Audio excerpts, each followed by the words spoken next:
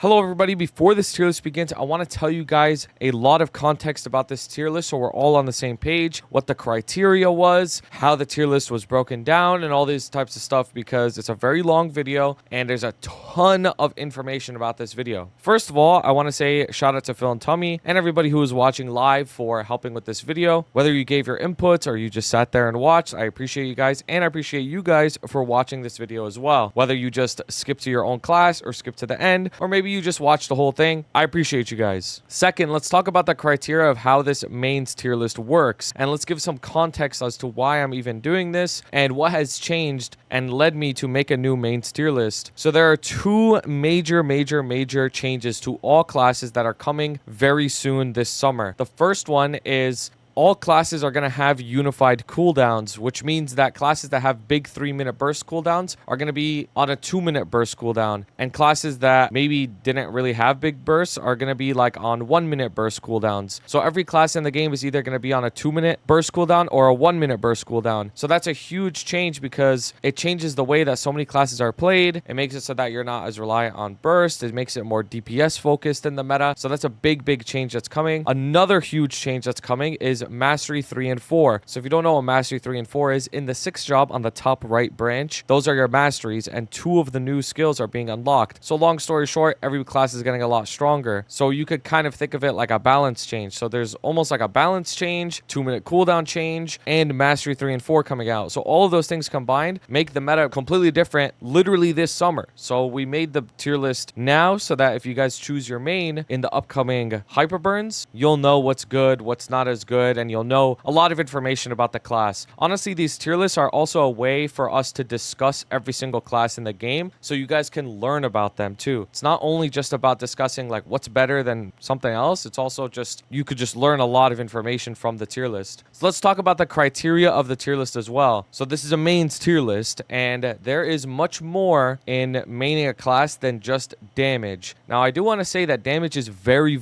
important because at the end of the day, that's what really matters. Like when you go long term into the game, once you reach late game, end game, it really just boils down to your damage or what kind of support you have. But the entire main process, the entire like playthrough of the game is not the late game, is not the end game. For some people, the early to mid game, that's their entirety of the game because maybe they won't get that far, maybe they don't have intentions of getting that far anyways. So we considered that as well. We considered like early game performance too, everything about the class basically. Another thing that I also want to mention about this tier list is it's ordered. So if something is all the way on the left of the tier, it would be better than something that's to the right of it, and so on, right? In our opinion. But another thing that's also very important about this tier list is I wouldn't think of it like a list of like rank 1 to rank 50. Like if something is at the bottom of the middle tier, it doesn't mean necessarily that it's like a bottom 5 class and it's dog shit. Like you should think of it as like tier 1, 2, and 3. So like the tier 1 classes are the most OP ones, and the tier 2 are like really good still, and then tier 3 is like these guys could probably get buffs basically. Also, I want to mention that the end part of the video is very important because we readjust a lot of the classes, we readjust the tiers and stuff. So if you're watching the tier list like throughout and you're like, huh, this is a little weird, at least wait until the end to see what we say about classes when we readjust them. Anyways, that's all the information I want to give. I appreciate you guys a lot for watching. If this video helped you out in any type of way, please consider subscribing or coming to the live stream where you can see this stuff happen live. I also have a Discord that's very helpful. You can ask for help with anything you want. That all being said, appreciate you guys so much. Enjoy the video. All right, so the criteria for this tier list is best mains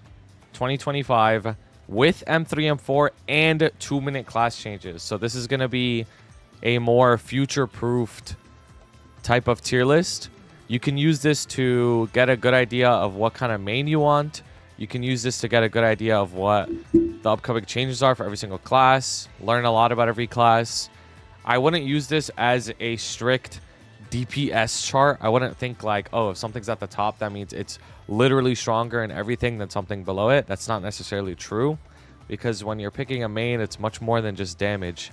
Damage is a huge part of it, obviously, but there are other things that are really important.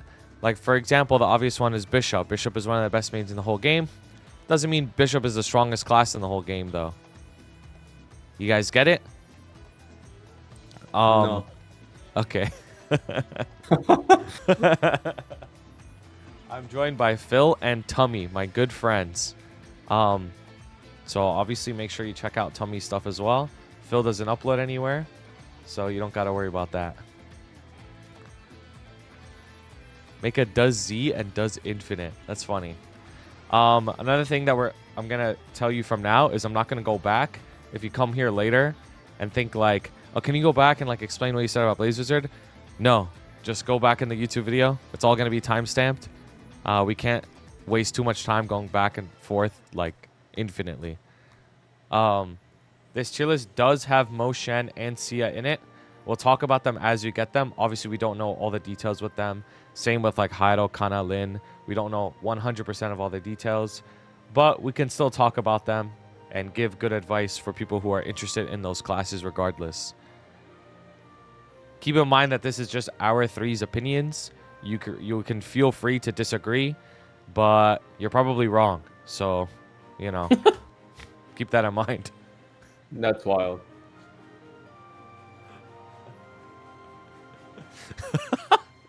MX. Don't say MX. What else is there that's important to mention in this? Oh, something that's also very, very important to mention is you can play literally any class except this one. So I'm going to put it here. And you'll be fine. Like, you can play anything you want. You don't have to play something that's strictly in the S tier, A tier, or whatever tiers we make them called. You can play anything you want and be perfectly fine. The meta constantly changes. If you're playing something just because it's good right now, it might not be good in the future. So keep that in mind. Just play something that you think you might be interested in. That's very, very important to know. I'm going to put this MAINS tier list 2025 with M3 and M4, 2 minute. Okay. Well, time to put on epic music. Jet coming back in summer update. Yeah, true.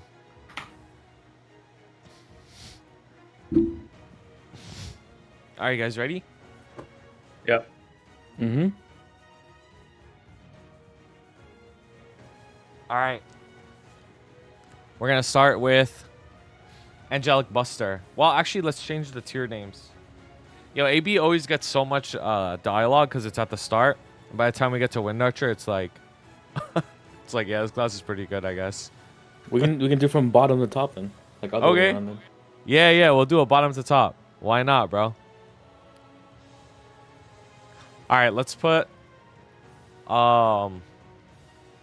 what's the top tier going to be called? Very good. Or, super poggy. And then we'll do, like, infinite. Infinite. Z.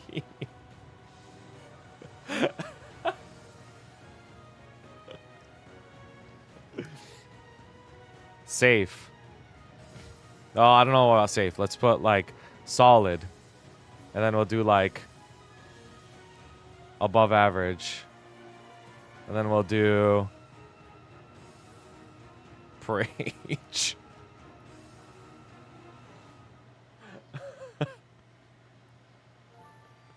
All right, we'll start from bottom to top then. All right, Jet is in Z. We're good. Holy shit. This is going so fast already. We just finished one. No, like actually, we're already done with one. All right, this is a very interesting one. Let's start with 0. Now, I mean, honestly, right off the bat, I think 0 is still infinite, to be honest with you, because of just how good this class works. Like, not even necessarily like damage wise. Like, we all know that 0 does pretty good damage, right? But the crit bind itself alone honestly makes this class infinite, like straight up. Like that alone makes it infinite, like straight up. That's the way that I look at it.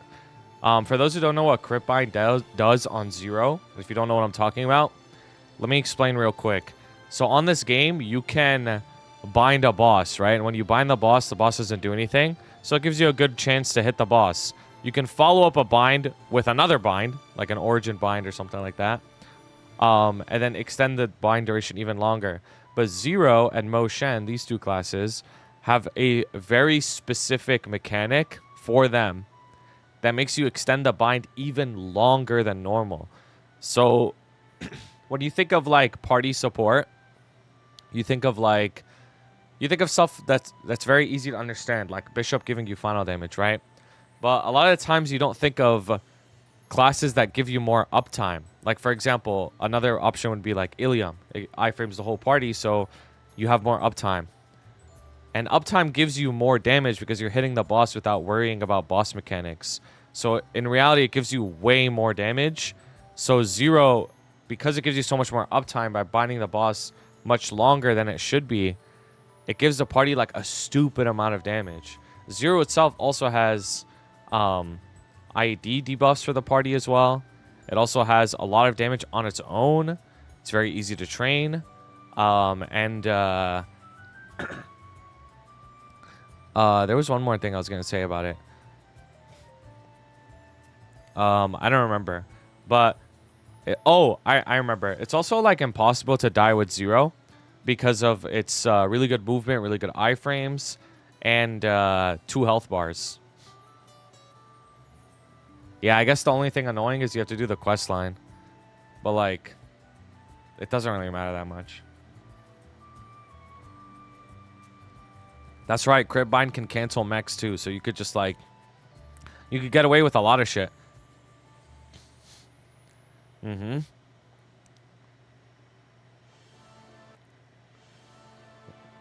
I miss anything on Zero? No, I still think it's infinite. Yeah. I think it was like by far the best class after M3 M4, and with the 2-minute change patch, you just tune it down. There was like a way too easy of a rotation that they were doing that was way too effective in terms of damage output, and they just like gutted that skill. Yeah. From what I was being told, or the things I remember hearing about Zero with these news changes and whatnot, is that they have a new, so they like giga reduced the cooldown on tag, like you can switch between alpha and beta really really fast now, and it's like they're playing on 10x speed with how fast they can combo. What the hell? But because you can combo a lot faster now, your resources depletes by a lot, right? That means, as it was explained to me, is that when you're bursting, you are doing more damage during your burst. But if you were to try to maintain that combo off burst, you're going to run out of your time force, and it's just going to be really awkward to play. I'm not sure if Zero players have adjusted that playstyle yet, or if they've found like a different way to combo differently so that they don't deplete out of TF or time force. Because when you're bursting at Zero, you have infinite time force for a period of time, where you can just go crazy, right? It's like Infinity for Explorer Mages a while ago when I used to do that, right? Not only that, something we didn't touch upon is that Zero is actually like, it's complicated class, but for different reasons. Definitely one of class that if you're going to learn to play it, you're going to need a YouTube video to figure out how to really follow along and play this class. You're not going to get very far from just reading your skills and using them. Like, you definitely need to watch a video to learn how to play effectively. But not only that, I would rate the largest part of the difficulty of the class is just the learning curve and just the sheer amount of knowledge you have to understand a class. The actual comboing itself isn't really complicated. You're just doing a string of combos that are pretty repetitive. Like, it's similar to Blaster in a sense, where you do repeated combos, you learn the timings, you know when to tag in and tag out to dodge their mechanics. But it's just a lot of information overload that a video will help you just kind of speed run through that knowledge. The reason also why Zero is so effective right now is, yes, the crit binds, right? It seems like Nexon is trending towards making it so that only like the Giga lore bosses like Black Mage and probably Darmor are going to be the ones that require an origin to bind them. And you can't use regular means of bind. Because we saw with the calling changes, right? Where you can finally like bind the perils normally without having to use origin. And you can also bind calling herself with just regular bind. In the past, there was like a special text in the chat would be like, oh, you cannot use your bind for like transcendent beings or whatever. Or those with transcendent power. But they changed that and you can just bind them regularly now. That definitely made it so that a lot of bosses are a lot more easier and straightforward. Like imagine how shocked everyone was when they released Limbo. And we figured out that, oh, you can just regularly bind this guy. He doesn't require only an origin. And Zero became a monstrous class to have in your party because in Spectre B, which is phase 1, where you fight the second boss, the uptime on that boss is very, very low. But with Zero, you just have like giga uptime. It's just constantly binding it with Shadow Rain, and when you do use a crit bind, there's 4 seconds of that. And like, not only is Zero really good for making everyone else's uptime really high, but the class just rips. Yeah. Oh, go ahead. One more thing is that it's one of the few classes in this game that has only gotten buffs in the last like 2 or 3 years now, except like recently, I guess, where there were adjustments, not nerfs, but adjustments to the playstyle. Like similar to how we've seen Nightwalker in the past, just slowly trend upwards, and only rather recently have seen downward trend, or like plateau a little bit. Like Zero has just been only trending upward. Yeah, that's true.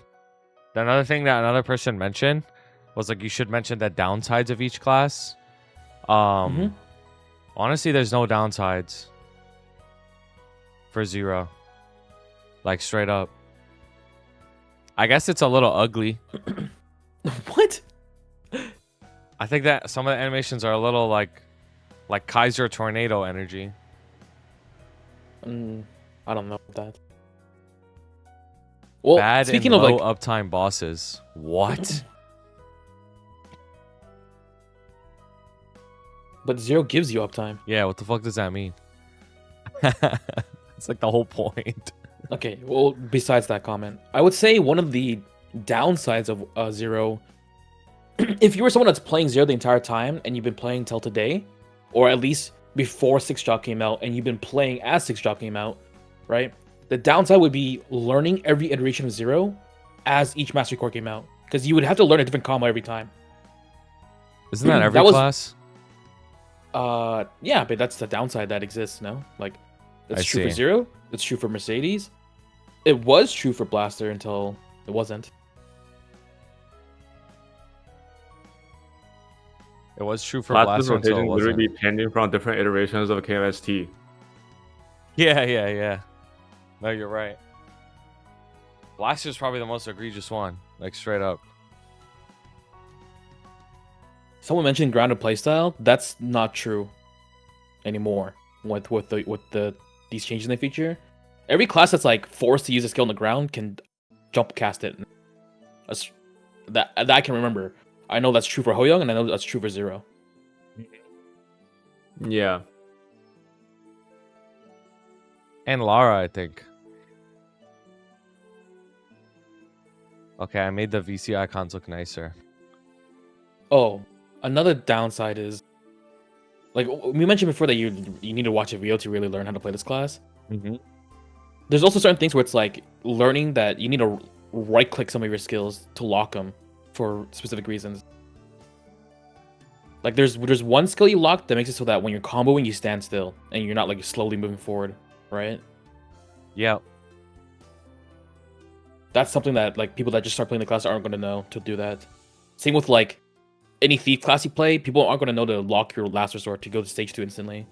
Like there's people that are playing right now and are watching this video right now, they didn't know you could do that or that you should do that.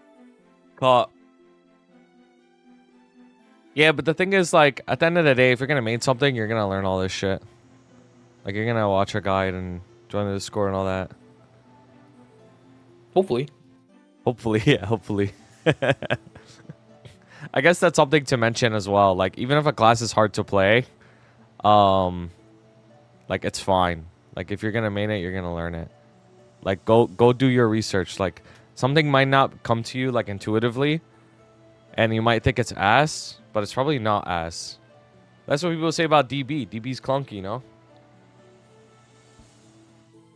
They say about DB, they say about DS, they say about Hayato. All these classes are clunky. Lara. Okay, Lara's actually clunky. Are we good on 0? Yeah, unless you want to talk about training, but I feel like that's kind of... The thing about training is, like... Honestly, okay, so as someone who has restarted, right? In the era of Soul Janus, like, there's a pretty decent amount of time before you get Janus to be, like, effective. And the disparity between classes, like, when it comes to training, actually matters, like, a little bit. Like, for example, when I train on my Arc versus training on my Hayato, it's like, because Hayato can one-shot at low sack, like, you could just get Giga rates right off the bat. Whereas, like, Arc, like, I'm not one-shotting. My Janus doesn't do shit. Like, my rates are still fucked even having Janus. Like, rates only really equalize once you're, like, an Odium. Once you're, like, 270, and you get, like, level 10 Janus, and you're a little stronger, then the rates equalize across classes. But everything below that, it's like, there actually is a difference between people. But regardless, I would say, like, because these are your mains, like, doesn't matter too much. Like, that phase of the game doesn't last that long in the grand scheme of things. So training becomes pretty equalized in the end. 0 does have good training, though, if anybody cares. Like, it does have good training. One thing that I want to touch upon is that we're in the era where people are slowly starting to understand that training is equalized. Like, not everyone understands this yet. Like, think about the era where people were still focused on, oh, like, what's your range? What's your range? To, like, kind of gauge how strong someone is. We're out of the era. No one asks that anymore. So eventually, I feel like the same thing will happen. Now. Yes. The same thing will happen for... I mean, it is CP now, but CP is at least, like, a little bit better. Yeah, it's been improved. It went from range to stat to CP. Yeah, it's not the most accurate, but it's like it's definitely a better iteration than the previous two eras. But speaking upon the originally, what I was saying, we're gonna reach a point where people understand that training's equalized. It's not about like, oh, how good is this class is mobbing? Like, even if you tell them that it's gonna be ass until like 260, like for the most part, that it is true. And 1 to 260 is the shortest part of the game. Like I feel like people over focus and agonize over like how bad experience is when, technically speaking, if you're gonna be playing this game for a long time, 1 to 260 is the shortest part of the game. Now, it is important to highlight that part of the game is also the most important because it will determine if someone's going to keep playing the game or not, right? Yep.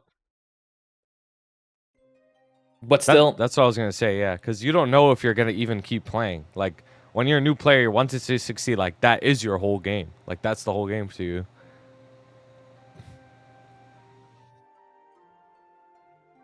Like, I feel like I don't know, probably sooner than later, people will realize that the mobbing capability differences between classes is not really... It's like fake news. No, I agree. It'll get easier and easier. People are realizing now. Like, you are right. It's less and less talked about. People would, bro. I remember back in the day, we would do tier lists just on mobbing, like best mobbers. Like, you never see that shit anymore. Everyone knows you can mob in any class now. Cadena, yeah, heroes bad at mobbing. Yeah, that was like the conversations back then. All right, I'm good to move on. All right, let's move on to Xenon. Wow, this is a class that was like on top of the mountain, and I was absolutely... No, I'm not gonna say dog shit. And I it feel still like is. I'm gonna use league terms here, okay? I'm gonna use some league terms here. My feeling towards Xenon is that it's a character that has very clear strengths and very clear weaknesses. Some classes it's very ambiguous, but for Xenon, I feel it's very obvious that where this class is strong and where this class is weak. Mm-hmm. there's also a lot of like drawbacks on the skill, but if you are able to overcome them, there's a huge payout. Okay, so for example, for the Omega Blaster, which is your big laser skill that you charge up for like 12 seconds or something, right? Mm-hmm. Like in party play, right? If you don't have a Kanna in party play, you have to short charge your first burst. Because if you don't, you're going to be decent from the rest of your party. Assuming that your party's on top of bursting off cooldown, you will be decent from your party if you don't short charge your first burst. So there's that.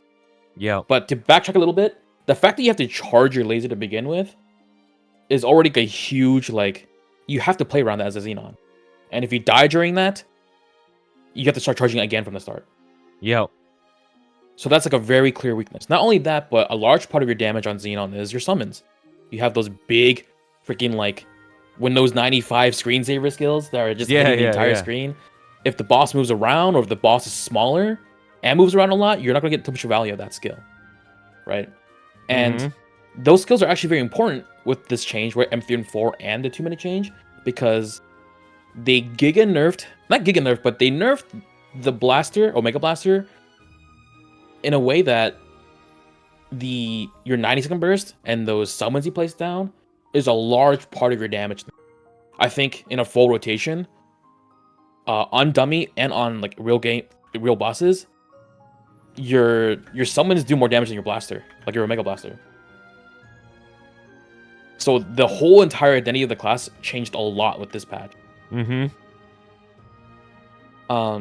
And I think that is a really bad way to balance Xenon. Especially because one of the things they also changed is that there's capped amount of damage you can do with the laser now.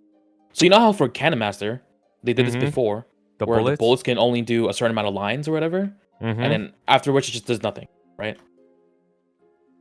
They did the same thing to Xenon Blaster, where you still have to charge like the 12 seconds or whatever, right? But now, even if you fully charge it, the game doesn't even allow you to get the full value. You're forced to charge it fully, but you're not allowed to get the full charge value, if that makes sense. So that is a terrible way to nerf a class. I think every Xenon would have preferred them just to lower the damage numbers rather than actually change that gameplay. Because it's less rewarding now. It's still very high cost, but the reward output is so much lower. It feels bad. And in that sense, in league terms, right, I would call that like... It's like when Blitzcrank W didn't used to slow you after it went on cooldown, but now it does. So now it's not that crazy. Yeah. Like, they did that to kind of balance Blitzcrank a little bit more because, I mean, you hit one hook and the game's over. You miss 50, but you hit that one hook, game's over for the enemy team. Yep.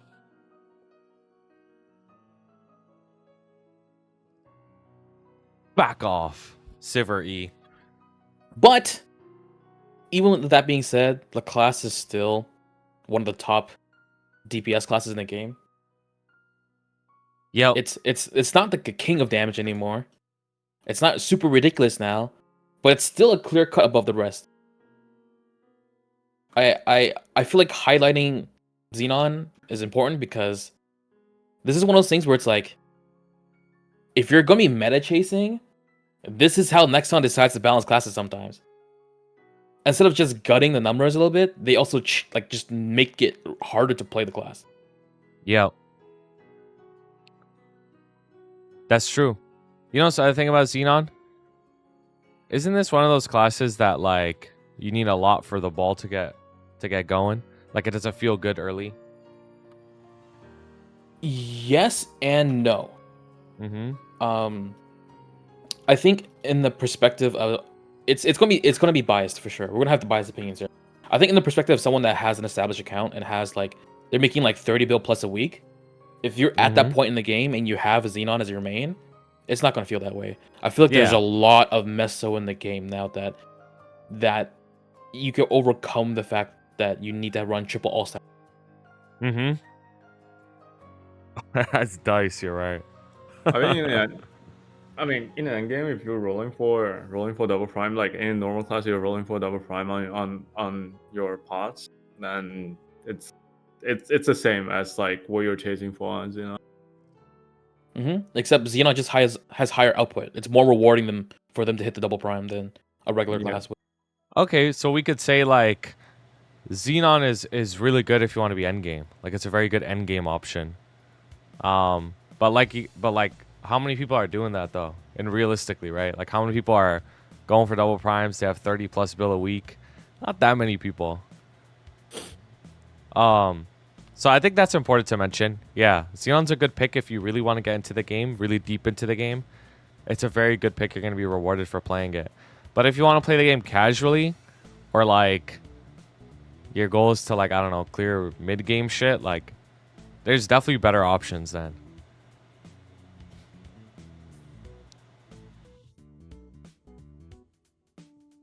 We good? Yeah. All right, where do I place this? How many do you want in the first tier? I don't know. Like, I don't have a number in mind. I think if we were to put it in infinite, we have to talk about what does it do clearly better than anyone else. Okay, that's fair. Yeah, that's fair. I mean, it's not the That's what we did strongest in before. the whole game, right? I mean, the damage output's still like stronger than 85% of the classes. Yeah, it's really strong. That's true. But getting to that point is probably not as easy as the other classes.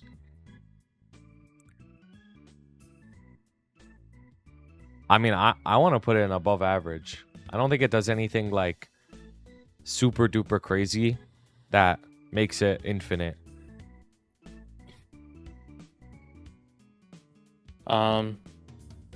Yeah, I don't know where to put it. I don't think it feels wrong. It feels wrong not to put it in infinite because it is a class that still does a lot more damage than a lot of classes. Mm-hmm. I think it's the bottom of the first tier. Bottom of infinite? Yeah. Yeah, probably. Sure, we could do that. We can do them like organized as well. I will say though, I'm pretty sure Zero offers more for the party and does more damage than Xenon. Yes, for sure. Yeah, that's why it's an infinite. So as I mentioned before, with Xenon, like a lot of their damage is shifted towards their summons now, and not so much their laser. Like their laser still does a lot of damage. You still don't want to miss out on the damage of that it does.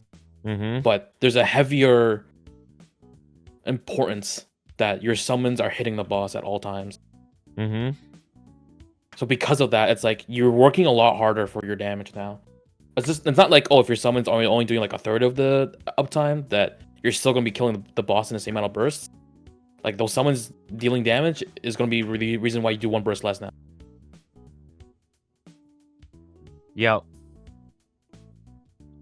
It'd be like if Night Lord was able to just burst and hide, right? But now it's like, oh, you actually have to get Shuriken and Omen damage off.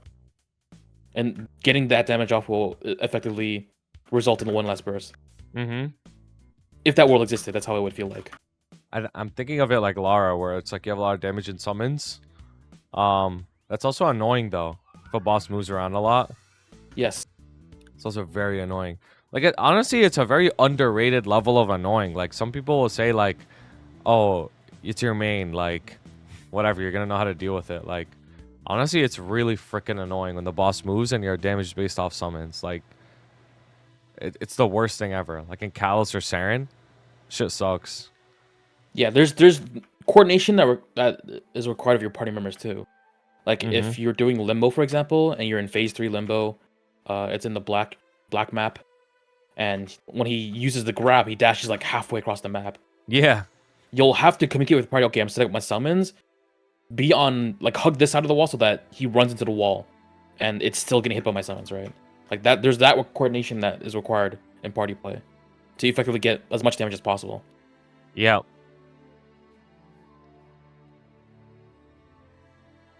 But I think bottom of infinite makes sense. Xenon has to work a lot harder for its damage, but it still does a lot of damage. Okay. I'm okay with that. Harder in the sense that relative to its previous self. Yeah. Yeah, because this is good. This is what the class is going to feel like for a long time, right? Like M3, M4 is in July. 2-minute changes either next patch or sometime this summer, right? And then when's the next time a class is going to get a big update, right? with a new Hexa skill unlocked, or maybe a class balance patch. But This summer. yeah, like the state that these classes are going to be in after M3 M4 2-minute is probably going to be for a really long time. So I think it's good to talk about that. All right, let's move on to Wind Archer. All right, let's see. Oh, go ahead. Are we going to assume that Dummy's like dead, or like what's up? Let's talk about how Dummy works. Yeah, like the new Dummy changes, right? Because that's huge for this class. Where it's not as like... It's nowhere near as broken as it is now. For sure. So there are some classes in the game that have a place down summon that does one job and one job only. Yeah. And that is to specifically hold aggro on bosses. Now, this skill is most effective in solo play. Mm-hmm. But it also works in party play. It's not as noticeable, but it does work in party play. But in terms of like solo play, that's what I'll be speaking upon. So since the skill is supposed to just hold aggro for you, it allows you to dodge a lot of the boss patterns that there are. Map hazards are still something that you have to dodge, but you can focus more on that and not worry about what the boss is doing itself. And in turn of that is more uptime, right? Now, this skill is game breaking. None of the bosses that have been designed and created today or in the past were built around the idea that someone can just put down a summon and it just takes aggro the entire time. Mm-hmm. Right? So this is a game breaking skill, and because of this, the class's performance has a huge variance between how good it is in solo and how good it is in party play. Mm-hmm. And as a dev that does balancing, right? How do you decide to balance this class? Because if you make it strong, then it's going to be really strong in solo play and still do really well in party play. If you make it weak, well, it has the dummy to make up for the fact that it's weaker and has a much higher uptime to make up for the fact, right? But in party play, well, you don't have that one niche thing about your class that makes you still relevant. In a party play, you're just straight up weaker, no matter what. Mm-hmm. So, as we mentioned, that the skills is game breaking. Some of the game breaking interactions it has with bosses is that it completely nullifies the boss's quote unquote normal behaviors. Mm-hmm. Bosses have a set of skills and they have a cooldown, and based on their server API, it'll just cycle through those skills. Depending on where you are, how low the boss's HP is, when the next skill's gonna be coming up, the boss will figure out how to queue up those skills. When you have a dummy, right, it's gonna keep throwing those skills at the dummy, and sometimes, depending on how you place the dummy, it can make the boss straight up just do nothing but only teleport. It does no attack patterns and only just keeps teleporting you, giving you effectively a boss that does nothing to you but teleport. You don't have to worry about dying, dodging. That's it. So what they did recently in KMS is they made it so that if a boss has not attacked the player, not the dummy, but the player in a specific amount of time, the dummy skill will lose aggro and it will start targeting the player actually. Mm-hmm. And what that did is that effectively, if you wanted to keep trying to get value of dummy skills now, you would have to be replacing it every like 4 seconds or something like that. And if you're going to be weaving in your dummy skill every 4 seconds, that's a skill that's being cast that isn't your main damage source. That's a phantom blow that you're not casting.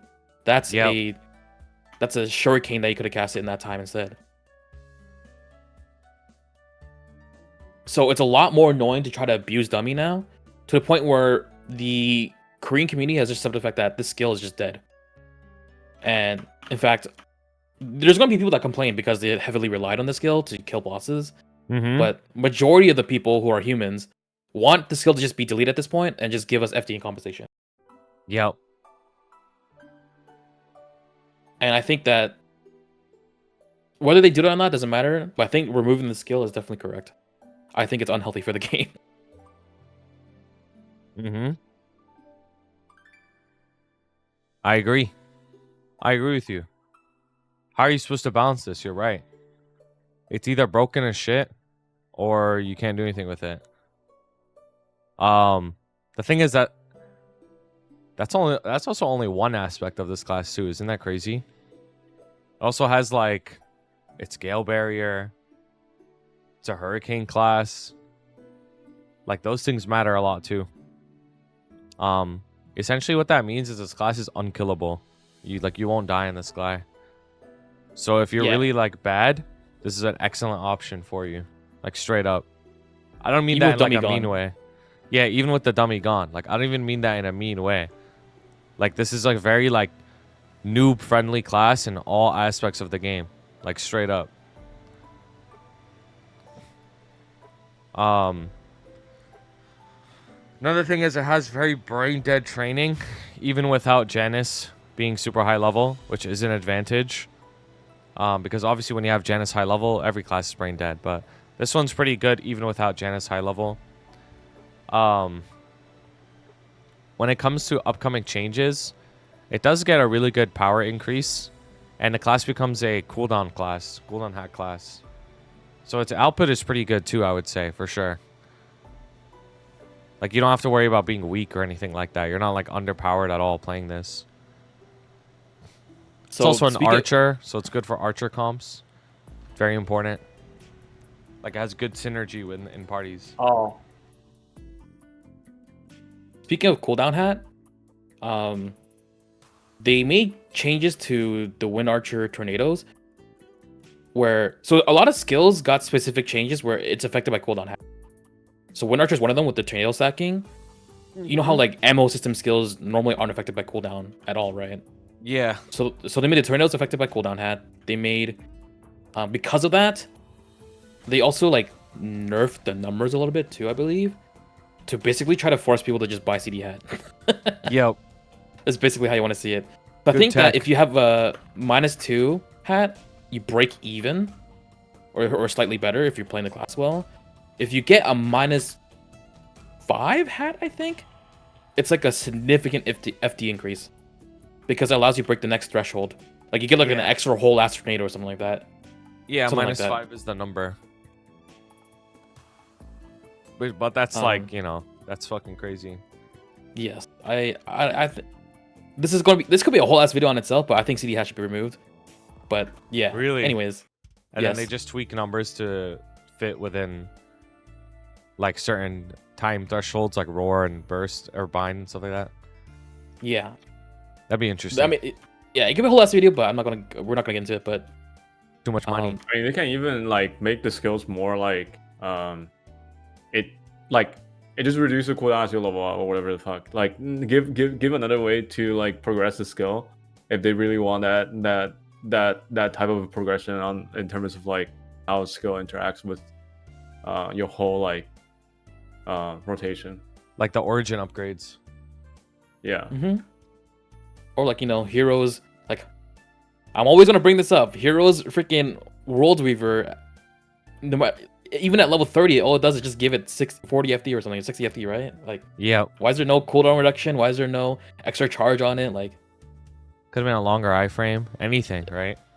War Reaver? I thought the FD buff got moved from War Reaver to Sword. no, but like That's not what we're leveling the talking skill about. itself in 6 job only gives it FD. There's no other. Oh, okay. like, perk. The V nose boost. Yes. Hexanode. Yeah.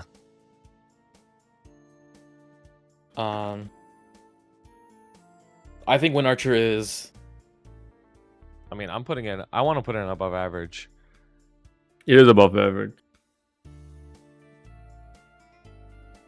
Would we go? How do we go into like niche party comps where it's like, oh, if there's a shade involved, and it's like, you know what I mean? Like, I think that skill is gonna get capped in the future, but that's a different conversation. I mean, that is true. Like in a shade comp, like it is really, really, really good, right? because I think Wind Archer's burst is like pretty condensed too. I think I'm not sure. Yeah. So with a shade split and you have shade crit rate for your critical reinforce or a vicious shot, I mean, is like classes are pretty. I mean, a lot of archers are pretty ridiculous with shade. Like, would we say that if there's a shade in the party, it's like infinite tier or what? And if not, I it's don't. just I think even with the shade, it's not infinite here. really Yeah. okay. Then we just leave it as above average. Then, guys. Sure. Yeah. That's fine. That is fine. All right, next class. I don't think a single archer comes to mind where Shay can bump a tier. There are two that are already in the first tier, and all the rest just can't break What, that Kain? Kain that, and Merc? that threshold. Huh? Kain and Bowmaster? Or what? Which ones are you thinking of? Merc. And I think it's just Merc now. Kain got nerfed pretty heavily. Yeah, I heard about that. Even with whatever, we'll talk about it later. Yeah. Okay, let's talk about Wild Hunter. Let's move on to Wild Hunter. Yo, this might be another Z class. Low key.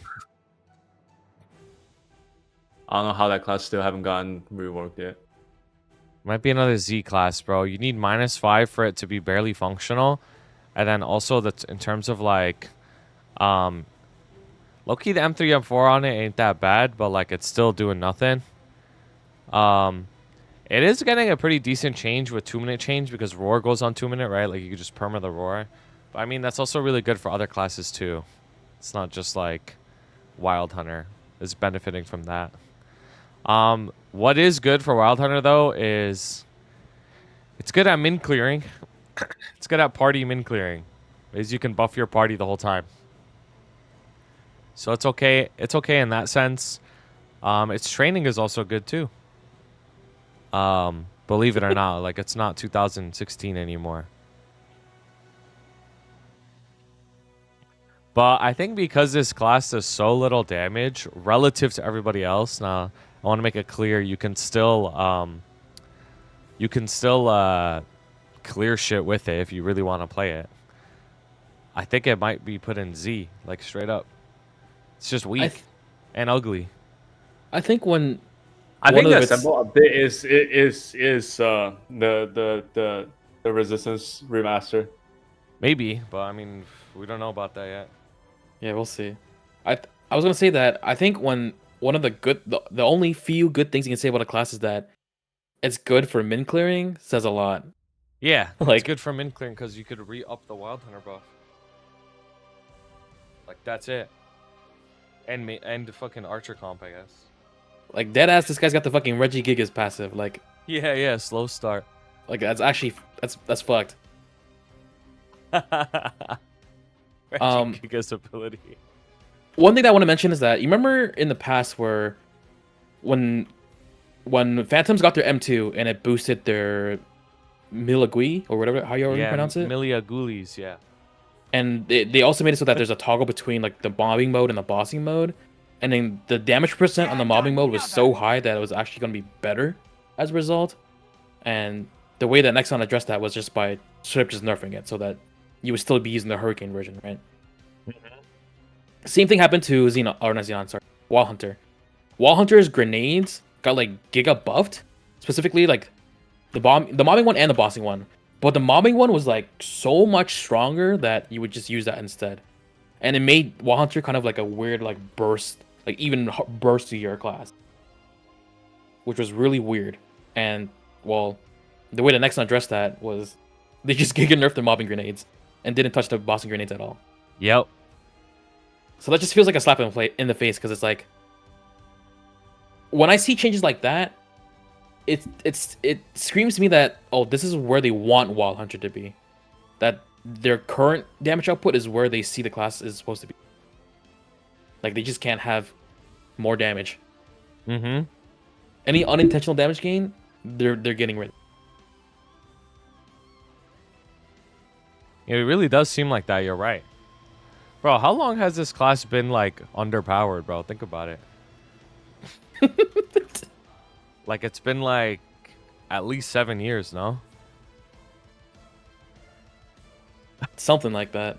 Isn't that crazy? Oh, it's actually so crazy. It's actually so crazy if you think about it. Like I don't know any other class that's been like underpowered that long. Like Blaze Wizard has had its ups. Actually, Blaze Wizard is trending up right now, anyways.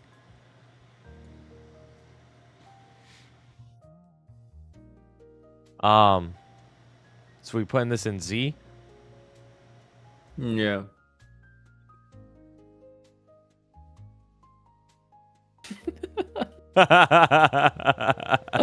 Holy man. One day Wildhunter will break the mold, dude. Yeah, Mold Breaker. It's gonna get rid of Slow Start for Mold Breaker. It outscored Jet. Yeah, it did. It beat Jet.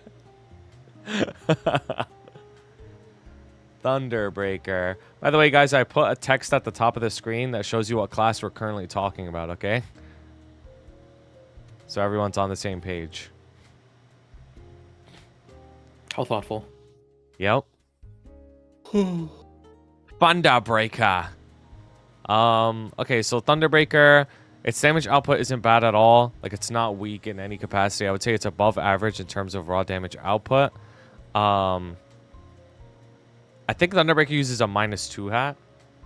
I believe. I think it uses a -2 hat. So it's not like the hardest hat to roll. It's not like some -5, -6 type hat. You can get -2 and do like optimal output on it.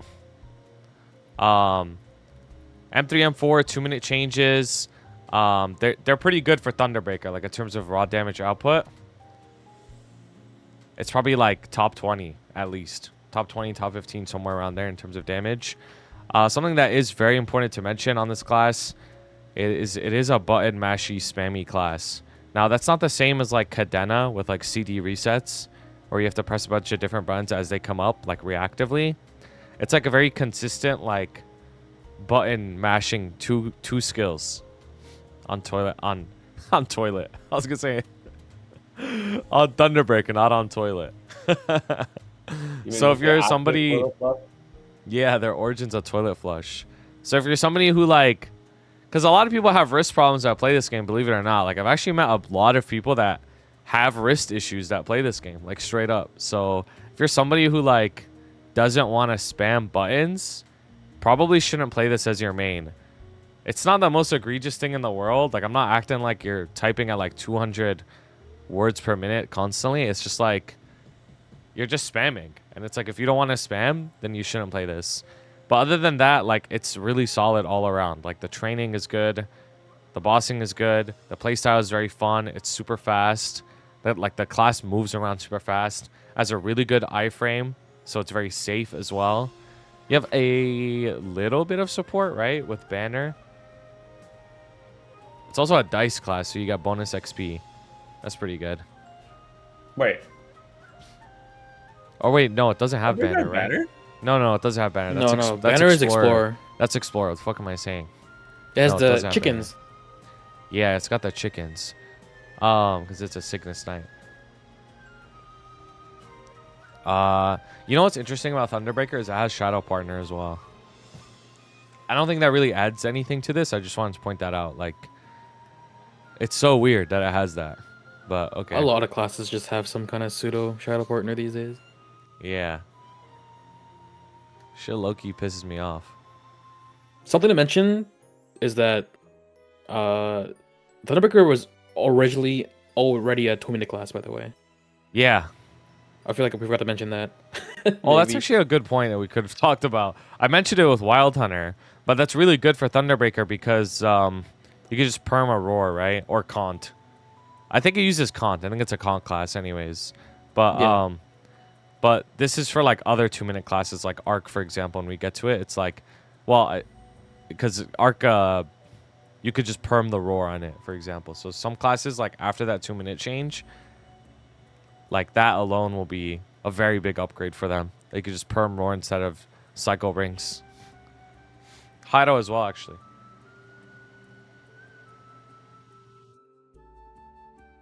Huh, I don't know where I would put Thunderbreaker though, unless you guys have something to add to this.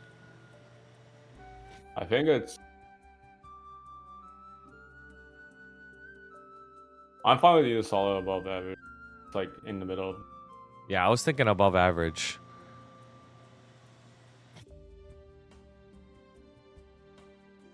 I'm not sure because I'm looking at the patch notes for it, and when every class became 2-minute, it got like pretty decent buffs.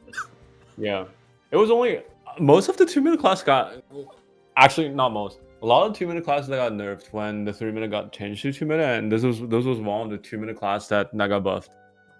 This is a striker, right? Yeah, striker. Dude, it did get buffed. Look at this. FD increase, attack boost. Even more FD. Like, this shit got a buff with the 2-minute changes as well. Like, for seemingly no reason. I think it's definitely above average. I just don't know where I would put it. I feel like there's a little bit of a mystery to this class at the moment. Well, there's not that many things placed right now, right? Yeah. So we would just place it under Wind Archer. Sure.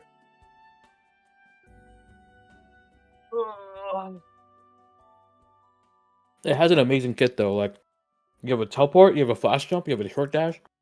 Yep. Its kit is really good. Alright, that's cool. Alright, let's move on to Shadower. We're going to skip Sia Astelle. We'll talk about it at the end.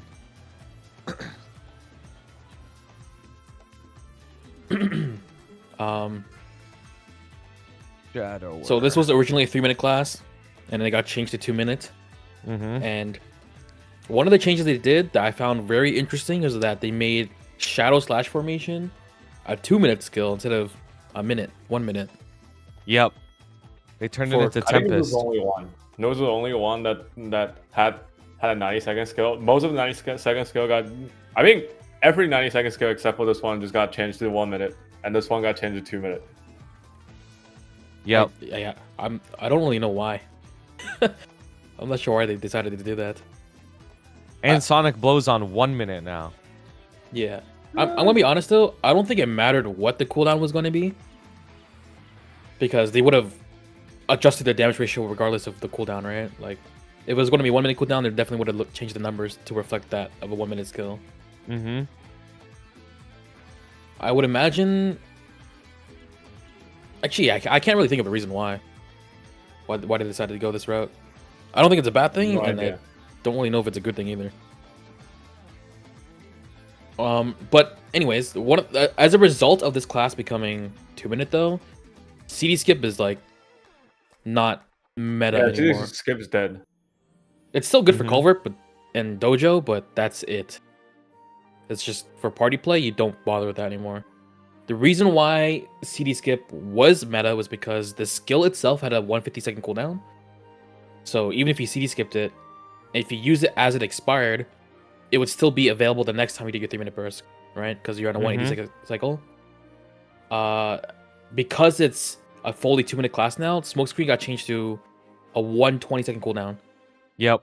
So even if you skipped it, well, if you were to use it again, you're just delaying your Yeah. next set of 2-minute bursts, which would You'd be have bad. to skip it again and pray.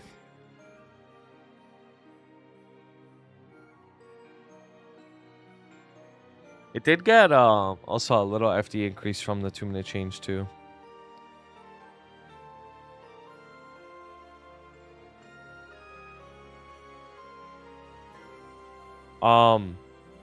When it comes to Shadower's damage, it has really good damage.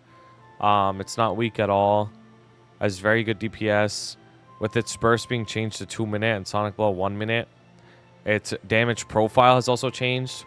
Whereas previously, like, it was pretty closer towards flat. Now it definitely has spikes in it, which is good. Shadowers always said they wanted that shit, right? We want burst, whatever. But when it comes to actually playing this class, I think it's important to mention it's Meso passive. People always people always feel a type of way whenever I mention this, like as if it's not the most broken shit in the game. Like, hate to break it to you, but 9% final Meso extra is actually a lot. Which means you could progress faster on this class than a lot of other classes. Like, that's something that's very important to mention if you're going to main it. I would say it has, like, moderate, like, anywhere between moderate to high level of skill ceiling. Like, it's not something you're just going to pick up and be good at. Probably gonna have to watch a video. Probably gonna have to watch a guide, practice it, learn how to weave. Yes, you can weave even with high ping. It's not like if you're on high ping, this class is unplayable. You can weave with high ping. Very good move. It has the best dark side in the entire game, above everyone else. That's also good. To be honest, though, when you get to later game bosses, if somebody's watching this and they're newer, Darkseid isn't as effective as it is in lower tier bosses.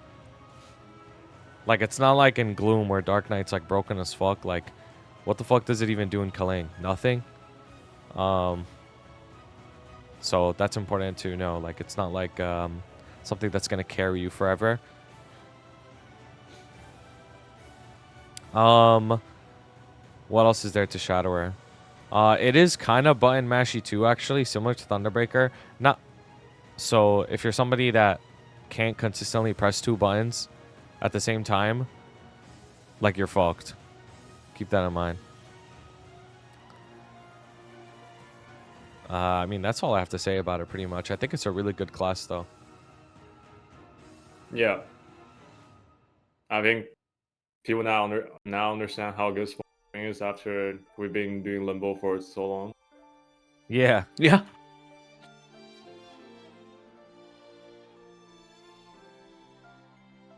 I don't know if where it would go though. Like, is it? Oh, it's definitely above average. The damage is just higher than the other 2 classes that we're putting above average and smoke.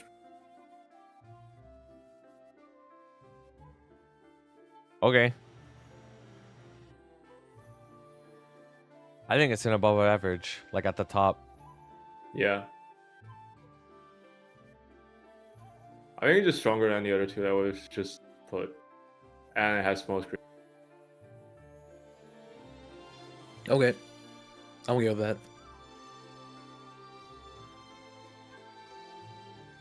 Alright, next class is Shade.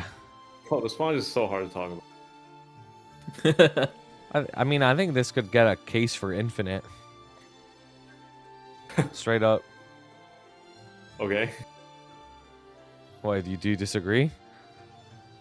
I mean, I agree that it's one of the best support in the game that's still remaining. Like, actually. Mm-hmm. I'm pretty sure nowadays, like, with the 3-man parties anyways, if you're playing Shade, you're definitely like partying with like archers at that point. So the party effect is even more amplified at this point. Yeah. But they really like kill this class's damage. Yeah. It does do low damage after all these changes, that's true. I guess that can't make it infinite, you're right. Maybe if it was really strong as well. I just think its kit is so crazy.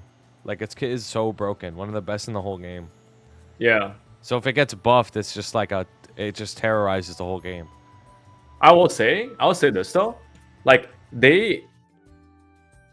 all of the 2-minute change, like this entire 2-minute change patch, the most recent, like, biggest revamp that we've gotten in terms of skill changes in years.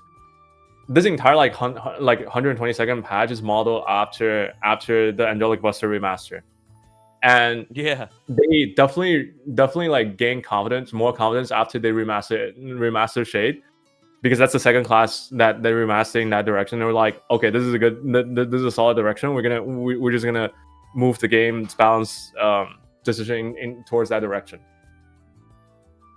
But being one of the first 2 classes got revamped in that way, I don't know what they decided to, how the decision was made internally that this class just got really fucked over in terms of like its personal damage. So, one thing that I want to mention that they did that really fucked with Shade was currently, even if a boss is not targetable, you can still Shade split it. That is important to highlight because let's just say like the boss disappeared or you're in the middle of a Kalos test and your cooldowns are coming up and you don't want to be desynced, right?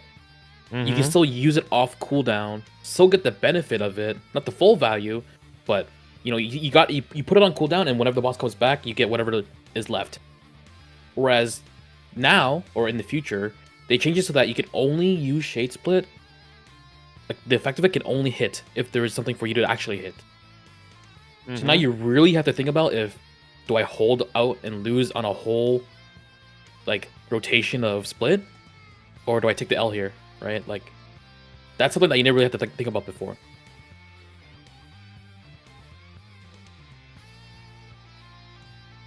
That's true. Wait, what? What are you confused about? I thought split always had to hit a target. No. You can use split even during Carlos test, and it'll still hit. You can use now split or before? right now.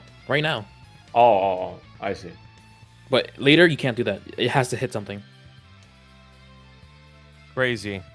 Did not know that.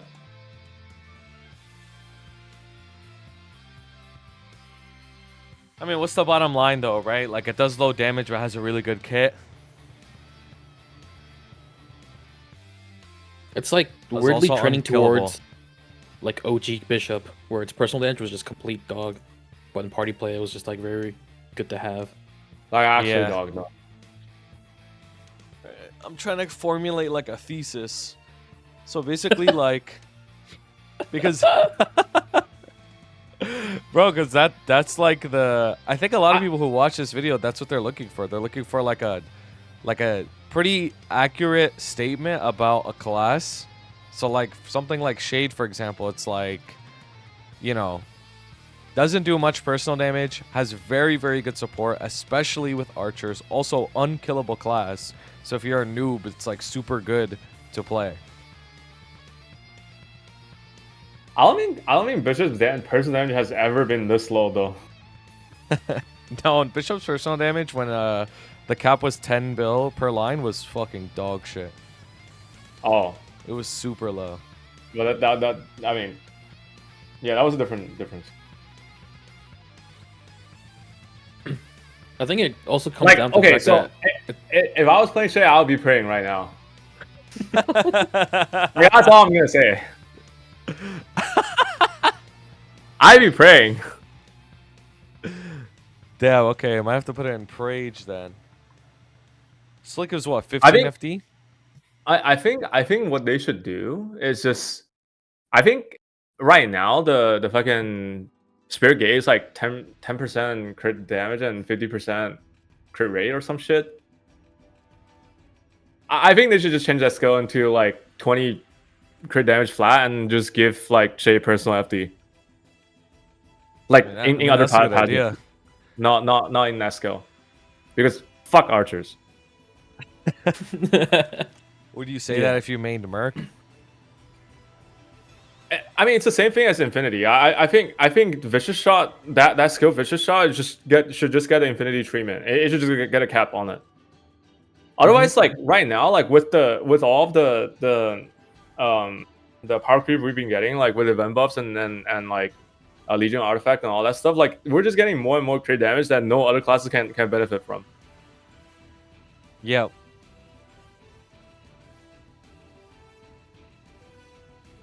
I don't think Shade goes into Prage. I mean, I was going to put it in Solid. Yeah, it's probably just solid. I think it's a solid class. Dude, its kit is so good. Like, that shit is, like, broken as fuck. Very good in 6-man, 3-man questionable. Like, it's not bad, but and Baldrix is definitely going to be questionable. Like, even if you have like, an Archer Oh comp, yeah, Well, Archers because is going Baldrix to are be split a questionable. lot, right? well, for First two eight- phases, you're by yourself. Yeah. Yeah, 18 minutes of the fight, you're just alone. Yeah, so it's like personal damage and Baldrix matters a lot. Yeah, so that's one of those situations where like, okay, Shade is just, it just Yeah, but feels we're bad. not getting Baldrix though. That's true. It Oh, wasn't yeah, in you're the right. patch preview. Neither is Yeah, Destiny my Weapon. bad. Yeah. Most people probably won't even get to Baldrix though. So, I mean, they're not even gonna get there. I mean, they don't play on KMS, so how would they get there? Yeah, I think it's just solid for now. We can always move things around, but that's just like with where everything else we have placed, solid makes sense for now. Sure. It's good. All right, let's move on to Phantom. Not your day, huh? This class, 1 second, there's a meme picture I need to find. A meme picture? All right, let's find it. For Aria. And I found it. another. I love a good trick. That show was crazy. Can I show this? Yeah. Oh, yeah. Okay. I see. Plus 6 FD, 122nd. Cygnus. Plus 6 This FD. is literally all of your Phantom plays out there. Like literally all of you. No, like actually. No, they're happy as shit, but still like, you know, not that up. You know what I'm saying? Found your weak point. Don't get careless. Yo, W film meme. All classes can solo Lotus and Damien, not a class issue. So Phantom's very interesting because they did very to little no damage changes at all. All they did was Yeah. just convert skills that were on a 3-minute cycle to 2-minute, and that's it. Yeah. So Yep. the ratio stayed the same, except you just use them more often now. No, actually, the two like cooldown hat skill got like giga buff. It Oh, uses minus cool. 5 in like The- data testing. Yeah, those two I don't even remember what those two skills are, but like basically the two V skills that they need the cooldown hat for. Rift Break and Mark of the Phantom. Yeah, Mhm. those two. I think both of them got like 40% FD, but I on the love a skill good itself. trick. No, they got I- huge increases. I'm looking at the numbers right now. Yeah, so Look at this. that's what I mean. Where it's like, And it's one of the few classes that when they converted from 3-minute to 2-minute, it did not touch the percentage of the number of the, yeah, of the skill at all, and it's still not add up. That's the craziest part. yeah. Well, that's what I mean. Like Nexon is very. There's no logic behind their bouncing. Yeah, no, there isn't. That's why we always reiterate, like, you shouldn't pick a class based off the meta. Like, you're just gonna get fucked probably. Like, the current state of Phantom, Nexon was okay with that. And then they changed it to just be 2-minute and buffed it harder, and they're still okay with that. So it's Yeah. like, you know what I mean? It's like, oh, okay, so I guess, that's the direction they're going with. They decided that enough's enough. Nexon needs something, or Phantom needs something. No, it very much feels like flavor of the month type balancing. It's just like, I'm gonna make this guy really strong this patch for no reason. They're I'm gonna throwing make this darts guy on the suck board, for- man. No, like actually, yeah. Like they're literally just like, all right, who's gonna be the next strong class, and that's it. Like I think all of us except Phil know how it feels to play a dog shit class that got stronger. Okay, dude. Yeah, I got the opposite treatment. So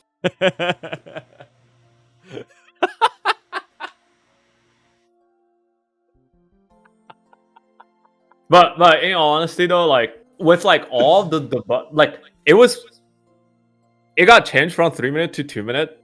Numbers didn't change on the skill that got the cooldown reduced, and the other skill got like giga buff, and still like not the strongest class in the game. That's how crazy that shit was. It got a lot better though. Like it's definitely I not got weak far anymore. better, but like you would assume with what it got, are you not the strongest class in the game already? Yeah, but that's just how dog shit it was. True. Like it was so far down that even getting like the fattest buff, it's not the strongest in the game. But it is really good though, because not It is like pretty good. outside of its just pure damage, like the Phantom kit is also crazy. Like you cannot die. You have unlimited movement. You have unlimited iframes. Wait. Something that we didn't mention, because I think this is like the first class where it actually matters, is they made it so that globally, all keydowns have damage reduction and status ailment. Like status Oh, they resist. did do that. Oh, You're right. No. We skipped a lot of classes. Like the Shade was like that. Oh, They but did she do already that. had something like that. It's Yeah. it's global now. So why that's Shadow important for also had Phantom is you have that on Tempest. Yeah. and that skill can CD skip. Yeah, isn't So- that crazy? If it's just raining fire in fucking Saren, you just hold on to Tempest and pray you don't die because you have damage reduction, or you have your million iframes to just live anyways. Yeah, So- I think I think Phantom had enough tools even after that change. Like They're still okay. that fucking Tempest is like bottom on the list. They will rarely get to it. That's true. Yep. But again, Phantom has always had a good kit. It was always just about its damage output was really low. But to make up for that fact is that it had really good uptime. Mm-hmm. It had a lot of ways to deal with boss mechanics and boss patterns. You either iframe through it or just duck and dive the entire time while dealing damage. So it's now that it has a lot more personal damage, it's going to be interesting to see where this class goes from here. Yep. Are we There's going to be been- seeing a new Zero that just trends upwards for the next 3 years? Wait, I Where's this don't. going on? I don't think Tempest has damage reduction and status element. Are you sure? 'Cause Yeah, even they just freaking made it Divine so- Punishment has it. They just made it so you can jump while using it. I don't think it got. I don't think it got that same treatment as the other skills. You can jump during it? Wow. Dude, that's huge. That's huge. Are you sure? I gotta look this up. Hold You on. can jump while you use a skill or cooldown. Yeah, it just says you could jump only. Okay, never mind. What? That's like one of the few. That might be the only keydown where you don't have. No, I think it actually has to be like a properly like V skill burst cooldown skill that got that treatment. Does Arc's Hyper have it? Let's find out. I think Arc's Hyper does. Because that's not a fifth job skill. I mean, it's a proper cooldown burst skill. Yeah, you get damage reduction and can't be knocked back and ignore statuses on arcs. Yeah. Well, arc is obviously superior to Phantom, so of course it would get it. Okay, I don't know then. Interesting. Also game up. Game is up, Oh. everybody. You know what that means? That means we're stopping everything and playing boring ass MapleStory. Just kidding. He's not. Bye. All right, so where are we putting Phantom? Probably above I think average it's at above this average point. easily. Yeah, it's Yeah. probably above average at this point. Question is, where would I put it? Probably above all of them. Low key. Yeah, I think it's stronger than all of them right now. Yeah. It. Yeah. I love a good trick.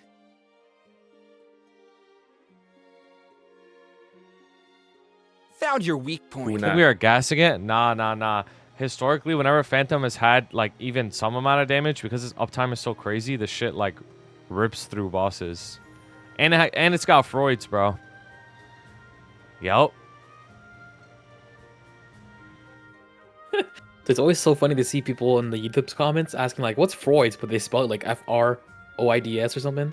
Yeah, I mean, honestly, I didn't know either. I was asking the same shit back in the day. They're like, what the fuck is Freud's? I used to say Freuds.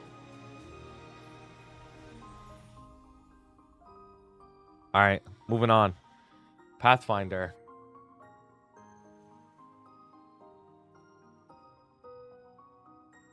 Pathfinder. Pretty sure this class got a slight nerf after the 2-minute changes. But that's also after the gains from M3R4. So it obviously does get stronger than it is now. But it's not like it got even stronger after 2-minute changes. This class uses a -2 hat as well. The crit damage it provided was adjusted. Or nerfed, rather. Right? Pathfinder. They reduced the amount of crit damage that the bubble gave. And like Pathfinders are like furious about that because like, oh, why does Shadow Rock get to keep it? Why didn't their smoke screen get nerfed? But then they also fail to realize, like if you have a Pathfinder in your party, you have real sharp eyes as well. Dude, look at this. Cooldown's been increased from 60 to 90. Bro, what the fuck? I think Bro, that skill's what? useless. I think that's what Phil said before. It's iframe now. They changed it into iframe. I'm pretty sure. I'm pretty sure the cooldown still gets reduced when you combo or some shit.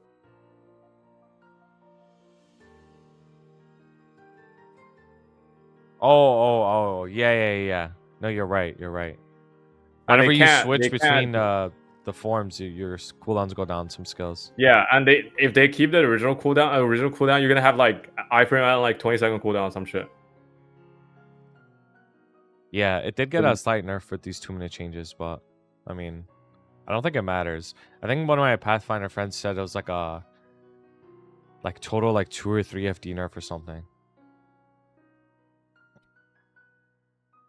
This class has always been like it has always had like a polarizing like identity or like opinion, like public opinion. Oh, this class is Giga Dog, or holy crap, this class is Giga Strong. It's never been like in between. I feel like everybody who said it was Giga Strong was early game and just trained it to 200 and it's like, wow, this shit one shots, it's OP. I don't think I ever heard in the end game a lot that like this class is OP, like ever. I remember people were like getting hyped up about the fact that the FD numbers for M4 were wrong because apparently there's a new combo you do and that was like a 30 FD increase or something with the new combo or something like that. Like That didn't happen. okay, that's what I thought. I'm like where did the hype go if that was true? Mm-hmm.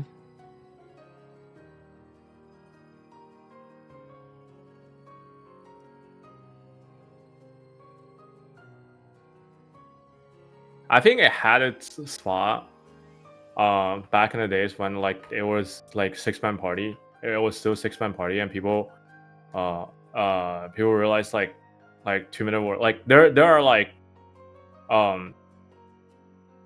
very endgame party that started realizing like 2-minute had like an edge over 3-minute, and those was one of the few 2-minute classes that had party support. Mm-hmm. It was like a brief era when that happened. The H calling era. H culling era, yeah. I think this class is somewhere in the above average because it's an archer Really? and it also provides something for the party. Yo, I ain't gonna lie. I'm pretty sure when Shay's looking for like, because Shay gets to decide who he's picking into his party. It's funny. Like, bro, these like they will not be thinking about PF. That's true. Now Yeah. PF is solid though for sure. Like I don't know. I Tommy's think right. it's an archer that still offers some support. Has its play style is very good, in the terms of like it's not too complicated to play, but it also does have like a little bit of a skill ceiling, right? So it's not like that boring. I think it has a super good teleport as well that you can just use to true. get out of trouble as well with its torrent.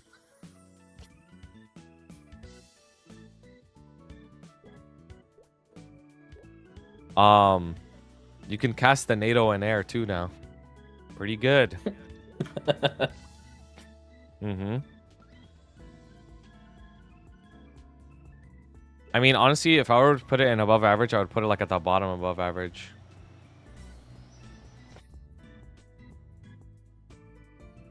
I guess it depends. Like, would we take a Shade over a Pathfinder, or would we take a Pathfinder over a Shade?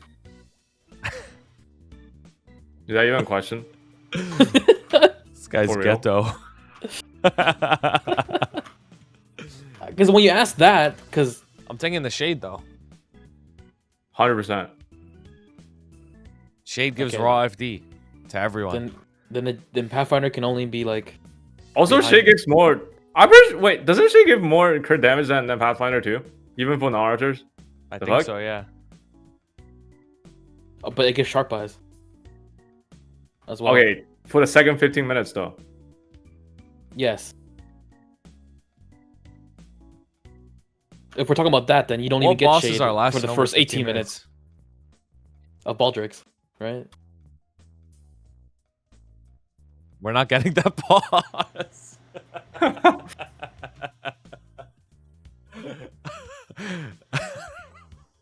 I guess both are nuanced enough that I don't know, but like I feel like we can go back and forth between which one should be higher than the other.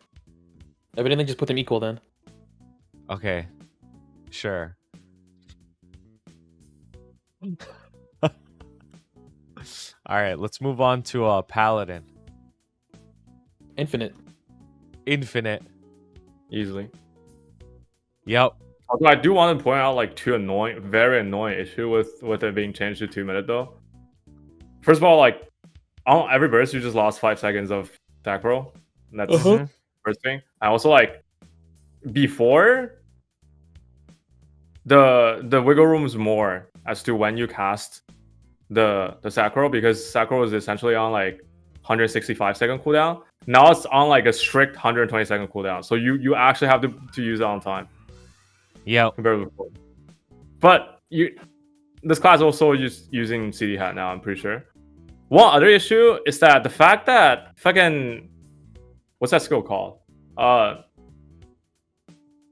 Divine Echo got changed to like 30-second duration. It works very poorly with the Origin now, because the Origin, including animation, including duration, lasts for 35 seconds, and without like, and Paladin, as we all know, without Divine Echo, the class does like 0 damage. And the Divine Echo doesn't cover the entirety of your Origin anymore. Yeah. I remember Paladins were complaining about that. How awkward it is. But despite that, infinite. Yeah, despite that. Yeah, despite all that. Infinite. Let's talk about well, hold on. Before I place it. Let's talk about what it's like playing a Paladin though, right? Is its damage curve still like hyper focused on its burst? Yeah. Yes. Yeah. Or specifically during your 90s. Or I guess 60s now. Well, 60s, yeah. So basically half the time, because that's how long Divine Echo covers. Yeah. You So half actually do the time- peanuts without it. Yeah. So that's what I wanted to mention, because it's like when you're on your burst, you're gonna feel really, really good. When you're not, you're gonna feel like shit. But the burst is really good. You'll also offer really, really good party support as well. Not only with final damage, but also iframe as well, which if you were watching since the beginning of the video, goes back to this whole like uptime thing. Where increasing in classes uptime is very, very strong. Paladin can do that. One of the best in the game. Combat orders is huge. Like that's a big one. Like some classes, their 4th job passives are huge, right? Like Arc and Lara. Hoyoung, Kain. Hoyoung. Yep. Kain. Like if these classes get even 1 extra level on their 4th job skills passives, that's a huge final damage buff. That's very, very underrated. So I would say like you have really, really good. It's a class that has really good support, really good damage, but just keep in mind like when your burst is down, it might feel like shit. Just a warning to anybody who plays Paladin out there. But other than that, like there's nothing really bad to say about it. I would say. One of the class that ate the most. Now that I think we its know the origin game. is ugly. There, its origin is ugly. I'll say that. One of the class that ate the most when we start realizing like they start designing like 2-3 man bosses. I love Paladin. I feel like a real class when I have a Paladin in my party, bro. Unlocks you. Yeah. Elder on. Guru. Yeah.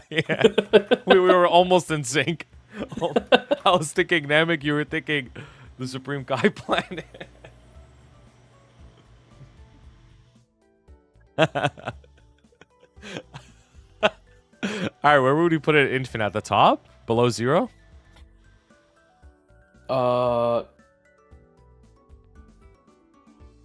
Hard to say. I think below 0 just because of the nature of Baldrix. Yeah. It's one of those things where like if the 2 other people are so juiced that you can still make the clear time threshold of exiting P1, P2 by 18 minutes, like with 12 minutes left on the clock, and you have Pally as the 3rd, then Paladin is like really strong to have. If you can't make that threshold, then Paladin is a burden in the party.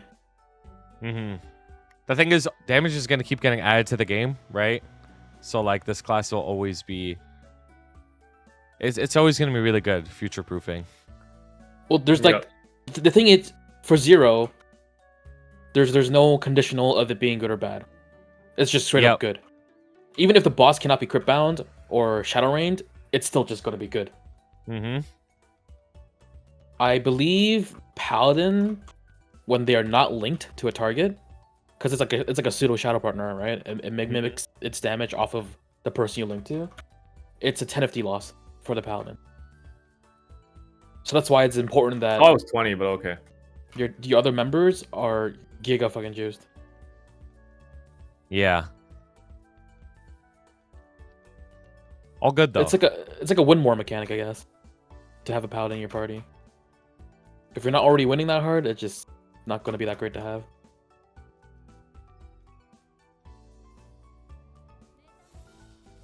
So for that, I would say it's below 0. Okay. Yeah, no, I agree. I think it's below 0. That makes sense. So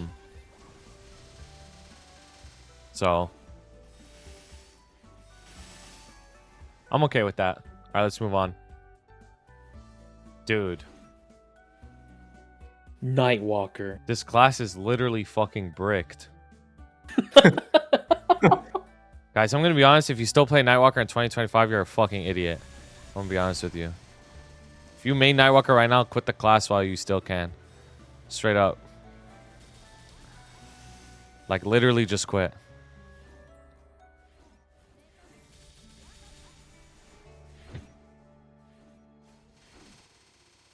All right, we'll let that sit. We'll let that sit for a little bit. Get the Doomers out of here.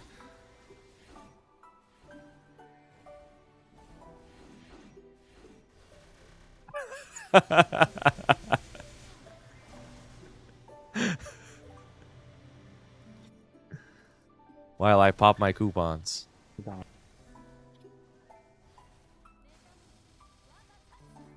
right, anyways, let's talk about Nightwalker. So, Nightwalker, obviously, it's still very strong, right? Depends, or despite what you might think. It's M3, M4. It does give it a pretty good amount of FD. But when we look at the 2-minute patch changes, shadow momentum FD decrease, like, dude, like, that's bad. That's bad. Skill can no longer be used if there's no hittable targets. Like, oh my god, bro. Like, this shit is fucked. Wait, that's a good thing. Yeah, it is a good thing. Dominion is going from 30 to 20 seconds. That's 33% FD loss. Okay, stop rage baiting, bro. Stop rage baiting, bro. So something that we haven't mentioned yet is that every time they've nerfed Last Resort, or actually not every time, the last 2 times that they've nerfed Last Resort, the classes affected by it that were not Xenon and were not Nightwalker also got some kind of FD passive increase to offset that. Yes. So that means Nightwalker and Xenon straight up just got nerfed by Last Resort nerfs. Deserved. But Tommy's right, yeah. So despite that fact, though, both classes, Nightwalker is still going to be doing a lot of damage. Not as much damage as before, right? But it's still a class that just rips. Especially in GMS, because we have attack speed 10. Yep, so you proc way more spears than designed.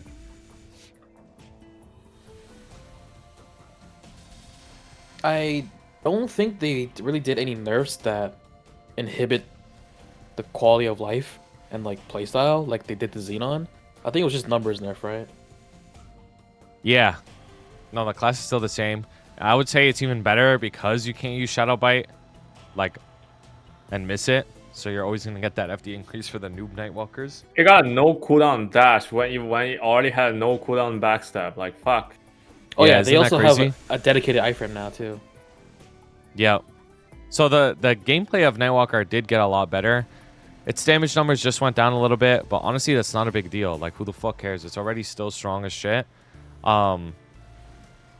It's just not like the most overpowered shit in the whole game anyways. Like, it literally, like, that shit doesn't make a difference. It's still really, really, really good regardless.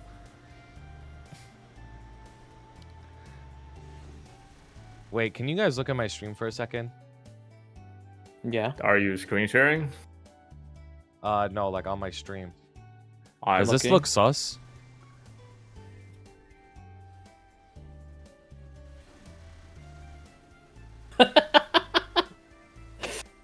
I mean, I mean, that's what I did when it first came out.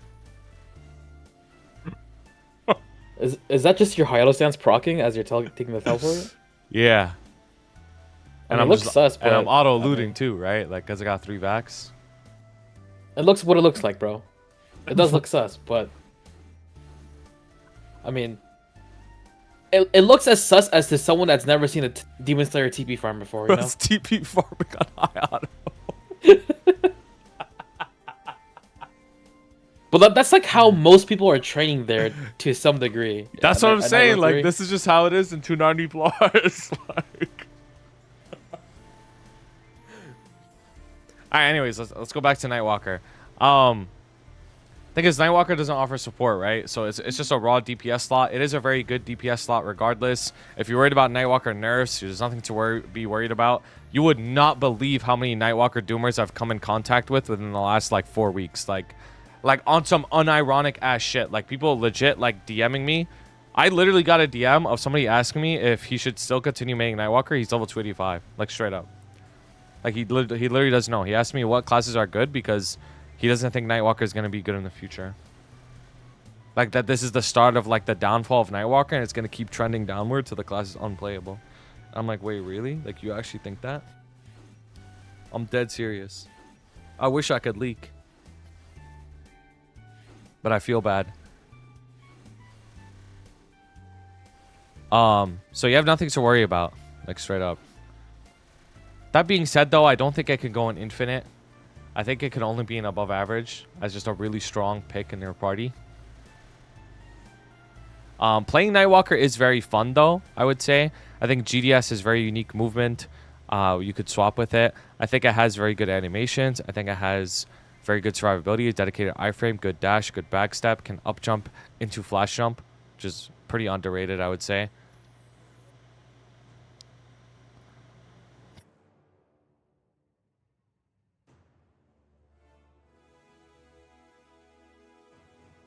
So there's that. I think for a selfish DPS class and how much damage it has left at this point, with the zero attack speed help in our server, it's just solid. Mm-hmm. Really? Holy fuck. Yeah. Have you seen the numbers? No, but I'm looking at it now. I could also be underestimating zero attack speed, but it's not looking too hot. That's all I'm gonna say.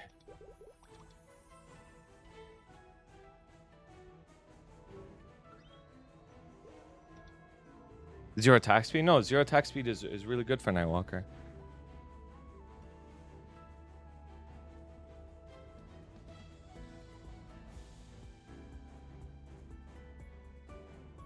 Are you supposed to ring swap on Nightwalker after this point? I thought I used Con in the future. I'm pretty sure it's a conk. Oh. Okay. But in that case, we'll just have to see then, I feel like, to see how it fares in GMS. Yeah. No, I don't. Regardless, I think it'll still be strong. Like, I don't think it's enough to make it like this class is ass now. I still think it's an above average class. Even if its damage was like not that crazy, I think its kit makes it good enough to for it to be above average. Now, I don't want to say that bite farming is like that crazy, right? Because it really doesn't. It's not as like game breaking as it used to be, or like as OP as it used to be, obviously, because we have like Janus and shit. But Nightwalker something that is good about it is you can one-shot pretty easily with it. So when you're early game progressing, that shit is useful for sure.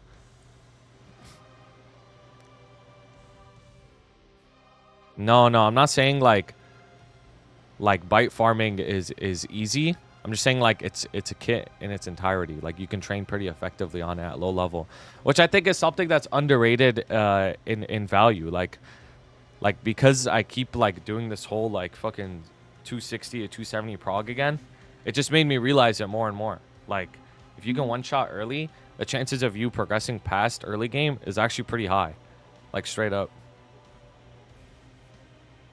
Because a lot of people will just be walled getting to 270 because their class does no damage while training, and it's going to feel like shit.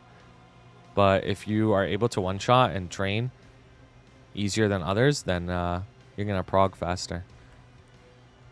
I just don't know where I would put it in above average, though. I'm pretty sure it's solid. You think it's solid? If you guys want to do above average, I have nothing to do with that. Okay, why do you want it in solid then? Just because it's weak?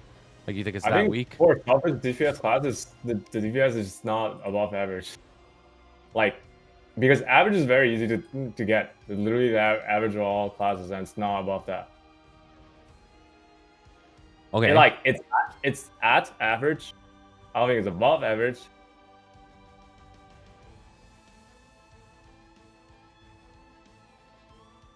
Because I don't think any class is getting like 20 FD from 0 attack speed. I think it's like 10, 12%, 15% at most. Mm-hmm. And even with that, I don't think it's. Yeah, I think it's close to above average, but I don't think it's quite above average. Okay. Would you rather have in a party, Shade or Nightwalker? Shade. I think it depends on who the Nightwalker is. What if the Nightwalker's I mean, me? you can have outliers on every single class. Like you can't. Yeah. You're right. You can judge based on outliers. The thing that you keep mentioning is that it's a selfish DPS class, right? So like, what is it that Thunderbreaker and Phantom are really bringing to the party? Yeah, because that's what I was thinking. That's why I think it's above average. Because when you Like look Phantom, at Thunderbreaker and Phantom, well, Phantom maybe you could add a little support, but probably not. I mean, Thunderbreaker is a DPS class too. I mean, just so you know, like all the classes you're putting above average has more damage than Nightwalker. Okay. Really? Holy fuck! Okay. Yes. Okay. I mean, we'll have to see, I guess. It's you have to understand our disbelief because this motherfucker was at the top of the fucking top for so long. Dude, this class is bricked now. Holy shit. Like I do understand that we our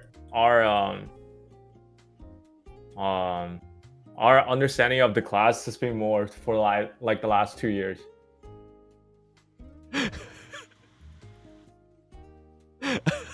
Switch mains now. Yes, punish Nightwalker. Yes. Okay, so are you taking a Pathfinder or Nightwalker then? That's a good question.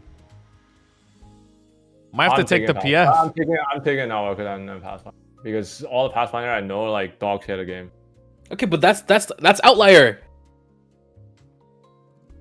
If I can't use your Paz as an example, then realistically, I think. Okay, how many Nightwalkers are good though? It's the same shit. I am taking Nightwalker over Path. All things considered, I think it does do more damage, and I don't really value Pathfinder support that much, to be honest. Okay. Sure. We can always move things around, but okay. Yeah, we always say that, never do.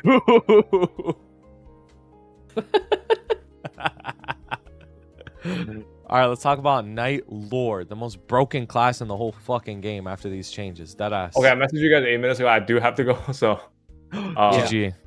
I do have to miss out on this one, but you guys carry on. Okay. Bye. This is like when we're doing a group project and that one guy has a leave early and everyone's just like, it's fucked, man, that bro. It's fucked. And then the project's due in a couple hours, like fuck. Dude, it's fucked. All right. Well, 07. Well, the third strongest Night Lord left the call. Yep. The third strongest Night Lord left the call. The Night Lord roached out. No, deadass. Like, tell me how Phil left as soon as we got to Night Lord. Nah. This guy couldn't take it. He couldn't hear what we're about to say. Those who don't know, Phil's on Night Lord main. So.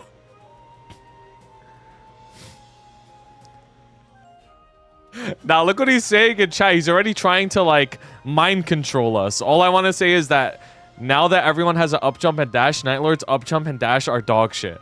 Like, okay, who cares? Okay, that is true though. That is true. The up jump on Night Lord is pretty ass. Okay, but like, doesn't matter. Like, it still gets the job done. No, like I've yet to see a Night Lord struggle because their up jump wasn't like high enough or something. They'd be like, oh my god, if only I had an actual up jump, I would have done like fucking infinite here. Like, it doesn't make a difference. I'm just validating the fact that I agree that of all the up jumps in the game, that one's pretty ass to have. Okay, well, I'm not saying that it justifies the rest of the things that are being said, but the fact that the up jump is ass, that is a true statement. well, you know, I think because Night Lord's attacks are purple, I think it could make it hard to see things in the dog room in phase 3 Kaling, like the dog section, because the attacks are purple.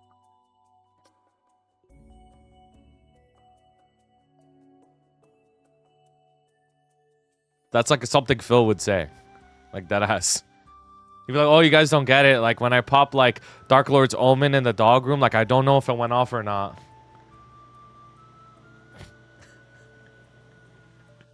Okay. What do we think about this class? Okay, well, we know that Night Lord's getting way stronger after the 2-minute change, right? Like, way stronger. Like a big deal. And it doesn't become a con class as well? And skill sequence buffs, that's true. No, it's not a con class. Oh, it's not? It's just perm roar? Dude, Nightfall Signet. 2 seconds of iframe. If the changes that were proposed in KMST went to live, it would have been a -5 con using class. Yep. But they did not go through those changes, so it's a roar and totaling swapper. I see. That's crazy. And you still use like stat hat. Mm-hmm. That's crazy. That's actually crazy. It also gets a new iframe. Yeah, I heard his iframe is like it's like oh yeah, it even says in the skill description. It's like Khali's. Oh, I see. You can't do anything but jump anything? around. You have to double tap it again if you want to get out of it early. I see. Attacking. I mean, that's kind of still annoying. huge, though. Yeah, I mean, yes, the fact that you have a cool iframe is huge. Yeah, that's still really good, though. Yeah, kind of like E-form a little bit. I really don't know what the damage output of Night Lord is. To really, I'm pretty sure it gets way stronger, like way stronger after 2 minute, and M3 M4 like it gets, like it pumps now. It gets a huge final damage increase.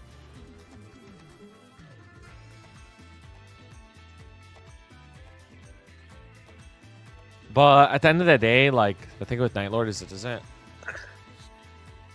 So there's 2 ways to look at this, right? Like if you're a Night Lord main, I think playing the class is gonna feel a lot better, right? Like you get an iframe, you get more DPS damage, so you're not just like burst focused and like it's boring as shit. Your cooldowns go down, so you can burst more often and get that satisfying feeling off faster. You know what I mean? So I think if you already play Night Lord or you're interested in playing Night Lord, like the feeling of playing the class is gonna be better.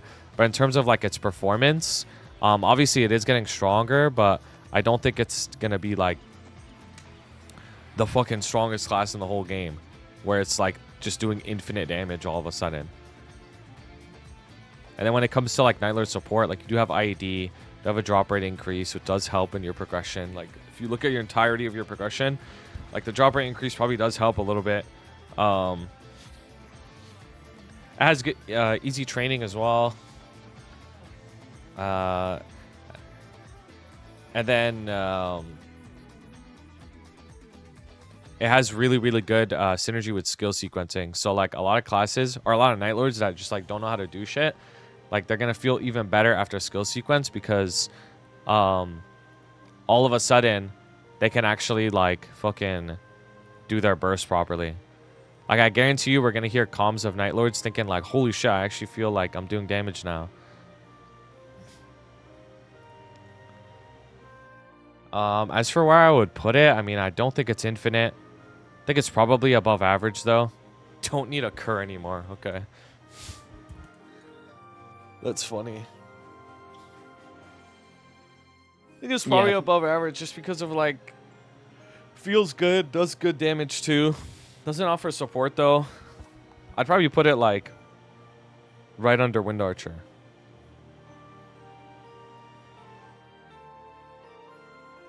Sure. I think if it's like any Wind Archer versus any Night Lord, I probably would lean towards Wind Archer, I guess.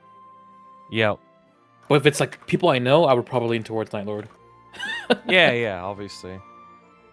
I think because Night Lord, you definitely have to work for your damage because even if you get your throw blasting's done, your roar is done, you still have your spread throw that's still ticking down, and being able to maximize your damage on spread throw is going to be very important, especially because since you're going to be a 2-minute class now,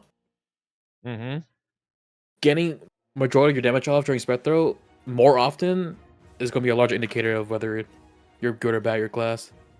It's not just about burst and hiding anymore. That's not something that's going to be effective. Like, maybe when you're in the kiddie pool and you're fighting little gut bosses that you can get by like that, but... True. When you get into the territory...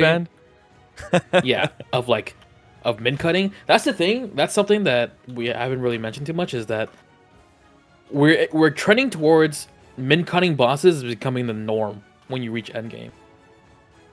Like, bosses are being released at the point where people are just barely strong enough to clear it in 30 minutes.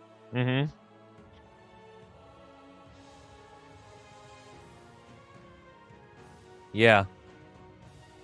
Also, I want to remind everyone, this is not just based off of damage. Like, I just want to point that out. Like, that's a factor, obviously. A big factor, to be honest. But it's not the only one.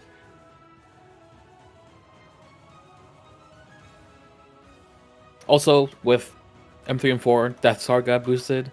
And Death Star makes your burst a lot easier now in Night Lord. Yeah.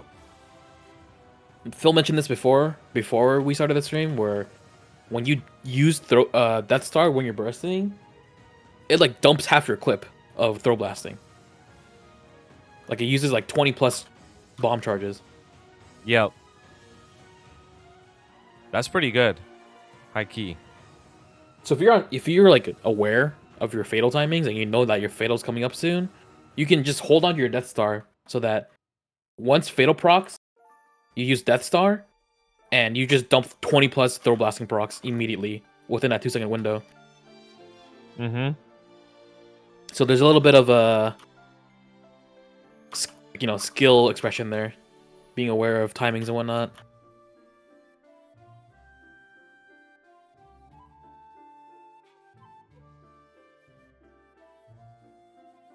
Okay. I don't know where I would put it in above average though, like behind Wind Archer?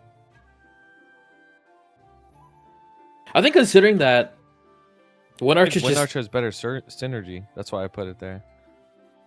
This was just safer too. Like, even though Night Lord has like serviceable movement, and dedicated iframe, there's dark side if that matters. Wind Archer just has all that but better. Even if Wind Archer didn't have an iframe, like they have Gale Barrier, they have the Wind Walk as well. Yeah. Archer too. Mm-hmm. I guess, yeah, I think Night Lord being there is fine, probably. We can always move things around. Yep. Choose just way too much into damage. Yo, I hate to break it to you, like, I am talking about other stuff other than damage, so it's like, maybe you're not paying attention. But also, like, the cold, hard truth about this game is damage is very, very important. Like, it is. Like, it's like a huge piece of the pie. It's not everything, but it matters a lot. Like, it's a very important thing to talk about. And generally, when changes are made to classes, it's changes to their damage. Like, you don't have that many changes that are to the playstyle. It's generally towards the damage. So it is very important to talk about it. People use these types of videos to educate themselves on changes with classes, and to just, like, learn shit, right? So we're going to talk about the changes, and the changes usually are damage. That's just how it is. This is not like a Holy Trinity MMO where it's just like tank, support, DPS. It's like everybody has DPS and it matters how much you have. There's also not much we can really talk about, like, outside of damage. Like, mobbing is pretty much like equalized for the most part. If you get into the part of the game where you actually class differences actually matter, mobbing is equalized. Mm-hmm. Exactly. So other than that, like, all you can really talk about is like, oh, like funding differences. But if it's your main, it's like you're going to be funding the class no matter what. And this is a mains tier list, not like a boss meal tier list or a champion tier list. Like, this is for mains. Like, if you're thinking of choosing a class, this is a video you would watch to help you inform yourself. It wouldn't be like you watch this video and that's it. You still have to play the class for yourself to see if you enjoy it or not. Yep. Lara should be number one. No, don't worry, bro. Don't worry. All right, let's move on. Let's continue. Motion. Chills. We could skip this one if you want. For now. Yeah, let's leave Motion and Sia for the end or something. Okay. Alright, let's move on to Mihile then. Mihile, as they say. I think it can only be solid. Mikhail. Yeah, the thing with That is- oh, go ahead. That's just how I feel right now. I would say like the sentiment towards Phantom is the same as Mihile. Like, it's just a class that has really good uptime and can stick to bosses really, really well. And because of that, they have to be very cautious with how they decide to buff Mihile. In the past, they did just giga buff Mihile. Like, yeah, and it was so good. And it was just it performed really well, right? Like, you had really good survivability, you almost never died, and your damage output was really good. So not only was your damage output really good, but you were able to just stick to the boss permanently. And for classes that fit the description, Nexon is very, very, very careful of how they decide to buff boss or buff these classes. That's why you see like classes like DB, Dark Knight, Phantom, even like Wind Archer, like they're very, very subtle of how they decide to buff these classes. Because for them, for whatever reason, they feel like it's one of these classes that have really high survivability and really high uptime. The buffs that you do to them are exponential. It's not like a linear increase of how much more stronger they get. They get exponentially stronger. Yep. That's right.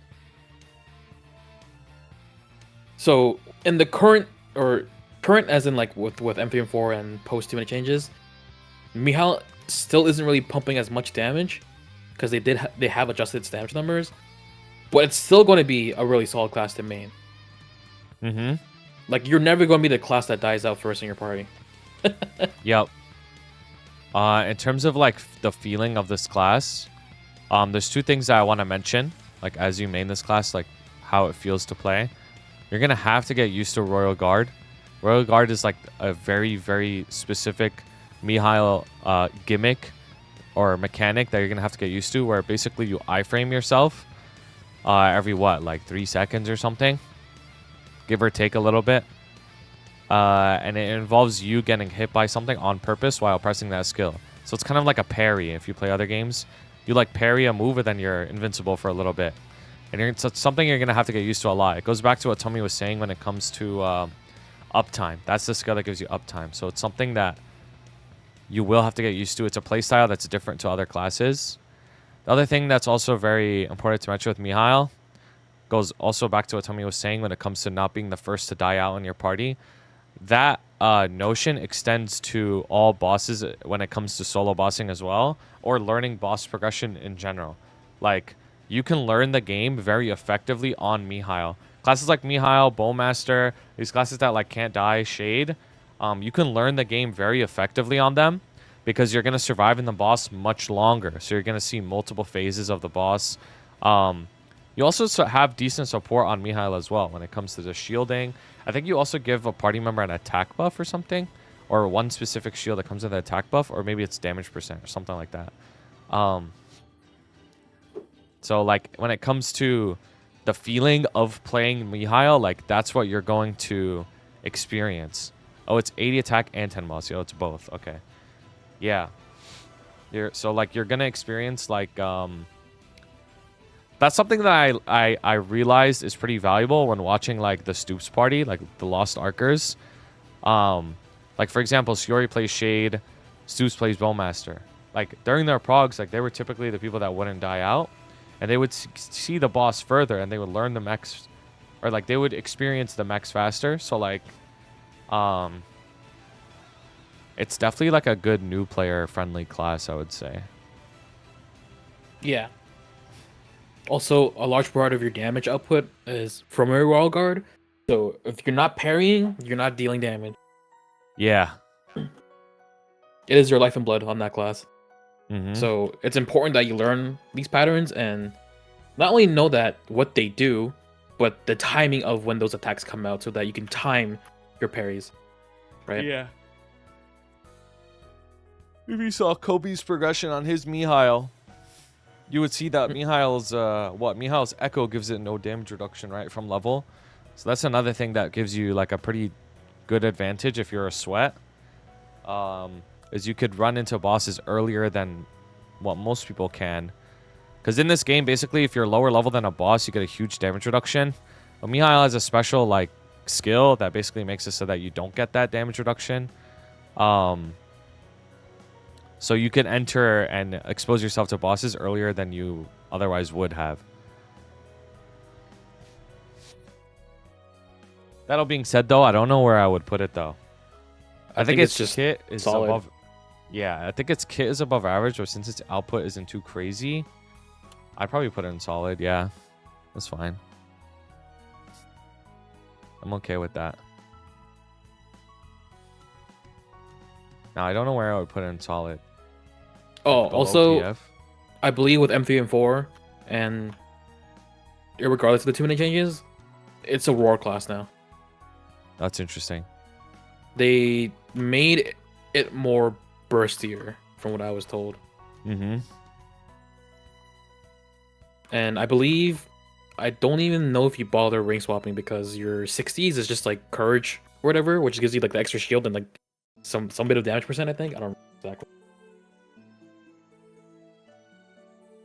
I think it's one of the rare classes that you just perm roar and don't ring swap on. Mm-hmm.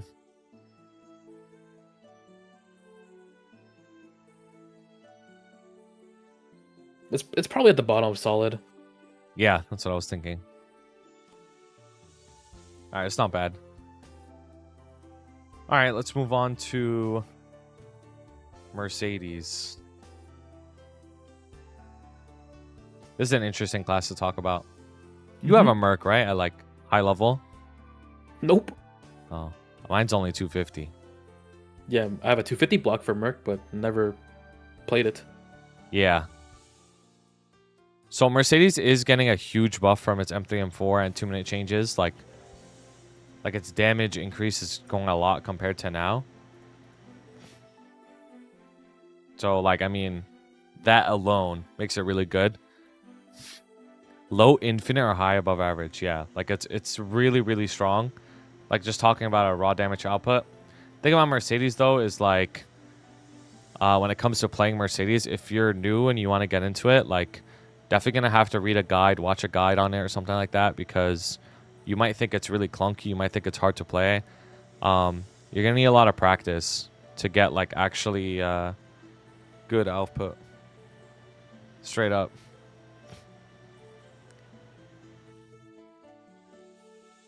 It also has pretty decent support as well, which is pretty good. Like in a party. It also synergizes really well with, because it's turning into a 2-minute class, you can have your vicious shot like more effectively, right? So it synergizes well with that. Synergizes really well with Archer comp. If you don't know what Archer comp is, basically Shade gives your party, like Shade gives a buff to the party that gives a lot of crit rate and crit damage. And archers have a 5th drop skill called Vicious Shot that converts half of your crit rate into crit damage, right? Or is it the crit rate above 100%? It's a crit rate above 100% gets converted. The excess gets converted into crit damage. Yeah, so the excess cut in half gets converted into crit damage, which might not seem like a huge thing, but it really is a lot. Like you can get a fuck ton of crit damage by having a Shade in your party. Also synergizes with like Arc, for example, another class that gives a lot of crit rate. It's not just Shade. So like the point is like you can synergize a lot with different classes and do a ton of damage. Mercedes also has really, really good movement, has a very short cooldown iframe. You can see here during its burst, this is a huge change to Mercedes. You will no longer get status effects during burst. You cannot be knocked out of your burst, and you will take 50% reduced damage during your burst. So basically what this does is you basically can get your burst off like 100% guaranteed. Like it's not gonna like fuck you, essentially. I've been fucked so many times during a Kala's Breath or a Kala's Wrath where you just like you just do 0 damage because you get hit by a ball or something, and then that's it. So that's not gonna happen anymore. So its output is really effective. Its output is really high. It's a high skill ceiling class 2. So if you want to play something that requires you to actually learn it and to actually get good at the game, then this is a really, really good option for you. So I would say like it might be an infinite for the same reasons that Xenon's an infinite. Might be better than Xenon actually.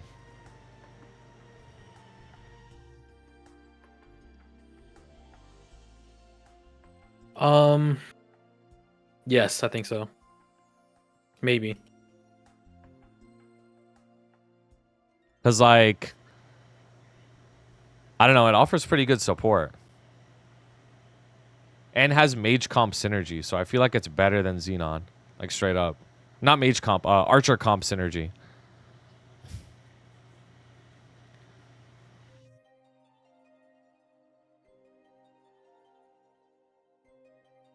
I think it definitely goes into infinite. I just don't know where.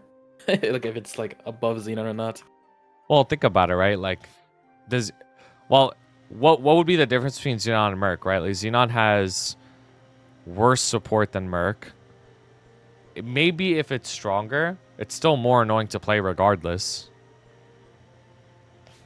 Like, and it's probably not that much stronger anyways. Low-key Xenon is ugly, I agree. I agree. Low-key. That is important.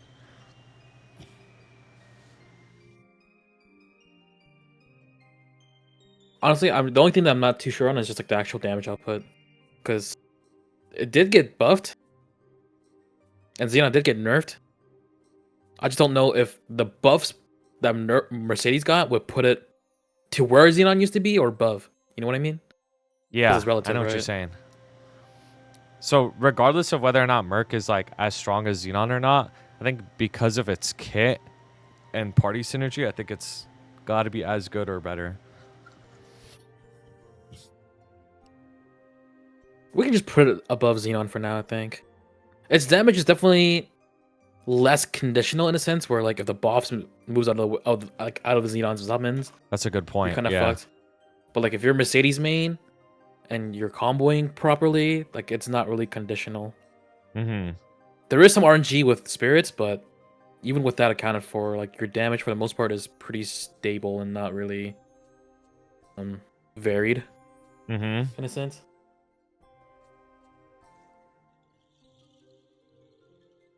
That's a good point. Yeah, Xenon has to keep doing its summons and shit. Merc does have Freuds. That's true. Does have Freuds. Freud's abuser and untouchable. All right, we can move on.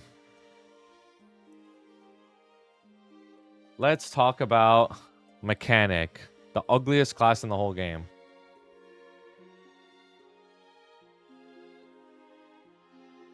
I have no idea. The ugliest class in the whole fucking game, bro. Like I think- that alone makes you hate it. This was also one of those classes where there were no damage changes, just cooldown changes, I think. You can see when I show this shit, right? Or are you streaming on Discord or what? On Disc. Wait, am I not streaming on Discord? No. Holy shit, I've been streaming on Discord this whole time. What the No. fuck? Oh, that is bad. I'm so stupid. I've been like I've been showing all this shit as we talk about it. Like the changes and everything. Anyways, Yeah. Anyways, these are the changes like that it gets. like what is that new skill? What the heck is that? Robot transition CBP1. You know how much FD this class gives still? Is it still 11? I think so. Yes, I think so. I see. It's a new bossing skill. Don't need to put summons now. It's 10. I see. Fuses the bots so you don't have to drop them. Wait, that's kind of chills, bro. Wait, what's the Yu-Gi-Oh card? Gate Guardian? Nah, chills, What? bro. Gate Guardian. Nah, this is more like XYZ canon. Yeah. XYZ cannon. That too.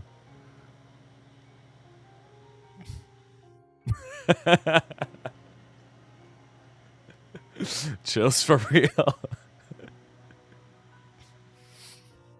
Megazord summon. Honestly, I believe Go ahead. it's probably on the same plane as Shade in terms of what it provides to the party, except well, it's permanently 10 FD, right? And not like conditional FD every Yep. minute or 2 minutes. Yeah. But from what I've seen and from what I've heard, the damage output that it does is just abysmal. Yep. 100%. Unless you get a -6 hat. It was one of those classes where in a 6-man party, because it's providing 5 other people Mm-hmm. with 10 FD the entire time, like, oh, it doesn't matter what the mechanic does, as long as it's blue dotting, it's good enough. Yeah, it's already But- offering so much. When you split the party down to a size of 3 and you're only giving 2 other people in your party the 10 FT, that's where it's like, okay, the personal damage it does is definitely, there's a higher standard that it's required. And Yep. for what it provides and for what it lacks of in terms of its personal damage, it's not justifiable. It is still very weak. Now, these tuning changes did make it so that it's in line with all parties now, and from what it seems like on the Orange Mushroom post, there were no damage ratio changes. It's just straight up cooldown changes. Mm-hmm. So that makes me think that it's probably a lot better than Shade. Yeah. No, I think so too. Because like Shade's damage, personal damage did get nerfed a lot. Mm-hmm. Mech got like no change to its damage outside of you can just burst more often now, similar to like Phantom. Yep. I would imagine that like it's probably somewhere like in the like either the bottom of above average just because of what it can provide for their party, or like top of solid. Yeah. What you're saying makes sense. I think I think another thing that's important to mention is so what you said is 2-minute changes, like because it didn't get any damage numbers nerfed, it is able to burst more often. the Hexa challenge thing is with a -6 hat though, right? Like that's like not feasible at the moment. Don't know if with -4 it's still competitive or not.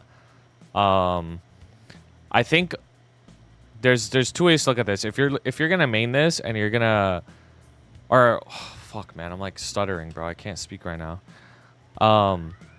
My brain is like exploding. Okay, so basically what I'm trying to say is the game towards the late to end game is trending towards smaller party comps or solo bossing, right? So Baldrix, the first 2 phases are solo, right? Kaling, the first phase is solo. Limbo, you only have 3 people. X-Slot, you only have 2 people, right? So all of these bosses, they're like restricted formats essentially. So your final damage buff isn't as potent as it would be in like Kalos or Kaling, which are also very important bosses. So just keep that in mind. Like if you play this class and you're thinking like, oh, I offer really good support, this game seems to be trending in a place where like support isn't as broken as it used to be. So think about the personal damage. That being said, the personal damage does seem to be solid, like in the future. So like, I don't think this class is bad at all. I do want to say it's ugly as shit though. So if you care about like the way your class looks, like I would not play this. It's also it's one of the rare classes in the game that provides a consistent FD buff the entire time. Yeah, that shit's really good. Something that I also want to mention that is mechanic has pretty decent uptime. And like, oh, it has for really example, good uptime, 100%. Yeah, even when you're like ducking around to dodge stuff, you're still spitting out your rockets. Mm-hmm. And those rockets are a good portion of your damage output. I don't remember how much of your BA it is, but it's definitely towards. Like, I wouldn't be surprised if it's like 25% or higher. And the what's it called? The burst is iframed, too. Yeah. That being said, though, I don't know if this is a con class or not. Right now, in GMS, it's a con class. I think it does use con. I'm pretty sure. I don't like. Does it even have a mini? I don't even know. It's Roar ring swap class. Okay, right now, damn, I thought it was comp, bro. Yes, has a mini. Okay, cool. But what about in the future? I mean, we could look here, right? This goes on 60 seconds.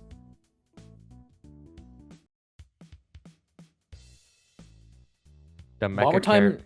Oh no, go ahead. Bomber time is what, like, it improves the rockets, right? I think, or something. Got boosted rockets for mini. Mm-hmm. Giga boost rockets. Giga dice class. That's true. It is a dice class. If you don't know what dice class means, it means it has bonus XP, so you could train faster. Yeah, you can pet buff that now too. Yeah. In the future. So crazy. Yeah, bomber time is the mini. I mean, to me, like, I think what you said about class is so ugly. Yeah, I mentioned that.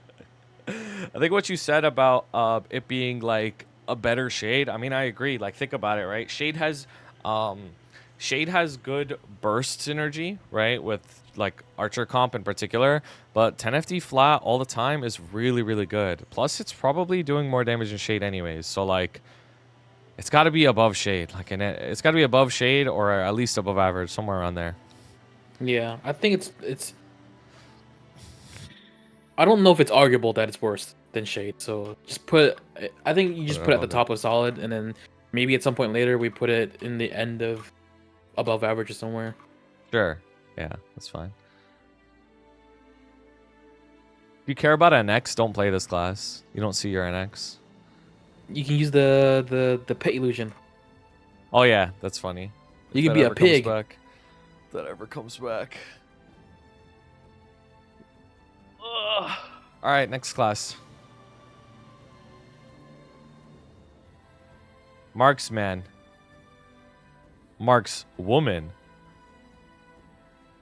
Very solid class. It's like even without the dummy, since it's like let's just at this point we should just assume dummy is dead. Very Yep. solid class. We kind of touched upon this, but not really especially say it. But every class in the game that doesn't already have a dash was given one. Yep. Every single class that doesn't have an iframe was given one. So Mhm. Marksman is a class that got both of them. So one of their skills called like it's like painkiller or something like that, where it was basically like another will skill, Yep. but have they two wills, yep. they refashioned it into just an iframe. Oh, that's really good. Yeah, that's really good. They made it like a 75-second cooldown iframe or something like that for like Mhm. 2 seconds or something like that. And they also gave Marksman like a forward dash as well. Mhm. So now Marksman has like covering fire. You have like you can blink to your teleport location.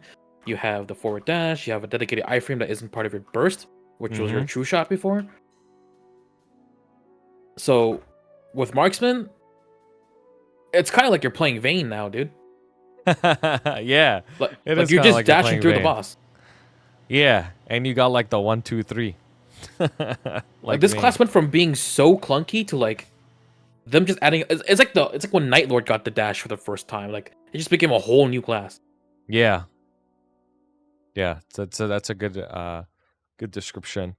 This class is also very good for like new players because it's not that hard to play. Like it's good. Like that's something that you understand. It's very easy to understand.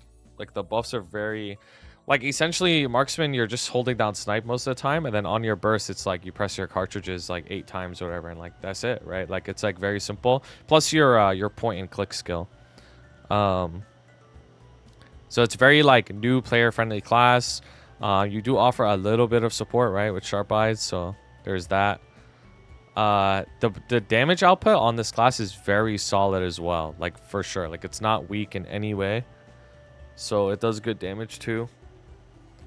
I think it's like the definition of a solid class, bro. Like straight up, like it's good damage, easy to play. Oh, something that's also very important in Marksman, which I talked about earlier, is the fact that it can one-shot very easily. So like again, like if you're an early game player and you're on your way to Odium, because that's what I've typically seen is when rates kind of stabilize, is like when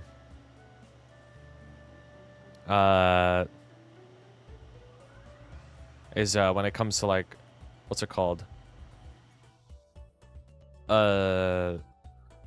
Like one-shotting, Marksman can one-shot really easily, so it definitely helps in the early game too. I'm not sure if this stays true in the future, where we have M3 and 4 and 2-minute changes for everyone. I believe currently, between roar and weapon jump swapping versus using continuous the entire time, the damage output is the same. The major difference is that if it's a boss where you have high uptime, continuous would probably be better. If it's a boss where you have low uptime, then roar weapon jump would be better because your damage is more condensed, right? So that would mean that if you have low uptime in that boss, then majority of damage output is going to be coming towards when you have those bind segments. You have origin burst, you have regular bind. For that 20-second window where you have roar, and when you have weapon jump, it's really important to maximize that damage output. But in terms of like just like theoretical damage output, both are the same. It's just that you spit your damage out sooner in a sense if you're using roar weapon jump. But because of the nature of split shot, it lasts for a long ass time. That is where continuous would start getting more value. So it just depends on the boss and whether it helps you reach a threshold sooner or not, right? So there are times where it's like, oh, even if both ring setups are the same damage, you might reach a specific damage threshold sooner with roar weapon jump in that case. Mm-hmm. So if you're a new player and you hit a continuous, like you're happy for a long ass time. Happy. Bro, look what I put in the group chat.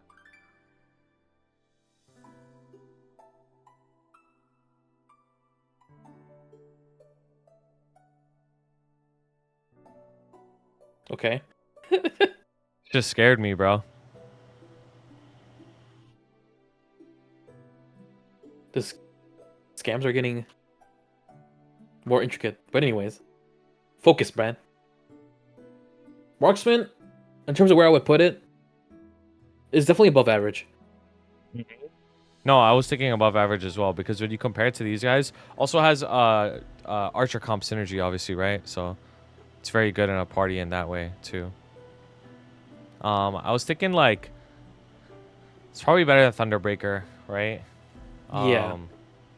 Don't know if it's like above Wind Archer and Night Lord. It might be. It certainly could be for sure. In terms of damage output, I'm honestly not sure. It comes down to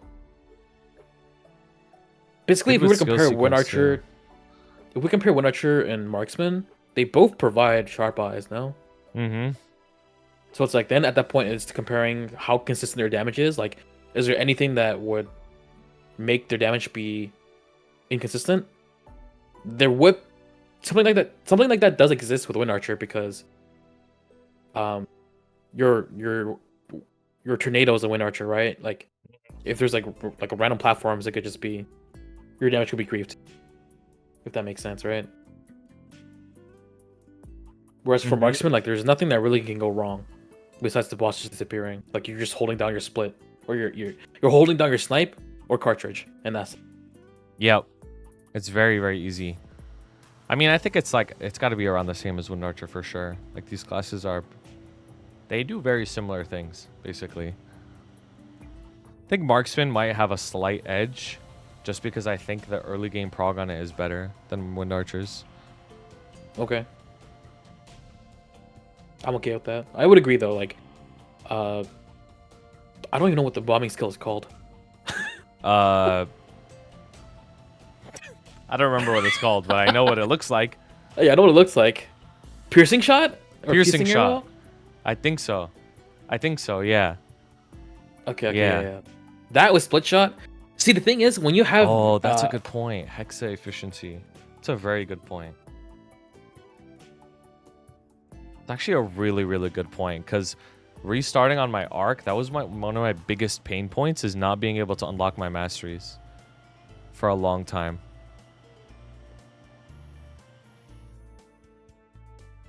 Yeah, that's something that we should consider when we're cutting close. When something is cutting close, could think of that as well.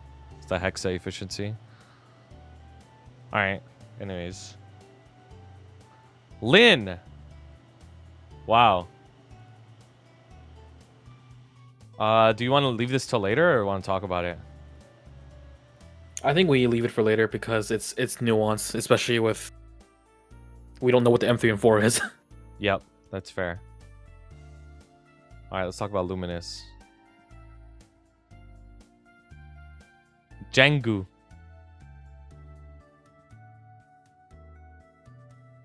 All right, let's talk about Luminous. All right.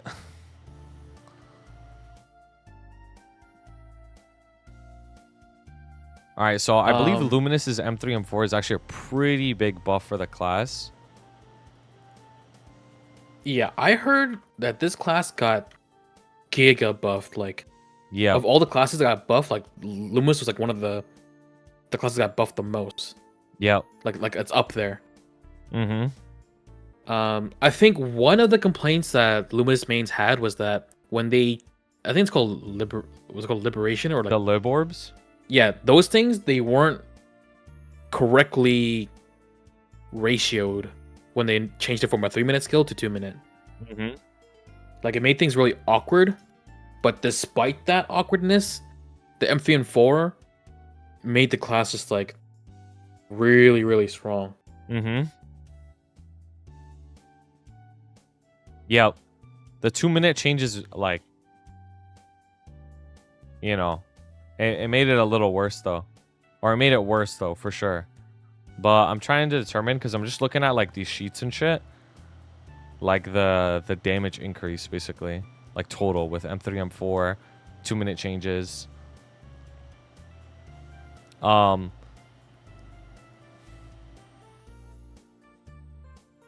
it seems to be, like, middle of the pack damage. considering M3, M4, and 2-minute changes, like both. And then when it comes to like playing Luminous itself, I mean, let's just quickly go over its training. Its training is very, very easy, very, very brain dead. Like, don't have to worry about that.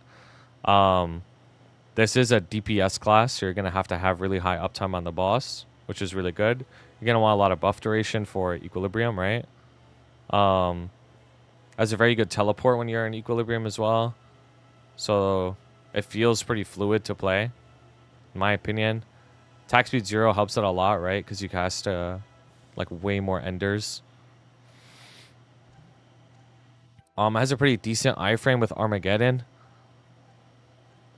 It is a cooldown hack class. A lot of the testing was done with -5, which fucking sucks that it's tested like that.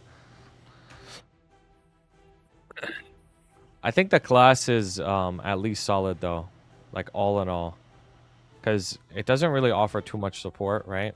Like, what does it have? A little bit of a heal for the party, like that's it. We have decent fountain now, bro. Yeah, and we have decent, and everybody's got decent fountain, so it's like, who cares? Isn't the magic attack for mages only? Isn't it like a mage comp Yes. class? Yeah. Kind of. But it's kind of like whatever, bro.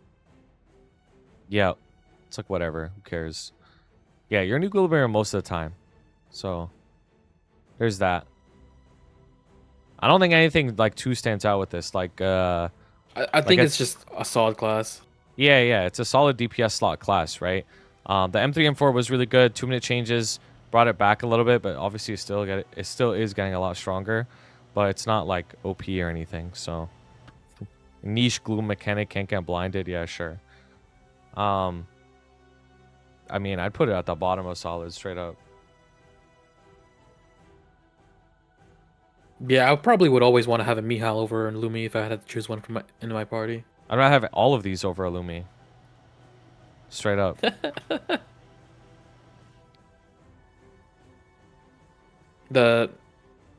Okay, because like there's not too much that we said about the class. The mobbing is good. Yeah. Oh, I mentioned that. Yeah, the mobbing's really good on this. So, early game prog, like, you got it, bro. That shit will kill those monsters. Mm-hmm. Lumi got mage buffs.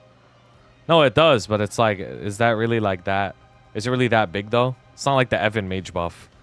Mention of mobbing equals Prage. No, like, actually, though. Dude, nothing is in Prage. Like, what the fuck? Prage.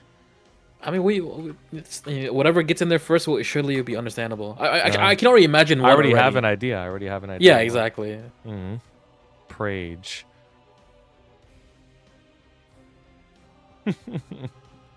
Are we moving on?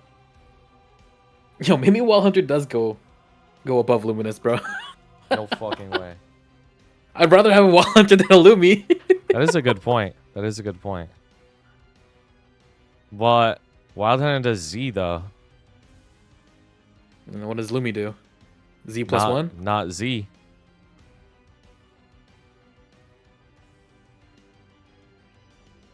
Oh, whatever. Let's just move on. We'll come back to it. Okay. All right, next class is Lara, our first Prage class. Yeah, unironically. Yeah, this is our first Prage class. Seeing as I actually happen to be the best Lara in the game, and I actually know shit about Lara, unlike everybody else in chat, just want to point that out. You guys might look at something like this, right?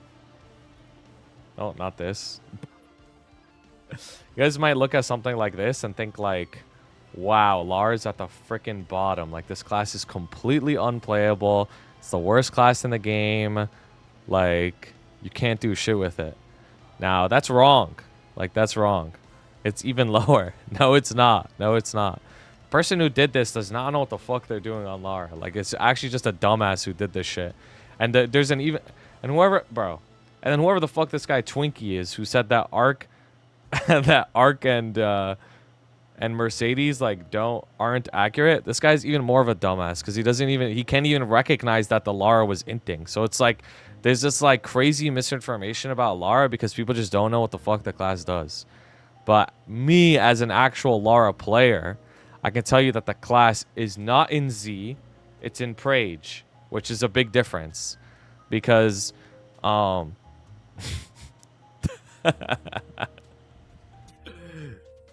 yo, like, it's just not that bad. Like, I've been doing all these bosses on different classes at the same spec. Like, Fire Poison, Night Lord, Lara, Shade, all these bosses at similar spec, right? And the Lara never really felt worse than the others, to be honest with you. Like, it never felt, like, significantly worse to the point where, like, wow, like, I'm just, like, this is, like, the worst thing ever, like, straight up. Now, the problem with Lara, though, is because so much of its damage is based off of summons, right?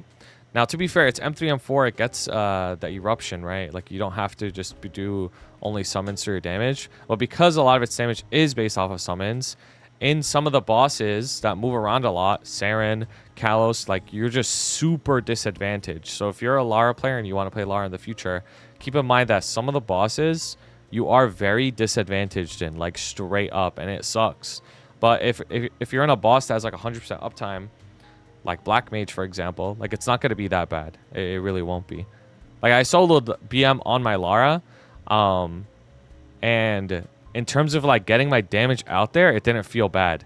But what does feel really, really bad about Lara, this is something that, like, really, really sucks, and I think is, like, the saddest thing ever, is Lara's kit is literally the worst kit in the whole game. Like, straight up, it's the worst one in the whole game. Like, I was thinking about every single class's kit, like what they have, like iframes, dashes, teleports, all this stuff. Lara's is literally the worst one. Like, you have, first of all, you have no iframe, right? Like, that's one. You have no iframe. Two, your damage reduction skill sucks. Like, it's not even like a good damage reduction skill. Like, it's like, E-form is not an iframe. So you're just Yes, wrong. it is. Oh, they changed it. You're right. They did change it to an iframe. You're right.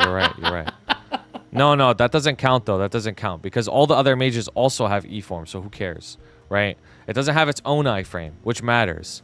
It does get the dash, which helps, right? Best Lara player, that's nothing to do with Lara, bro. E-form changes its own separate thing. Some gigacopium right now. No, it has nothing to do with Lara, bro. Deadass. They didn't give Lara a dash. No, I think they do, right? I think they corrected and do give it a dash. I'm pretty sure. Literally has no iframe except for its iframe. No, E-form doesn't count because all other mages have it. I'm talking about its own class iframe. It doesn't have one. So that sucks. Bro, think about other mages, bro. Like, they have their own class iframe plus E-form. Like, that's even better. So comparatively to every other class, like, it's cooked. FP doesn't have a nor bishop. Yeah, they also, like, their kits are also, like, not as ideal. But bishop has other shit that makes it OP, obviously. Use this one. Lara. Yeah, they do give it a dash, right? Yeah. Okay. I knew they gave it a dash.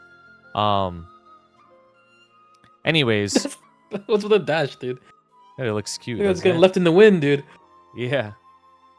Anyways, the whole point of what I'm trying to say is playing Lara is actually hard as shit. Like, I ain't even gonna lie. Like, it's actually, like, a hard class to play. Even though it might not seem like it. Having to re-up your summons all the time. So, like, basically, the reason why that's annoying to play is because you have a lot of micro on Lara. So if you're somebody who doesn't like micromanaging, you're not gonna like this class. Because you have to keep... There's another, like, very specific thing about Lara that's also kind of annoying. So, like, if you don't know how the veins work, right? So you have 3 veins. You have the fire, water, wind. And typically when you're DPSing, you're going to be able to put 2 of them down for free. You're going to be able to put down any one of the 2 because when you're on top of the boss, there's probably going to be 2 veins around you. And both of them are going to be, like, free. Like, let's say water and wind summon near you. That means you're going to have to manually summon fire. But the thing is, like, you're going to have to react pretty quickly based off of which one spawn. Because when you do your burst, when you use big stretch, it consumes all the veins around you. So you have to wait for the veins to respawn. And the ones that respawn around you are like random. So you're going to have to react quickly to whichever one is not there. So you can summon that one. So you need like high reaction time on this class. You also need high like micro managing abilities. You know what also sucks about this class is like your skills just do nothing if you die or you're stunned or something. Like they just like disappear. They don't like stay, which fucking sucks. Yeah, basically the whole gist of what I'm trying to say is the class is surprisingly like it's surprisingly difficult to play for very low damage output, so it sucks. Like straight up. That's the whole gist of what I'm trying to say. Is like high damage or low damage output for high effort, which never feels good. But if somebody's watching this video and they want a class that looks nice, the class does look really nice. It looks very nice. It's a very well animated class. So I think it's gotta be in Prage, bro. Straight up. The reason why I don't think it's in Z is because it doesn't do Z. It doesn't do Z. That's why. Straight up. Oh yeah, river farming. How could I forget about that? Yeah. So basically, Lara has like a niche way of farming that makes it like very, very lazy. Like it's like one button farming basically. That's very specific to Lara. Farming mention equals Z. Does less than Wild Hunter, no cap. The thing is, none of you guys play Lara.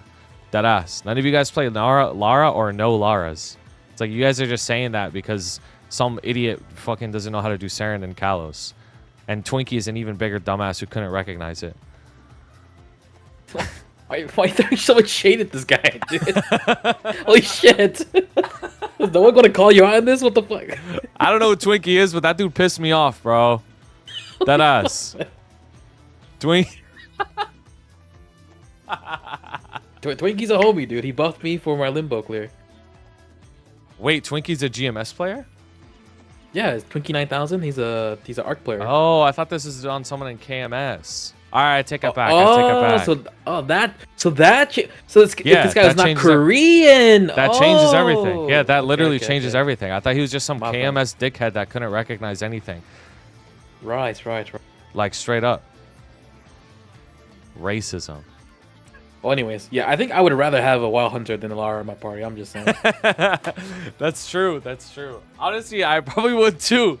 But I don't know, bro. I don't know what I'm supposed to do, bro. Like, yo, any Lara players in the chat? Like, I'm the only one who fights for you guys. I'm the only one every time, every tier list for the last 3+ years of me doing this. I'm the only one that fights for Laras, bro. Like, who's with me? I don't think there's a single Lara that clicks on these videos because they just know what's up. Kaboom! Kaboom! They just know what's up. Kaboom! Stick to the truth. Put it in Z. You see the Lara submission? That's what I was talking about. That Lara's a dumbass. Like, that Lara's an idiot. You know that guy. He's like spoke up about it, right? For the 83K challenge, he commented on the YouTube video. Like, so the Cadena main in KMS like posted the video in regards to everything, whatever. And the Lara main commented on YouTube video saying, "Hey guys, like, I was the Lara that submitted the BA and everything, and now I know that I'm not the best Lara." That was like one of the first things he says. I'm not the best Lara. Okay. Yep. And I just happened to be the guy that was willing to do it. I'm sure that there are Lara players that are much better than me, but at the end of the day, that he was the one that stepped up to do it, and no one else did it. And so if anyone has a problem with what he did, he says he's sorry, but he was just the guy for the job. And for any Lara mains that have an issue with it, where were you?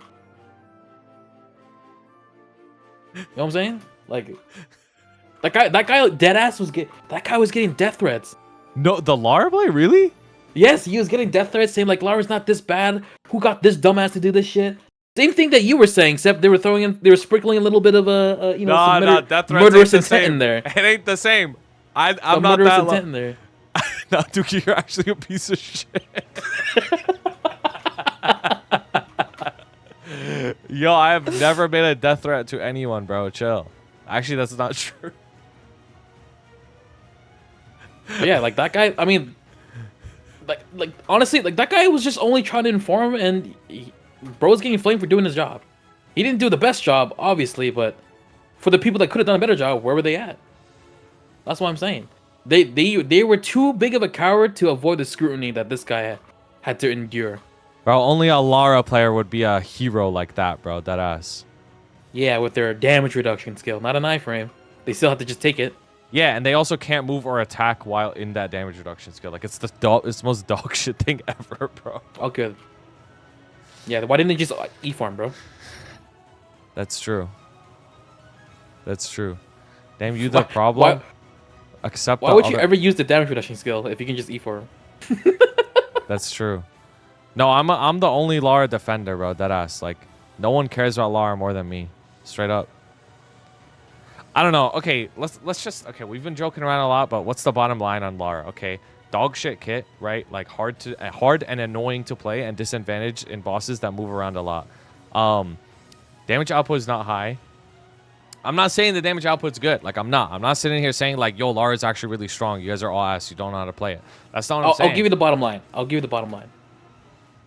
It has, like you said, it has nothing good going for it. And for the one thing it does have good going for it, everyone has it already. It's got river farming. Everyone has good mobbing already. Okay? It does have a pretty dog shit kit. And although its damage is not Z, you are doing too much to get nothing out of it.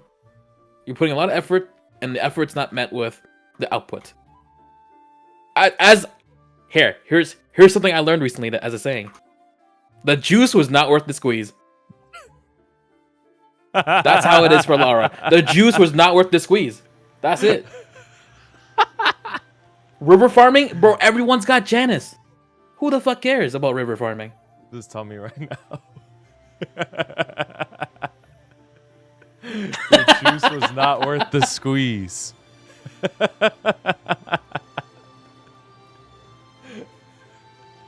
No, okay, basically the thing that I want to get out there is people think Lara literally does Z, but it doesn't, bro. Like, I'm telling you by my own experience as a Lara one trick, like, it really doesn't do Z. Like, it's weaker than the other classes, obviously, but it's not, like, so weak to the point that, like, you literally will never clear anything, and it's like you're just doing nothing. Like, you literally do nothing. Like, no, like, it has... it has enough to hold its own ground. Like, Lara's not going to blue dot all the parties. It's not. Lara one trick. Alright, let's just move on, bro. We get it. We get it. Oh. Alright, let's move on. There's a reason why you don't main Lara. Because I'm cursed by the Hayato-itis. That's why I don't main Lara. Right. That's literally why. I have, like, a curse mark on me. Shut up with the boo. Why doesn't Duky play Lara? I literally do. Then why are you playing Arc? Shut up, bro. It's because I already made a Lara. That's why I want to play something different. I already have a Lara. I don't want to make another one. Anyways, let's move on to Kinesis. Hold on, I have a special song for this. Kinesis. You gonna do the thing? You gonna do the thing? Do the thing. I can already fucking hear the music. Hold on.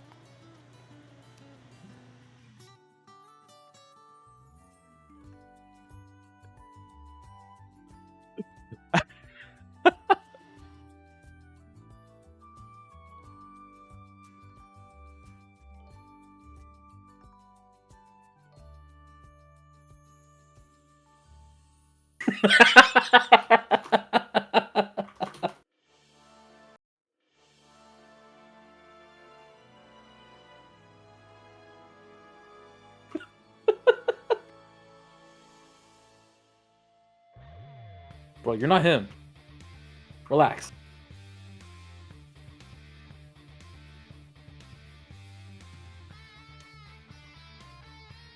All right, let's talk about Kinesis.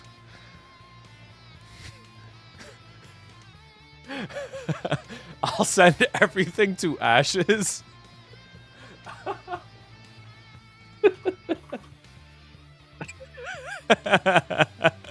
Literally, Lara, Wild Hunter angle. Bro, what? None of you know anything about Kinesis. How can you say that?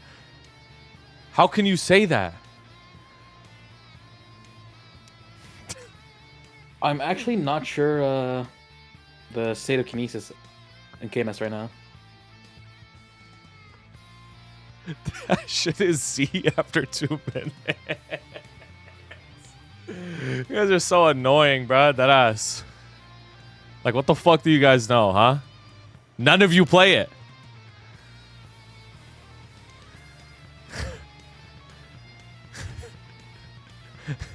I play Kinesis at 260. Neither do you.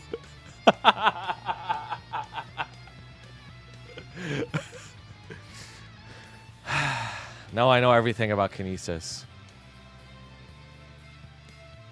Anyways, so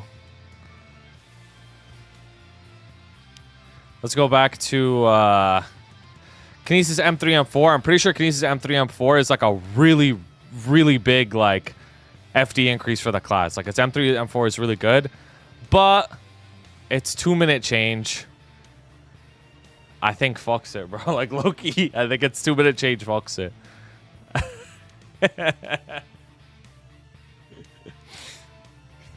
Low-key. Something to mention. Yo, you guys are gonna say, oh, mobbing mentioned instantly in Prage. Something that's important about Kinesis, like it is very important to mention, is it can one-shot very easily. So that means the early game progression is really good. Like that's important, bro. That's important. Like that is important to mention. Like I'm sorry. Like you might not like that I mentioned this, but a lot of people who watch these videos are gonna be like fucking level 275 max. So their entire game is the early to mid game.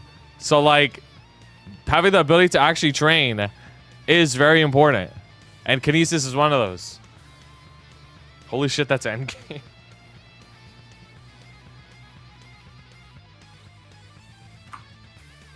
Yo, Kinesis might be in Prage though, low key. Is it really? Did it get nerfed? I don't know, I'm just looking at like numbers and shit, and like it just doesn't seem to be that good. Like after, hold on, is it this one? No, not this one. Another realm. Nachos.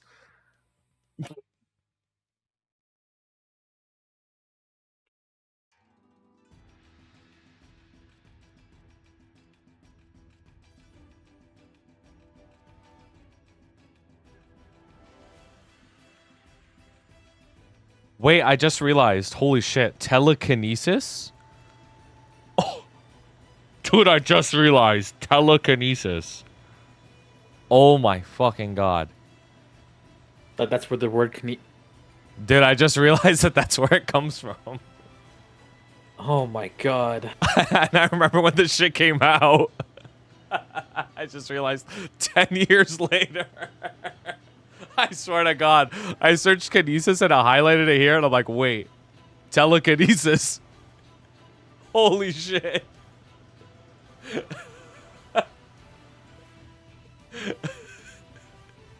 Okay, whatever. You guys understood its name before me. Like, that doesn't mean shit. That doesn't mean shit. Have you guys ever seen this map before? Have y'all ever seen this map? No, you haven't. Shut up.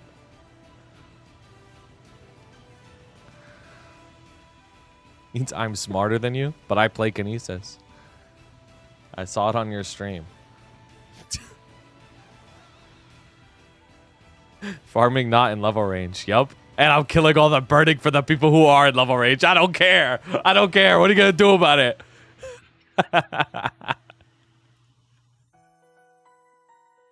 This guy's evil. No people in your dead server. If I'm in a dead server and I'm stronger than you, what does that mean? You're getting gapped by someone who's dead? Nah, that's sorry, bro. That's sorry. But you're not? I deadass am, though. I'm 454 mil CP.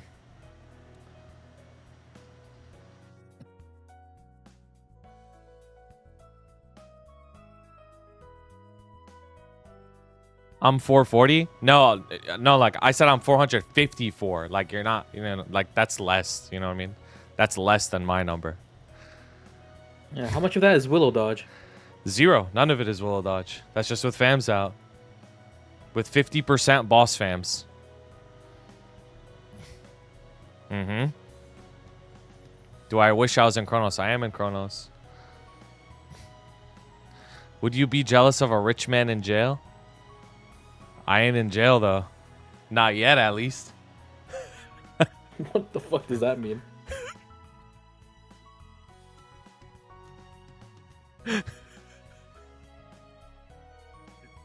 If you're in prison and you got one phone call, I hope you're not calling me, bro. I'm calling you. I'm calling I you. hope you don't call me, bro. I might not pick up. I might not pick up, dude. Deadass call. Phil might not pick up either. Dude, if I had one phone call, I would somehow get them to exchange it for me to go live. I'm going live in jail. Prison arc. 60-second live stream. Prison arc.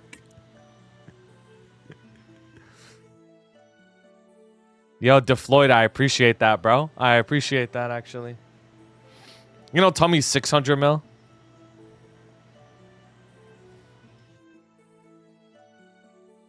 Arc dailies from prison. Ain't too different than now, huh? How the fuck are you 600 mil, by the way? What do you mean, how? Like, how? Like, how the fuck is that even possible? Like, I'd understand, like, maybe 550 or something, but, like, 600 plus? How? How did you do that? Like, does the secondary give that much more? Is that with a stat hat? No, I'm using -4. What the fuck? Katara 70 mil? Oh, shit. I didn't realize it was that much. What the hell? He also uses a normal ring to inflate himself. No way. Oh, yeah, the Katara gives 30 boss on the passive. I was just thinking the raw stats. Bro, whatever, bro. Class so broken. Right. Wait till we get to Dual Blade, bro. Holy shit. Class so broken. You haven't said a word about Kinesis in 5 minutes. You're getting too distracted, man. Focus. Dude, I can't, bro. My brain is fucked, bro. I don't know much about this class at all. I'm gonna be honest. Alright, I'm putting it in Prage. But why?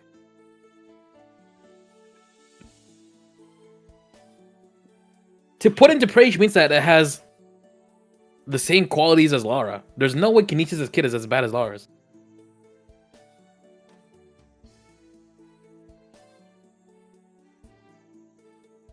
Alright, fine.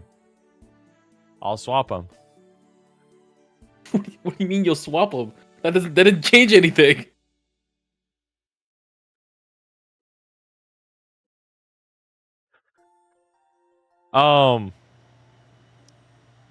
So here's the thing about Kinesis, right? If we look at this extremely accurate, actually like representative of the game chart, you see that Kinesis is at number 45.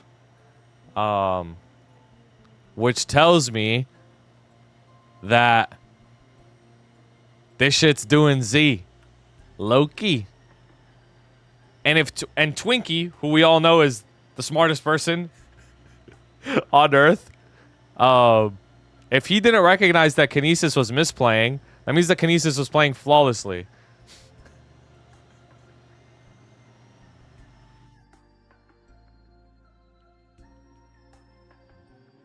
Have you considered the range for its class? It's insane for uptime. I mean, honestly, I didn't consider that for anything so far, because you can say that about Marksman, you can say that about Hayato. Like, they have crazy range. I mean, that is true.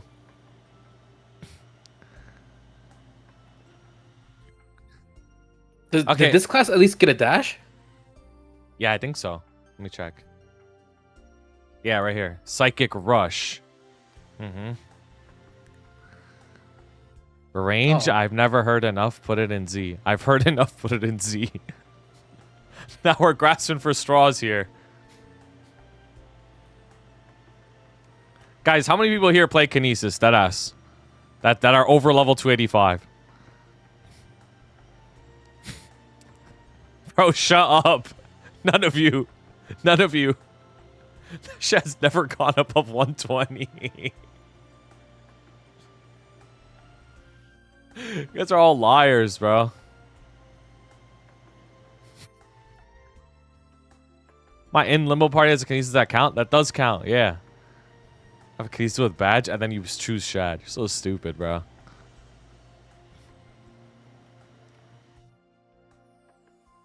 Fun fact, I'm 284. Well, on your Kinesis?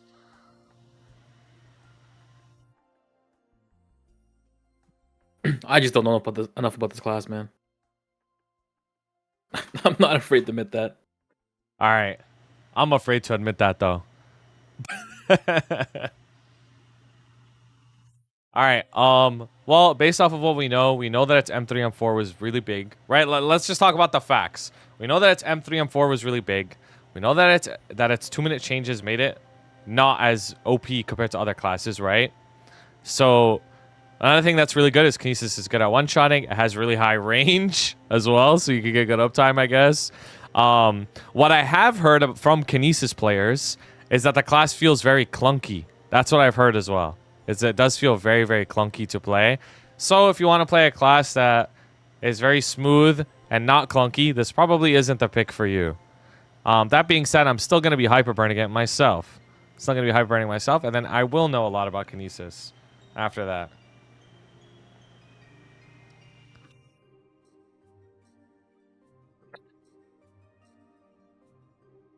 Yeah, you got PP management.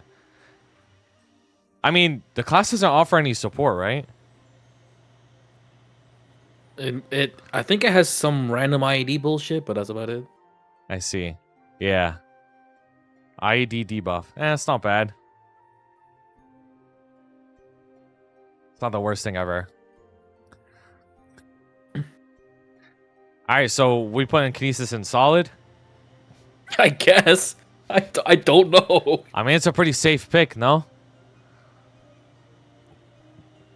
I think there's... Okay. I don't know if you mentioned it in the map, but there's a lot of micromanaging with replacing your summons. So in bosses where it moves around a lot, that's where Kinesis' theoretical damage isn't reflective of its actual damage in bosses.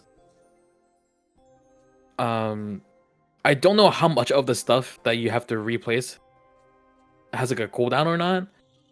Mm-hmm. Like if every skill is just like a dark flare that you just put down whenever you want, and then you're just chilling like Corsair summons, or if there's like a cooldown attached to it, and you're like, okay, it's like even if you wanted to replace it right away, you can't because you're just getting a bit of cooldown or whatever resource cost it's that's associated with it. Mm-hmm.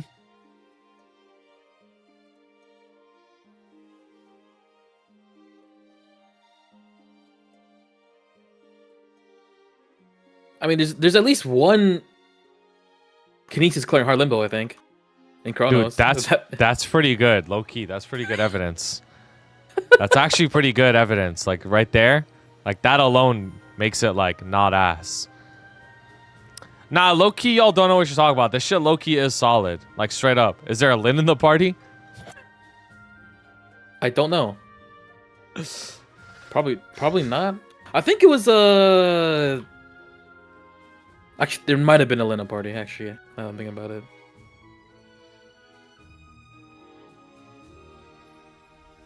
$100K Evan, $100K Bishop, 103K Kinesis. Oh, hell nah.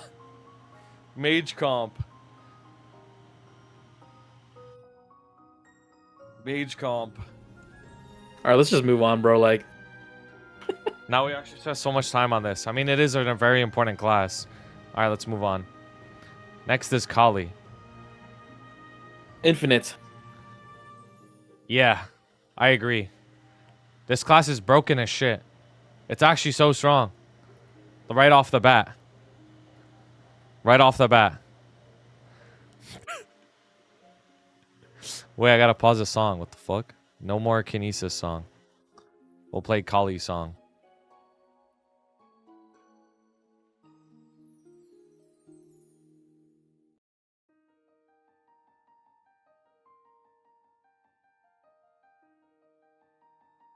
All right, anyways, so we're talking about Khali now. Let's talk about Khali's M3, M4. Khali's M3, M4 is pretty good. Like, it's like Not like the craziest FD increase, but it is a pretty solid FD increase. And then when it comes to Khali being 2 minute, why can't I fucking see it? I mean, it does get better as well too. Like it also gets stronger. So that's another thing that is up for it. Now, as of right now, Khali already does like pretty good damage, low key. And then after M3, M4, and after 2 minute change, it gets even stronger. So basically, it gets like 2 buffs in a row that makes it do even more damage. Now, here's the thing about playing Khali though, is the class does have like a higher skill ceiling than a lot of classes. So if you're somebody who doesn't want to like sweat or like learn something that deep, then I probably wouldn't recommend it. But if you're playing a class to go really far into the game, go late game, even end game, then you will be rewarded a lot by playing Khali for sure. Like without a doubt, you're going to be rewarded a lot. Which skill is Hex Sandstorm? Sandstorm's the origin. Oh. Mm-hmm. It is very fun. It's very well designed. Like the aesthetics are really good. I mean, this is a crazy mention. Like I might have to put it in Rage for this too. But the Khali lore is really good. If you're into role playing, this is a good class to role play with. Straight up.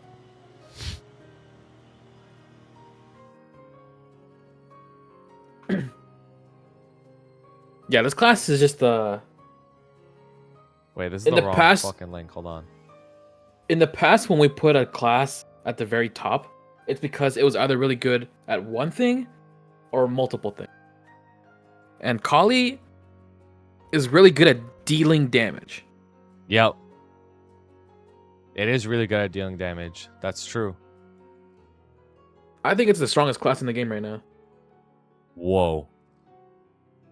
What do we think about that? The kit is really good. I don't know about insane though. Like it has good movement, has good super stance, has good like cooldown hat and CD skip synergy. I think the reason why people aren't aware of the fact that it's the strongest class in the game because there's not much representation of it in Chronos. Yep. And I'm going to be honest, there's probably no good Khali player in Chronos or in GMS. I take offense to that actually. Like a good enough Khali player to really showcase like how fucking crazy this class is. I don't think there's anyone at that level yet. Like I don't even know if there's anyone at that level in KMS. Because if you actually play Khali and you know how micro this class is, with constantly short dashing cancel and keeping track of what skills you're CD skipping too. Like there's a Khali player on the Twin stream not too long ago that was like showcasing like their X slot solo or whatever, and they would sometimes mess up their it's one skill that kicks you backwards and it shoots out a disc. Yeah. I know They what would you're sometimes talking mess about. up that cancel because they did it too slow. Like even something as small as that, it adds up over like a 20-minute, 30-minute fight. The thing is though, like if the class really is that hard to play perfectly, like should we look at it at its max potential or like what realistically Yes, because people are doing? Even the people that are not that good at the class yet, they're still pumping out a fuck ton of damage. I see.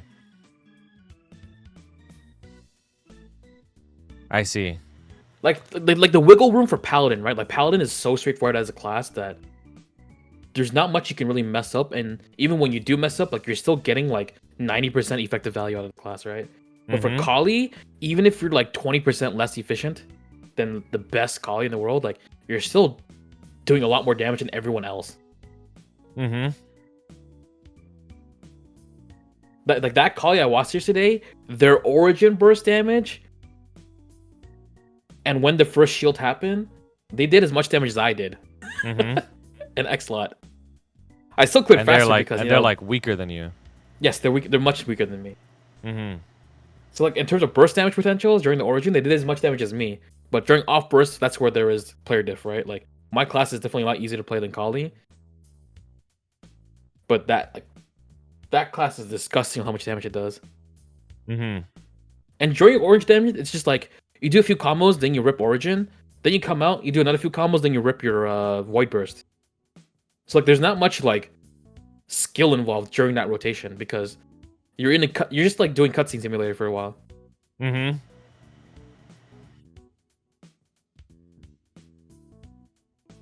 Yeah, Khali does have cooldown hat. That's right. Okay, so we would put this in infinite. You know what's also interesting about Khali is it's a -4 cooldown hat. Right?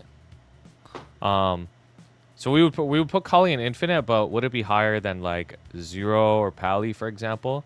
Because this is like a DPS slot class, right? Like it doesn't offer support.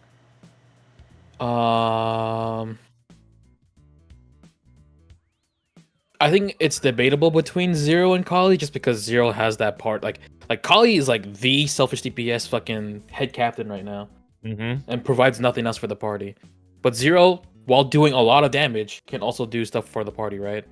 So I guess in situations where like Zero probably still on average is a better performing class to have in a party than Khali. Yeah. Because Zero has the special property of allowing your party members to have more uptime. Right? Like it influences your party to do better, whereas Khali is just like you could argue that they do so much damage they make up for the fact that other party members are doing bad. Mm-hmm. If that was something that was relevant.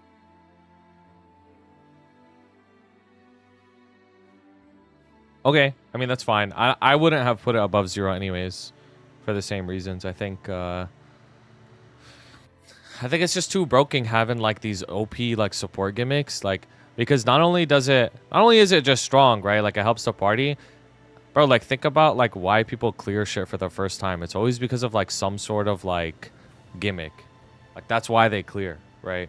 First clear shit. It's because of like shit like that, like Zero or like FD stacking back in the day. Like, that shit's just so broken. And Zero's strong as fuck, too, so. Alright, we're good with this? Yeah, I'm good with leaving it there. Alright, Kaiser next.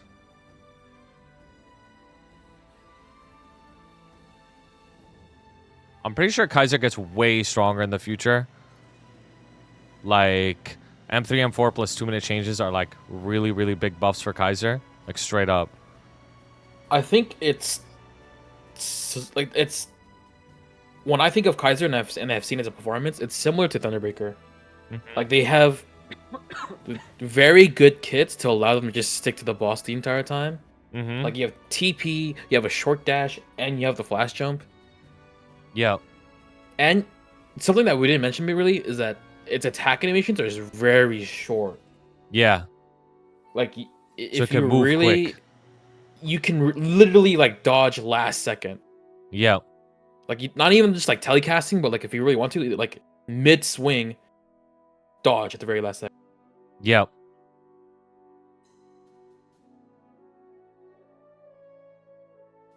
I think this class is definitely above average. No, 100%. The Kaiser players that I know are like super, super hyped for the upcoming changes because they're getting way, way, way stronger, like straight up. And like you mentioned, because it has a really good teleport, because it has really good low delay on its classes, it makes its uptime super, super high. So if you want to play like a selfish DPS class, very DPS, like consistent damage, Kaiser's one of the best options in the future, like straight up. As crazy as that sounds. Also, if you think its animations are ugly, like it's getting animation buffs like in the future. Like they're making its animations nicer. Because trust me, I would have been the first person to say this class is ugly as fuck. But like, it's getting like reworked animation, so it's going to look pretty cool. Kind of crazy. All right, now I'm trying to think, where would I put it in above average? Like maybe right above Thunderbreaker. I think it's probably around equal. I'm not really too sure on the damage output of the Kaiser. Okay, that's fine. Like it's one of those classes where I feel like any buffs to it is also exponential, not a linear increase. In terms of performance. Yep, That makes sense. Like this class has no problem of hitting a boss the entire time. Yep.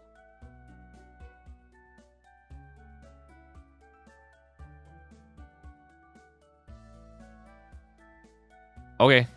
Yeah, that sounds good. All right, let's talk about... Well, I guess we could leave Kanna too.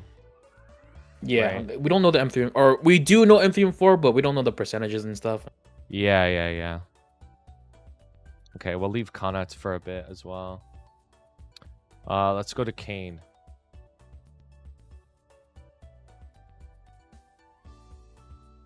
I think, from what I was told, Kain got weaker as a result, especially because its identity in terms of its damage output is tied to its origin.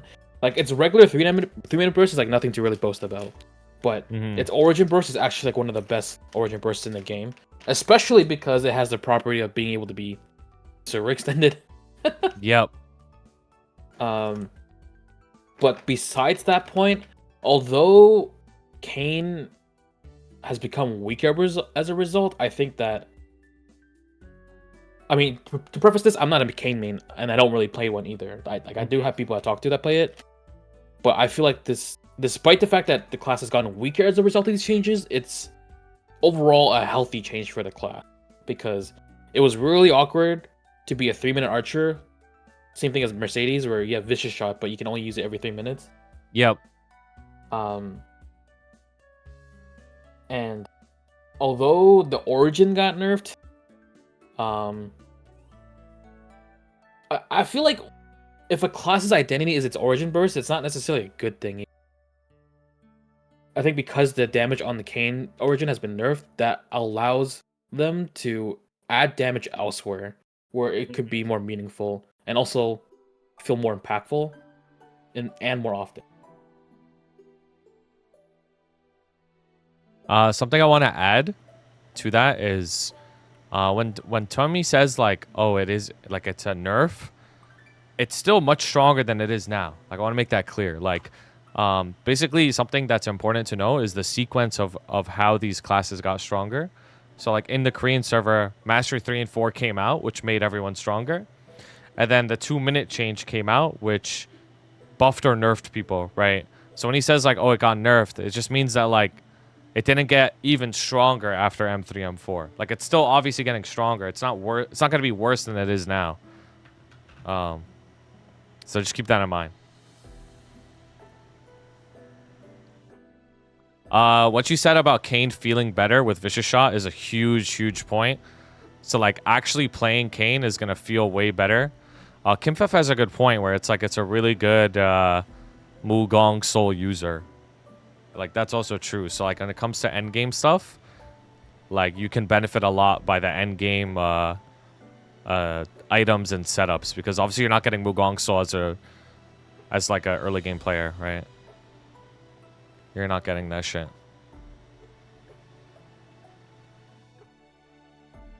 Well, level 1 Mugong, most people are getting that shit. They're not getting that early, though. Mugong Soul is a soul that you could put on your weapon. I believe gives you 10 seconds of 30% attack increase. It becomes 25 later when it's a 2-minute cooldown. But Oh, yeah. 25, okay.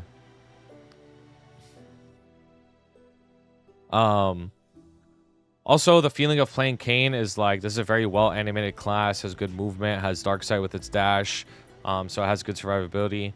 It's very edgy, so if you want to play an edgy-looking class, like with dark animations, then this is a class for you. Red and purple color scheme. Very easy to one-shot with. So the early game progression with Kain is very easy. Or, I don't want to say very easy, because that makes it sound like... That makes it sound weird. I just want to say, because you can one-shot, you're going to be able to progress faster than classes that don't one-shot properly.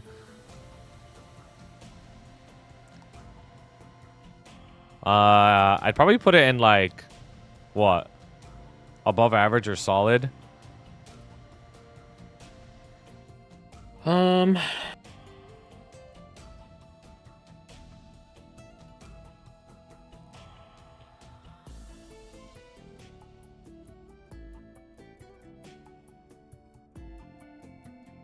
It's definitely above average. I'm trying to... because like the damage output values are kind of a bit unknown between Kaiser Thunderbreaker, right? Like, I think for sure Kain probably is better than those two. Like, I would rather have a Kain than a Kaiser and Thunderbreaker party. It's just that benefits from Archer comp. Considering that, you know, there's Wind Archer and there's Marksman that both give Sharp Eyes, I don't think Kain gives Sharp Eyes, right? No, I don't think so. Kain is also part of that selfish DPS tier list, like that group of category.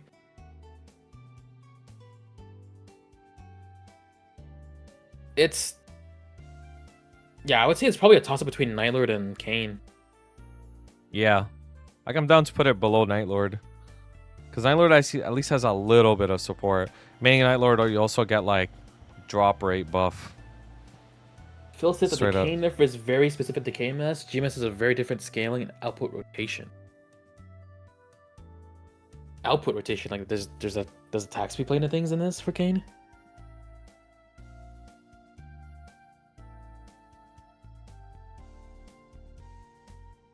The end of Kain's origin opening scene, which is an important part of the origin to KMS.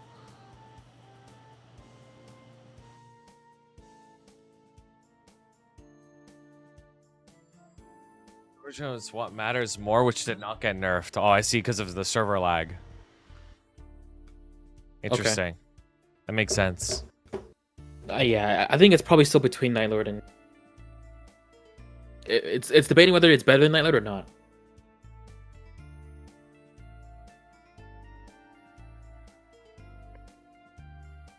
Well, when you consider both of them, right? They're both like 2-minute bursts, right? With a mini.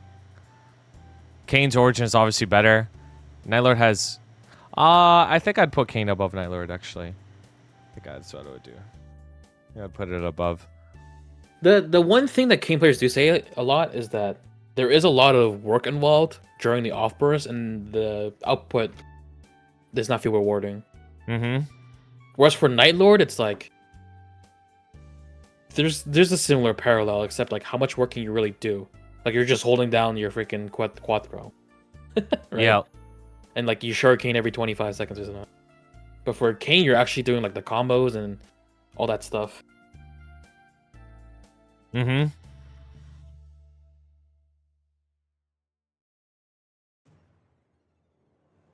okay. it's probably better than Nightlord, I would say. It has Archer comp synergy. I think it's pretty good. It just has a better kit too, I think. Yeah. Well, some people say Nightlord has the most insane kit in the game, though. But, you know. There's bigger fish in the sea. Their juices are worth the squeeze. All right, Illium. Let's move on to Illium.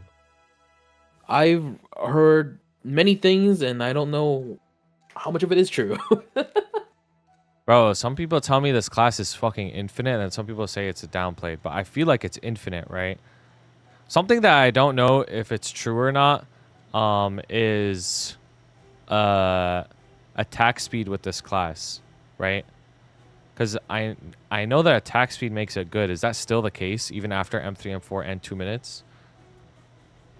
Because I thought the ball had like a set recharge time or some shit like that. Yeah, like, I heard that with KMS, they made it basically you have a static amount of wings. Wings is when like you fill up your gauge and you can go into the thingy. Yeah. Which makes lower value out of attack speed, but in turn of them doing that, they also shifted the damage around elsewhere or something like that. Oh, okay. I see. Okay, that makes sense. Illium also has party iframe. What was it called again? Crystalline Bulwark. So basically, if you don't know what that means, Illium can give your whole party invincibility for 10 seconds every time you burst. Right? So the reason why that's really good is because you can increase the uptime in all your bosses. So it goes back to what we were talking about when it comes to uptime. All these classes that create more uptime for the party, like that's an insanely strong thing about it. partnered with Illium being able to do a lot of damage, have very high uptime, is crazy. Like, all of that together is freaking crazy. Like, straight up. So this class probably is an infinite, like, straight up. Strong, very good support, easy to play. It's a class that breaks the mold. We're one of the very few classes in the game that breaks the mold, because when we mentioned earlier about how dummies is a game-breaking skill, because there's bosses that are designed aren't designed with that in mind. No boss is designed with Illium being able to just fucking play Iron Man the entire time, or for a good portion of the time. Yep. No, you're actually right. That's a good point. Illium, like, gets away with a lot of bullshit. Like, for no reason. Just because it can fly. Like, isn't that crazy? I think them making the amount of times you can enter wings static is a result of them trying to normalize the fact that Illium has as an option to just dodge a lot of things. And boss pattern. Mm-hmm.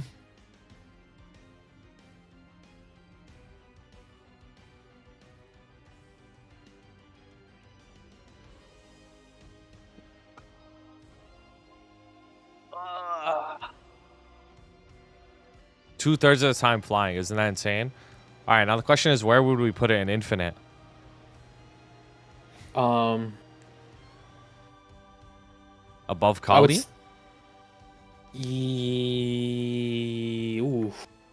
Or we're like, where in infinite?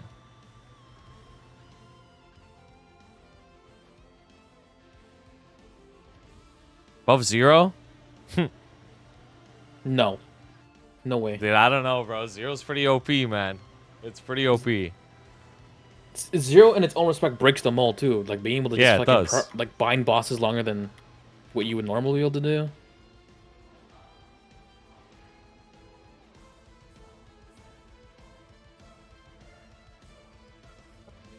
Me personally, if I had a choice between having an alien in my party or 0, I would always pick 0. Yeah, me too. I would pick the 0. 0 is like so crazy. I was thinking above Khali because it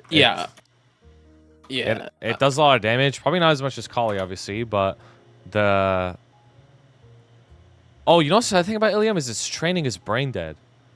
That's another thing. Yeah, that's very, very good training, even at low levels when you're progging this game. Straight up. Training mention, put it in Prage. Yeah, training mention, put it in Prage. Yep. How useful is the iframe in Limbo Baldrix? I think having a bonus 10, because you can think of the iframe like a better bind. Like, you know what I mean? Like, it's just 10 seconds of extra uptime. I think that's really, really useful, straight up.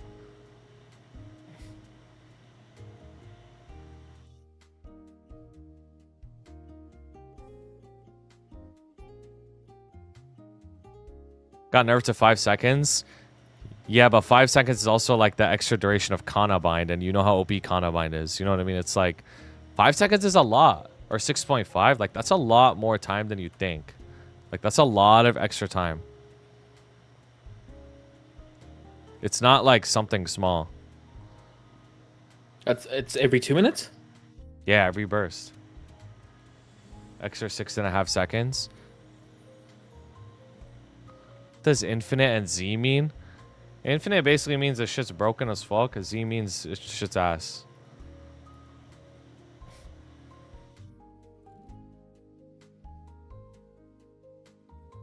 Yeah, I think where we place it is fine. We can go next. Okay. Next is Ice/Lightning Archmage. Yep, government. IL. IL. IL. Okay. Do you still play your Ice Lightning? Yeah, it does normal slime every week. That's about it. Doesn't do I anything don't really crazy. play mine anymore. I still play it.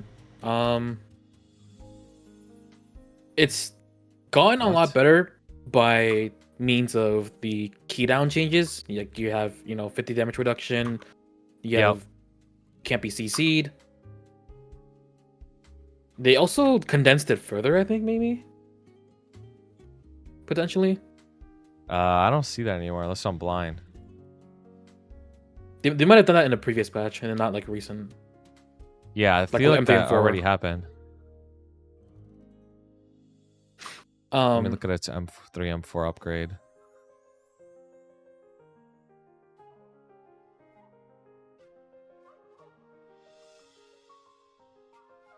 Pretty sure Ice Lightning's damage is pretty good, like straight up. It's M3, M4, decent upgrade, not like too big of a FD increase. I think it's on the lower end in terms of FD increase, actually. But the 2-minute changes, I think, are pretty good for it. It was already 2 minutes, though. Or it was like 1 minute, sort of. 1 and 2 minute. I think this is just like a solid class. Yeah, I think it's solid, too. I don't think it does anything too crazy. Like, its damage isn't, like, insane. Like, it just has, like, good enough damage to be, like, a DPS slot. Doesn't really offer much support. Like, you can make a case that its bind is slightly longer, right? And it also gives you IED. But that's, like, whatever. Yeah, it doesn't have a bad kit by any means. It's just solid.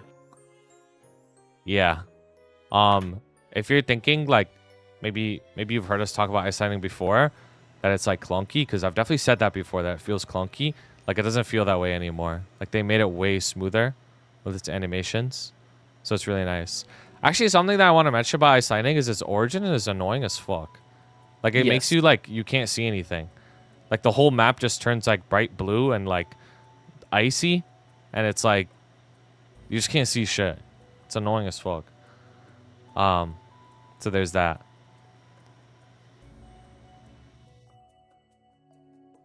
Self-CC. Yeah, I think it's just a solid class. It's just a solid class. I think it's solid. Like, it's not bad. It's just, like, middle of the pack type class. Where do we put it here? See that I'm icy? No, it's I see that I'm icy. That's the line. Alright, moving on. Hoyoung. I think it's minimum above average now. Pretty sure Hoyoung is like up infinite after 2-minute changes. Like straight up. They made it so that you can jump cast everything now, which was something that I found really annoying. Deal. That's a big deal on Hoyoung. Yeah, like ground wave, like whatever, like being when you were just like perma stuck on the ground casting that thing, it just felt so bad. Like, but now that you jump cast during stuff, it's like super nice. That's really cool. You know, there's buff sequence, so that's somewhat relevant, but not entirely relevant, I believe. I don't know if it works on the Hoyoung summons. There's a lot of Hoyoung summons. No, that doesn't. But it's still basically like it helps everyone, but not everyone equally. Like some classes just got way better with it, and some classes just got a little bit better. Hoyoung gets a big increase from M3 and 4 plus 2-minute. Like it's like one of the biggest power increases in the game. Yes. Straight up.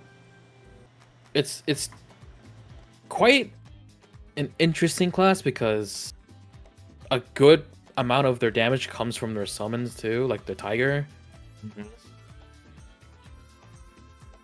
I don't know if they ever touched the tiger duration. Like, did that ever get condensed at all? Found your weak point. Or is it still like however long it lasts? Yeah, it got condensed. It goes good. from 1 minute to like 40 seconds. Oh, that's still not that much better, but something. Yeah, I mean, all of its shit got condensed from the 2-minute change. Cooldown decrease. No. We know like the cooldown decrease. It's just like, just want to know the duration. The tiger's name is Phil. Yes. So because Hoyoung can use its moves mid-air, like, obviously a lot of classes got this, but the reason why it's such a big deal on Hoyoung is because so much of its damage is from like those skills, like Earth-Shattering Wave and Resetting Cudgel and shit like that. Cudgel could already be used in the air though, so it's actually a pretty good damage increase because Hoyoung actually has a lot of air time, surprisingly. Like, you may not realize it. With its floating and with its upward fire dash skill. Like, all of a sudden you can actually attack in the air instead of having to be grounded to attack. Which actually helps a lot. Yeah, this class is damage has definitely gone better, but it's also a class that you still have to work for your damage. It's not just like 100%. it's not just like Paladin where you just keep swinging your hammer and you're chilling. Like you still have to put in a lot of work. 100%. Thing with Hoyoung though is it pretty much is the selfish DPS slot. I think it only offers a little bit of support with the degeneration. I think it's 20 boss or 20 ID, one or the other. I think it's ID. It's IED, and also they have like a 11-second bind or some shit like that. Yeah. So it's like a tiny bit of support, but it's mostly a selfish DPS slot. So because it's a selfish DPS slot, but the DPS is really good, I think it's got to be above average. Doesn't benefit from like specific party comps. So it's probably like in the middle of above average, maybe like above Night Lord or right under Night Lord or something like that. That's where I would put it. Oh, Hoyoung is really, really easy to one-shot with. So early game training, you're up infinite.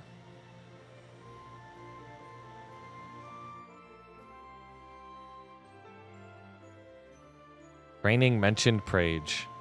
Yep. Yeah, I'm not sure where I would place Hoyoung.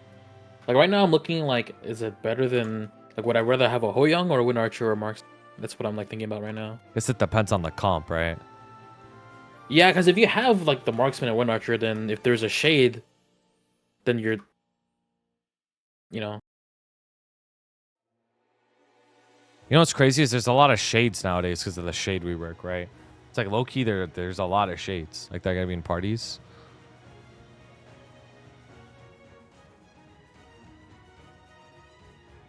Its damage is a little bit varied though on Hoyoung, like Because of control resets.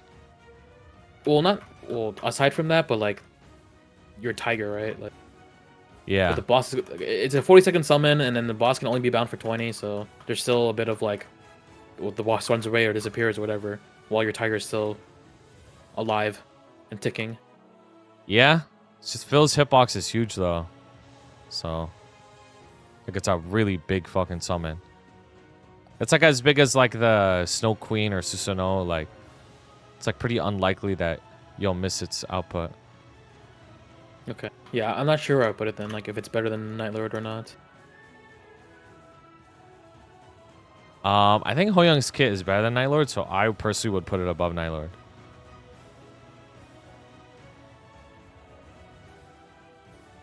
Okay. Because there's, I mean, the setup on Hoyoung is also a lot more annoying. They made it as way well. easier. They made it way easier. They made it so that your skill that gives you your gauge back is just instant. Like you just get insta full gauge for like a certain amount of time. So it's like really easy.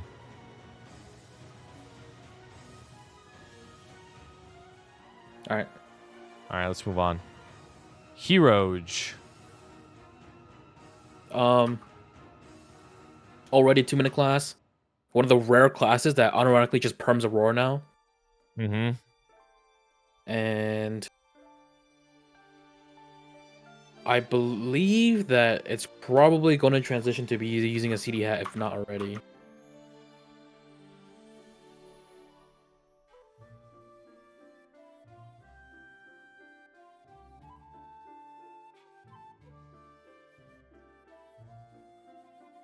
Hero's another class that also got a lot stronger after M3, M4, and 2-minute changes. Like M3, M4 increase, and then 2-minute changes also is another increase. So it's not one of those classes that like M3, M4, and then 2-minute got worse. Like it didn't go up and down. It's just like went up and up. Hero got some crazy quality of life too. Like, you know the targeted dash? Yeah. You can just there's doesn't have to be a target anymore. Yeah, that shit's good. Also, they changed the origin a bit for Hero. It procs instinctual combo at a fourth of the potency or some shit. Mm-hmm. That. So it feels less bad. Yeah. I don't know how big that buff was, but it's something. There's also yeah, I just checked. Hero is a cooldown hat class.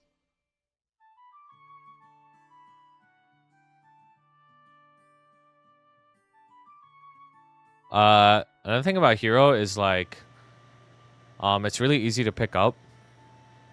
Like, a lot of people can play it and get really good performance out of it. It's easy to one-shot with because your bombing skill is also your bossing skill, which means it does a lot of damage. I would say that hero's, like, boring, I guess. So if you want to play something that requires you to have, like, a really high skill ceiling or something, like, very fun, I guess. Or not fun. That's the wrong word.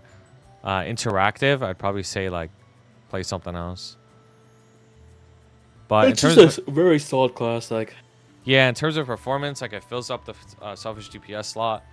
It's definitely gonna do a bunch of damage. Like, you're not gonna have to worry about, like, you're doing literally 0 fucking damage. So, like, you can prog everything with it perfectly fine. I don't actually know where I would want to put this. I put it, like, right above PF.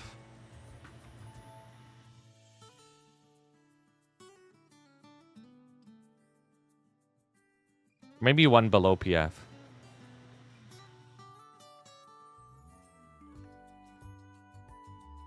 Damn.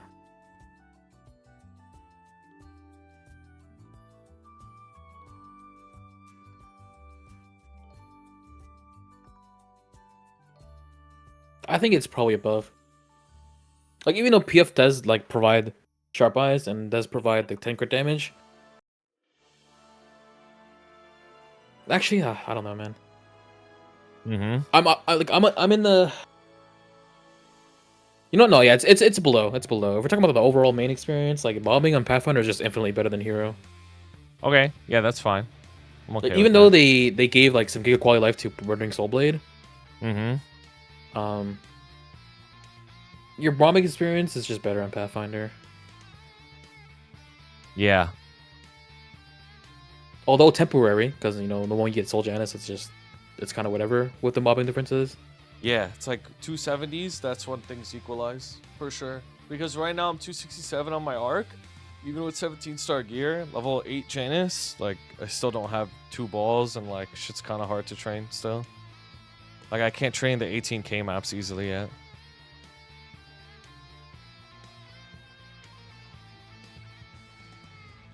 Alright, let's continue.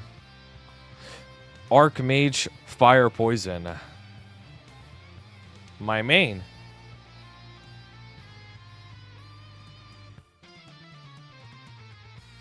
Dude, the potential, bro, if we made this video a week ago or like About a a few week days ago, the potential for this class would have been fucking crazy. Because we thought that Erda Link would give more cooldown. Yeah.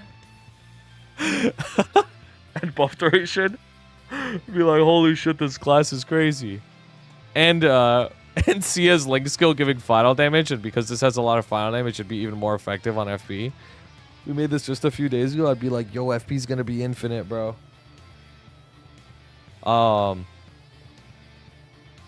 Okay, so Fire Poison. So first I'm gonna talk about what's it like playing Fire Poison.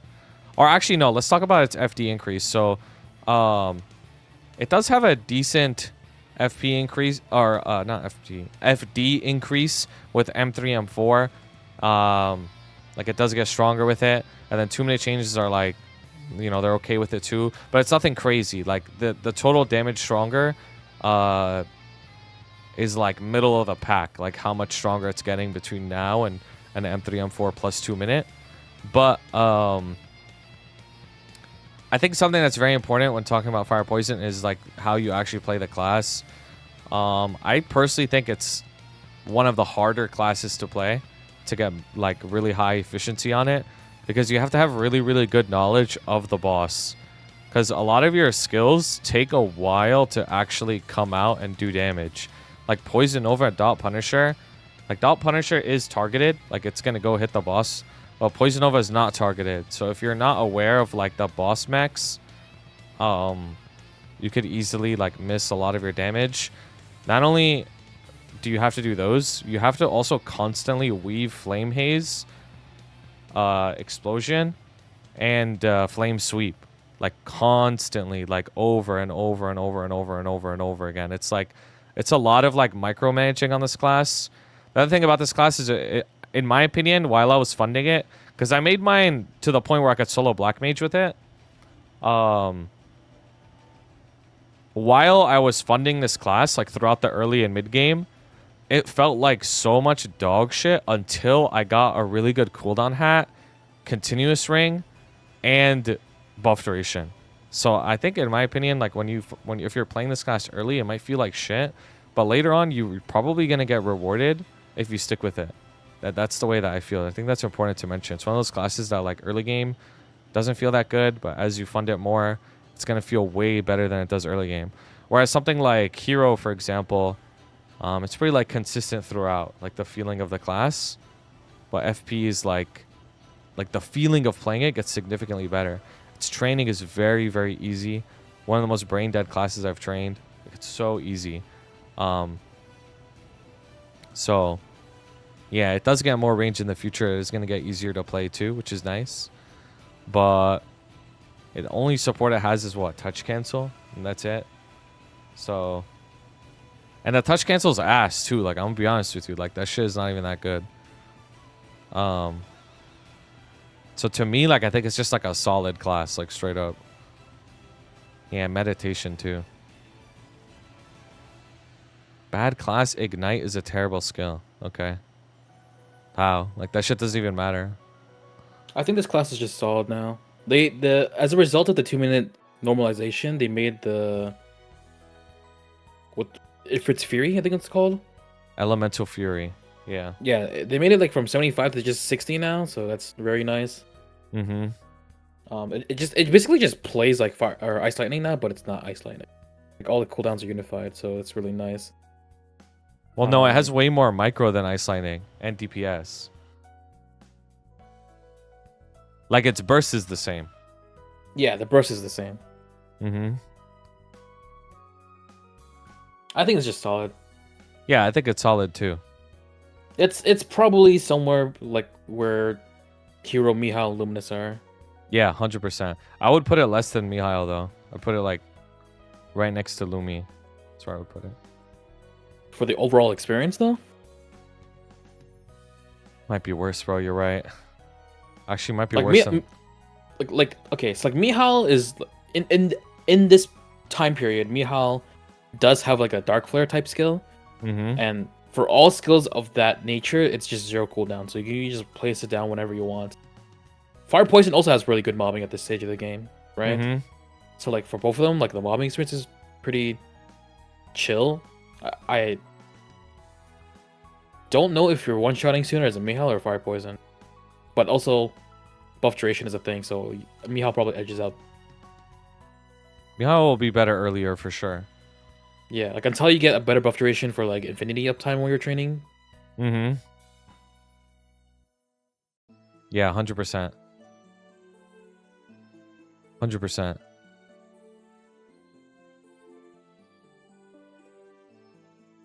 The other thing about FP training is it actually changes a lot based off of your cooldown hat. Because if you have a cooldown hat, you could use Poison Chain every other wave. And Poison Chain can clear like 2 waves if you like time it right. That's the one that it spreads, right? That skill is broken as shit for mobbing. And if you have a cooldown hat, you can use it like really, really effectively. If you don't, it's gonna be 3 waves, which it won't last for, which is really annoying. FP does have really good Janus, value. But yeah, either way, it's solid. Like it's middle of the pack for sure. I also want to mention, like, I don't know if you would agree with me on this, but I think Infinity or buff duration is more important on FP than the other two. Like, it's obviously very important on all of them. But I think because FP's damage curve is like closer to a line than the others, it's more important to have Infinity up like all the time. Whereas like when you're doing like early game prog or mid game prog on like IL, for example, like you just need Infinity during your burst mostly, and then you'll be fine. Or you'll get more efficiency than having low Infinity on FP. Yeah. Yeah. I don't disagree with that. Yeah. mostly an early game issue. I mean, we're just talking about everything, you know, like early game experience, end game, all that shit. We're just talking about everything. So whatever comes to mind when we're talking about these classes. Oh, you know what's another thing about FP is it really feels like shit before you get your masteries because flame sweep is so small. Once you get the mastery version, it's just so much bigger and feels better. All right, let's continue. Avenger. Yo, this class is like the hot topic. It's like the new like Nightwalker, the way that people talk about Evan. Like straight up.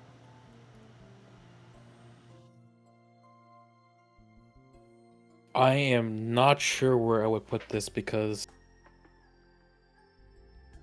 it's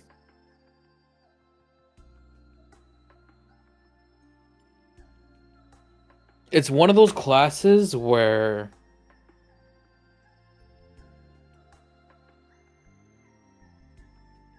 how do I explain this? The level of skill expression in this class is so crazy that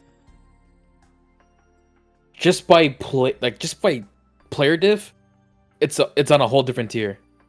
Yeah, straight up. Whether you're ass or you're decent or you're really good, it'll be completely different on Evan. Because if you're ass on Evan, you can literally just miss your whole burst. Right? Like you just won't do any damage. And that's just the burst, right? Like there's obviously the whole DPS part of it, but there's a whole difference. And then if you're decent at Evan, like you can hit your burst and everything, but maybe you won't know how to like weave you might not know how to weave your DPS in properly. And then the people that are really good will be doing everything all at once. Crazy like APM and micro. Is it harder than Khali or Cadena? I think it's as hard as Khali. I think Khali and Evan are of the same tier of like like true mastery of each class is crazy. Because I believe Evan still uses CD skip because the whole idea of CD skip is that if you can CD skip your fusion combos, they shifted towards the FD towards the first half of the whole skill, right? So because of that, like you would cancel your fusions early and start the next fusion earlier because more of the damage is up front rather than towards the later end of the skill duration.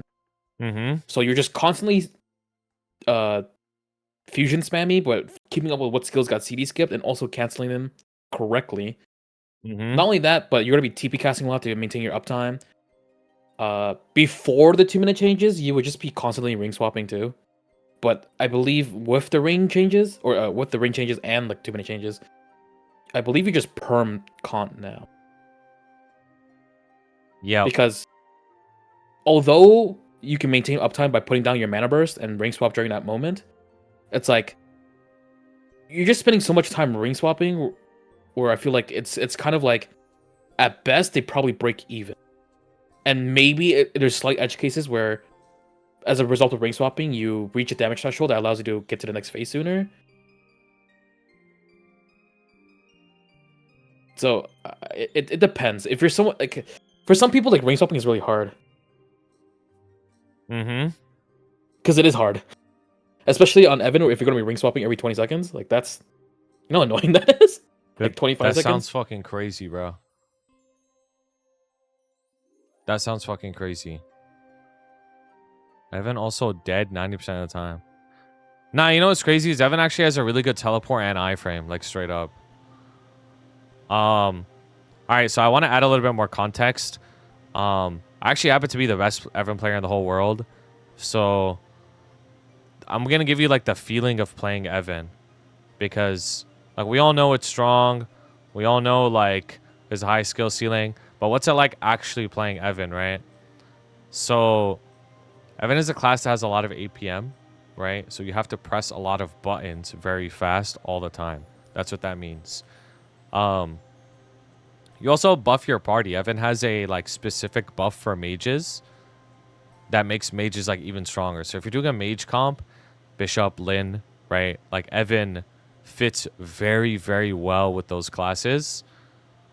So there's that. So if you're somebody who doesn't like pressing a lot of buttons very fast, you shouldn't play Evan. Straight up. This is also not one of those classes that like, oh, I'll just play it as a casual and still feel really strong. Like, no, it's just not gonna work. You should play something else that like Bowmaster, where you'll feel really strong and you can play it casually. I just wanted to also add that.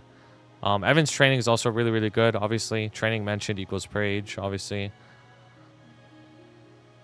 From its M3 M4 plus 2-minute changes, it's one of the biggest FD increases. Yes, it does use a cooldown hat. It's one of the biggest FD increases for all the classes. Like, it gets huge FD from M3 M4 and 2-minute changes. So that's really nice too. So it's getting a massive buff moving forward. So if I were to put Evan, like, I'd probably say it's an infinite, similarly to like why, you know, Khali's an infinite, right? Like, it's like really strong, but hard to play. But because it has really good damage, because it has good mage comp support, it has to be an infinite, right? Yeah, if you're making a mage party, I mean, mage. The whole concept of mage party is because of Evan. Yeah. And that shit's perma. It's perma what? 10 FD to the mages? Yes. Or yeah. It's perma. Like, it's not like shade split or anything. Like, it's crazy.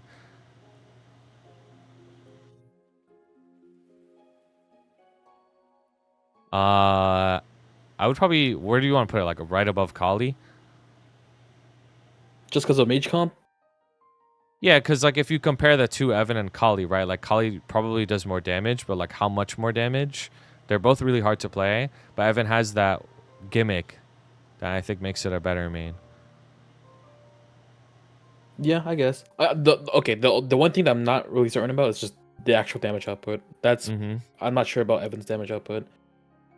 I mean, I know its it's damage not output, bad. it's really good for sure. Like it's, like you could say Khali's stronger, but I don't think it's that much stronger. Okay, that's surprising. Yeah, this class is strong as shit. I think its origin is ugly though. Just want to point that out.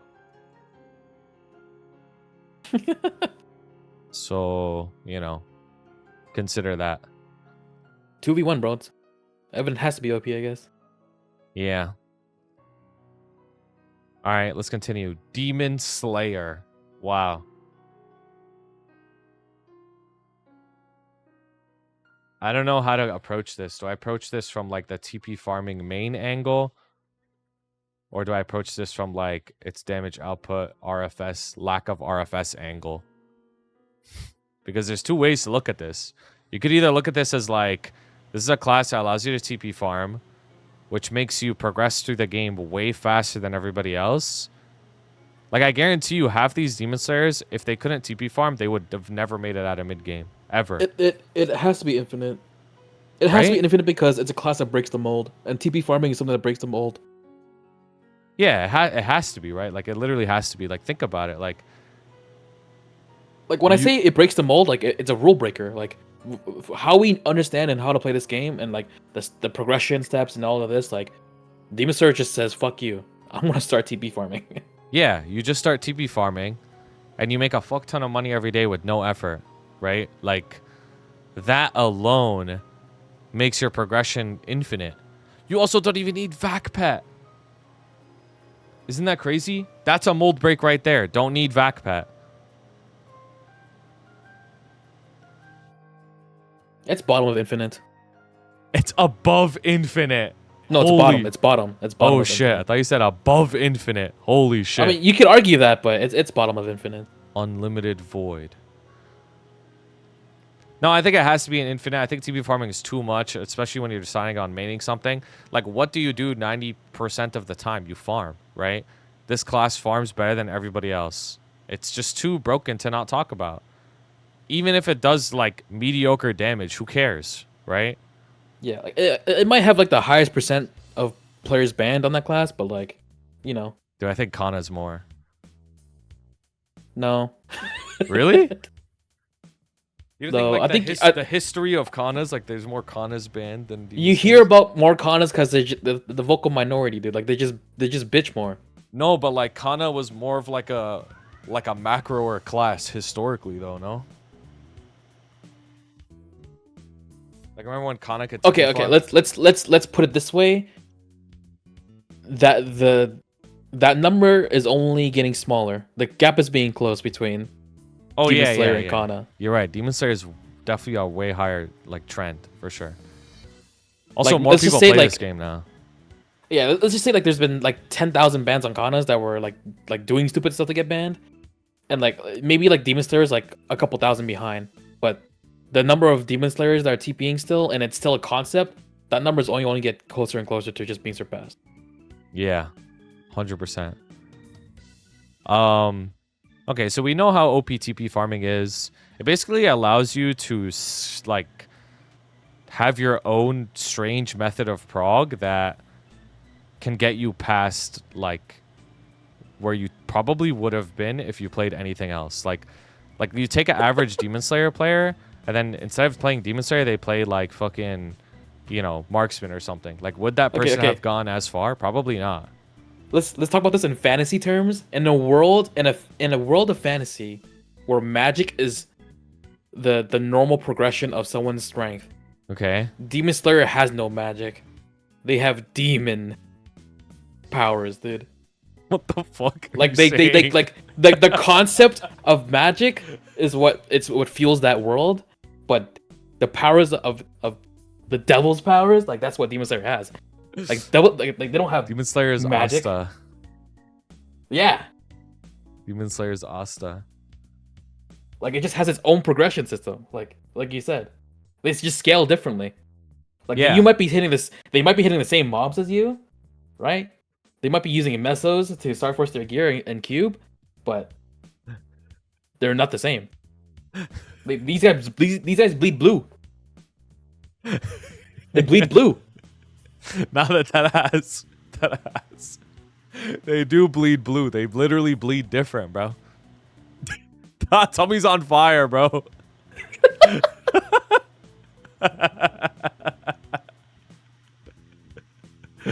No, this shit's crazy, bro.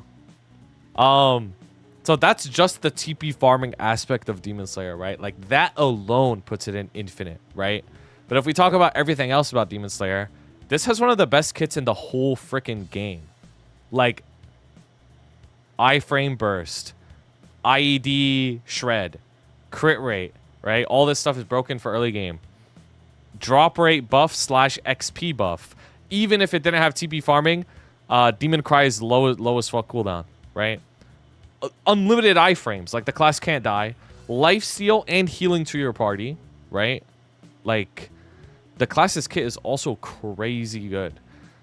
Sure, like M3, M4, after 2-minute changes, it's gonna be nowhere near as strong, right? In terms of like just raw damage output. But honestly, it doesn't really matter. Like, yeah, Glide too. Because at the end of the day, how this game works in terms of like damage is it only really matters in the end game. Like everything else before the end game, you just go through the standard progression route, 22 starring your gear, 3 lining, getting good flames, getting Oz rings, getting fams. That's going to make you clear like almost everything alone. So like doesn't on any class. So this shit is just infinite, like straight up.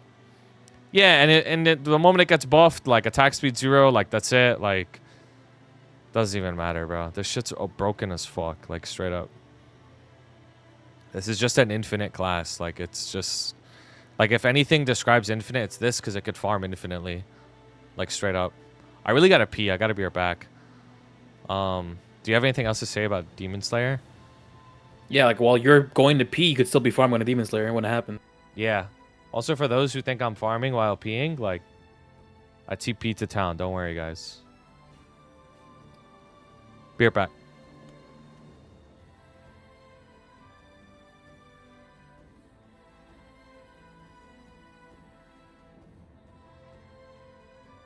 Anyways,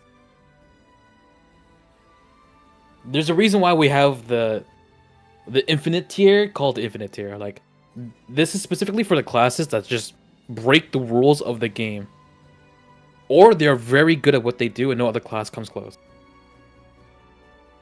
Like for Zero, for example, like Zero does a fuck ton of damage, and one of the whatchamacallit, one of the things that Zero's very good at, and not very many classes can even replicate, is they can bind the boss for a long time.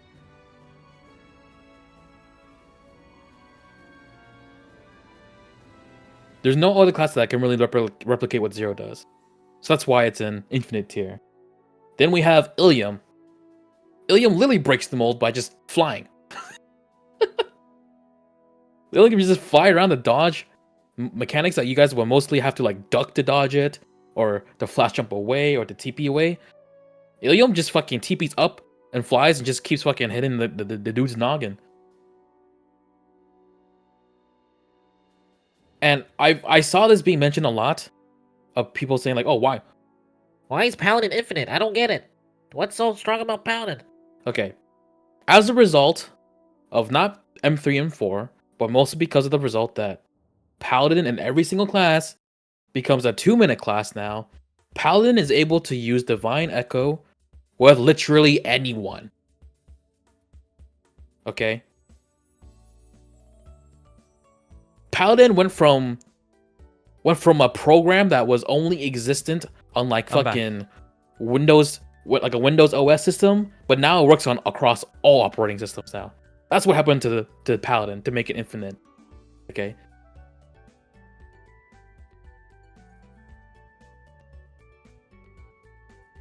Yo, if you want to know everything about Paladin, like go back in the YouTube video when we talk about it. We can't go back and like fucking explain shit a million times, okay? All good though. All good.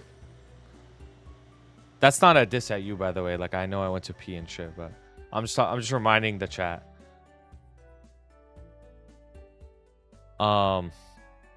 Anyways, let's continue. So let's go to Demon Avenger. Infinite still. Yeah, that has. This These guy also demons bleeds blue. blue. Yeah. Literally. They bleed blue. That's how this guy does damage. He's just bleeding. Yeah. Vlad.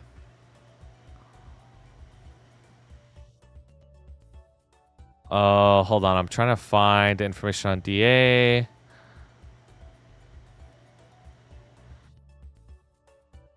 So I'm pretty sure Demon Avenger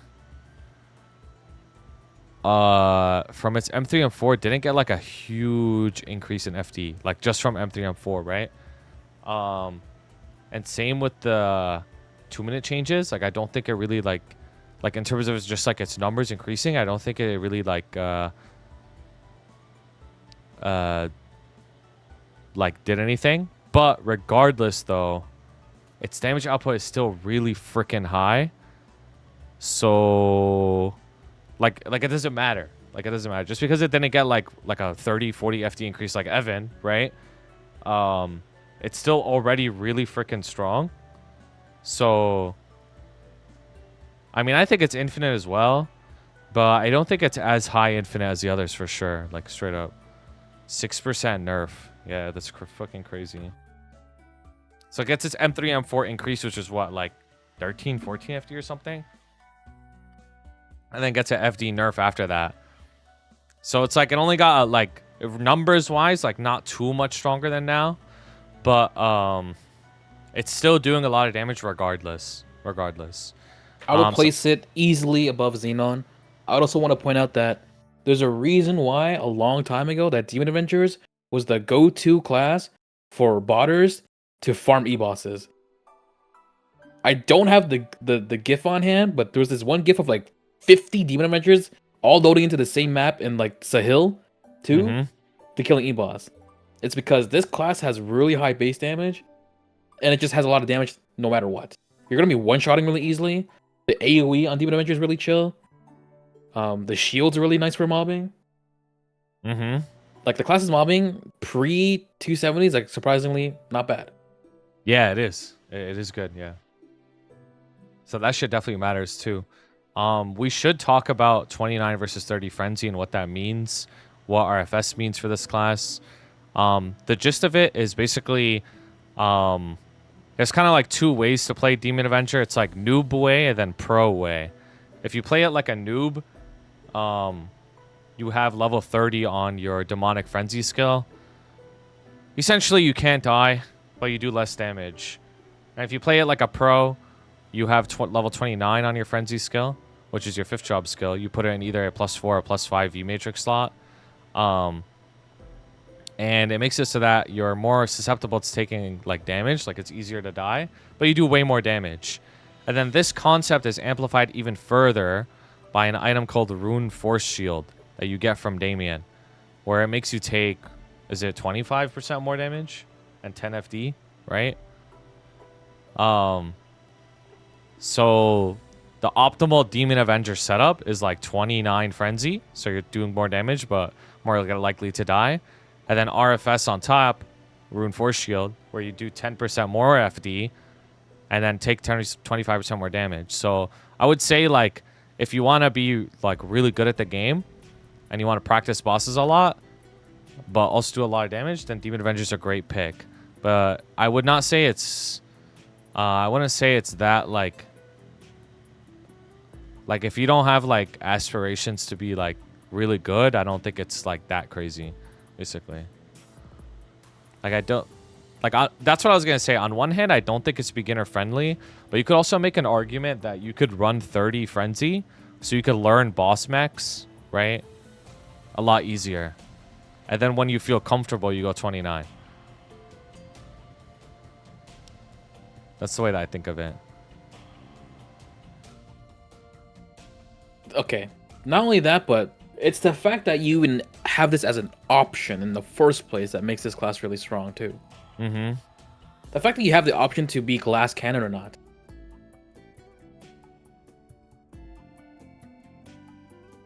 Yeah. No, it's not Hexa. It's a 5th job skill called Demonic Frenzy. You either put in a +4 or +5 V matrix enhanced slot.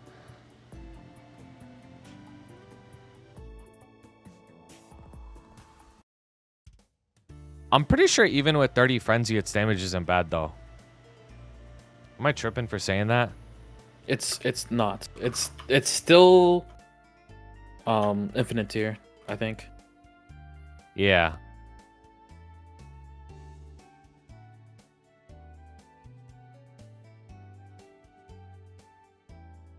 See.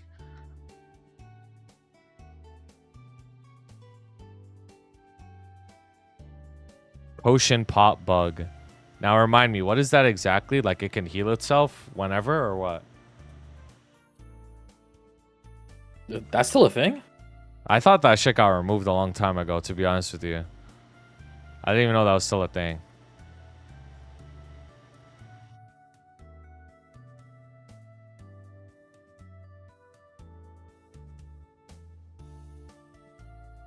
Because what was the other class? What were... Because didn't people abuse that in Saren P2, right? And Sunset? Yeah. And then, like, I mean, not long after that, it got, like, fixed or something? No, it would randomly work again, and sometimes, like, it would be sporadic. Like, some patches it's actually fixed, and other patches it just randomly starts working again. And then for Demon Fury, too. Yeah, it doesn't work for Demon Fury anymore. That got fixed. I see.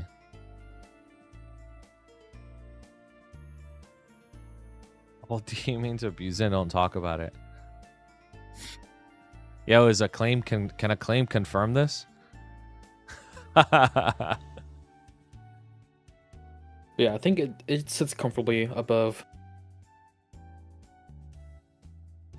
Xenon. Oh, it has it in their FAQ. Okay, that's fine.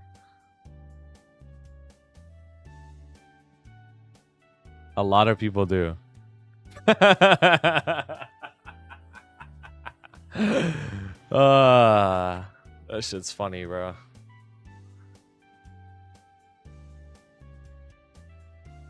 All right, let's go. Let's continue next class. What's next? Dawn Warrior. This is a good one.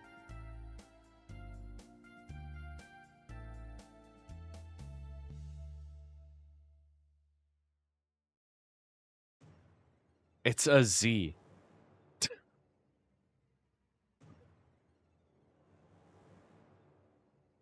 Oh wait, no. What is it? What is it in KMS? Soul Master, right? Mm-hmm. Soul Master. Solma. Solma. So I'm pretty sure this class right now is like not that crazy, but with the 2-minute change, it gets a lot better, right? Like with the 2-minute, so. I think with the 2-minute and M3, M4, it has a huge FD increase, like straight up. Like it's one of the bigger FD increases with those two combined. I'm not saying it's OP, but it's definitely gonna get way, way, way better than it is now. This class definitely abuses attack speed 0 because of Rift of Damnation, right? Like you get way more swings in, so it's really, really good in that sense. This shit going from 2-minute or 3 minutes, 2 minutes is so huge for it though. Like it's so huge for it though. Cause like the duration goes from 40 seconds to 30 seconds, but the cooldown goes from 180 to 120. So it's not an equal percentage decrease from cooldown than duration, right? So you're effectively getting higher duration, right? Or am I stupid as fuck? Because it's a 33% cooldown reduction, but a 25% duration decrease, right? So it's like, it's net positive. It's net positive. So like, that's actually huge. Like, that's really big. Does this skill lag? Any Dawn Warriors know? Does this like get extended? It can delay? Okay, so that's even better then. That means like, you get a good delay, it's only like a 5-second decrease or something, right?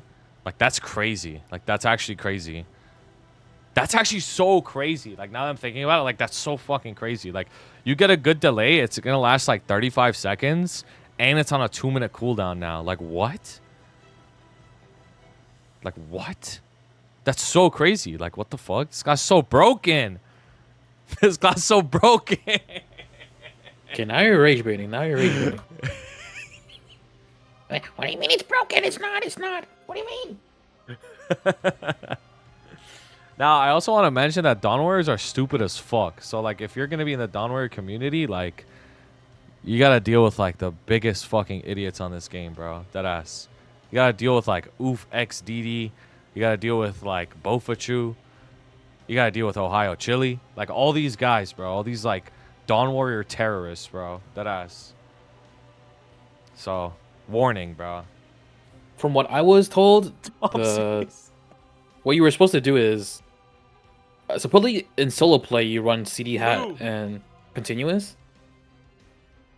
But in party play you would go stat hat and roar, I believe. I'm not sure what changed for that to be true.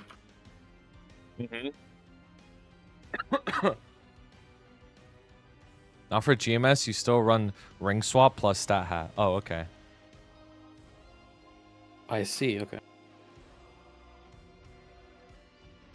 Yo, Soul Eclipse, this one's pretty interesting because the duration got cut in half.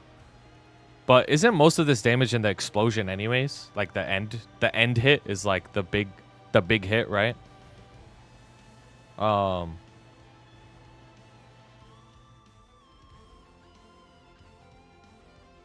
But then the damage didn't get cut in half though. So I think it's all up.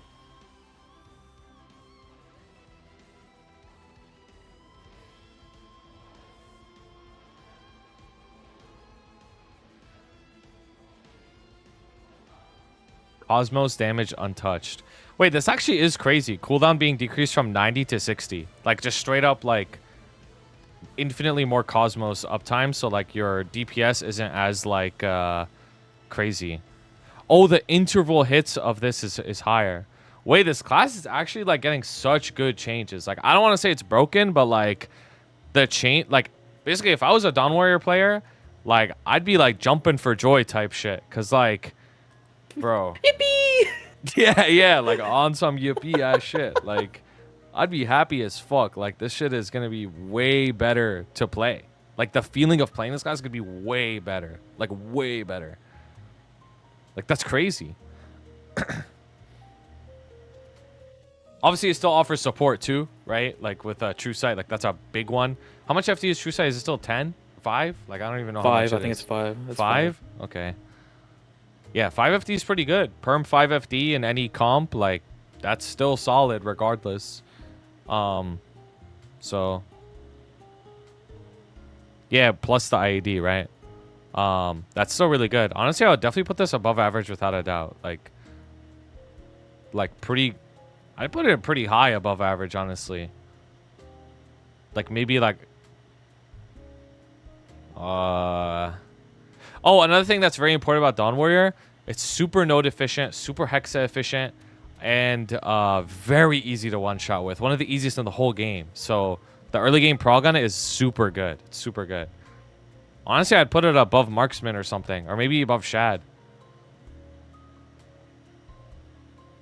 Like straight up.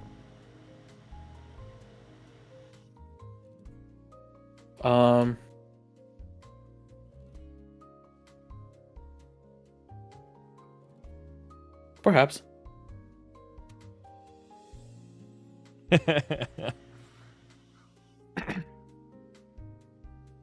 Probably, because it's just like perm uptime for the FD buff. Yeah, that's what I'm thinking.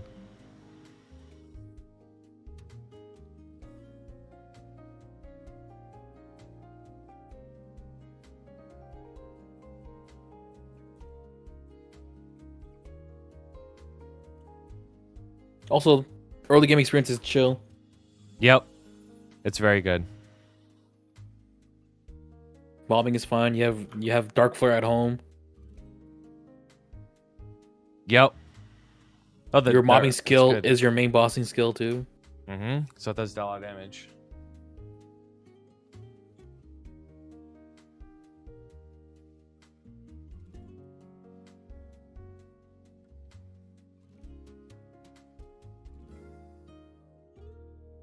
Goes above average, to be honest. Shut up, bro.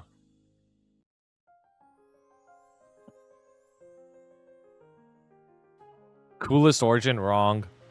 Literally all of these origins by Hayato, Kanna, Lynn, Motion, Sia are better than Dawn Warriors.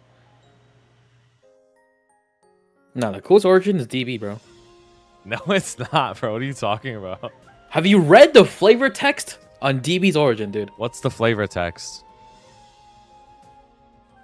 The god of hellfire descends into your sword, transforming it into a karma blade.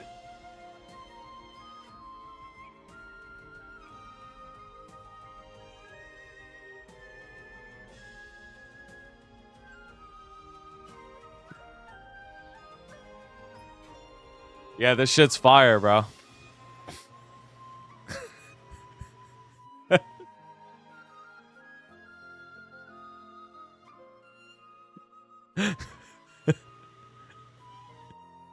I ain't gonna lie, like I don't know that about that origin. Like that is pretty chills. I'm not gonna lie.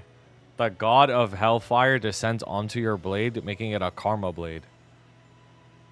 Where does it say that? Like, is that on the origin? Like in the animation? Like, is it like when the Ashra like spreads behind you or something?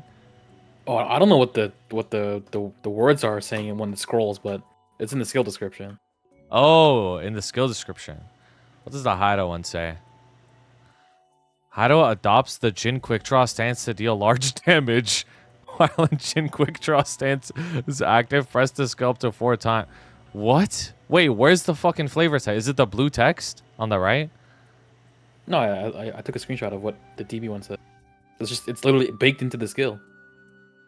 What the hell? Why did you get that? Mine is so sorry. That shit doesn't say anything.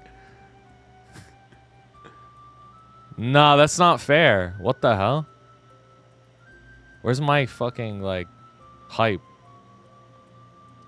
Releases the maximum amount of sword energy required to materialize the blade god. Nah, chills. Imbued with the power of the morning moon, quickly charges towards and slashes various enemies. Okay, bro. Let's focus back on the tier list. Okay. Anyways, what were we doing? Dawn Warrior. Above average. I think it's above Shad. Right here.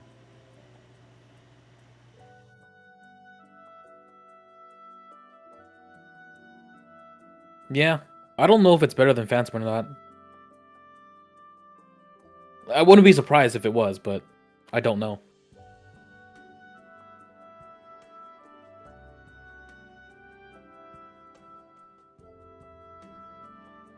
You know, Okay. actually, no, it is. The more I Yeah. think about it, like I totally forgot about the fact that fucking Phantom is menu story. Like, imagine you start playing Forgot about Phantom, that too. you gotta find the motherfuckers to steal the skill from to start mobbing. It can't be too bad, no? Not Like, that bad. I still did see people like join Discord servers asking for like, hey, any dual blades online so I can steal fit like Final. Dude, you're right. You're right. That is pretty bad. Low-key. Imagine doing that in Hyperion.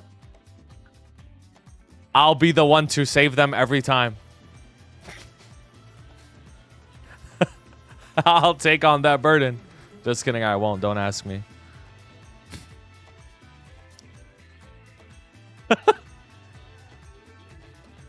All right, move on. Let's go. All right, let's go. We're almost done. We're actually like almost there. All good. All right, let's talk about Dark Knight. Get to the Juma. What? Nah, real Kobe heads know what I'm talking about.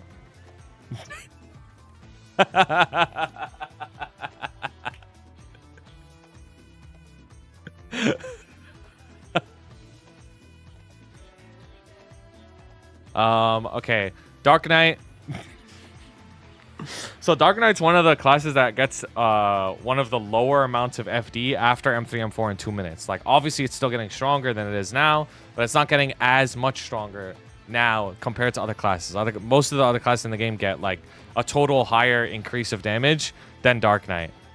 So keep that in mind. So like, you know, obviously you're getting stronger, but it's not like it's going to be like this big fucking game-breaking change for you.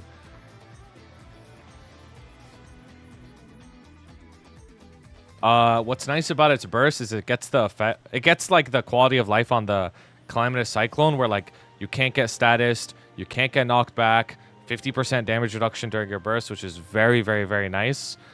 So keep that in mind. Like, that's cool too.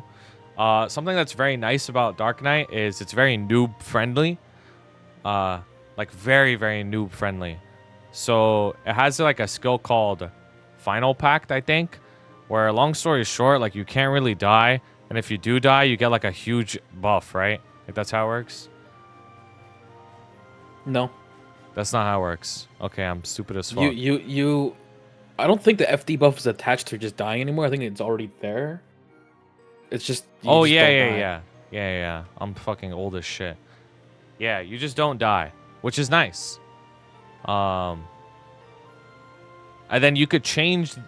There's like 3 different versions based off the cooldown and iframe, right? Yeah, there's 3 different versions, but after everything became 2-minute, the 3rd version literally does nothing.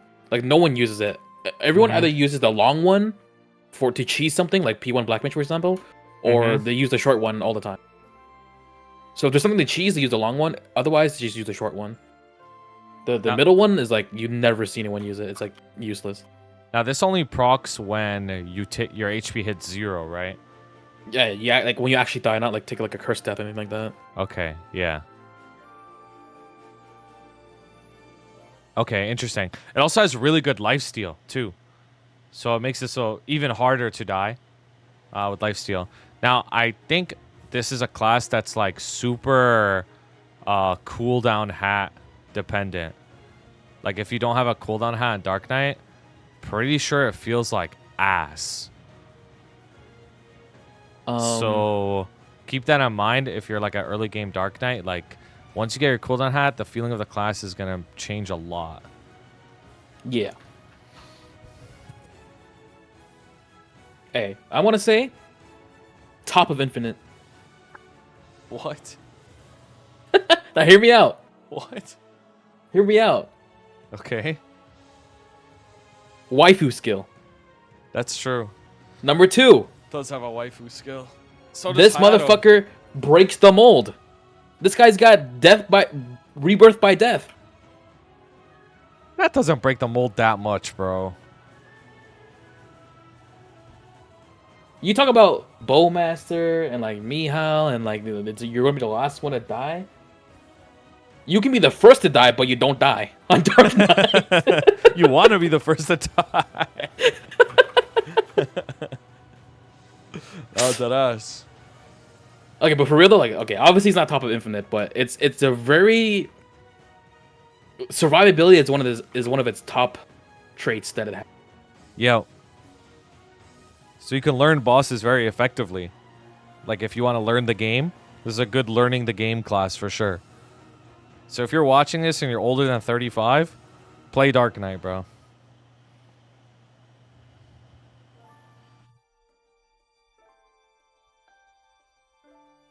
Like why 35? Like why not like 50?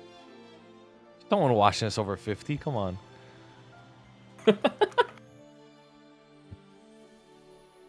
Anyone who's above 50 and you watch this point of the video and he said that, dislike the video. If you dislike every dislike I get, I will cry 1 tear. So don't dislike the video.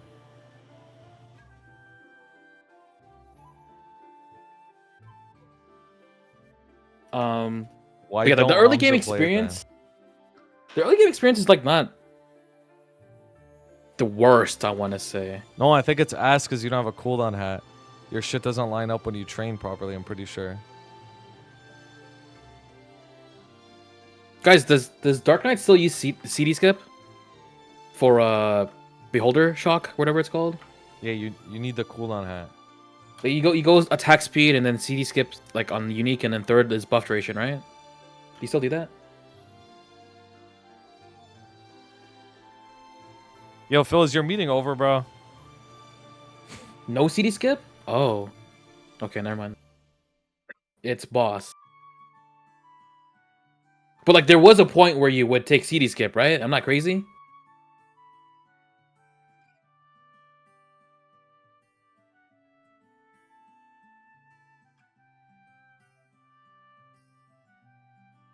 I use CD skip. I don't care what y'all say.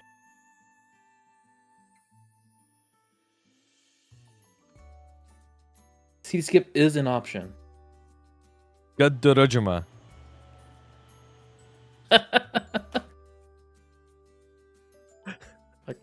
Okay, bro.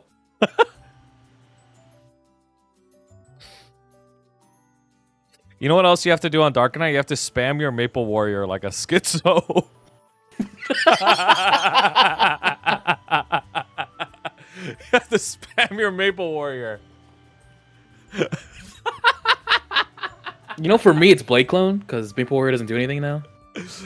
I still be spamming my Maple Warrior. Like, that's my bud, too.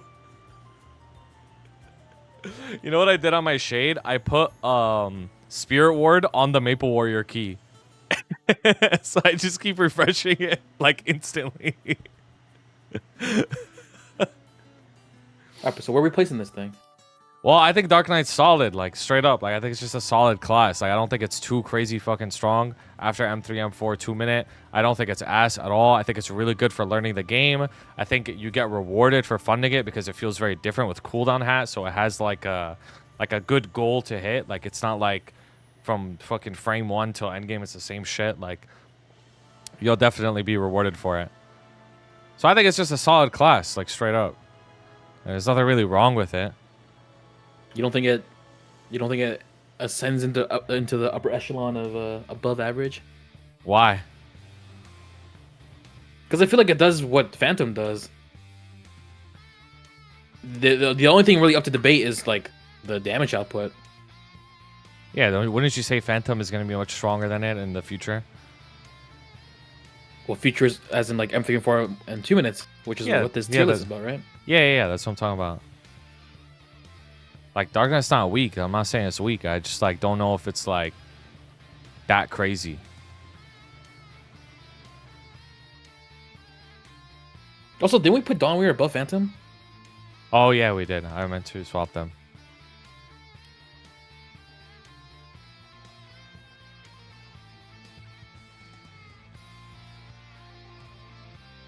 I feel like Dark Knight's like better than Phantom. They Dark require Knight's the better same than amount of Phantom. yeah, they require the same amount of resources. Like you also want buff duration in the IA Mm-hmm. for Phantom because of Final Cut. Mm-hmm.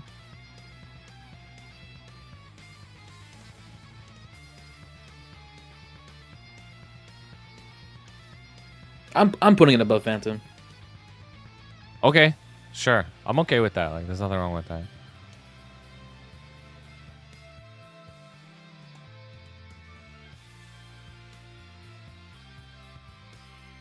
Dark could possibly get more waifu skills. That's true. It could. I hope it does. You know, I'll put it above Phantom for the waifu, bro. Fuck it. Yeah, isn't one alive still? Oh. My bad. For Aria. For Aria. Found your weak point. Don't get careless. Anyways, for Aria. Let's continue to Corsair. Death Trigger.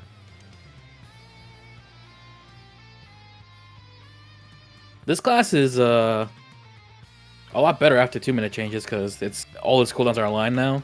Yep. It had like really random ass cooldowns before.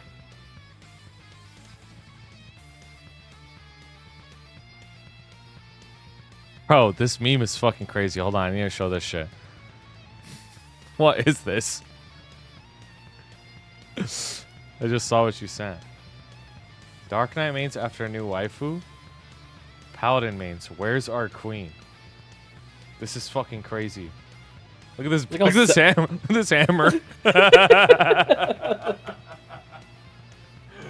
Bro, what the fuck is this? This hammer's so sad.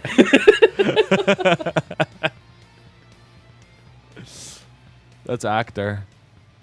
Sorry, hammer. No, dead ass. Like what? What are we talking about? Corsair. Captain. Captain gets a dash too, which is nice. I think this class is heavily underrated. You get the quality of life on the bullet party too, like 50% reduced damage, ignore status effects, all that shit. Death Trigger. Dude, look at the cooldown alignment, bro. Like this: 30 seconds, 120 seconds, 60 seconds, 60 seconds. Like, yo, they finally got what they needed, huh? Yep. So Like these guys, like in Corsair had scoliosis, bro. What? And then a chiropractor fixed them up, and now they're aligned. Like, Don't you know that being a chiropractor is pseudoscience? They went from Slot They went from 5'6", and then they got adjusted and got their spine straightened out, and now they're 6 feet tall, dude. Like their cooldowns were all over the place. Mm-hmm. No, they were. Like they were fucked. So like, if you're a Sair player, you have a very bright future ahead of you. Like actually jumping for joy type shit because your class is gonna feel normal finally.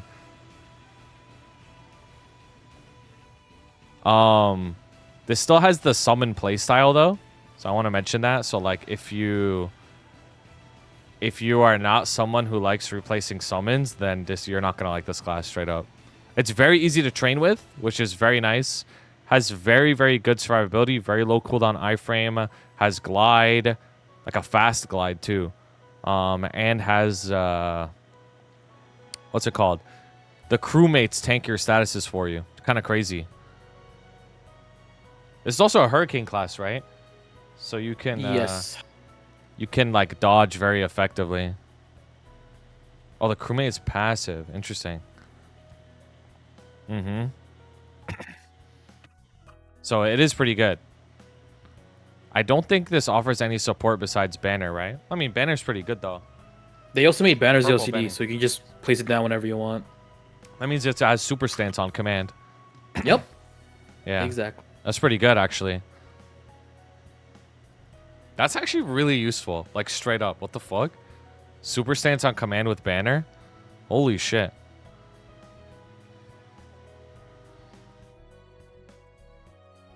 Oh yeah, isn't the banner getting its range increased as well?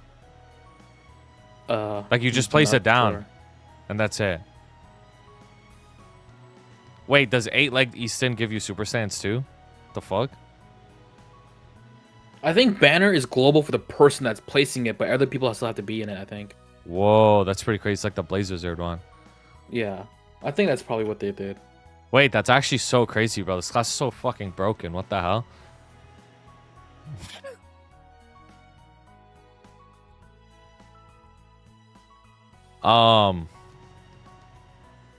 Where's Captain?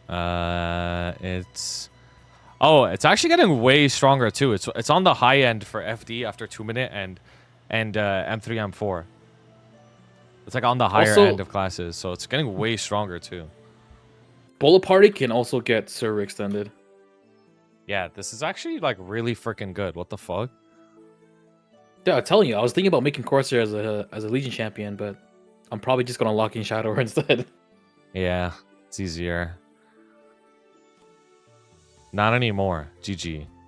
They capped it to 20 attacks. Okay, cool. Okay, everybody mains Corsair now. Got it. Oh, they capped it? Oh, that's what they did to Asura as well. They capped it. Oh, interesting. That's... Wait. Yes, sometimes you would randomly get like 15 lines of Asura instead of 14.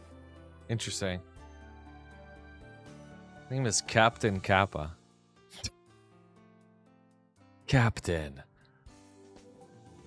Look at me. I'm the captain now. Where would I put Captain then? Like, this shit's low-key kind of high then. What the fuck?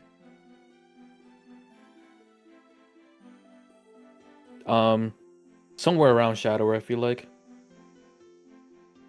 Yeah. I'm going to put it under Shad. Shad offers better support. But also, like, the Corsair experience is like... Wait, I messed it up. Like this. Yeah. Wait, I just realized if the middle's supposed to be the average, then there shouldn't be more above it than below it, right? The middle should have the most. Well, I mean, this is just based off of what's already in Solid, though. Yeah. We'll go back at the end. That's fine. All right, we good with this? Yeah, I'm okay with that. Okay. Cannon Master.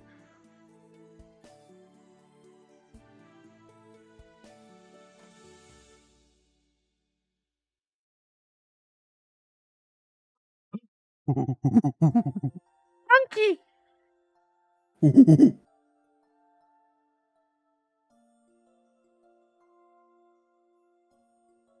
is the monkey class. What's it called in... It's cannon shooter, right? Yeah, cannon shooter. Okay, so it gets a dash. Cannon Master is one of the higher FD increases with M3, M4 plus 2 minutes. Like, it's on the higher end. So it gets a lot stronger in the future, which is very, very nice. So if you were already playing Cannon Master, then you're up. If you're thinking about playing it, it's definitely getting a lot stronger. Cannon Drift. So It's getting its cooldowns better too. We kind of mentioned this earlier with Wind Archer, where the tornadoes are affected by cooldown hat.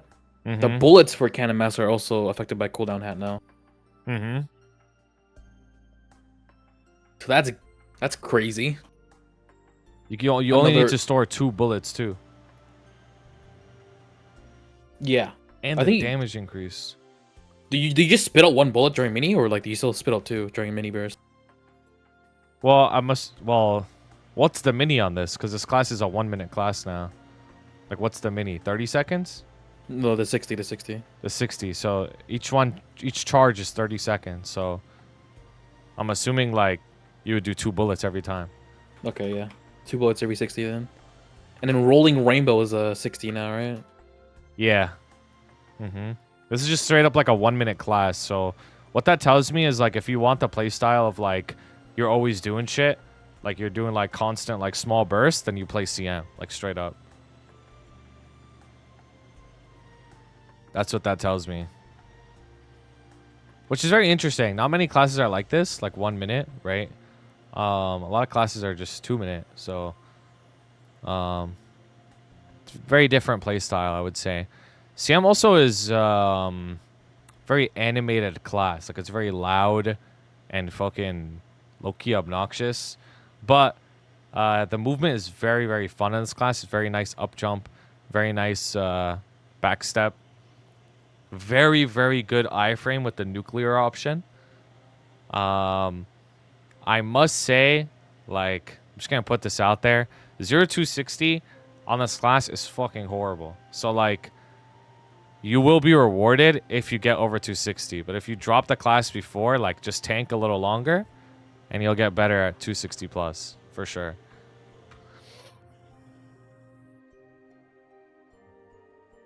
Ever seen one of these?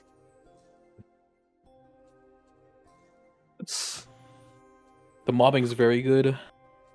Yeah, the mobbing gets way better after 6 drop because of Pool Maker. Like, Pool Maker changes, I believe. I think its cooldown gets lower, right? Or something. Or you get more charges of it, and then it makes it, like, really good to mob with. They really gotta, like, add some kind of quality of life for those boxes? packages. Yes. I agree. Because it's, like, it's pretty stupid that, like, you drop a box, and then sometimes it's... Well, usually it's actually not in, like, a perfect location for you. It's pretty stupid. Like, you have to go out of your way to go press up on it. I don't know. They should just make it for, like, the party only or something. Or, like, there's a big range to it. There's, like, a big circle around it, and if you just, like, you're near it, you just consume it or something. Not anymore, you get the bust without picking up the boxes now. Oh, they did do that then. Okay, sounds good. Okay, perfect. Oh. There you What the go. hell? Okay. That's good. CM has a little bit of support with Banner and Monkey Magic, right? Yes. So, I mean, it's something there. Like, it's better than nothing. Like, it has a little bit of support, so... Monkey Magic is a little bit of extra. It's got to be somewhere near Corsair. Or You higher. think so? I think it's higher than Sair.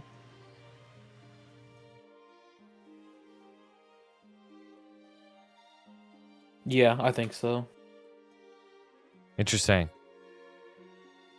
Like, even though, like, crewmate block statuses, like, how often does that matter versus just actually having an iframe? I feel like Sair's damage is better, though.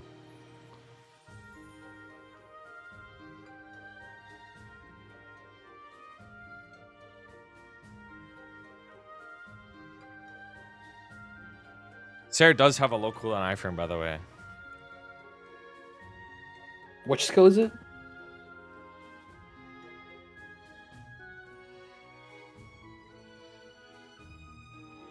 Target lock, 30-second cooldown iframe. The CM1, I think, is either 25 second. I think it's 25-second cooldown or 30-second as well.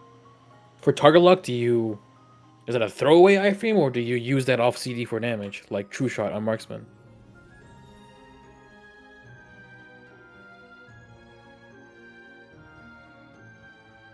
Throwaway, but it's okay damage. It's just an iframe. It's just an iframe. Got you. I'm pretty sure Sair's damage is a little higher than CM's too, actually. Okay, then I mean, like, that's why I said, like, they're probably close to each other then, like, on the That's on fine. the list. Yeah, I'm okay with that. It's good. It's good that both of them are good. Where would I put it though? Marksman might beat it out a little.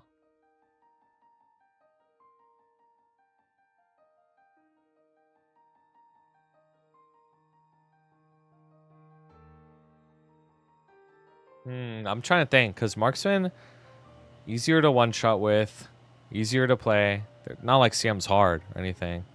I think Marksman's probably the better overall experience. Yeah, that's what I would say. All right, let's continue. Cadena. Infinite, still. Infinite.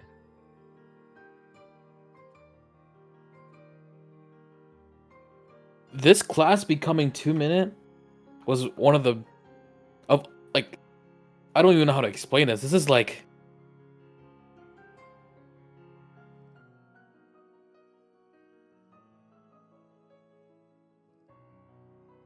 Cadena has a really good FD increase as well. With its M3, M4 plus 2 minute, it's like a very solid FD increase. Not like on the super high end, but it's still a lot.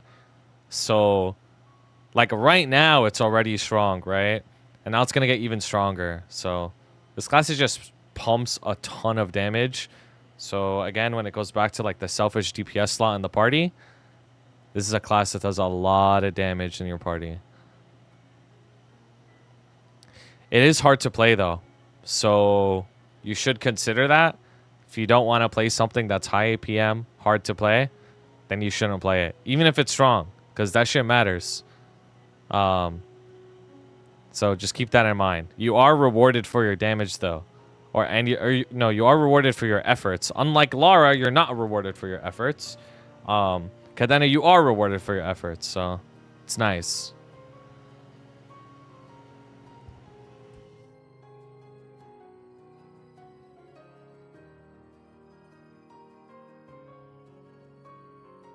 I don't understand the whole.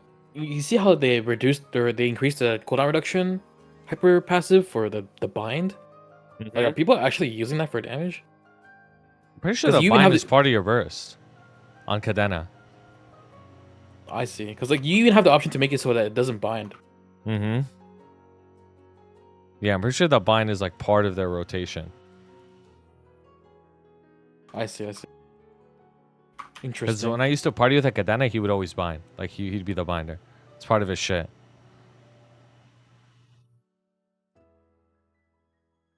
Yeah, I mean this class is just infinite, man. Yeah, it's very, very strong now. It actually has, when you're an Odium plus, like 270 plus, it actually has very lazy training. There's like some niche like cheese training strategies you could do with it. Portal farming, yeah. Yeah, with portal farming. So like, you are rewarded for funding it further and further too. So just keep that in mind. So basically what I would say about Cadena is like, if you have aspirations to be late game, end game, like this is a very solid pick. There is going to be a learning curve. You are going to have to put in effort for sure, but you will be rewarded for that effort. Cadena has been consistently really strong for a long time. And it seems like it's going to stay that way. Yes, I hope I jinxed it and it gets nerfed to the ground. I really hope I did. Yes, yes, yes. I'm not knocking on wood. Okay. I'm not. What do you think? Like right under Khali?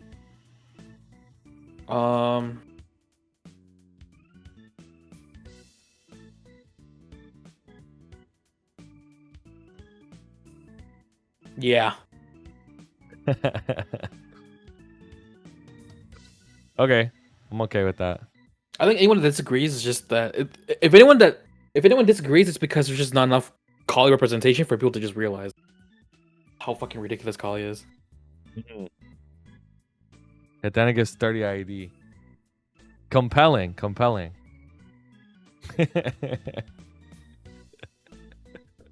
Above Evan. Well, I don't think you heard why we put Evan so high, so. Right. All right, sure. You want to move on? Yeah. All right, let's talk about Buccaneer.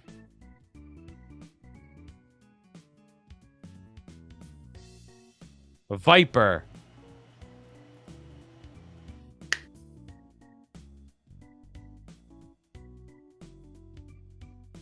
Wait, is this turning into a 2-minute or a 90 or 60? Oh, Howling Abyss turning into a 60. Interesting. Okay.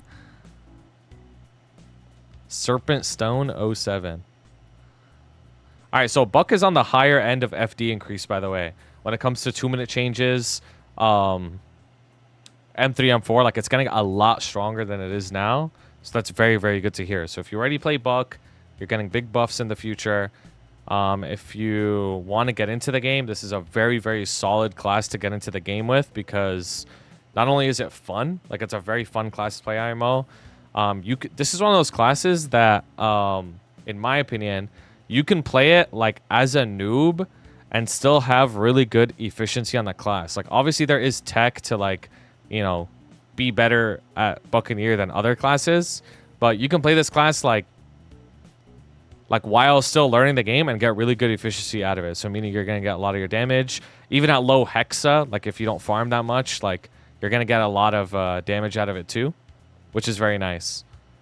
So I would highly recommend it for new players too. You have a lot of like bonus passive stats like crit rate and shit that just make it so that like even if you have low legion, you could still like be solid essentially. Not only is the super jump really good, you have a lot of very different movement options: corkscrew, blow, teleport, vortex. You could dump all your vortexes as once for part of your burst nowadays. You have time leap, which has like some niche party support capabilities. It's very interesting because you could time leap like smoke, right? So it's interesting. It's like very strange.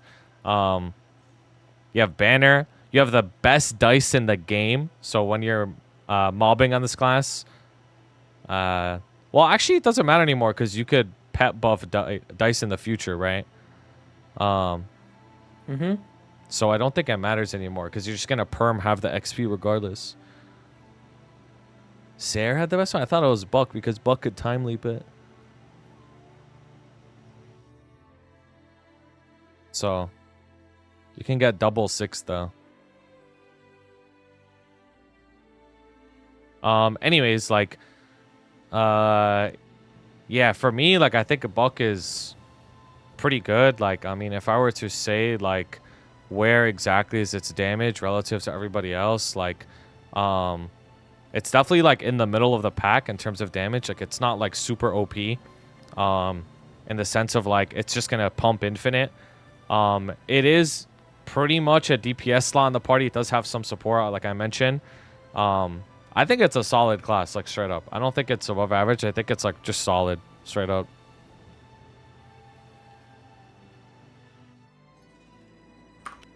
Yeah, I'm not really too sure about how the damage output of this class is after the fact. But No, it's just outside middle of of the that, pack. like it's a very safe pick, basically. Yeah, it's very safe. Yeah, that's a good way to put it. It's a very safe pick.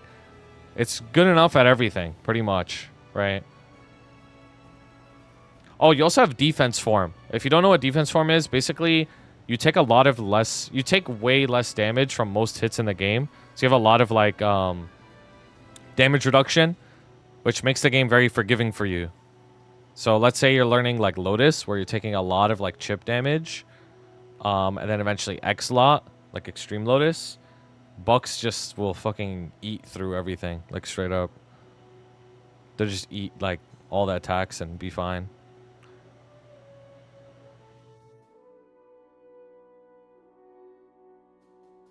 I think this is just probably just easily the top of solid, probably. Really? Maybe. I don't know. Think about okay, so it's definitely better than Fire Poison and Light Lightning because resources of buff duration you're not gonna have. Same with Luminous because you want buff duration. Mihile, I mean, Mihile's also pretty safe, I guess, but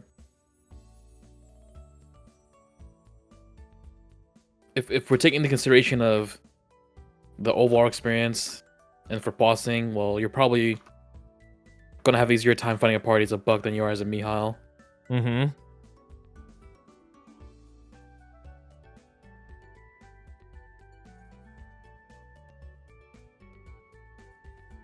Okay, maybe not the top of solid, I guess. It's probably somewhere where Hero is, because it's like I feel like they're very similar. And, Well, like, I they're would just say so Buck's straightforward. better. I'd say Buck's better. It's got better defenses and probably easy. Well, not easier, but I think it's got a better kit because it has a higher skill ceiling than Hero.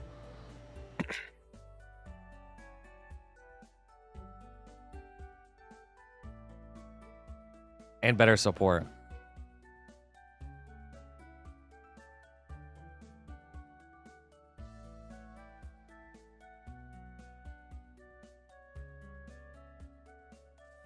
Yeah, Time Leap can be very strong depending on the class that's in the party. Well, not even just that, right? You can have like Epic Adventure with whatever explorers with you, probably Bishop or something. There's also Banner. Well, everyone can do that though, I think.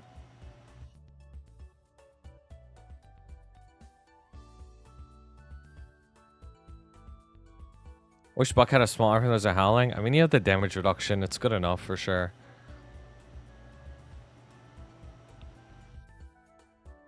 Okay. Let's continue. You good with that? Yeah. All right, let's go to Bowmaster. This is a really good one. Infinite. No, like low key. Like this shit actually is infinite. This shit actually is infinite, huh? This is probably the most This is probably the most value class in the whole game. What I mean by that is like, it takes literally 0 brain cells to play it, but you're doing infinite, right? So it's like, it's probably the most value class in the whole fucking game. Like you literally press 2 buttons and you pump so much, and you can't die. The only thing I would say about Bowmaster is like, wait, does this thing get a dash? Yes. It didn't at first, but they added it class. later. They added it Broken later. ass fucking class. Because I was gonna say like, I would only say like its movement is like whatever, but now that it gets a dash, like, the fuck else do you want? You know what I mean? Like, that's pretty crazy. Like straight up. Like that's pretty crazy. Like I think Bowmaster is like, It's Kakuzu with a bow, crazy. dude. yeah, it is Kakuzu with a bow. Like straight up. That's a good way to put it. Has very brain dead training as well, especially when you get stronger. Like it's like you get rewarded for funding this thing too. It also has one of the biggest FD increases, like post 2-minute change, post M3 M4. Like look at this. Why did they do this? Like what? What? Like for what? Like why did this shit even need to get stronger? I don't know. I think this shit is broken as hell. Like I'm genuinely serious. Like right now, my #1 go-to class for recommending new players is Bowmaster. Like that's my #1 out of all the classes, just because it's so strong. It's easy to play. Can't die. You can learn bosses on it very, very effectively because you can't die. Right? You have Hurricane, so you're very easy to move with. It's funny seeing Stoop's boss on Demon Slayer versus boss on Bowmaster, because when he's doing his shit on Demon Slayer, like when he's popping his buffs, when he's attacking, he was having trouble moving, like after his attacking, and I'm like, oh, it's because you're just used to Bowmaster. You're used to just like, it's Hurricane. You can just like instantly move, right? So that's very important to mention. Bowmaster is also very like Hexa and node efficient as well. So it's very, very good. It also has a little bit of support, right? So also is super good with shade comp, archer comp, because it's a Bowmaster. Meaning that it benefits a lot from Shade's Spirit Gate, which gives it crit rate. And because Bowmaster's an archer, it has a 50-drop skill called Vicious Shot, which converts half of your bonus crit rate into crit damage. So anything that gives you crit rate, whether it's an arc or a shade, just empowers Bowmaster a lot. So that's very important to mention as well. So it fits in a lot of party comps very effectively. So I think this class is legit infinite, but I don't know where in infinite. The thing is, part of me like wants to put it like even higher than some of these broken ass classes, just because of the value you get from playing this.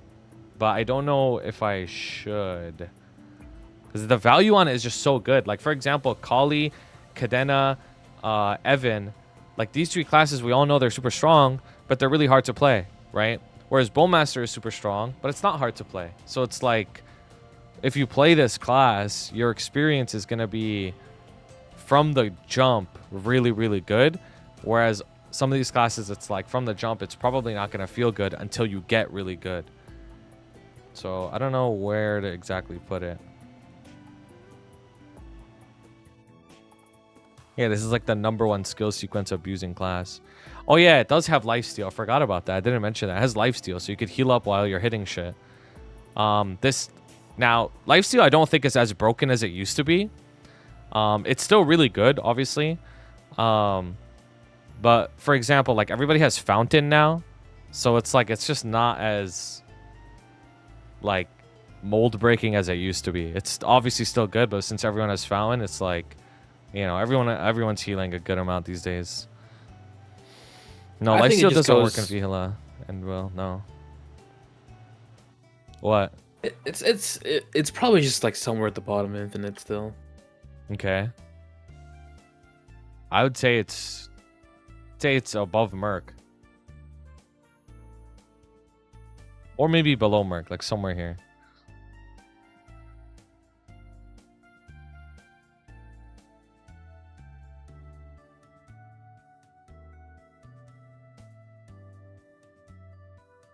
Yeah, it's probably below Merc. Okay, that's The fine. thing is, it's like, I don't know. Like, you would really put Bowmaster higher than Demon Slayer? Well, honestly, for me, Demon Slayer is even higher than this. Like, it's way higher than this for me. Like, that's how much I just value TP farming. Like when I think of a main, I think of like, what's my entire like prog gonna look like playing this class? And when I think of Demon Slayer, it's like, it's just by far the easiest prog in the whole fucking game. So it's like, to me, it's even higher than where we put it. So. Okay, so I guess if we just ignore the fact that Demon Slayer exists and then it's just between Xenon and Demon Avenger, I feel like, yeah, it's probably above those two in their overall experience.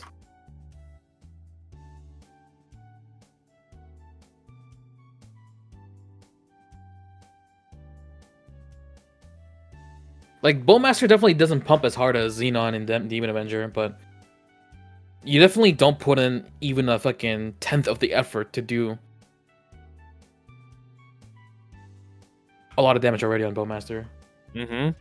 That's why I just think the value of Bowmaster is so crazy. Like even if its numbers aren't the highest, it's just like your experience on it is just so free. Like like the thing that people say about Bowmaster is like it's just boring. Like that's like the only thing they can say. It's like everything else is so good on it, it's just boring. So like people might play something else because it's boring. But like if you just think like efficiency wise, like this thing is giga efficient. Like it's crazy. In all stages of the game too. Like main, boss meal, fucking Legion champ, like it's good at everything.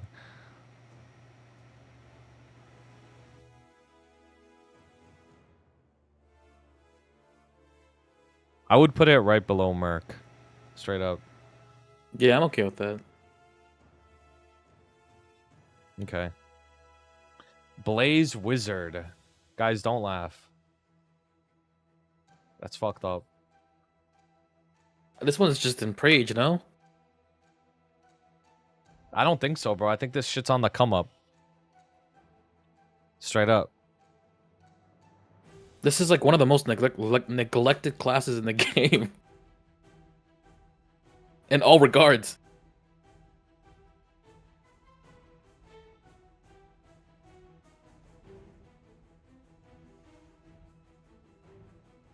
Mage leave now.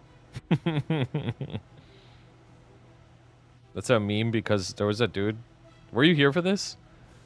Probably not. Okay, there was a dude who I was on VC with. Like, I was giving a counter review, and he was telling me how, like, he was a battle mage, I think. And he kept inting the will test in a pug. And he was saying how, like, people in his party were saying, Mage leave now. He just kept yelling at him, saying, Mage leave now. Like, leave the party. Mage That's leave crazy. now.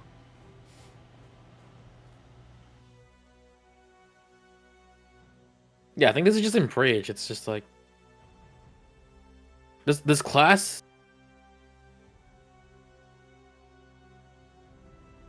has just been like tortured. It's a crazy way to put it. Tortured.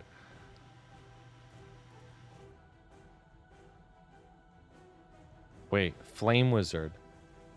Flame Fuck, I Wizard. just got a fucking Amber alert. Holy shit. Dude, what are you doing, bro? Go!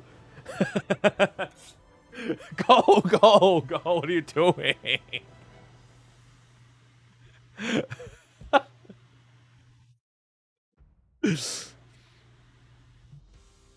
Alright, so Blazers are getting their dash, which is really nice. Obviously, it's gonna help I'm them gonna out a lot. AFK to like investigate this. Hold on. Okay. Alright, well, good. I'll carry Blaze Wizard. It's fine. Anyway, so as the only Blaze Wizard here in the chat, like, you guys don't know shit. I know everything about Blaze Wizard because I actually one-tricked this class, obviously.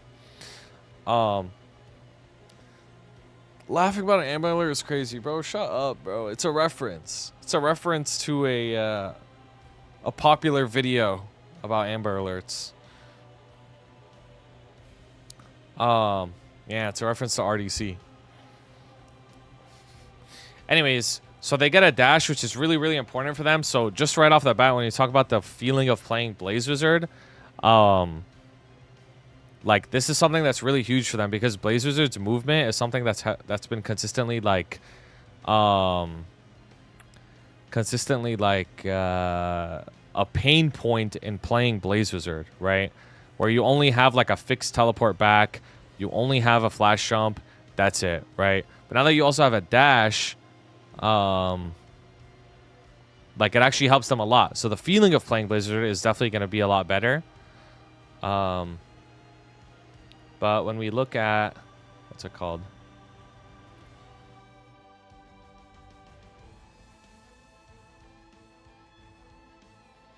But when we look at like the FD increase from M3 and M4, it's only like what, like 13% FD. Like it's not that big. It's not that big of an FD increase. So that shit is not good. The other thing is your Inferno Sphere, right? So it gets the quality of life where like statuses don't hit you, can't get knocked back. I mean, I think you already couldn't get knocked back anyways. And then you take 50% reduction when using this straight up. So that's really good. Knockback resisted currently only applies. Oh, it's only in the air. Okay, so when you're on the floor, you can't do it. Okay. No wonder they added that. Okay, that's cool.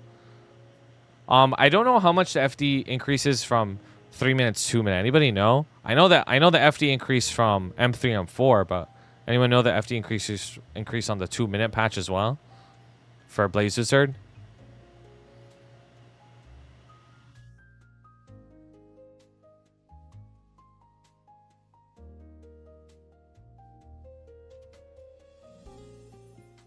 Total FD around 30?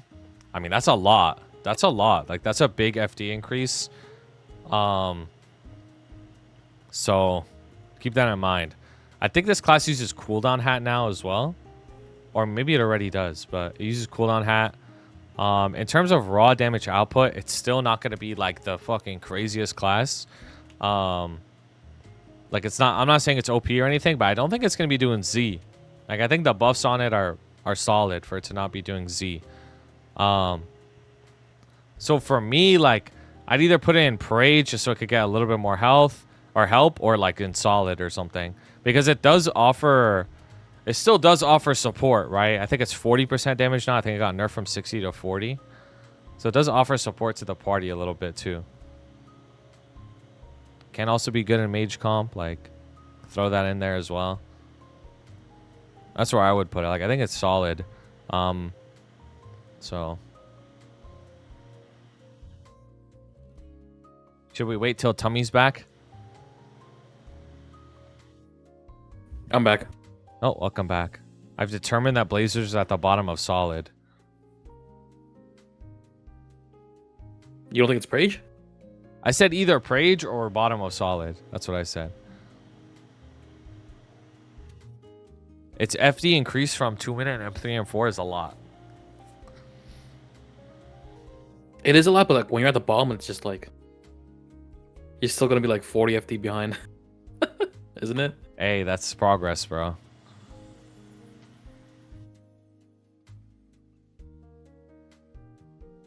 Sure. I don't really care enough to argue that it's in Prage versus bottom of solid. I'm gonna be honest. I'm putting This in class solid. just needs help, dude. Okay, let's continue. Blaster. Whoa. I think this is one of the most broken classes in the whole game. I'm dead serious.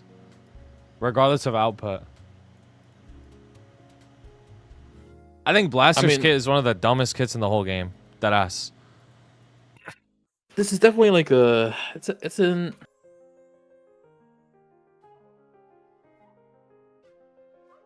Do not put this in Infinite. I didn't say infinite. I'm just saying, like, this class's kit is so stupid and it makes me angry.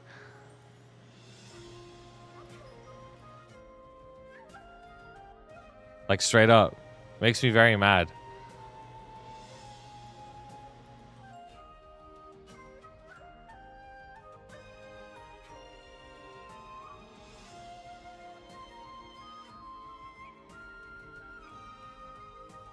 Like Blaster after M4 fucking M3 M4, right? After M3 M4 and after the 2-minute changes, it's not a huge FD increase total compared to what it is now, right? Like it's on the lower end of total FD increase, but I think like it's still really freaking good, bro. Like I wouldn't put it in infinite, but it's definitely still above average. Like we have to keep in mind we're talking about M3 M4 and 2-minute changes. We're not talking about like oh, it just got nerfed in 2 minutes. Like that's such a misleading way to put it. Like it's still getting way stronger than it is now. But I would say like after M3 M4 this shit was infinite, and then after 2-minute changes it's just above average now. But honestly, I think there's a couple ways to also look at this. Like because Blaster has like a very hard barrier to entry, like most people probably won't like playing it. Like it's just the truth. Like you're gonna play it and think it's weird unless you really want to learn it, then you can learn it. But I think the kit is so broken too. Like if you play it, you're actually really rewarded for playing it because the damage is good and it has like unlimited movement, shield, status resist, super stance. Like you're just like a walking tank. You're just like a tank that's constantly just like shitting shit out all the time. Like that's how I think of Blaster. Some of you might think like, oh, but what about the move? What about the mobbing? The thing is like, you know, 0 to 260, like yeah, you're gonna struggle, but like once you get Janus, once you get your upgraded masteries and shit, it becomes way, way, way better. They also changed it so the aftershock skill really helps a lot with mobbing. So it's nowhere near as bad as it used to be when it comes to mobbing. I forgot what it's called, aftershock image or something like that. Their V skill. That shit helps a lot with training. So for me, like when I think of Blaster, like it's definitely above average as a very good DPS slot in the party, like without a doubt. That's the way that I look at it. This is only if you invest time learning it though. If you don't invest a lot of time learning it, it's fucking bricked. Also, Blaster has the best fan art in the whole game. Actually, Kanna might have the best fan art in the whole game. Low-key. It's up there. It's like top 3 fan arts of the whole game, for sure. No, it's not infinite for sure. It's definitely not infinite.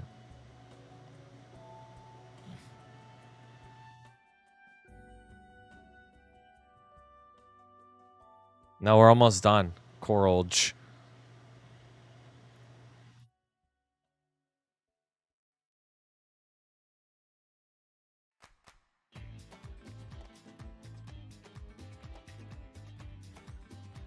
Is Tommy here?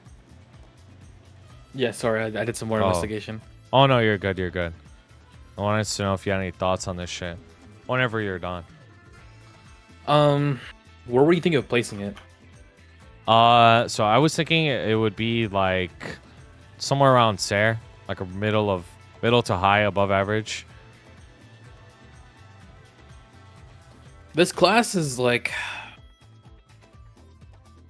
just like how when you think about Dark Knight and Dual Blade, like you think of Phantom as well. Like those classes kind of grouped together, like Cadena and like Blaster, Evan, Khali. Like I feel like those classes are kind of grouped together too in terms of like there's a lot of effort involved in learning to play the class and to play the class itself, right? Mm-hmm. And for the overall experience for Blaster, I can see why you would want to put it in above average. Mm-hmm. This is only if you learn how to play it. Like, yeah. That's the condition. If you choose to main it and you get good at it, then it'll be there.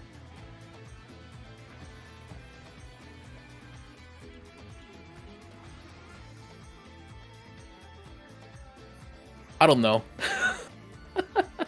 I mean, I'm a firm believer, bro. I talked to Heat Boy about this, too. He agreed with me when I said this shit was infinite after M3, M4. And is just, like, really good after 2 minute. But not infinite.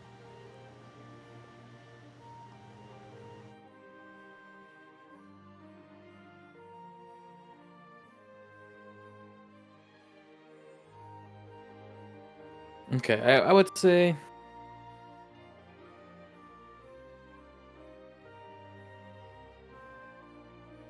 No, I'm with you, Austin. I'll never fall for Blaster being bad propaganda. This class is just, its kit is too good to ever be bad, bro. Deadass. When I think I of don't know. I really feel like it's still. I think the reason why I'm having trouble deciding on where I would personally place it just because like, just of the history of the class, and I'm not exactly too sure 'cause about where could it get stands bugged? today. Well, yeah, there's that, but also like I feel like it can probably be placed higher. Like an infinite? Yeah, Really? I mean, I'm still thinking about it some more. Because we're talking about like the overall experience and like what does Blaster do that breaks the mold, right? I mean, I think it has freedom. Classes that have freedom to me are like really, really, really good. And what I mean by freedom is like they can tank everything and constantly hit the boss or get away with like dodging mechs or something like that. Like they just have crazy uptime. Like Phantom's the class that has freedom. Blaster has freedom. Like Illium has freedom. That's what I think of it. There's a class that has freedom. I just don't know how bad the Blaster nerfs were. Is the thing.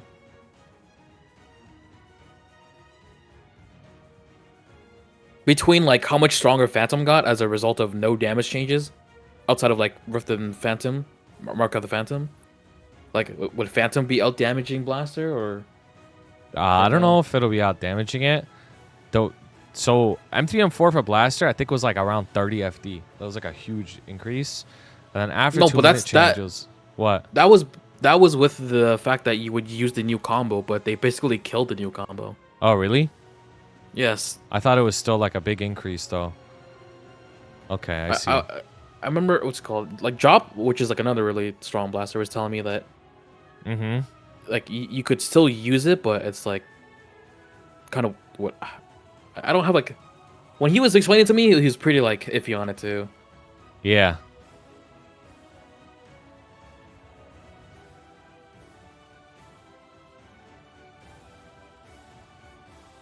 I guess we can place it wherever you want to place it for now, because I don't really have like enough evidence to really fight for me to put it higher, right? Yeah. I think it's like I'm okay with it being high above average. I think this class is its kit is just so good, man. Like it's so freaking good. But you have to learn it. You have to put a lot of effort into learning this class. If you do, you're definitely rewarded for it without a doubt. I'll put it like right next to Phantom. That's fine. Phantom's got a menu story. This is also one of those classes where like it's if you buff it, it's not a linear increase, it's exponential.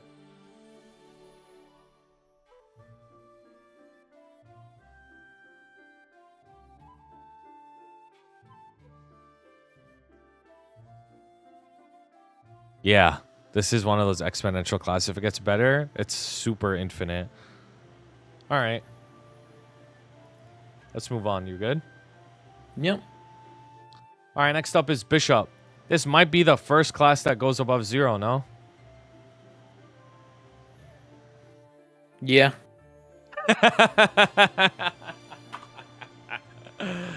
The truly safest, most OP class ever, bro.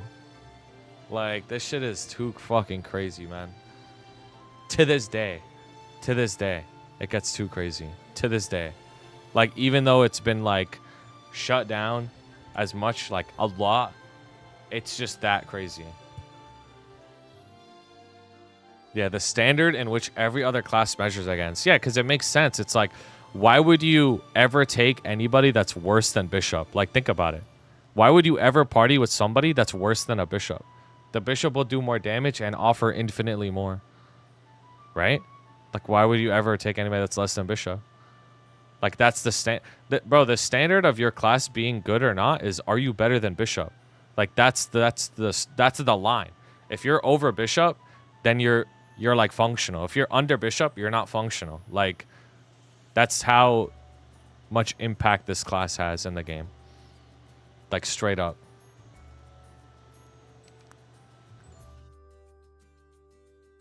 Like straight up. That's how crazy it is.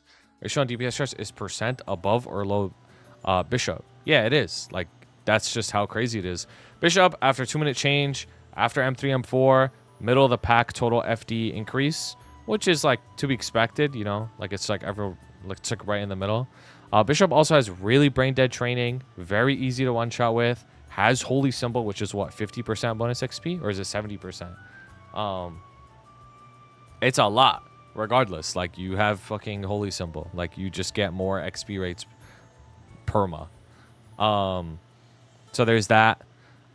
Bishop offers a stupid amount of support to the party. It's not just benediction, right? Benediction is also more potent the less people are in the party. So with endgame trending towards smaller amounts of like people in a party, like the bishop value is increasing too.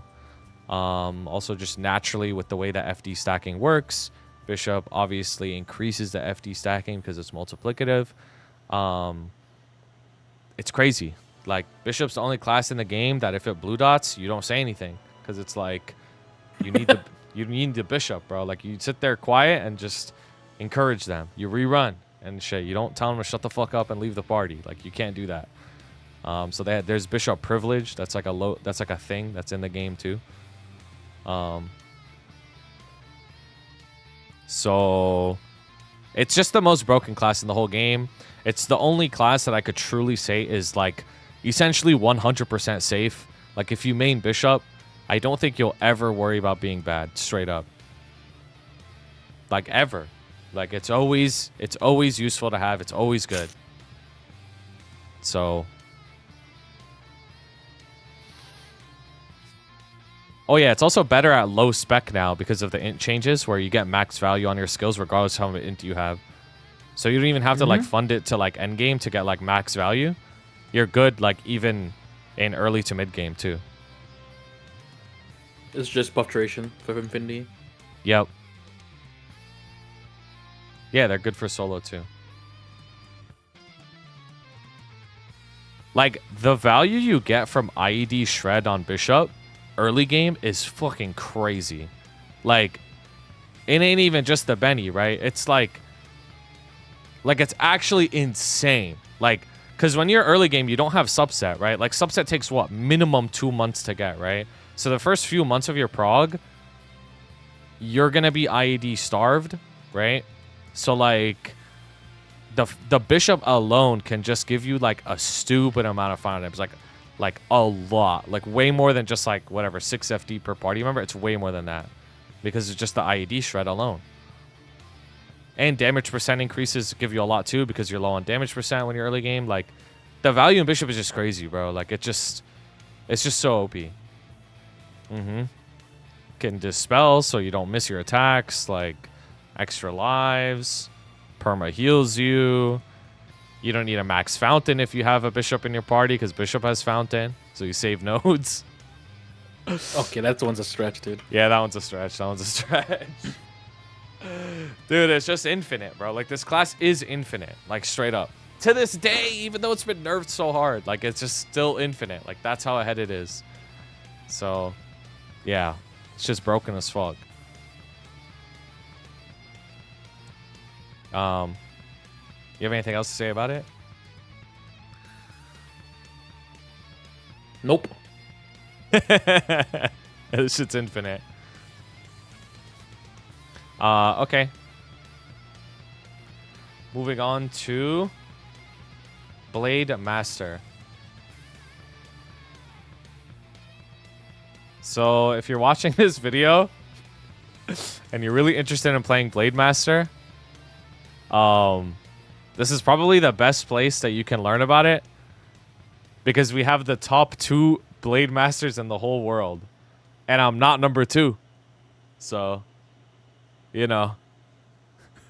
Right. I'm not number 2 either. That'd be that. Hey, then.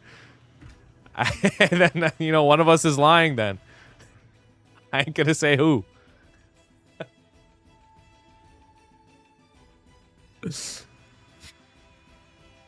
Odd watchers skip 20 minutes. So stupid, bruh. Bro, okay. Anyways, Blade Master. Let's talk about M3, M4. Let's talk about 2-minute changes on Blade Master.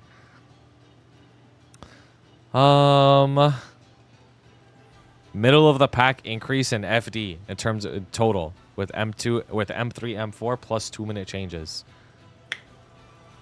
So, I don't really trust Maple Scouter numbers that much. I'd rather just wait to test it myself when it comes to GMS, which will be soon. And according to Maple Scouter, M3 and M4 alone was around a 15% FD increase. Yeah. For us in GMS, will probably look a lot different because the skills that are getting boosted, like Blade Clone, for example, is affected by attack speed because more Phantom Blows equals more Blade Clones. And with more attack speed, that means you're getting more of both. So what about Sudden Raid? That's another thing that I need to test too, right? Because if using Sudden Raid off cooldown is a damage gain, then in place of using a Phantom Blow, which would have proc the Blade Clone, you're using Sudden Raid instead. Now, Sudden Raid does proc Blade Clone as well. Oh shit! Okay. Another thing is that it's very ambiguous. It's really hard for me to know. I just actually have to test it because M3 and 4, it also passively boosts Phantom Blow even further, is the thing. So even though the Sudden Raid gets boosted, it might not even be better to use off cooldown. And I've been given like very conflicting information from KMS players. I asked 2 reputable KMS DBs if it's better to use Sudden Raid off cooldown or not, and I got completely different answers. No so fucking way. I just have to test it to know if it's better to use it off cooldown or not. We haven't really been using FD numbers too much in the whole list, but since I play the class, I have a little bit more knowledge on it. Yeah. For DB, I don't like saying exact numbers. That's why I like giving a range, because like it's never gonna be the exact number. Yes, exactly. But from 2 players, those 2 same players gave me similar numbers with their own findings and testing. So when DB went from 3-minute to 2-minute, they both saw around a 5 to 6 FD increase at minimum. So that with M3 and 4, it's probably like close to 20, if not 20 FD, right? But again, even though that sounds really high for DB, it's all relative, right? Like if there's another class that's already stronger than DB by like 15 FD, then with these changes, DB would have surpassed that class, but that same class also got stronger too, right? So yeah, the standings don't really middle of change the that pack. much. It's not crazy. So DB obviously has had a really strong kit, still has a really strong kit.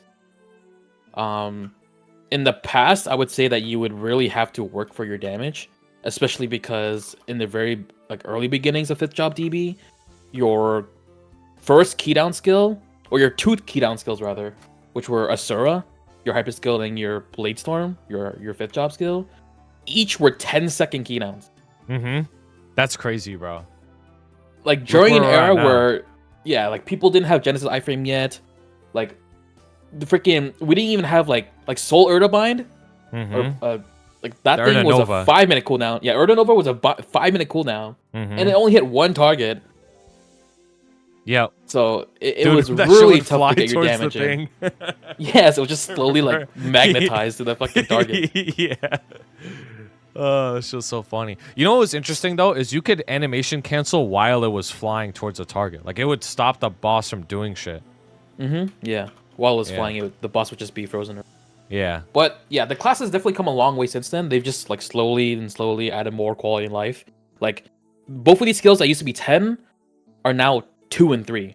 So Asura is 3-second keydown now, and then Blade Storm is 2, a 2-second keydown. Not only that, but they also globally made it so that all keydowns, or majority of the very important ones, you get 50% damage reduction. You cannot be CC during it. Yep. That's actually so huge. I remember we were talking about this. Like the second Blade Storm was having so much trouble. It's so much better now. A little footnote is that even though you're CC immune, you can still lose a life in Black Mage.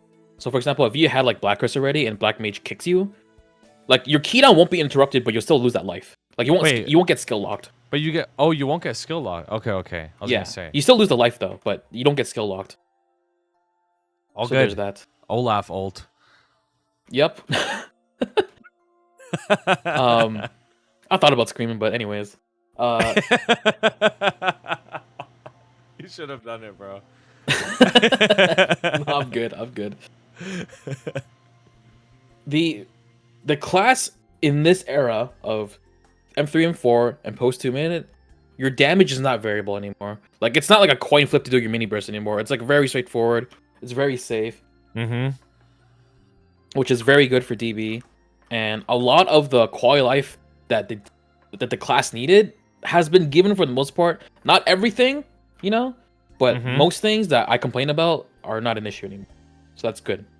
Yeah. So I would say that DB, it's probably like it's either at the top of solid or somewhere in like the second half of above average, I want to say. Yeah. So a way to figure this out is like, let's look at its damage output, right? Like who is it comparable to? Obviously it doesn't offer support, right? This is like a pure selfish DPS class. So we should compare it to other selfish DPS classes in the party. But another thing that's very important to mention about DB is you can one-shot really easily, right? Like this is really good for early game prog. You have IAD Shred, that's very good for early game prog. You have Shadow Meld, which gives you really good crit rate, right? Like all these things are good for early game prog. You can get a lot of value with just a -2 hat. Obviously -4 is better, but you get a lot of value from -2. The nodes and the hexa is good too, right? I think so. No more W problem. I would say the hexa is the hexa efficiency is not that great. Really? All of your skills are important. Like so, okay, I'll give you an example, right? For something like Hayato, let's just say, right? Like just speccing into your Origin and your Rye Blade and your Zonko, like you're chilling.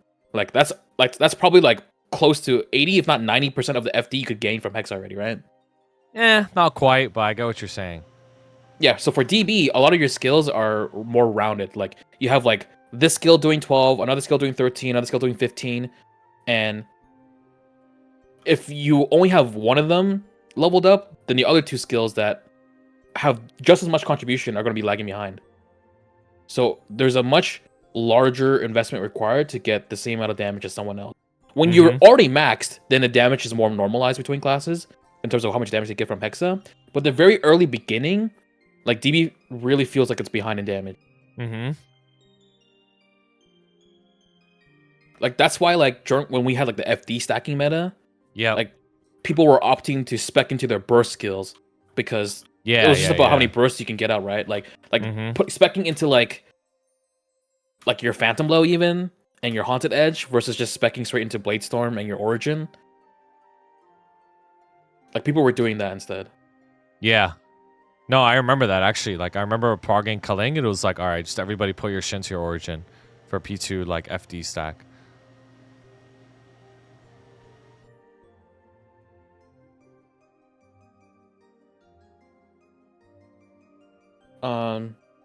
But yeah, like the mobbing experience is definitely heavily tied to how much cooldown hat you have as well. Yeah, but isn't -2 good enough though? It is, but like I feel like most people are like they're unwilling to adapt.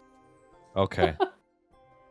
Like with a -2 hat, like you can full clear maps, but you have to like you have like Blaze of Destiny for one rotation on the map, right? Then it respawns. Then you only have Blade Tornado and Haunted Edge. Like I feel like most people don't want to figure that out. They just want to brain dead, use skills, and still full clear the map every wave. And that's only possible with -5. You know, obviously -4 Wings of Fate is brain dead, right? Like I get it. It's the same with Hayato actually with -2 only. But I mean that's just the way it is, bro. When you're early game, how are you gonna get the brain dead rotation? Like you gotta try a little harder. And then eventually you get your Genis up anyways. Yeah. Once your Genesis is high enough level, it doesn't matter which cooldown you have. Like, you can have no cooldown, you'll still be full clear on the map. Yep. I would say on this list, DB's probably somewhere near like Night Lord, Kaiser, Thunderbreaker. Yeah, that's fine. I'm okay with that. I would say, I'd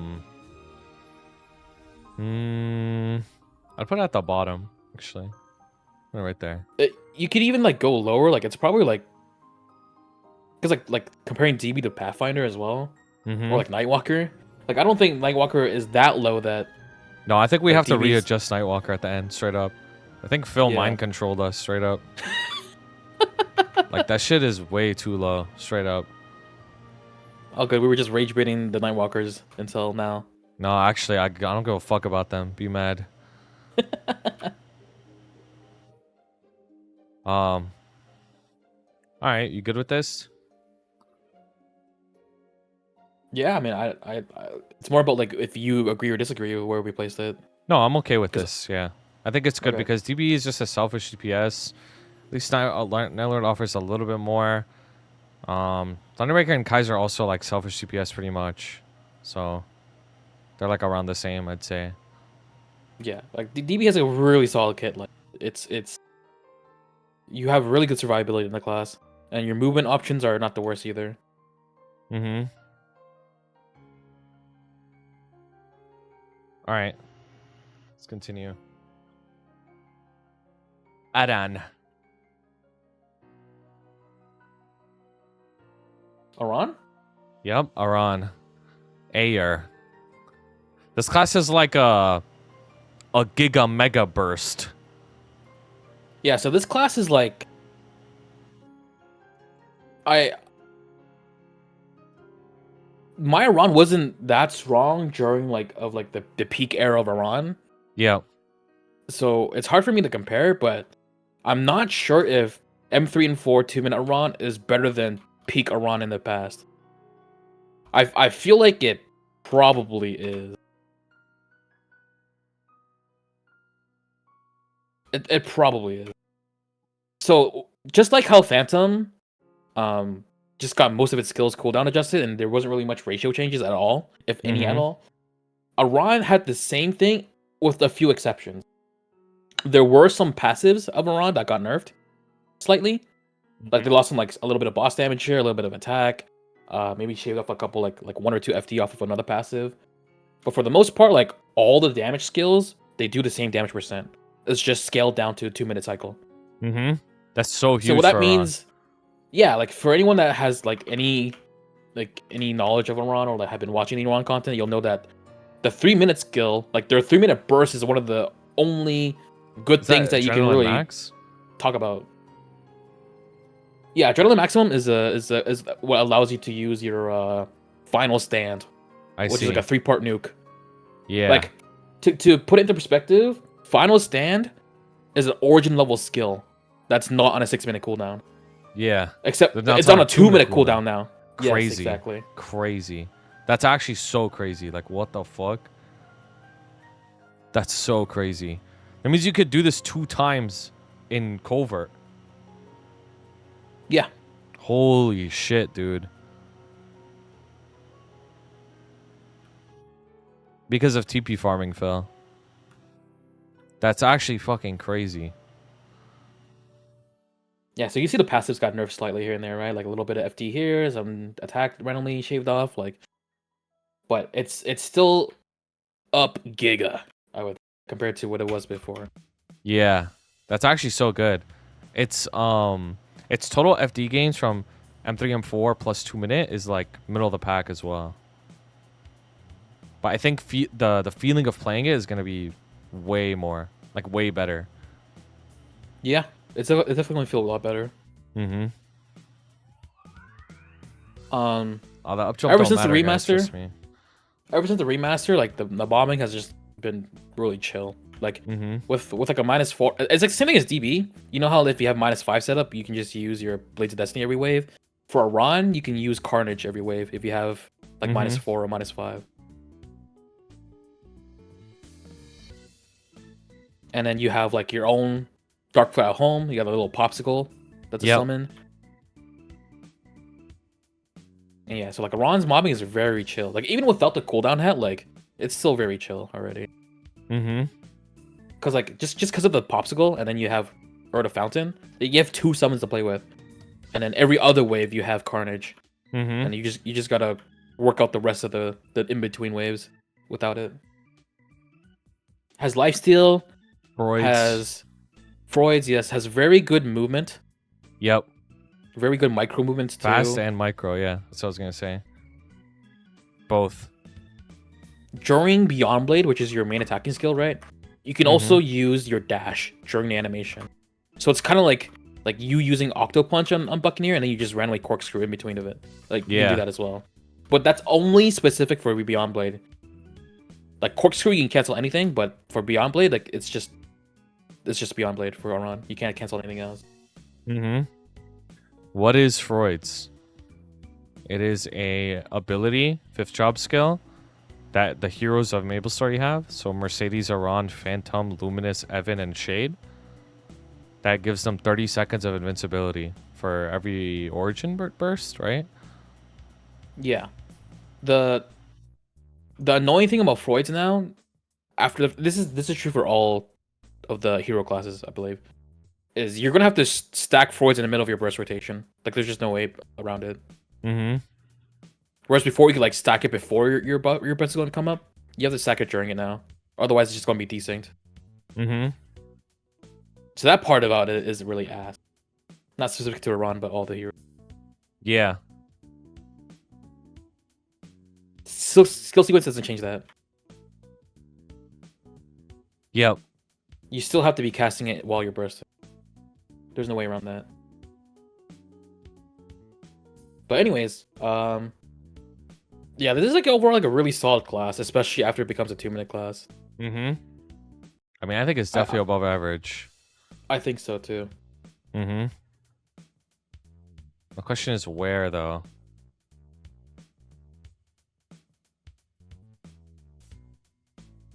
I mean, in terms of damage output, if I'm telling you that it's an origin level skill on a 2-minute cooldown, Isn't that crazy? Like, I don't know. I find that so insane. Like, straight up. it does a fuck ton of damage. The skill also gets boosted in your Hexa, right? Yes, there's a Yeah. yeah. It's a hyper skill that gets an M3 and 4. Yeah. Like, that's so crazy. Like, this is like a huge buff to Aran coming up.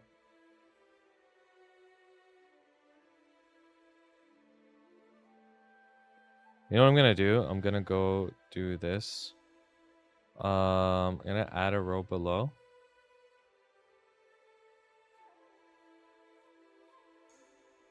I'm gonna make it white. I'm gonna say, watch the part of the video for these. Okay.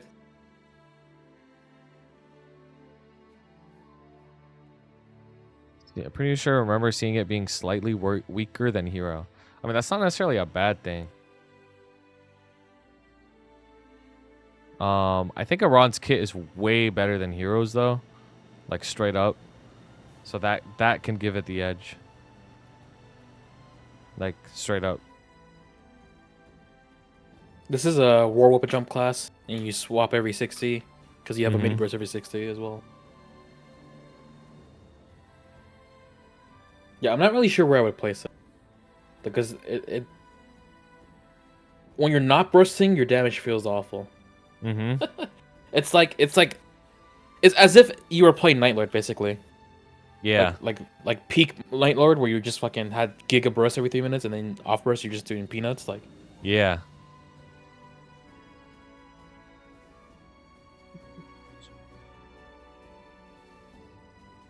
Pep sold excellent 20 minutes, so this class is infinite. Yo, I don't know how the fuck Peps did that, by the way. I just don't know how he did that.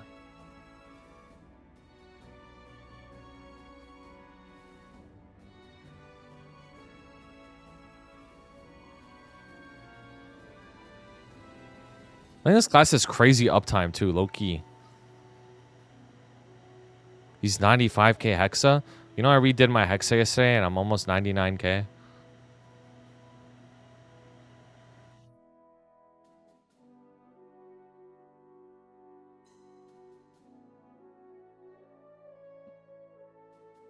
Yeah, I'm not really sure where I would put Aran, honestly.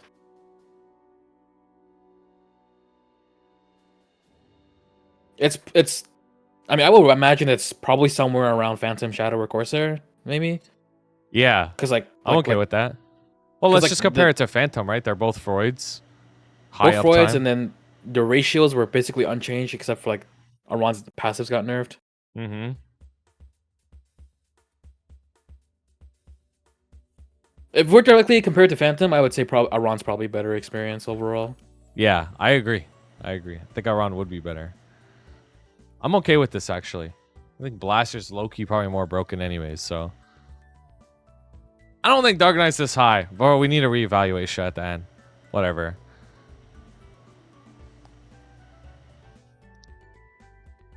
No, we're gonna change placements. I'm aware that, like... This logically doesn't make sense, but like if you've ever watched one of my tier lists, like we adjust at the end. This gives us like a good starting framework of like what we think about every class, and then at the end we adjust everything. That's just how it is.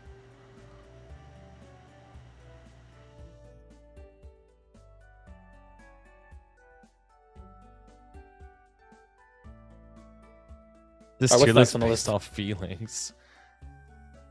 Battle Mage. Bam. Bam.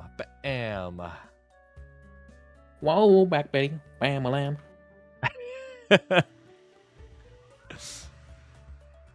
Bam.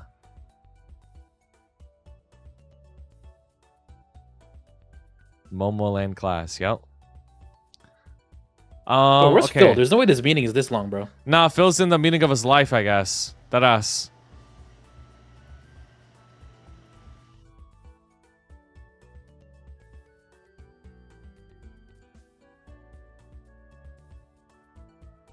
The quality of life that I remember what being showcased was that the little totem statues, where it was just like fucking like hot potato between the other statues. Like it's not like that anymore. Like it just dispersed like a bunch of little balls, like the Will's eyeball in P1, in P3. Like it does that now. It just spritz out little balls that deal damage instead. So that's really nice for BAM mobbing.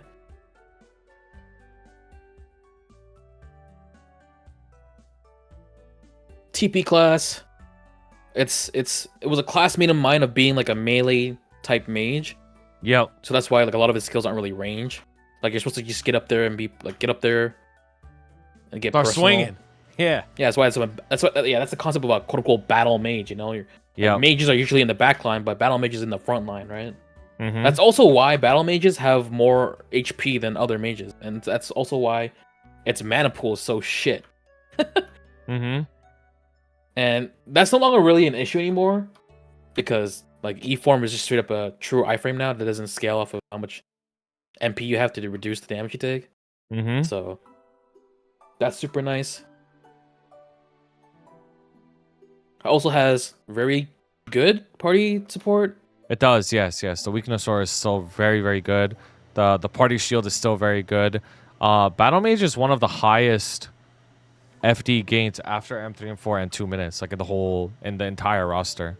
So it's getting like a massive buff for that. This is also a ring swapping class, yes? Yeah, and in the testing they did roar and weapon jump. Dark Shock Mastery. Yeah, that's fucking huge for them, right? This class is also very fun. I just want to point that out. Like everybody who I know plays this class, like they like playing it. Like from a fun perspective.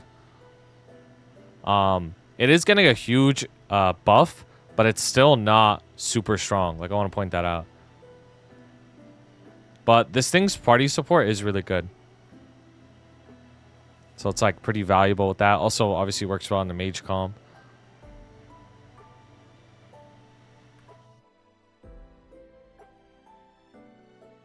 Yeah, I don't really remember leveling my BAM. So I mean, it's a what the long time ago, experience is probably. Like. Yeah, it's a long for a resistance link. It's way better nowadays. Like, the leveling experience is really good nowadays. Especially Okay. 260 plus. It's really, really easy. I think it's a solid class. Like, to be honest, like, if I were to put it, I don't think it's above average just because its damage still isn't that crazy. Its support is good. Its kit is good, though. For sure.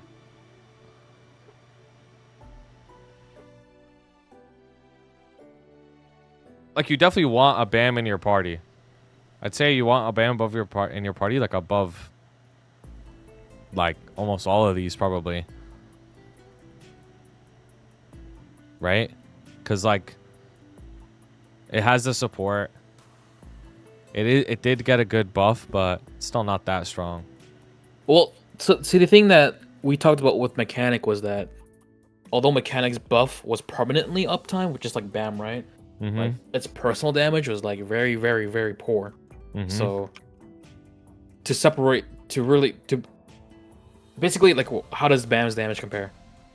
I mean, it's also low. It's also low. Like, I'd say they're like probably not that far apart. So then it's probably better than mech then, Yeah. because it's a mage. And also Yeah. the leveling experience is probably better on BAM than mech, I would imagine. Well, mech training is also brain dead, like straight up. They're both like really okay, easy so it's to like train. it's not even like worth comparing then. It's just damage output and synergies, I guess. Yeah, I'd say BAM at that spot is fair.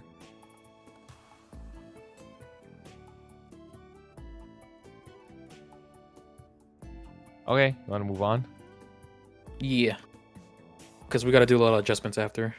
Yep. All right, next up is Arc. Now, honestly, I think this class is broken as fuck. Like, straight up.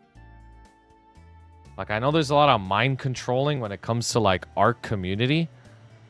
Like, people say it's ass. Primordial Abyss. People say it's, like, you know, no impending death mastery, okay? People say, like, oh, it's underpowered, Arc needs buffs, but I don't know, bro. This class seems pretty freaking OP. Like, its 2-minute burst is so strong. Goes back to what you were saying about, like, Roar being... Like, it's a perma-Roar class in the future.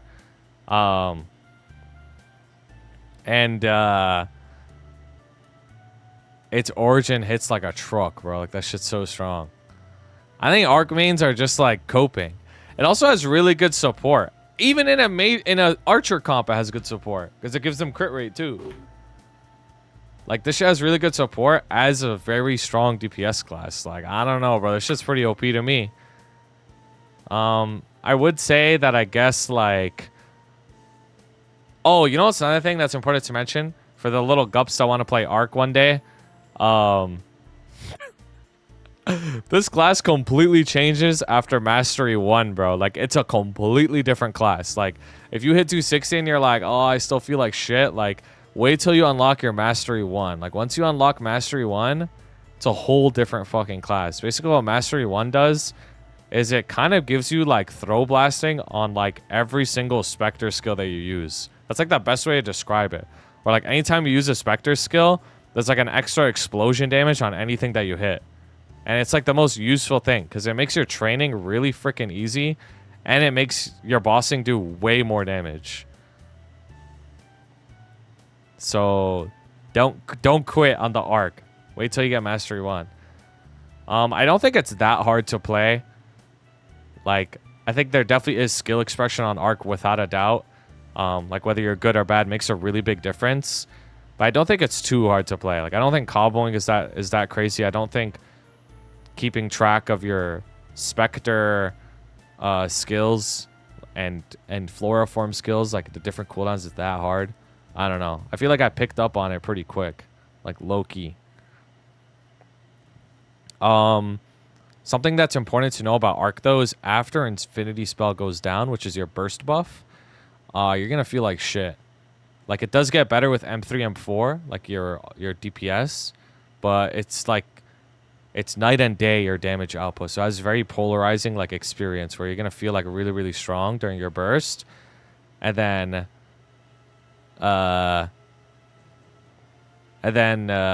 fucking off burst, you just feel like shit.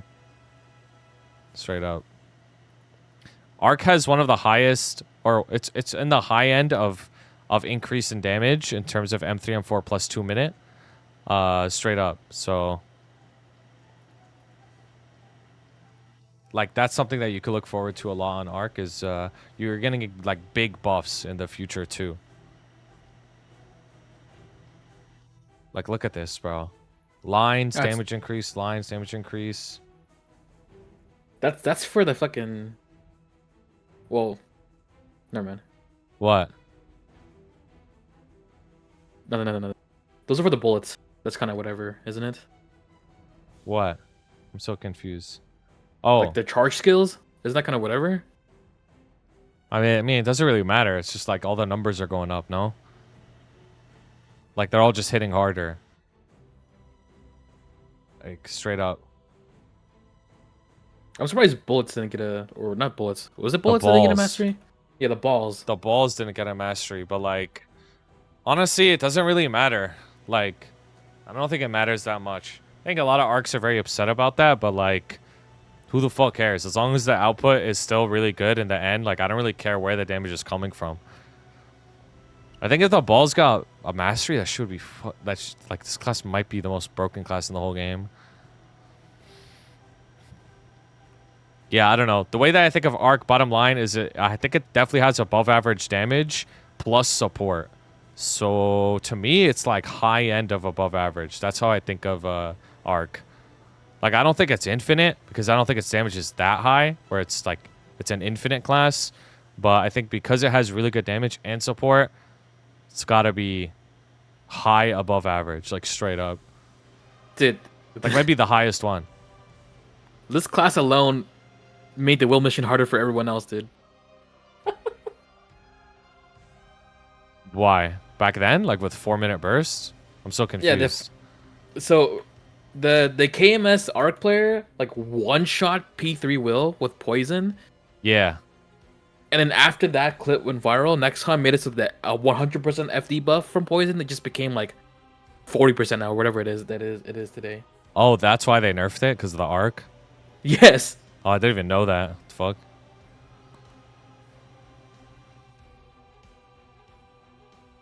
How much is poison FD today? I don't even remember how much. 30. FD gives It's 30 now. FD. It's 30? Okay, yeah. So it went from Yeah, it used to be 100 to 100. 30.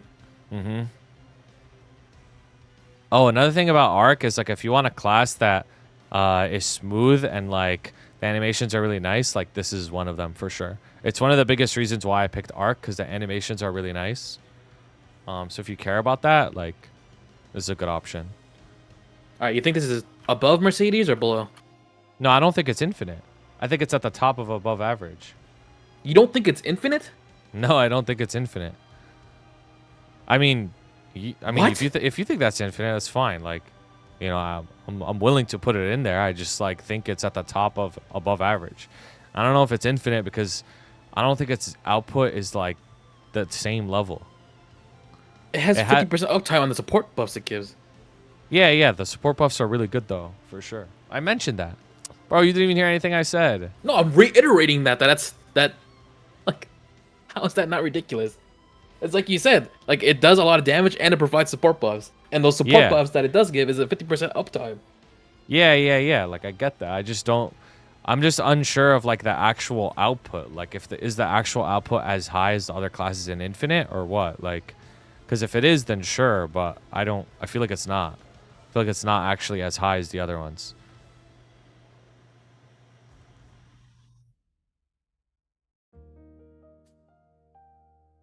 Bro, like I ain't even downplaying the class, like straight up. Like y'all acting like I'm saying it's ass. Like at the top of above average, like is that not like really freaking good? Like what?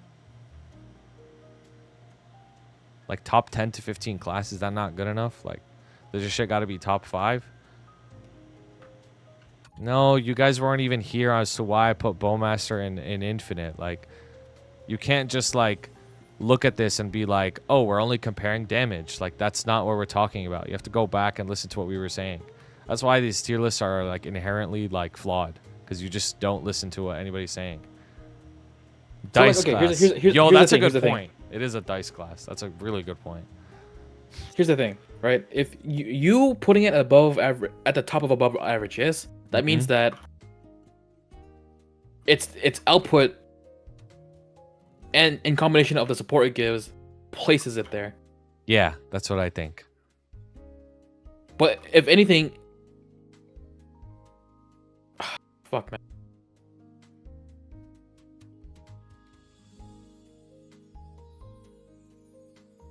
You want to put it at the bottom of infinite?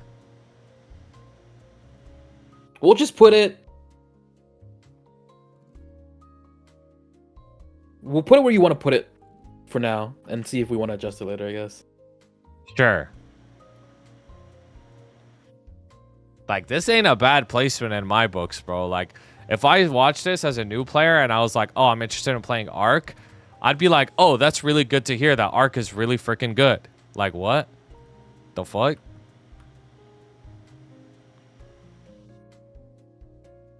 Nah, y'all gassing it, bro. Y'all, like, this is how y'all think, bro. Like, I'm actually so mad right now. This is how y'all think. You watch Afflicted's clip, you watch him do his origin burst, and it does, like, fucking 80% of P1 dog and Kaling, and you're like, this class is broken. And, like, not a single thought for, like, after that. Deadass. Like, what the fuck?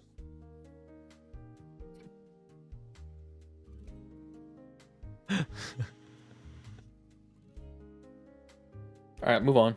Alright, let's move on. Adele. I hate Adele.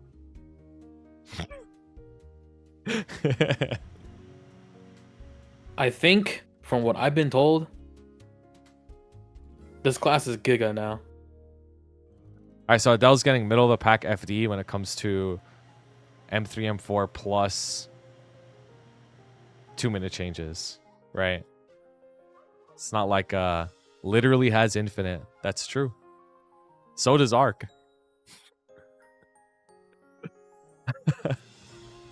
I think this class is like really, really strong now. It's also like, so you know how like we were talking about Xenon very early on about how the damage contribution from Xenon's laser is now less than that of like the summons, like the So that's the same thing with Adele now.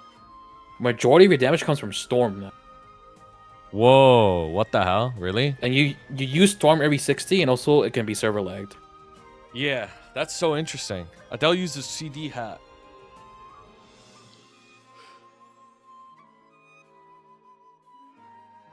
Luminous Origin? Yeah, no, not even close. Dude, look at Like, look at that. Storm. Storm got Look at lower this. cooldown and more damage percent. Look at this. Like, that's so crazy. It got over it got over 50% damage increase and 33% reduction. Like, that's so crazy. That's so crazy. Like, what the heck?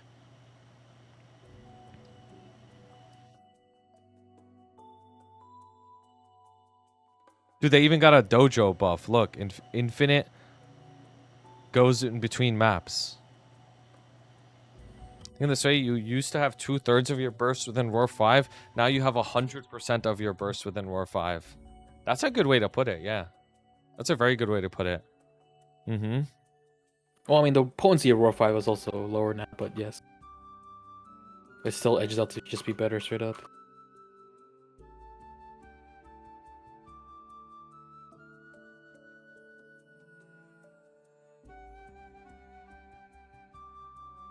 Now, I feel like the current state of Adele in KMS, like the whole sentiment towards Adele was that, you know, after it, you know, much after its peak, there was a lot of effort put involved into this class, but the damage output was not reflective of that, right? Yep. Like fucking making sure you're maintaining your sword stacks, and then you're using that one projectile that flies out of your back or whatever. I don't even remember what it's called. Grave Proclamation. Yeah, something like that. Like there's a lot of like micromanaging you got to do, and even when you like maximize all that damage output and you're maintaining your uptime like that, it wasn't really rewarding. But after the fact, you know, and after all these buffs, like I feel like Adele's and KMS are a lot more happier now. Like it seems like the effort is matching the output. Yeah.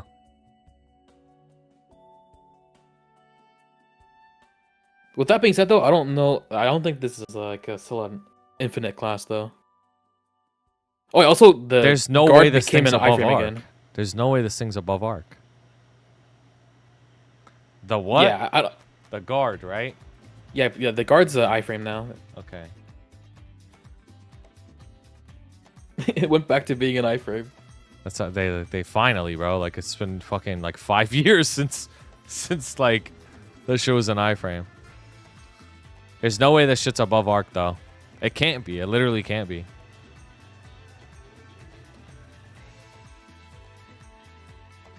Because arc offers support.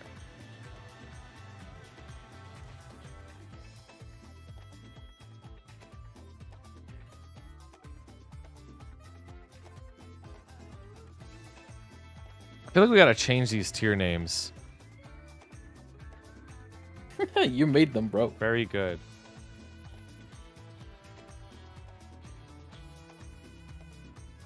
I'm just gonna delete Z.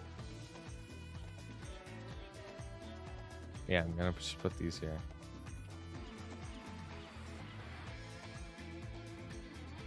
I think this is better.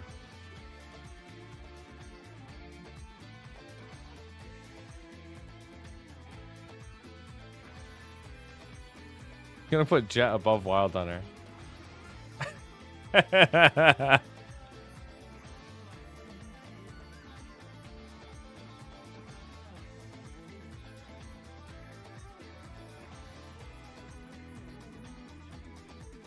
All right, so Adele, very easy to train with, by the way. Like its main skill hits really fucking hard.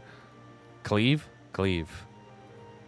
It gets like 20 to 30 FD from M3, M4 plus mastery. Its storm becomes like a fucking crazy ass skill.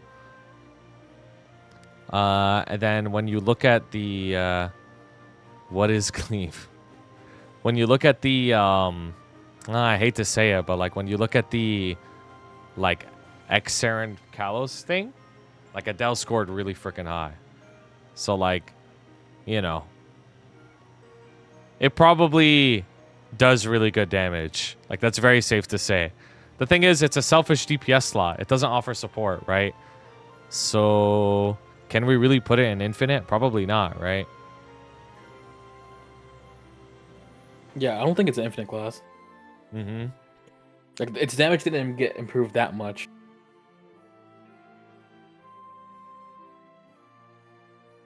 Pen Or- IED, come on guys, let's be real here. I mean, it's the green barrier thing, but I think that gives you damage for your party. I think it gives the party damage percent. yeah, but Green it also Benny. gives you like the shield, right? I don't even know if it gives a shield anymore, does it? That's the old one, right? I have no idea. I'm pretty sure it does. Okay.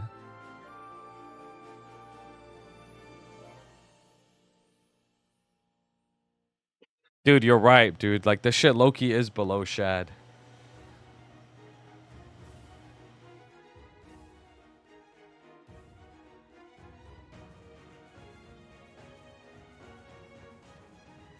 Yeah, probably. Okay. I'm okay with that.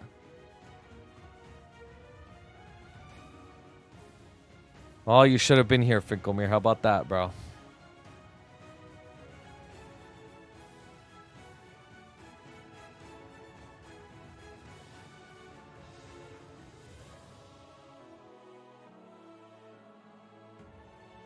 All right, AB. All right, Angelic Buster. Let's move on.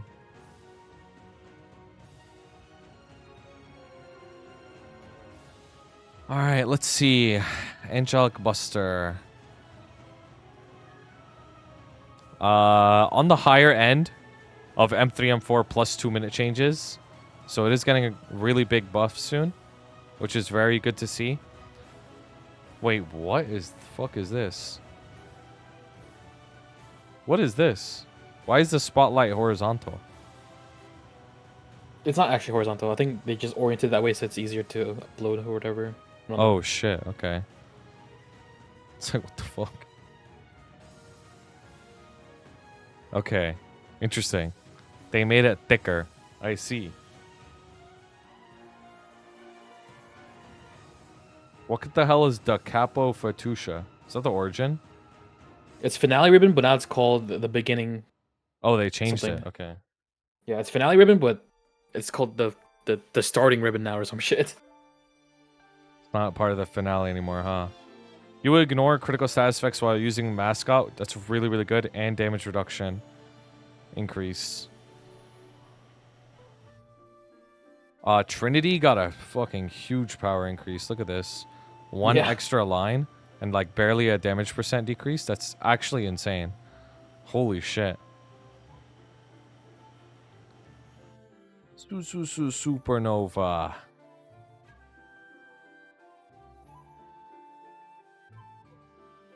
Okay, cool. Yeah. Angelic Buster, this offers what? 20% damage to the party? That's it? Yeah, something like that. Yeah, I think Finale Ribbon is 20% bonus damage to the party. It's very easy to train. It has a very, very high efficiency when it comes to its output, which means that you are very safe while you burst, and your burst is very fast, so you can get off your damage pretty much guaranteed every single time. Similar to DB, right? It's like the 1 minute burst. Yes. And then you have the big 2 minute burst. So that's how Angelic Buster is. Its raw total output, because it is essentially a selfish DPS class, is middle of the pack. So like, it's not that crazy. It is very new player friendly though. I think it benefits from skill sequence a good amount too. You could just like do a super fast burst. It is one of the higher ends from the upcoming buffs though, which is really nice. I think it uses a cooldown hat too. Yes. You have to. Yeah. If you don't use a CD hat, then you're always permanently desync from your own kit, because like when you buff up as DB, or not DB, when you buff up as AB, like you want a full buff, and then the two skills that you don't use until after Origin ends is Sparkle Burst and Dragon Mascot, because your Origin grants you a new type of balls, right? Yeah, you get different balls, and also Sparkle Burst and Dragon Mascot spawns a lot of them. Yeah. So you need to have cooldown hat so that you can resync with yourself over time. Yep, that makes sense. Now Phil's right, AB really did cause this meta shift. I want to also mention that Sparkle Burst, which is part of AB's, it's on a 2 minute cooldown, right? Part of its 2 minute burst gives you 10 seconds of iframe as well. So, you know, early game prog or whatever part of your prog, like, you're very safe playing this class. What's the spinny skill called? Soul Resonance? Yeah, Soul Resonance is a 2 second iframe and super stance, and you could use it midair, right? So it's also very you can useful. keep channeling it for damage reduction too. Like even after the iframe ends, if you're still channeling it, you have reduced damage taken. Yeah, so it's very useful. So the class's kit is pretty good. Like it has a very nice utility.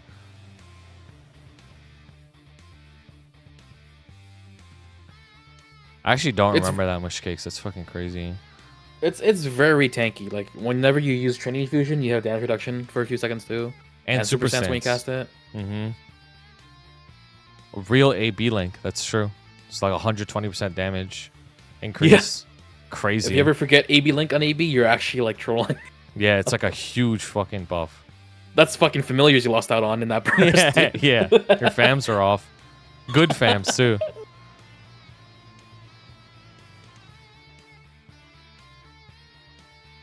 Trying to think where I would put it. I mean, like, where would you put AB versus DB, for example? Because they both have they're both similar, like very similar.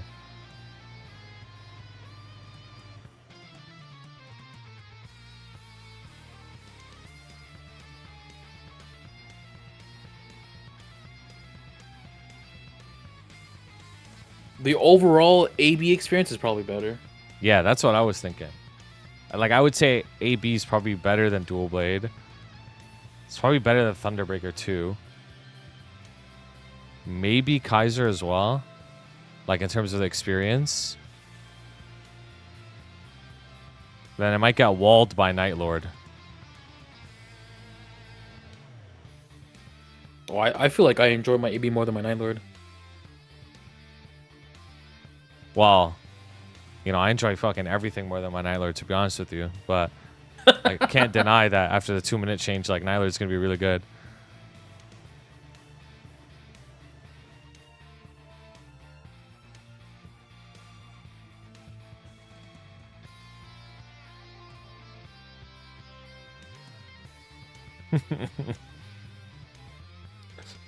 I'm going to put it here.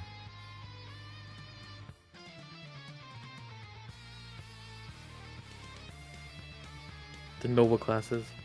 Nah. Okay, so...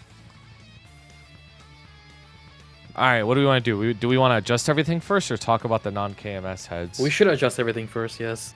Okay, let's adjust everything first. Okay, so the first thing is, I think the tier names weren't as good. I think these tier names are better. I don't want to set, like, an average, right? I think, like, Infinite basically means the classes are so good. Very good is, like, these... You're going to have a really good time. Solid is, like, you know...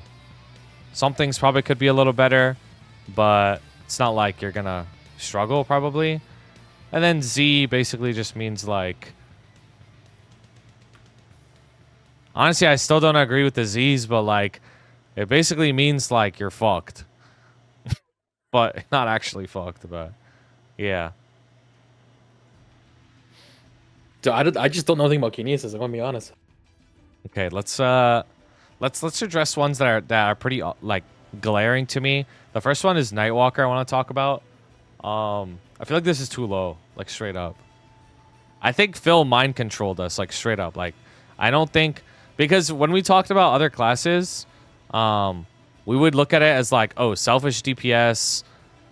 Where would I put a strong selfish DPS class? I mean, we put them higher, like straight up. So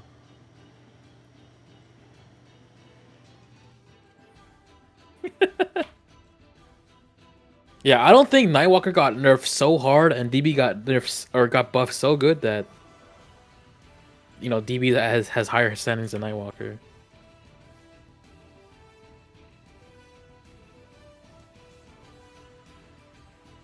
Because, like, the overall experience of Nightwalker is probably still going to be a lot better than the overall experience of Blademaster of DB. mm-hmm. Nightwalker placement makes me giggle. Yeah, I hope all the Doomers see this and quit.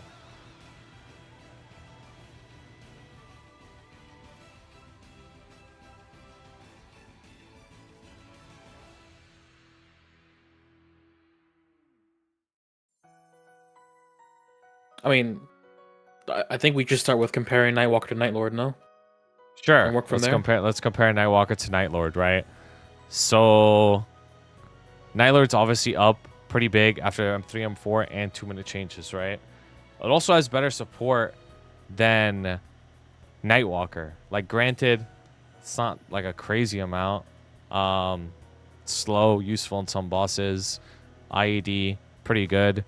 Nightlord also has the benefit of like a bonus drop rate. Helps a little bit in your prog. And bonus XP helps a little bit. Nothing too game-changing, but like, I'm just going to mention it anyways. I think Nightwalker probably has a better time training in early prog than Nightlord. I think Nightwalker's skills probably hit harder than Nightlord's when it comes to mobbing. I think Nightwalker's damage is still, untouchable for Nightlord too. So it has all that going for it. I think Nightwalker's damage is still good though, like straight up. Even though like it's not as like super OP as it used to be. So I would still put Nightlord above Nightwalker though, if I had to pick one in the future.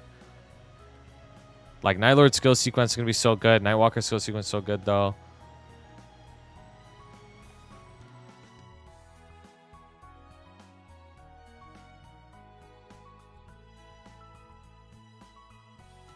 Want to say that you had a tier referencing average. Neither of these two classes have above average damage output. That's where I came from. Oh no, it's all good. Like, the thing is, like, it was also earlier into the tier list too, because we did the classes backwards, like backwards alphabetical order. Like, you know, we put these before we put a lot of them. You guys got to keep that in mind. Like, the tier list, you base things like you do things like as you're putting them down. So like we'll put something in the middle for now, and then as we put other things, the picture becomes more clear. So that's why we adjust things at the end. That's the whole point. So it's like, there's that. Also, another thing that I want to mention, because a lot of people have been coming in and out of the video, this isn't just based off of raw damage output. It's the entire main experience. It's early game training. We're talking about it. We're just talking about everything in regards to that class, like your entire experience playing it, future changes, funding, like all that shit. So you might see something like, huh? This class is stronger than this class. Why is it below? Like, that's not how it all works. Like, damage is important, but it's not everything. Like, I think Nightlord is above Nightwalker for sure, but I feel like Nightwalker is probably above some of these other classes too.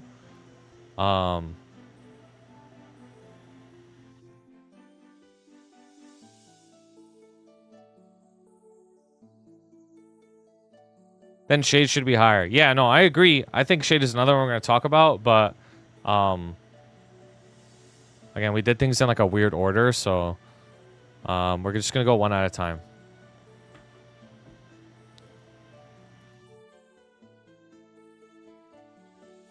Like for example, like if I were to put like Nightwalker and Dual Blade, like which one do you think would be better? Well, the overall experience is definitely going to be in favor of Nightwalker, because you don't really, like, yes, you can use a cooldown hat on Nightwalker, but even without it, like, your mobbing is still going to be really good already. Yep.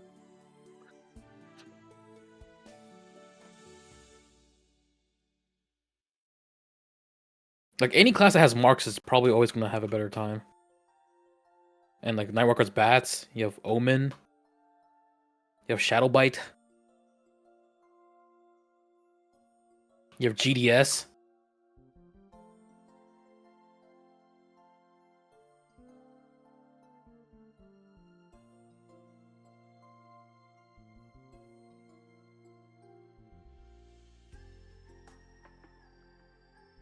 Yep.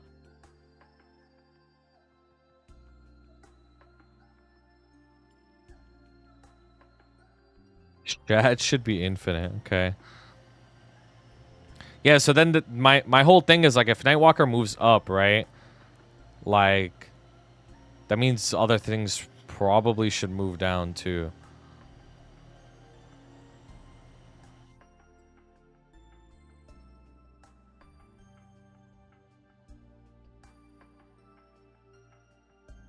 What are you thinking about? You mentioned Hayato even without the patch notes. It's right here. Where did I put Hayato, bro? Nah, bro. Like, y'all think I'm a fraud or something. Like, I'm just gonna put some bullshit around. Like, I actually, like, care about this shit. The fuck? Like, this is a whole discussion.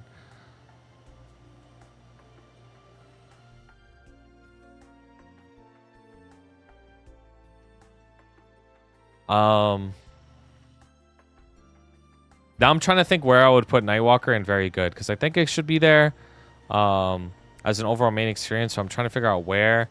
Honestly, like, I feel like it's probably like right here, like straight up. That's where I would put it.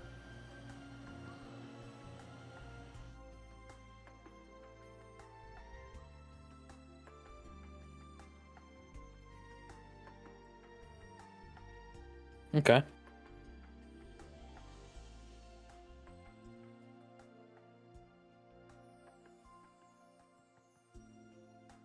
So I was trying to point out that the Buck has better quite a bit more output than both of those.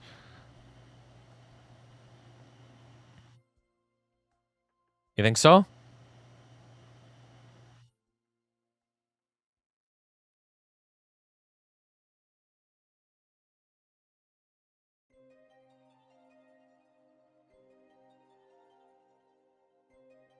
Isn't TB also just factually Giga right now?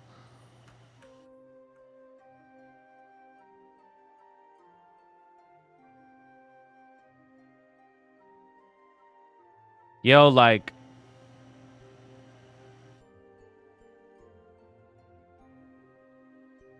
I feel like we gotta draw a line somewhere because we can talk circles about literally every fucking class, right? Like, I don't think anything will ever make everyone happy, right? So we have to draw a line somewhere of like what makes something very good, what makes something solid. Like we need to set a benchmark now that we have all this thing ordered.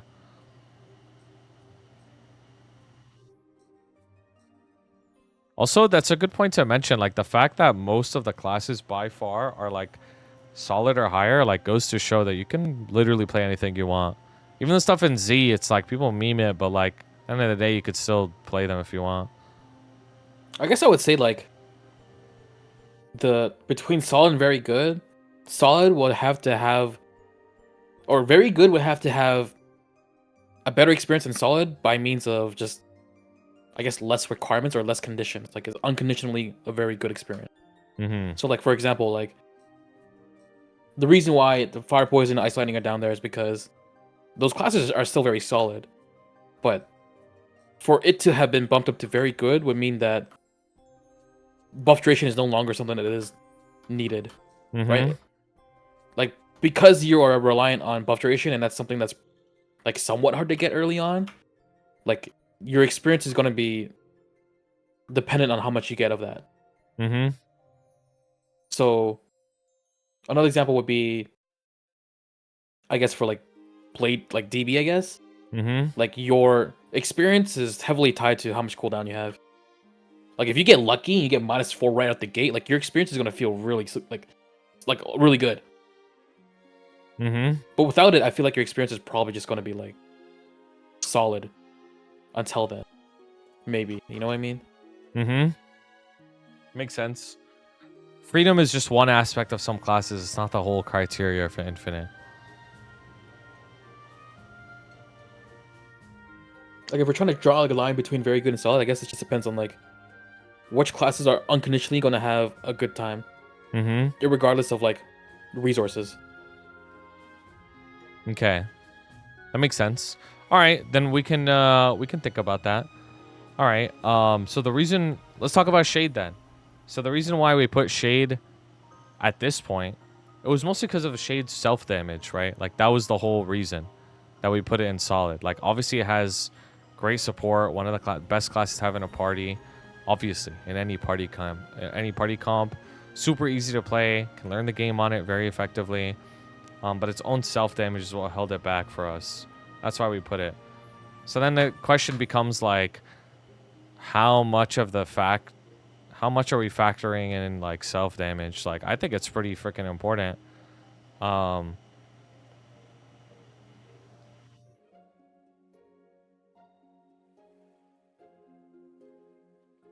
Yeah, I mean, self damage is important because, you know, we're looking at stuff like calling, stuff like Baldrix, where, or at least in calling, you have like someone else with you. But for the most part, you're not affecting that many other people with your support buffs until P2, P3. And with Destiny Lib mission being a thing, like your self damage is actually really important. Because you're gonna have to be strong enough to do H calling solo. Now, granted, you will get an extra 20 FD during that mission. But like for some classes, like even if you have that 20 extra FD, like it's not enough until you fund a lot harder. I want to also say that like, a lot of the archers are up here not because of just shade buff. Like you guys got to understand, like we considered a lot more than just party comp. We consider the experience playing the class in early game. We consider the how difficult the class is to play and how much value you could get out of it. Like Bowmaster is up here not even because of fucking shade comp. Even if this thing didn't even benefit from shade at all, it would still be up here, just because of how brain dead simple it is and how much value you get from playing it. Like as a main, you could like prog this game so easily on this class, learn all the boss mechs so easily. Like, just because there's something that, like, you gotta understand that is hard if you didn't watch the whole tier list from the start. Just because something is in infinite doesn't mean the reason it's in infinite is the same for every fucking class. Like, Demon Slayer is in infinite because of how broken TP farming is, right? It has a whole different way to progress than every other class. That on its own makes it infinite, right? But then you have a class like Khali that's an infinite because its raw damage output is so high. So are you going to say, oh, you have to apply that logic to Demon Slayer? Like, Demon Slayer has to have super high damage to be an infinite too. That's not how this shit works. A lot of classes, they have their reasoning to be where they are. Like, it's not the same reason for every single class.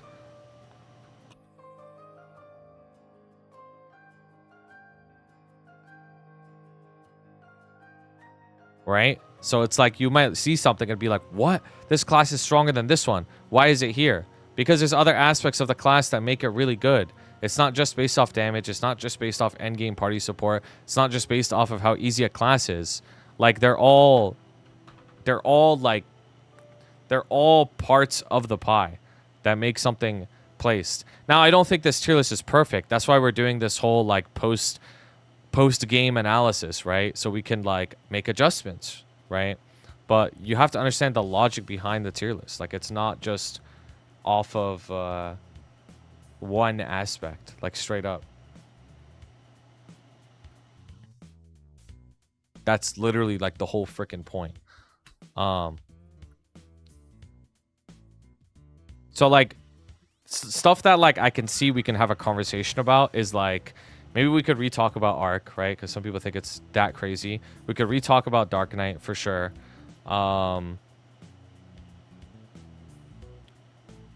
Maybe we could re-talk about Hoyoung. Maybe we could re-talk about Shade. Shade's a big one for sure. Buck. Like, these are the ones that seem, like, kind of egregious right now. So we could talk about them a little bit more and give you, like, the reasoning as to why we put them. For me, I think Dark Knight shouldn't be this high. But I understand why we put it. Because if you compare Dark Knight and Phantom, they do similar things where they have really high uptime. But Dark Knight is just way more brain dead to play. So we put that, like, that's why it got a higher score, because it's really brain dead and has high uptime. Thing that holds Dark Knight back is I feel like because its inner ability is, like, a little hard to get. Not a little hard to get. It's one of the harder inners to get. Wait, no, it's not. Never mind. I'm fucking confusing it with somebody else. Cooldown hat is very important on this thing. Like, it feels really good, like, later into the game. But then we're talking about mains. It's like, you know, you're gonna get later into the game. I could see it going down, but I still think it's very good, though. Yeah, it's buff. No, Kobe was here earlier saying it's, like, boss buff abnormal or some shit. No, you go attack speed, you go buff duration, okay, and then you go boss damage. That's what I thought it was initially, and then I got mind control. The only optional thing was going CD skip instead of boss damage. Okay. Yeah, okay, that makes sense. Yeah, the reason why I didn't put FP as high is because, like, I played FP up to the point where I could solo BM on it, right? And in that experience, obviously I'm not endgame on FP, right? But I feel like I still learned a lot playing it through that experience. And I think that FP is annoying to play. Like, I think it's, like, a lot of micromanagement that could be pretty deterring as a main. Like, that's my reasoning for FP not being as high. Now, I wouldn't say it's in a shit spot, like, straight up. Like, I think you can clear fucking everything on FP and be fine. But I just think because it's annoying to play, it could be kind of deterring. Like, it's not easy. You don't just hold down one button. You have to, like, fucking do a lot of shit to get damage output on it.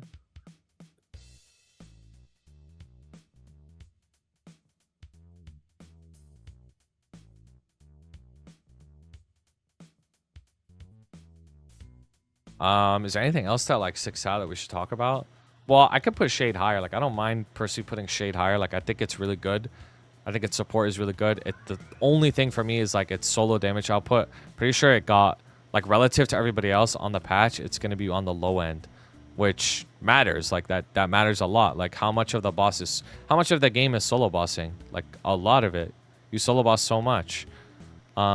So I think the what could make Shade higher though is how easy it is and how forgiving it is though. Like I value that quite a bit as a main, because let's say somebody starts playing this game and they start playing a really freaking hard class, right? The game itself is already really hard to learn. So like if you're playing something that's very forgiving, you won't have to worry about like your class being the issue of you like not doing shit.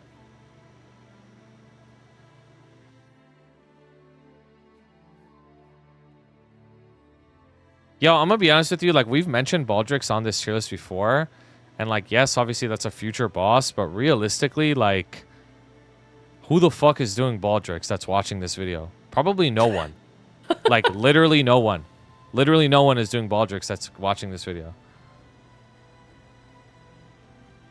So it's like how much are we really gonna weigh that in? Like this probably shouldn't be weighed in that much. Well, okay, Baldrix is a parallel on the importance of self-damage because, like I said earlier before, you're right. Like for Destiny missions where you only have yourself and your own personal damage matters, then yes. It's also parallel to when you're doing your solo bosses, right? Like. Then why would you take second Jenny Lib into consideration? Go back into this entire VOD, plug it into an AI, and tell me if I mentioned Destiny Weapon even once. I swear to God, I never mentioned it once for any class. Like, are we just like making up shit that I talked about? Well, I mentioned it beforehand because you were talking about why personal damage. Like when we were talking about Shade earlier, like not too long ago, like 10 minutes ago maybe. We were saying that we put Shade where it is because even though it has good party support buffs, its personal damage is low. Yeah.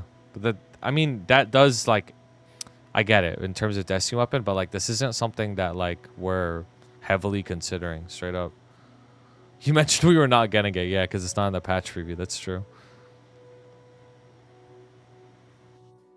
Something I need you guys to understand is there are multiple reasons for why something is where it's placed. Like, that's what you have to get in your head. Like, just because we make a reasoning for one class doesn't mean that the other class in the same tier has to have the same reasoning. Like, please understand that.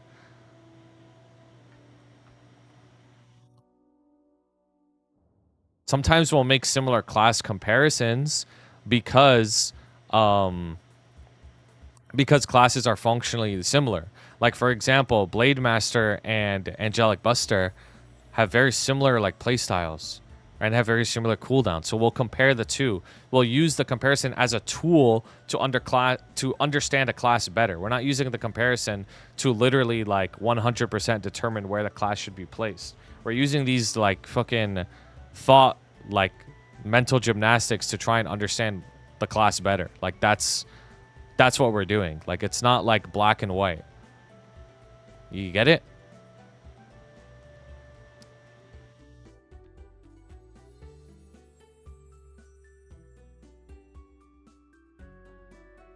Say Shade has more value than AB. Even if their personal damage is low, they enable a lot more. I'm okay with that personally. Like, I think Shade should be higher. Like, yes, it's solo damage.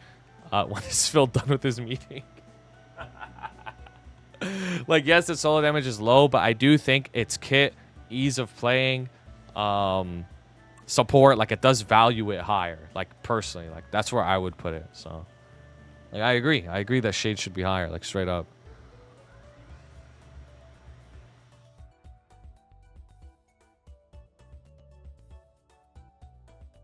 Do you want to move Shade somewhere?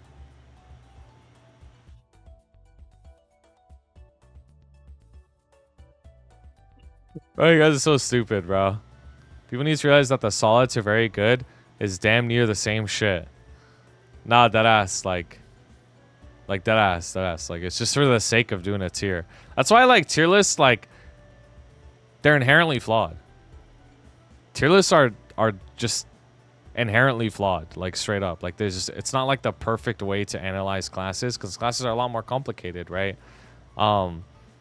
And then in the end, most people watch this video are probably just going to look at the end and be like, what the fuck? This is what it is. But I think it's important as like a discussion. Like you watch this and you hear the whole discussion. You just learn shit from the video. Yeah, the problem with the analysis hexagon is like, man, that shit takes so long. It takes longer than a tier list. It takes so long. It takes so long.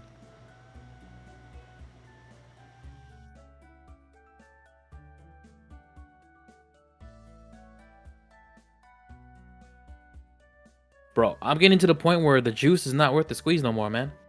Like in terms of for what? I think we just gotta start adjusting things and stop reading chat. Yeah, that's true. All right, let's pick a few ones that like seem to be egregious, like people are really crying about, and maybe consider those. So like, first one would be Shade. Do you want to move Shade somewhere? Because you're right, we need to get to the non-KMS and keep it pushing. I think we can definitely move Shade up and move other classes down. Okay, Because sure. Let's move Shade up for now, right? Let's just like put it here. And then what else would be in solid?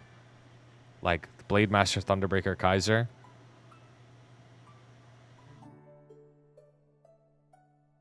I think it depends. Like, are we using the same metric that I was talking about before? Where like, oh, like classes that just have an unconditionally good time should be in very good, but if they have conditions, then they should be in solid.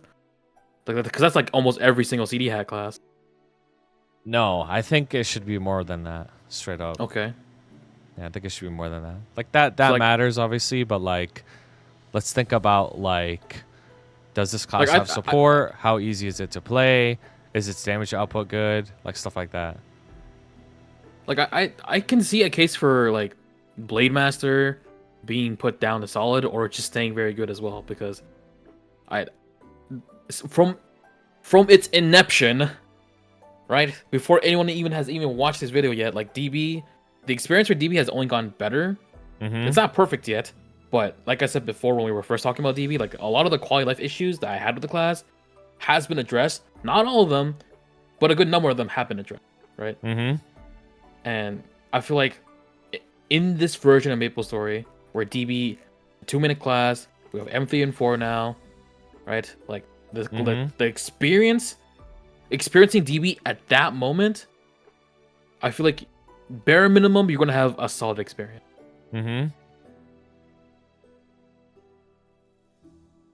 Yeah. I think for me to argue that it should be very good would mean that there's a class in very good that DB would have a similar experience to. And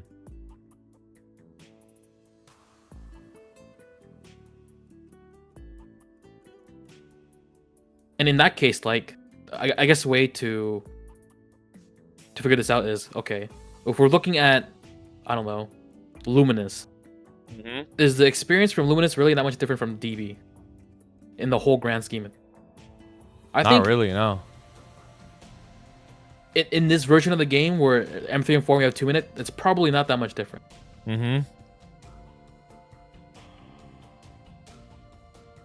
So in that case, like, would that mean DB goes down? Does Lumi go up instead? That's what we need to figure out. I feel like in that case, maybe it means DB is more of a solid experience, just because like there is the issue of cooldown hat. Yeah. Like cooldown hat is a really important factor in experiencing DB. Like the more cooldown you have, like the class just feels that much better to play in all aspects. When you're doing your dailies, when you're farming, like yes, of course, once you get high enough Soul Janus, it doesn't matter anymore. But that's still part of the like, whole experience of getting to that point where cooldown does become obsolete for mobbing, but it's still very important for boss. I think that means dual blade should go down. We should put like a criteria in very good where if a class offers some support, it probably should be higher too. Because that is pretty important. Right? So like arc support, Dawn Warrior support. So it's either like it offers some support or has a lot of damage, like a lot of damage. And then the classes that have like a stupid amount of damage or break the mold, right? Like those are the infinite ones, or like have or something crazy about them, right? I think that's what we should do. Okay. So for example, like Battle Mage and Mech might go higher.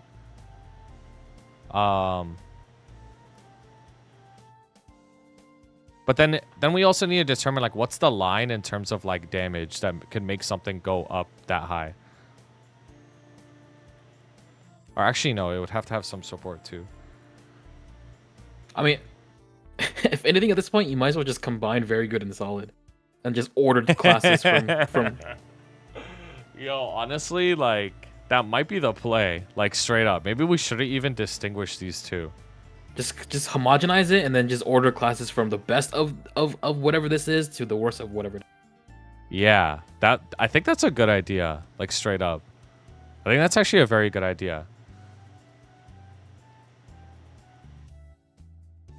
I think that's a good idea. Let's do that. Like it's gonna look stupid, but I think it actually makes sense. I mean, that's just where we are in the game right now, where there's like, You're actually right. Yeah, you're actually absolutely right. Like that's how this game is. Like you're either playing a OP as fuck class, or you're playing like a more than good enough class, or you're weak. Like it's like really just those three options, right? Yeah.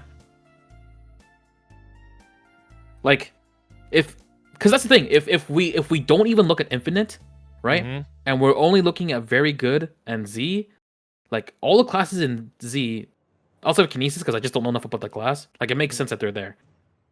And like, yeah, even when you look at the DPM charts, like if you take out like the top 15 and you take out like the bottom 5, everyone else in between is like within 5 or like 10 to 5, like 10 to 5 FD apart in terms of their damage. And I feel like in the overall experience of the game, it's just like they're all very similar too. Like, yes, Explorer Mages, you know, your experience is kind of watered down till you get more buff duration. And like, yes, for DB, if you don't have a cooldown hat or like -4 early on, you're like, it's gonna feel like the mobbing really sucks until you do. Right?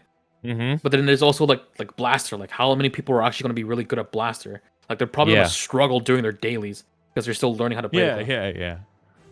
Like, even though the class is really solid in bossing, but like the whole experience is to be accounted for too. Yeah. I like this. This is a really good idea. You solved the case, bro.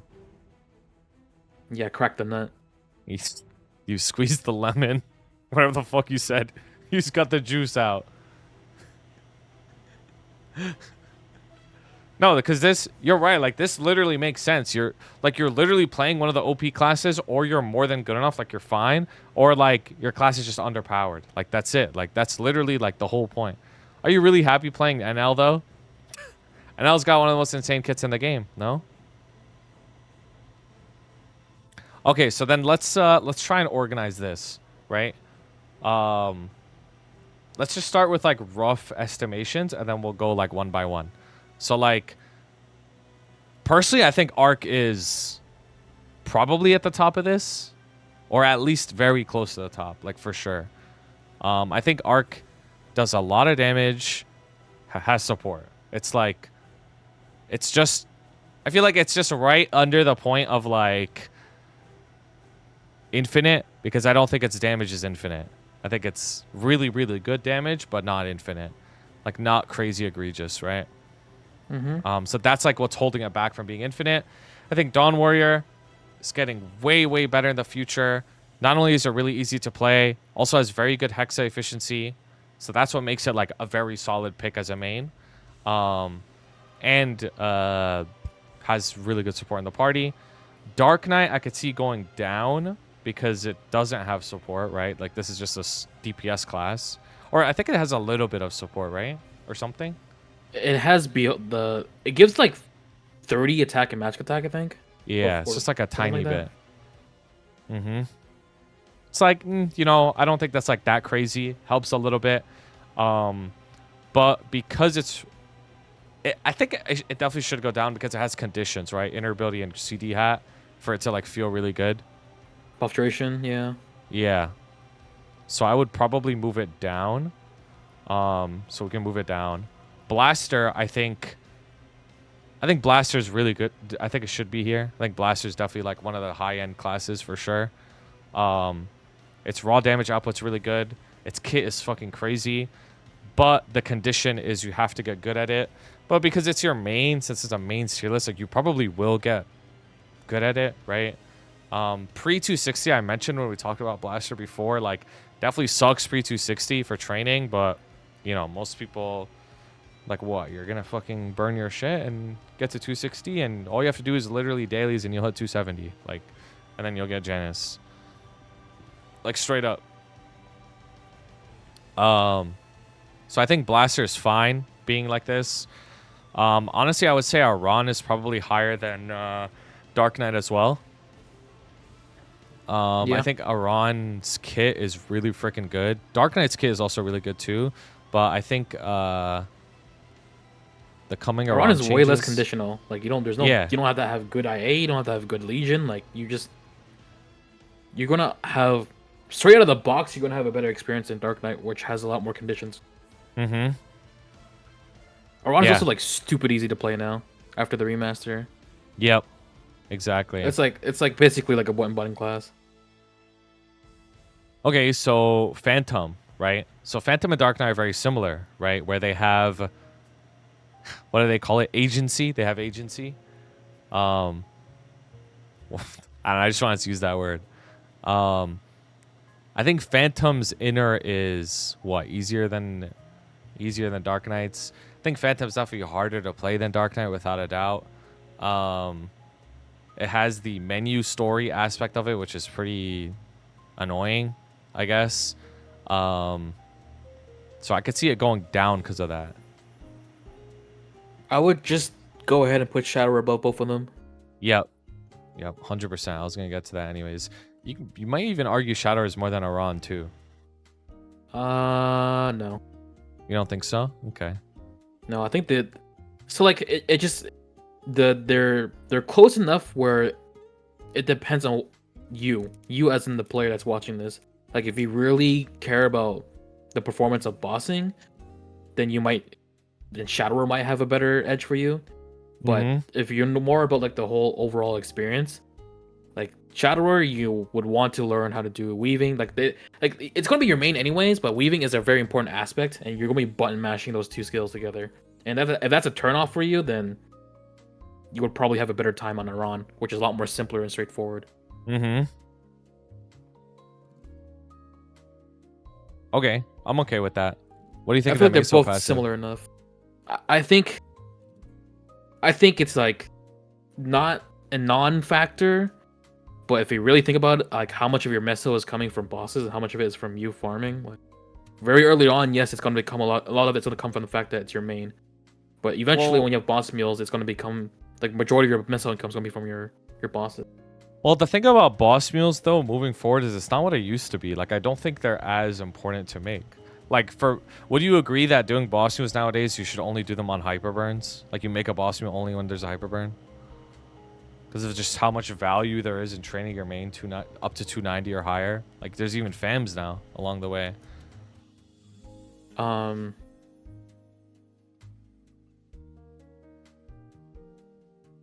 Maybe, I guess. Because if you're doing boss mules only on hypers, that's like what, maybe 4 to 5 a year you get boss mules?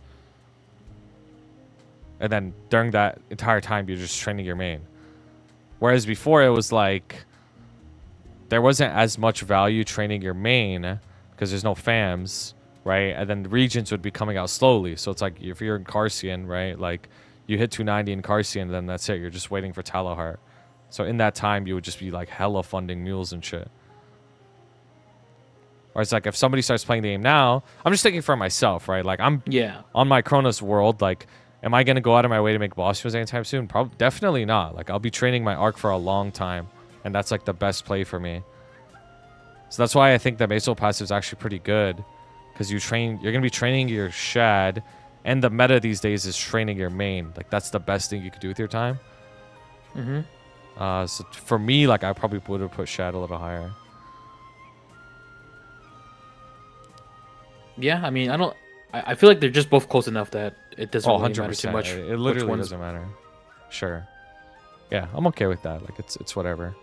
Okay, so then let's talk about Adele versus these two then.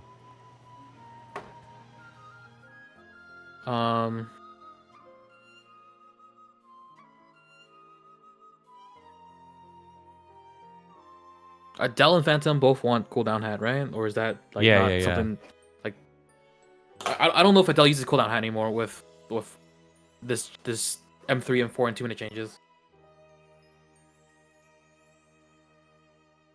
No, they use cooldown hat. They use cooldown hat.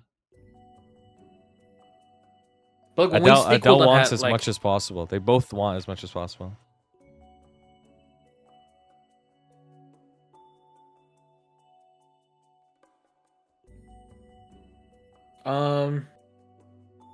Yeah, I think the overall experience is probably going to be better on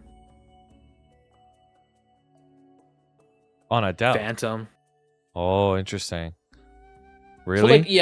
So like yes on Phantom, like there's menu story, but like that's like it's super annoying at the very beginning when you have to get all the skills. After that, you only really interact with it when you are bossing.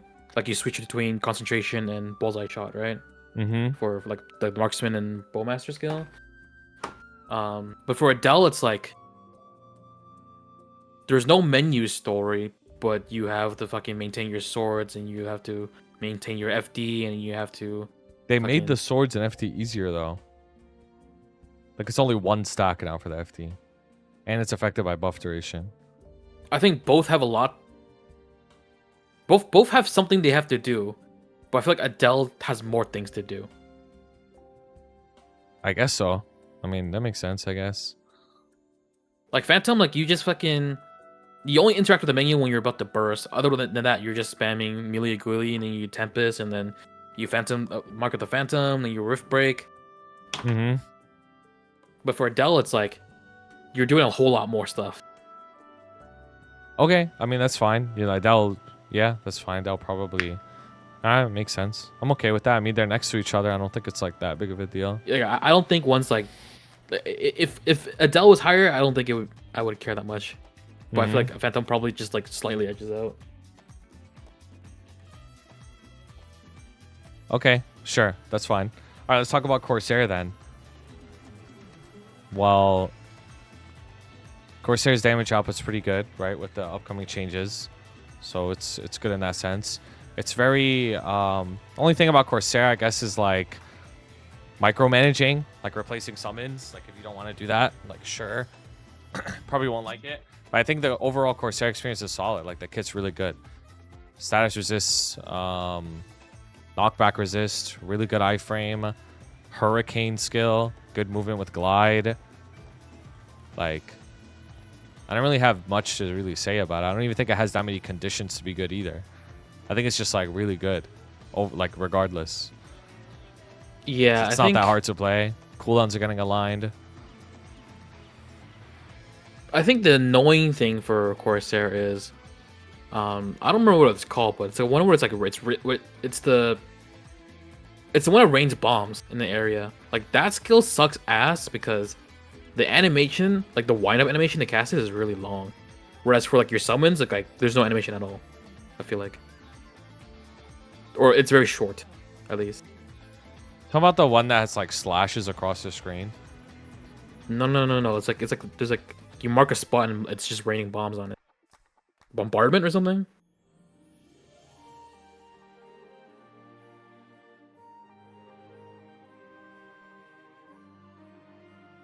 Firing orders.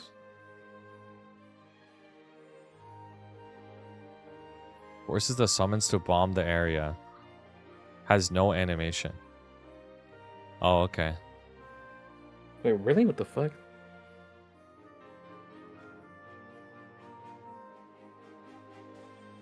Unless you mean ugly bomb. Yeah, No, but no, nobody no, uses no. ugly bomb, right? Yeah, no one uses that. I'm about to play Saren use ugly bomb. I'm gonna reinvent the meta. I don't know where I would put this. I feel like this is like a sleeper pick, bro. Like this is like super underrated. yeah, I like my gut feeling was putting it above Dark Knight. I don't know about you. Yeah, that's actually exactly what I was thinking. Yeah, like straight up. Like it does. There's flag it gives for the party. Like survivability is good. Its damage is fine. Like there is the summon part of it and micromanaging, but it's like not as bad as Phantom and Adele's. Like Dark Knight's down there just because of all the resources it requires to like feel like a class. Mm-hmm. But Corsair, like just straight out of the box, like you're chilling.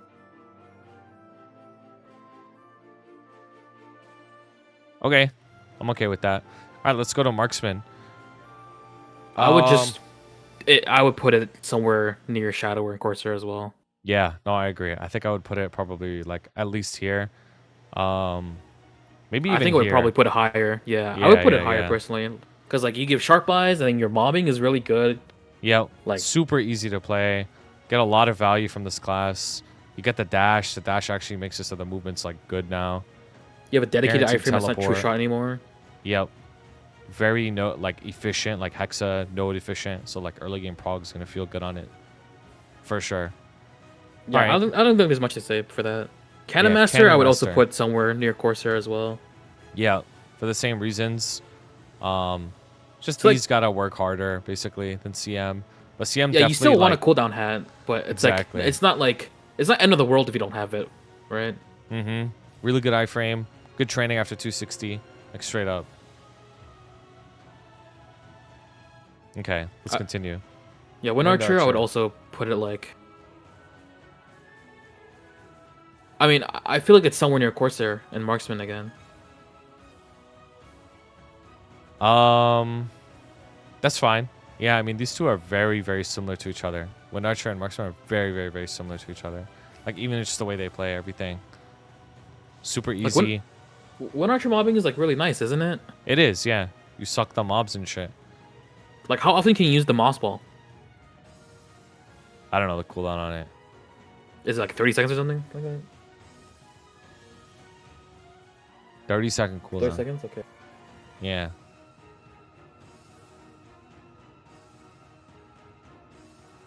Okay, so it's like not that low, but like it's still Mhm. useful for mobbing.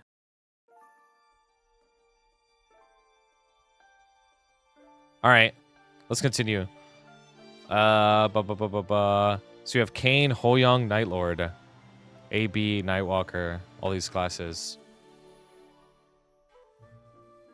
Kain probably should be higher. Right? Like, So the reason why like we had Kain down there in the first place was that it's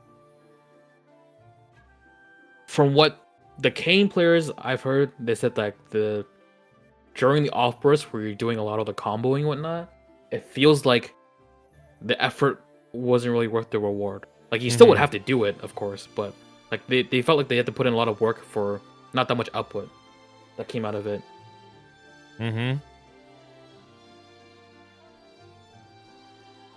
You don't need a cooldown hat as far as I know, but actually what Yule told me not too long ago was that running cooldown hat is that not that much different than if you were to run stat after the fact.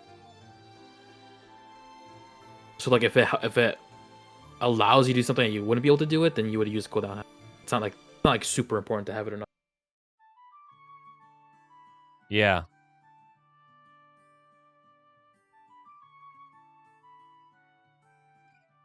Like honestly, like, I don't really know. I mean, I feel like in terms of damage output, Kain probably does more damage than a lot of the classes above it, but Yeah. it's not just about damage, right? Like Yeah, there's no, the it's overall not. experience. Like Marksman's so good because it's just like it's so easy, right? Like anybody could get that shit going and get really good value out of it as from a main. One of the key things that I remember back then, like back when like Odium was like the spot to farm at, right? Was that Kain mobbing was really, really active.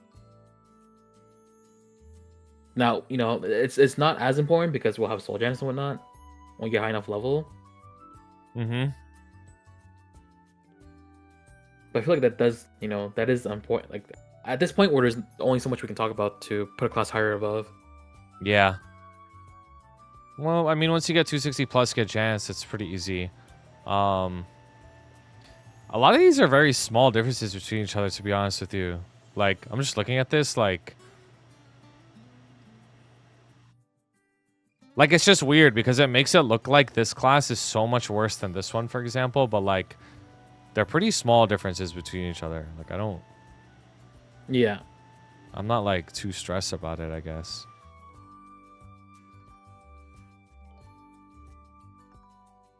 I think since we're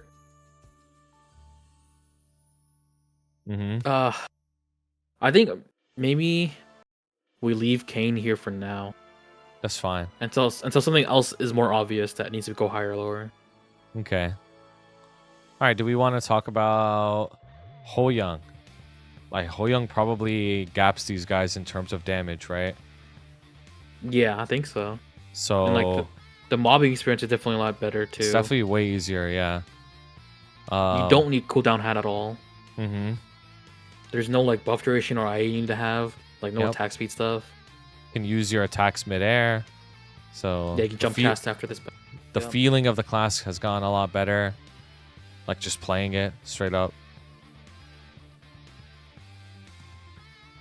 I would say it's probably somewhere around Shadower. Yeah, I'm okay with that. I'm okay with Because that. like if we're talking about the whole overall experience, like the mobbing is good. So you know, Marksman's mobbing is good, Archer's mobbing is good, Corsair's mobbing is Mhm. good, Cannon Master's mobbing is good. Like it's probably like they're all have good mobbing. It's probably like a comparison of damage output and just overall experience. Mm-hmm. Okay, sure. Let's see. Okay with that. Like you can probably like I don't know. You could maybe argue that Marksman's higher, like Hoyoung should be a little bit lower, but I think that's like for where it is. Mm-hmm. Considering that like none of us are Hoyoung mains, I feel like it's hard for us to argue Oh, speak for yourself, that it should bro. be. It's hard for us to argue that it should be much higher because like there's probably like some nuanced information that we're missing. Mhm. Like Phil was talking about how like buff sequence was like really big for Hoyoung, but I thought that wasn't the case. Nice stripes!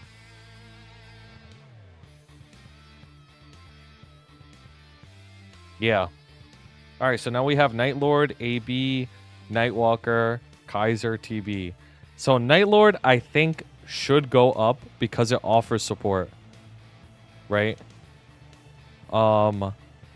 It's also like Well- hugely gonna get better to play after like skill sequence and shit, right? I mean, yeah, but like, I don't think you put it above Shadower though, right? No, not that high. No way. I wouldn't put it above. I wouldn't put it that high. It'd be like somewhere above Dark Knight, yes. Yeah. That's what I'm thinking. Like I'd put it like right here. That's where I would put it. I think Windnarcher and Marksman are just like so brain dead. I mean, Nylar's pretty brain dead too. They're all brain dead, all three of them, like in a row. I mean, I feel like the comparison in like bossing aspect, it's like okay, you have it's untouchable, so that's like variable usefulness. Mm-hmm. You have what the hell is the fucking ID thing called? Frailty Curse. Yeah, Frailty Curse. You have that. So then you're comparing like, is Night Lord's damage output that much higher than Corsair and Cannon Master that it outvalues Flag and Monkey Magic? I guess. I mean, probably. I mean, this thing is getting a lot stronger. It's also its damage output is like works really well with blinds, obviously, right? Okay. That's fine. Okay. Talk about Angelic Buster. So 20 boss. 20 boss to the whole party, right? Like that's not bad. This class is also super safe and efficient, meaning your burst is essentially guaranteed every single time. Like it's super fast, and you're iframed. So like, I think it's like probably somewhere above Marksman, maybe. yeah, I think so too. Cause also like, it's also really easy to train with too. Like that's also really good going for it.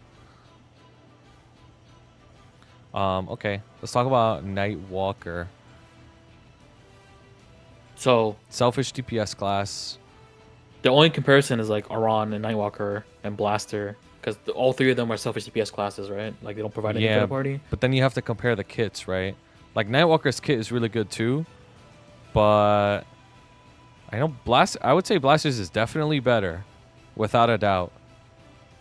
And then Aran's might be comparable, or maybe even better than Nightwalker's. That's the way that I look at it. Because what does Nightwalker have, right? It has pretty good movement, right? Pretty good like positioning. It's got a shield, right? It's got like super stance, but the others too, right?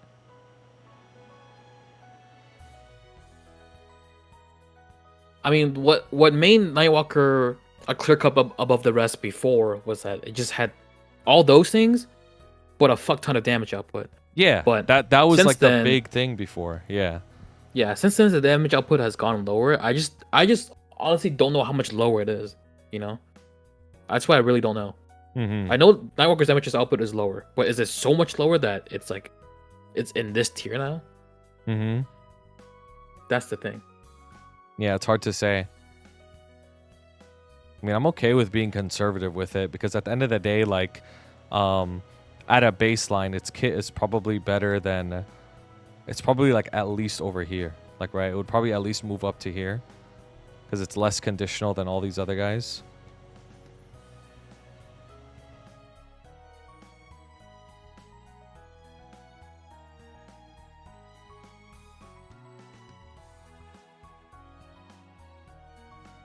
Like at a baseline.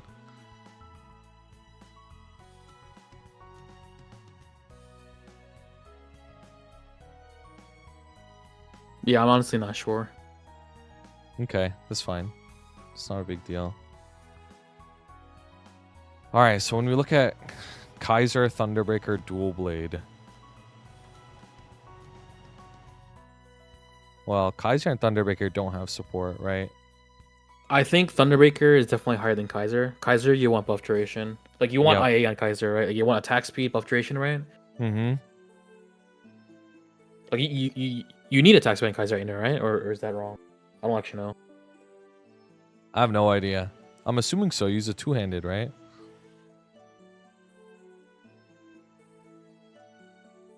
Yeah. Okay. Yeah. I mean, even DB needs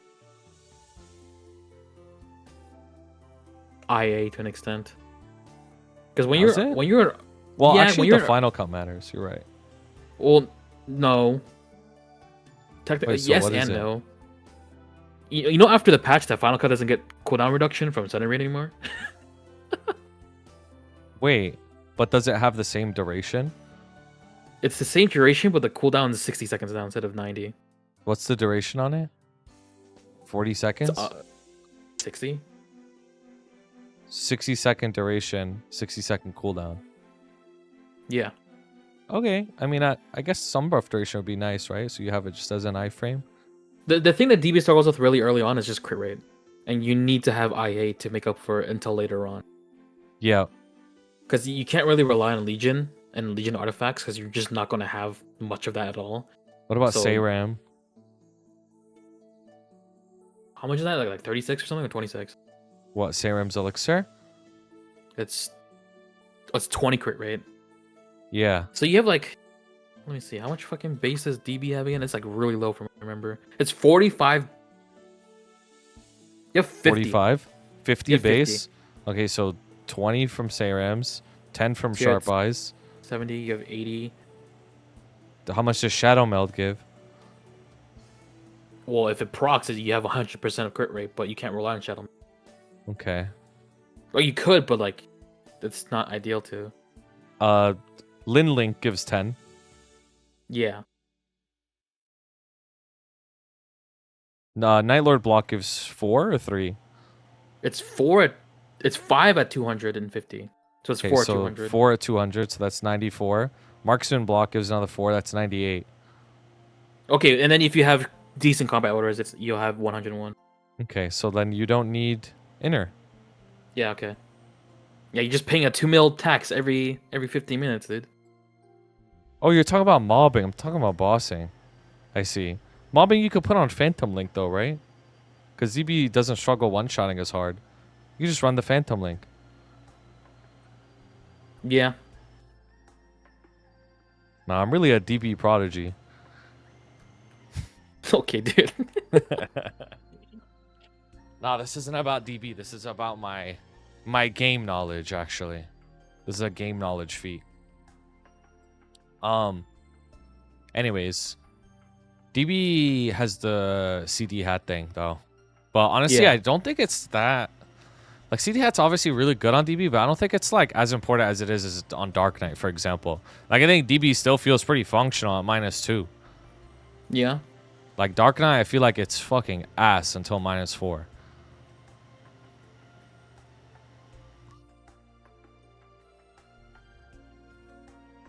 Well, even with that in mind, like, so what does that mean? You put DB, Kaiser, Thunderbreaker higher than Dark Knight then? Because that would mean putting Maybe. DB, Kaiser, Thunderbreaker higher than Kain. Maybe. I don't know. It might be. Maybe Dark Knight needs to go down, actually. All right, well, like Dark Knight and Phantom being together makes sense because of like buff duration and cooldown hat and IA, right? Yeah. And then we put Phantom and Adele close to each other because like they both have like some level of like maintenance during bosses, like Mm-hmm. menu story or like maintaining your freaking swords and FD stacks and making sure you're firing off everything off. Yeah. cooldown.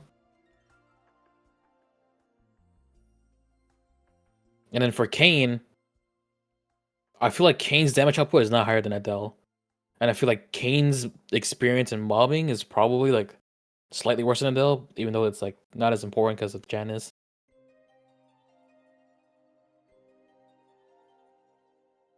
But then when you like look at like Thunderbreaker, Kaiser, Blade Master, it's like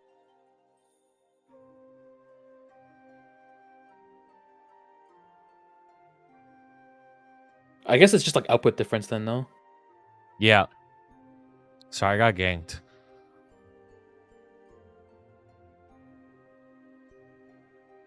My nephew wanted to see my setup. I told him to get out. I was busy. You have any games on your phone? No, like, actually, though, like, that's literally what fucking happens. My nephew will come in and be... I have a lot of nephews and nieces, and they'll come in and just be like my sibling, right? Because my sibling is their parent. They'll be like, oh, like, do you have any, like, games you could, like, play with them? I'm like, no. Like, I'm busy. And they leave. The fuck? I'm busy making a tier list about MapleStory! Get out!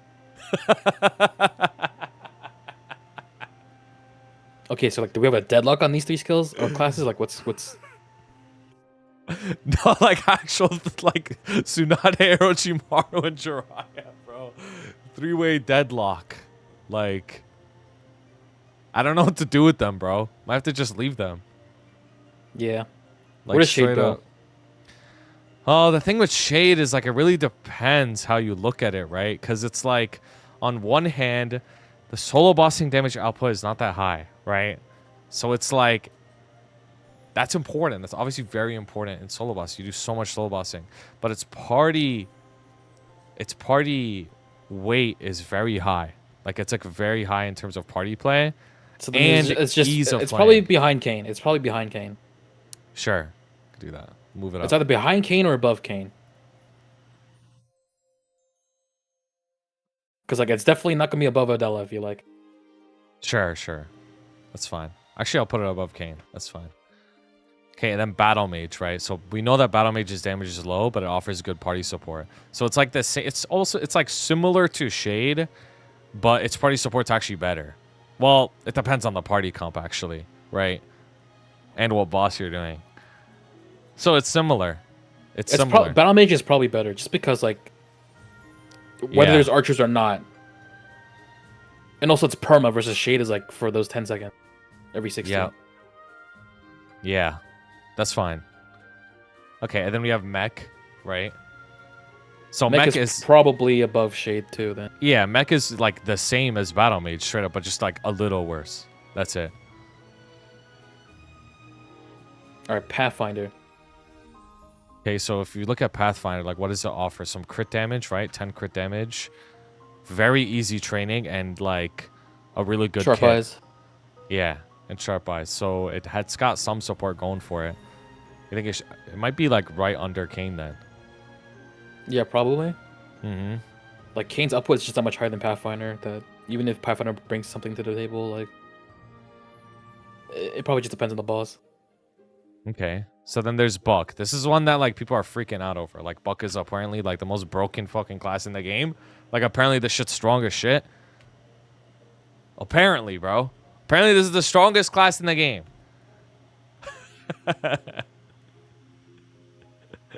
Like the Buck gas is crazy, bro. Like the Buck gas is crazy, bro. Phil was fighting for his life for this one too. Well, this is a tier list with Phil, so we should probably like consider what he said. Yeah. And I dice. mean, none of us. It's true, Only dice. only he has like the high end like Buccaneer. Mine only just does end slime. Yeah. Yeah, I only got mine to Lomian too. So he's the only one that has like, yeah, that's the strongest fuck Buck. Okay, I mean, I'm just gonna take Phil's word for it. Like, let's just put it like here then. Well, if you're taking Phil's word for it, then it should be like above Night Lord. Oh, really? Okay. That's what he said? I thought he said it was above Kain. He was saying that the damage output is just better than Night Lord's too. Okay. I'm pretty sure that's what he said. Got you. Buck gives you time leap, and then you also have flag. Mm-hmm. And if Buck's output's higher than Night Lord, then just having pirate flag is already making it a lot better than Night Lord. And also, of course, like the Buccaneer experience is very good early on. Very safe class. The only thing you can really fuck up is if you like throw your orbs the wrong way, Mm-hmm. or you double dash out of your war on accident Mario Kart. if you have one.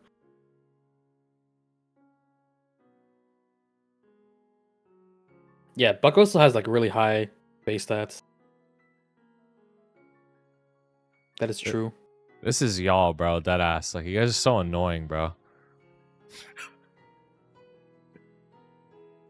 All right, hero. I don't know where the fuck to put this guy, dude. Yo, honestly, like, I hate heroes, bro. Like, I'm down to just completely, like, flip the script and just be biased and punish them. Fucking hate this class so much. Like, that ass. Like, Gigabooty's with me on this one. Put that shit in Z. No, the thing is with hero is, like, what is this? This is just a 2-minute burst class or semi-burst DPS class, right? Like, that's it.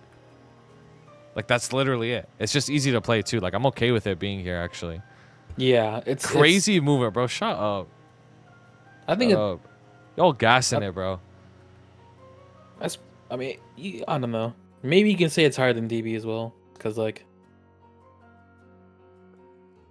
you don't need cooldown hat. You don't really need IA, or I guess you want attack speed, right? Dash fight. Bro, no, you guys play, like, these dog shit classes with no movement. You see something, like, pretty okay, like hero, and act like that shit's the best thing ever. Like, okay. That ass.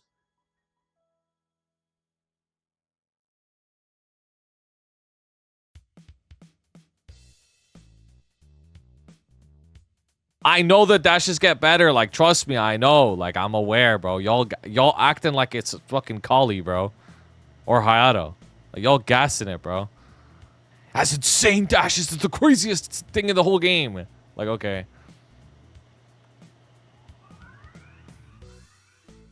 All right. I'm okay with it here. Honestly. No, I think DB's better. High key. I think DB's better because you can have the potential for like, the -5 in the future. Okay, but like that doesn't. Like, that shit's broken. I've seen you train. Yeah, but when you have Soul Genesis 20, it doesn't matter. Okay, hero community's worse. There you go.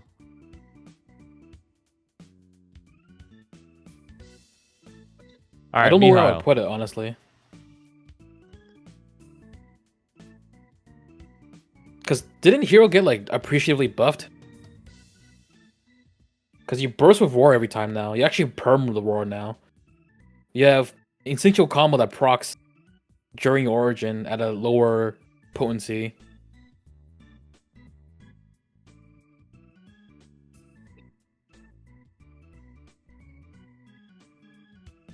I mean, that is true. I mean, that is true. Like, heroes changes with the roar 2-minute is pretty good. Maybe it should be higher then. You're right. I think it should be higher. Okay, let's put it here then. I think like higher as well. Like it's like, do you put it higher than Kain or not is the thing. Kain has Archer comp. So then you would put it above Thunderbreaker then, no? Yeah, I'm okay with that. I'm okay with that.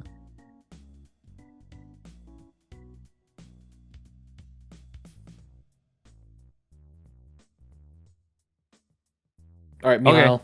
Mihile. So we put Mihile. Mihile's good for really learning the game, right? Obviously, because you're invincible, right? You could experience boss mechanics, learn the game more. But Mihile itself is like pretty. It's like standard. It's like nothing too crazy about it, right? Offers like decent support with shield and attack buff. Its damage isn't too crazy though. Not saying that it's weak. It's just like not anything like exceptional in terms of damage. So, I mean, I'm okay with it being here, like straight up.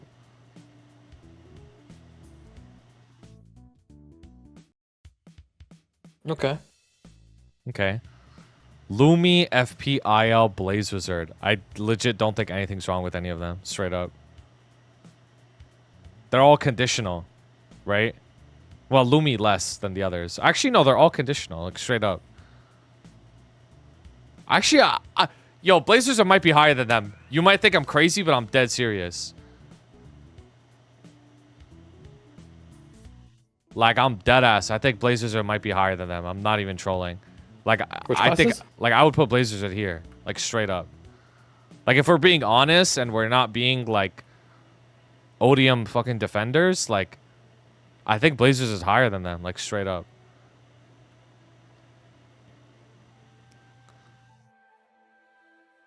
Bro, I don't know if FP's damage is that high. Like, is it really that strong? Like, let's think about it like with a -4 hat, like, because we're not getting -5 or -6, right?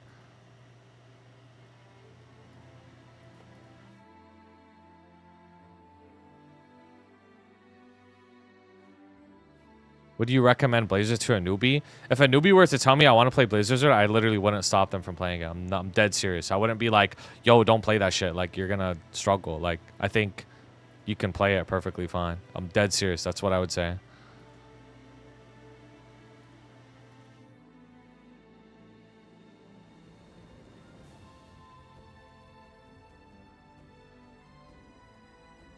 Yeah, I don't know. We can put Fire Poison up. I mean, it's selfish DPS, right?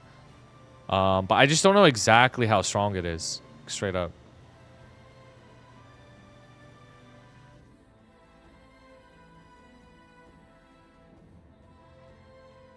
No, we're talking. This is after. This is M3 M4 after 2 minutes. That's why I'm saying like Blaze Wizard isn't even bad.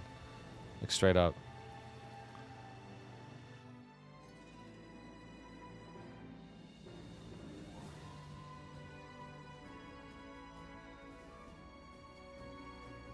Yeah, I'm not sure. FP. The thing with FP is like even if it's like its damage is probably good, but it's pretty freaking annoying to play. Like even after the changes in the future, like it's still gonna be pretty freaking annoying to play, and it's conditional. Like you need a really high cooldown hat and really good inner ability. That's why I'm like hesitant with it. Also, like I know like I know what I'm about to say isn't gonna fucking matter, and like people are gonna still look at it the same way. But just because something is here doesn't mean it's like bottom 5. Like you shouldn't look at it like that. You shouldn't look at it as like, oh, this is bottom 5 class, because that just makes it sound way worse than it is. Like if something's it's either like tier 1, 2, 3. That's how you should think of it. Like, tier 1, 2, 3. I would imagine Fire Poison is like where Blaster is. If we're talking about like just purely terms of damage output. Really? You think it's that high? I think Blaster's kit is what also carries it, not just the damage.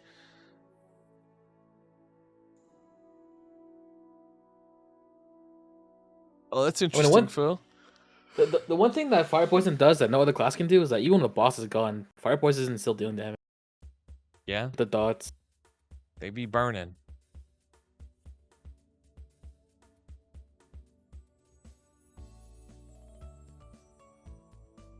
Wait, so that what Phil said, like it's bugged in favor of Fire Poison, or Based like, on my against? research just now, FP skill is bugged on the dummy, but the real boss test is like just weaker than Illium. Bugged in favor. Interesting. Okay, I mean, I don't know if we should consider that. Like, I mean, if it's just weaker than Illium, then that means this class is pretty strong, no? Yeah. Okay, so then what's a class that's hard but strong? Blaster? Yeah. Maybe, yo, FP about to get the biggest glow up then. What the fuck? I mean, that's why I said, like, okay, the reason why we had Fire Poison down there in the first place is because, like, the resources required and also the experience of playing the class. Yeah. Like, yes, it does do a lot of damage, but this whole thing isn't based around damage. Mm-hmm.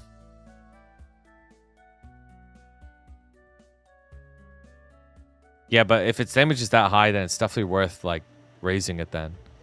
If it's pumping that much. Because then it gets to the territory of, like, this is a very strong class now. Then Top 5 it's- damage. There's just no way that's true, bro. Like, I don't think, like, this, like, I get it. Like, I get it. It's here. But keep in mind, this is with a -5 hat. And also, like, FP's pretty advantaged in Saren compared to other classes. Like, this thing is flawed inherently. Like, you can get a good idea of a class's damage, but it is flawed inherently. Like, there's no way, like, like, it is something I've been using for this tier list, but you shouldn't consider that as, like, 100% of the picture.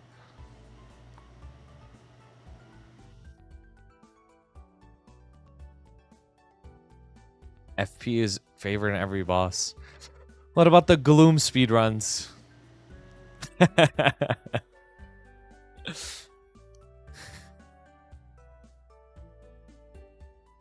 Okay, you know what? Like, I'm okay with moving FP up. If we're gonna go by the same logic as Blaster, like, hard to get used to set up, but the damage output's good, like, I'm okay with putting it there. I mean, it should be higher than Buster. Okay. All right, Lumi. I mean, like, straight up. Just jump the whole list. Yo, like, Phil's doing this tier list with us. Like, it is what it is. If it, like, his input matters a lot to me, to be honest with you. Like, he just can't be here right now. But if he's typing this shit and that's what he believes, like, I'm gonna consider that a lot. Like, it is what it is. Just like how I consider Tommy's shit a lot too.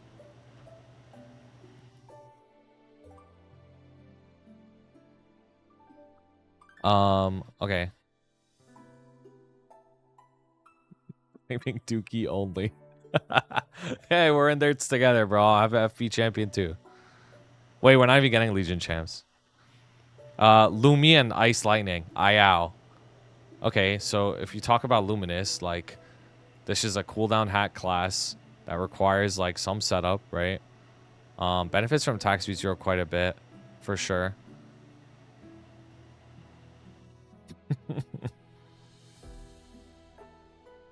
Merc is favored in Saren compared to FP. I mean, they're like the same. They're both perm untouchable. IL Infinity management, but noob friendly. The thing is with Infinity on IL is because IL is like 1 minute burst. Like, the buff duration obviously is important, but it's not as important as it is on FP.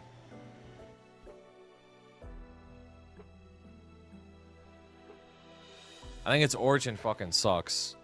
Like, that shit is the most annoying thing ever.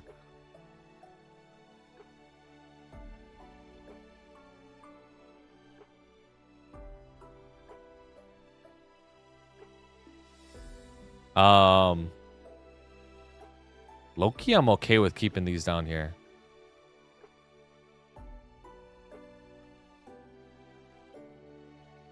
Okay. All right, then we're on Lara, Kinesis, Jet. and Wild Hunter. All right, Phil, help us with Kinesis, bro. Yeah, help us with Kinesis.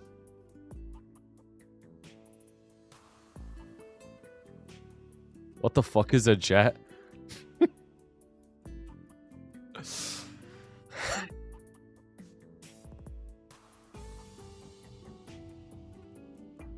Yo, any Kinesi in the chat?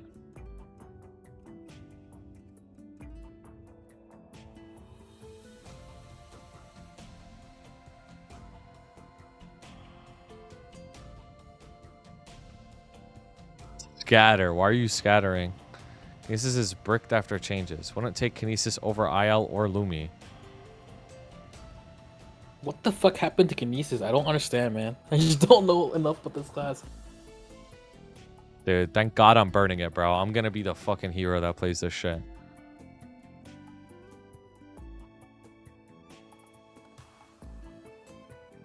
That 2 minutes change hurt them a lot.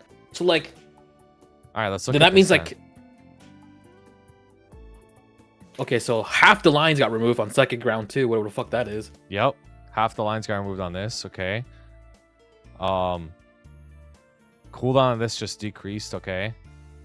One has been decreased, and the damage like same percentage. 20 to 15. Okay.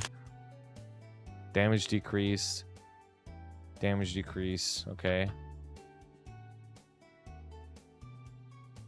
This should just straight up got nerfed. Look at this. Like, straight up just lower.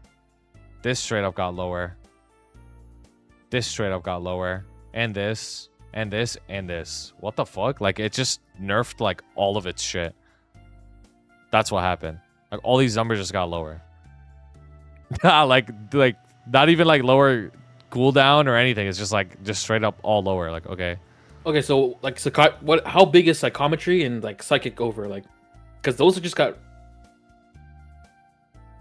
Okay, like psychic over, just nothing changed with that cooldown. It's like, how important is that skill? Mm-hmm.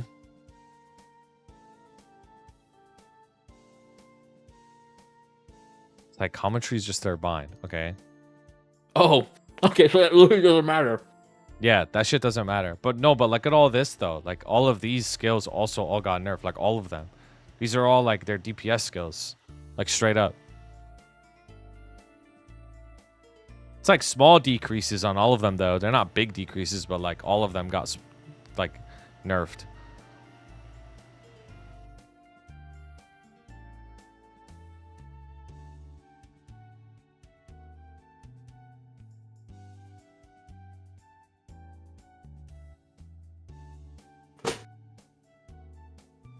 So, yeah.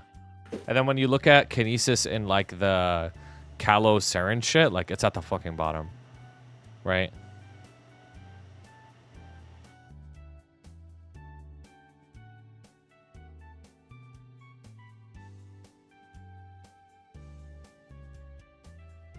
Okay, well, let's look back at the list and compare the experience of Kinesis outside of boss. Okay, well, Kinesis So- is really easy to one-shot with. According to Erica Ray, Kinesis is clunky as fuck. And she also plays Lara. Lara, who is also clunky as fuck, and she still said that. So what that tells me is this class is clunky and is really easy to one-shot with.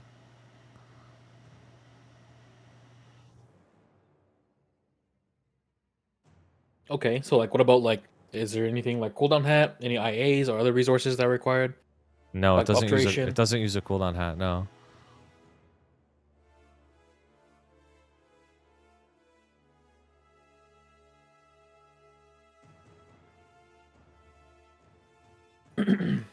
I got you. Okay, so like at this point, like, do we need a Z tier or no? Yes or no? Do we need a Z tier? Maybe we could rename it to something else. Do we just need this tier in general? This is uses attack speed, crit, and boss. I linked FP Merc Kinesis. I have every single class compiled. VOD shit is 17 hours long. Mellow!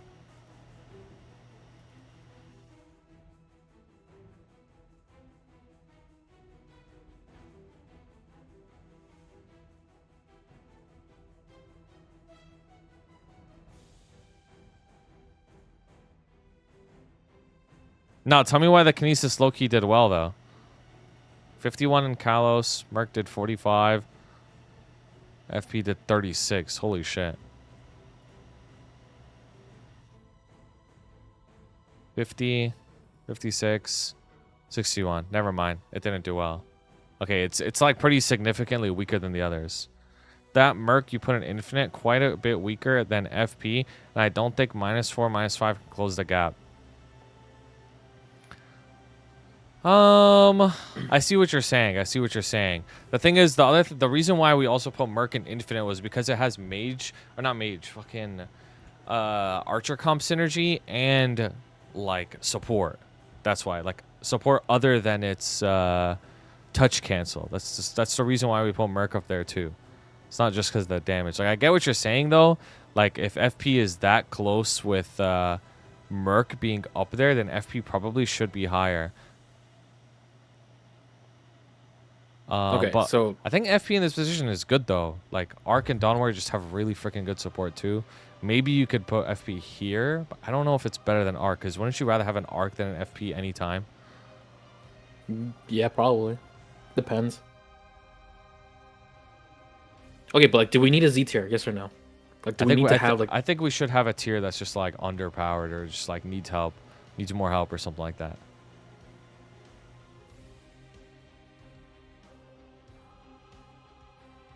Because two tiers just doesn't feel right. Okay, I mean, I'm just not saying that it shouldn't. I'm just reconfirming if we should have it or not. Yeah, all good. Because like, what really is the difference between Wall Hunter, Battle Mage, Mechanic, and Shade? Like, Wild the Hunter, difference of 2 Battle mil? Mage, Mechanic, and Shade. Does Wild Hunter give even the same amount of FD? Wild Well, yeah. Hunter's self damage is really freaking low. I feel like it's lower than all the other ones, right? And the other ones have better support than Wild Hunter. They do. So that's the difference.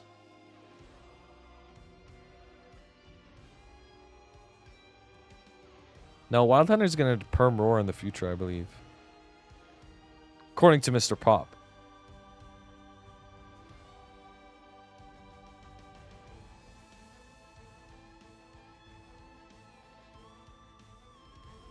I mean, I feel like Wall Hunter's probably at the top of Z then, no? Yeah, that's fine. I'm okay with that. Because if you have a Lara or a Kinesis in your party, you're definitely going to be min clearing. And you'd rather have a Wall Hunter in the party if you're going to be min clearing, no? Yeah.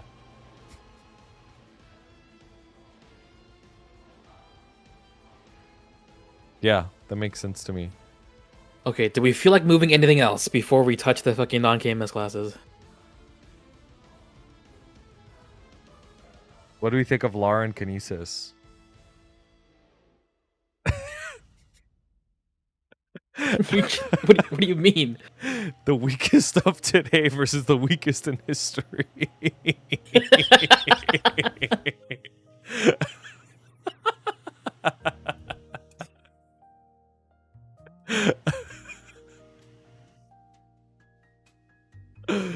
Oh god, bro. Wow! That's a big flower! Because, like, okay, like, is Blaze Wizard really not Z tier? I don't think so, bro. I think the Blaze Wizard support and its self-damage getting a fat increase in the future makes it, like, not Z. Like, I think it saves it. Straight up. And another issue Blaze Wizard had a lot was the movement, and that shit helps a lot. Kaboom! Okay. Let's fucking do these non-KMS classes then. Okay. Okay. We made it, guys. Lara's not at the bottom. We made it. We made it. Okay. All right. All right. Let's talk about Hayato. Okay. So obviously these classes, we're going to put them here, right? No, let's go back. Let's put them all here and we'll talk about them one at a time. So let's lay the groundwork for non-KMS classes right away. First of all, the Mastery 3 and 4 is either unknown Like, we don't know what it is, right? For example, Moshen, Lynn, Sia Astelle. We have no information on them at all, right? So you can't assume anything. Because previously, what people assumed with Mastery 2 for Hayato and Kanna, they'd be like, oh, Marksman got, like, it was like average 12 FD or something with M2 for every class, right? So people assumed, like, oh, like, surely Hayato and Kanna get at least 12 FD. Like, that's the average, right? When in reality, at least for Hayato, I don't know how much Kanna got. Hayato got fucking Z, and it was the worst second mastery in the game. So it's like, you can't even go based off of an average of all the other classes, because that's just not how it works. These classes are just, like, completely on their own. So we can't really talk about their M3, M4 that much. And then when it comes to 2-minute changes, we also don't know. We don't know exactly what's going to happen, whether there's going to be, like, damage tweaks that come along with it. It's possible, because when you look at other classes with the 2-minute change, they also had a lot of damage tweaks that came with it, not just the cooldowns, right? Now, I believe all of these, except Sia, we don't know anything about Sia, are already 2-minute classes, right? Except Kanna's domain being a weird cooldown. But the rest of it is, like, all 2-minute timer, right? So... Oh, no, Moshen's 3-minute. Yeah, Moshen is 3-minute. You're right. So, like, we don't even know if Moshen's going to be equalized to everybody else at 2-minute as well. I think it will be, but we don't know 100%. So with that all out of the way, what we can talk about with these classes is 2 things. The first thing is a warning. If you play any of these classes, you're not going to know all of the information about them until the patch actually drops. So if you want to main these classes, keep that in mind. Every other class, they're going to know the information about their class like months in advance. But these classes, you're not going to know in advance. I main Hayato. Like, I take it from me. Like, I know how this feels. This is just how it is. That doesn't necessarily mean that these classes are bad. If you look at the history of all these classes, Hayato, Kanna, Lynn, Moshen, they've had their ups and downs. Like, so sometimes they could be really good. Sometimes they could be really bad. Just like any other class. So I guess what I would say about Hayato, we could talk about... The other part is we could talk about how it is literally right now. And maybe you could base a decision off of right now if you want to play them or not. So there's 2 things that I would say are really good about Hayato. Hayato is a class that has freedom. And what I define freedom as is you could do whatever the fuck you want in the class and be good. So what that means is, like, you have unlimited movement, you have unlimited healing, you have really good iframes, you have crazy long range, so you could outrange, like, all the bosses in the game and they won't hit you. You have super stance on command, all that stuff. So you have freedom on Hayato, which is very good. Another thing about Hayato is it's the strongest class in the whole game when it comes to one-shotting. You can one-shot the moment you're hit level 260 at literally 0 fucking Sacred Force. Like, you'll one-shot the mobs. It's the strongest in the whole game. So what that means is your progression in Hayato is actually going to be very fast and efficient. Because you're always going to be training within level range. So you always have XP boost. Its attacks have a huge hitbox. So you can full map clear 18k kill rates right off the jump. It also has the ability when you get far into it where you can get -5 cooldown and just, like, super duper brain dead train. But the bad thing about Hayato is at the moment, it actually doesn't do that much damage when it comes to bossing. Now, the reason why I know this is my Hayato is very strong. And when I compare my gear to people who have worse gear than me, they're doing more damage than me. Yesterday, last night, behind the scenes, I've been practicing Enkeling solo. And I've been practicing with Dodic, who's an arc that's 96k hexa, I think. And I'm almost 99k hexa. And he does way more damage than me in Enkeling, like solo. Like, he does, like, it's a lot more. Even though my gear is better than his. So, I would say Hayato at the moment is probably underpowered, like less than average. Which means that the 2-minute change to M3, M4 has to be pretty big for us to remain competitive. Other than that, we're a pretty selfish DPS class. We only offer 20% boss damage to the party, which isn't that much. So basically, if you play Hayato at the moment, you're a selfish DPS slot in the party that doesn't do a lot of damage. There's also very weird things about Hayato that are definitely worth mentioning. Like, it's a really, really freaking hard class to min-max on. It actually has the hardest burst sequence in the entire game. Like, if you want to get off the burst perfectly, it's very difficult to do. You're also a back-ended burst class. So the reason why that's important is when you're doing min-clear runs, which you might do at some point in your progression, you're going to have to int your initial burst so you can stay in sync with other people. Because typically you would want to wait like 30 seconds, then you would do your origin burst, but you would have to do it right away, which means that you're not going to do a lot of damage with it, which kind of sucks. Hayato also, unless this gets changed, one of your main buffs is called Phantom Blade, which is a buff that you have to upkeep every 33 seconds, which means that certain bosses that become invulnerable, you have to upkeep the buff by hitting something. And if you have nothing to hit, that means the buff is going to go away. And if you lose that buff, you essentially lose all your damage, and you have to use one of your burst skills to get the buff back. But then you use one of your burst skills to get the buff back. So it's like, it sucks. Phantom Blade doesn't drop in Limbo if you're good, but it is very easy to drop in Limbo because Limbo iframes a lot. So you have to be like very on top of it. Only bosses that it 100% drops in is Slime and Kalos. Now, Slime 100% of the time you can never keep up stacks at the moment. Kalos, if you lag, you can keep up the stacks. Other thing about Hayato that's kind of annoying is you can't stay dead on the class, because if you stay dead, you're going to lose the Phantom Blade buff. So other classes you can stay dead, wait out your cooldowns. Hayato, you can't do that. You have to res pretty much instantly and keep DPSing. There's that. There's a lot of animation canceling involved, so it's hard to play. A lot of energy management, micromanagement. So it is a very hard class to play. Basically, you have a lot of effort for very low damage. So at the moment, I don't think it's that good.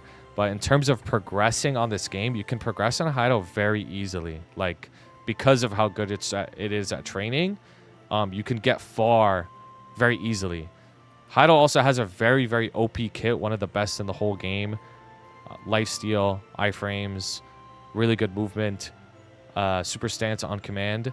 So if it does get strong, it's one of those classes that Tommy mentioned earlier, like what's it called? It's one of those classes that Tommy mentioned earlier where it's like exponential increase, where like if Hayato gets strong, it becomes one of the best in the whole game. So that's where Hayato is at the moment. Straight up.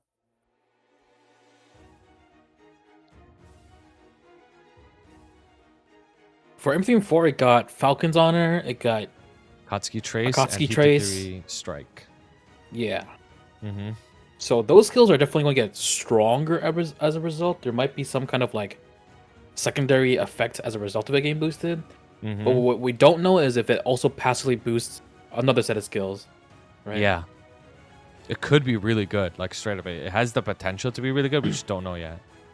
So I feel like I would not be surprised if M3M4 for Hayato also passively boosts the damage of Ryblade, because that's how it is for Dual Blade and for Hero, I think, right? I think for Dual Blade and Hero, both their M3M4 also boosts their main attacking skills some further. Mm-hmm.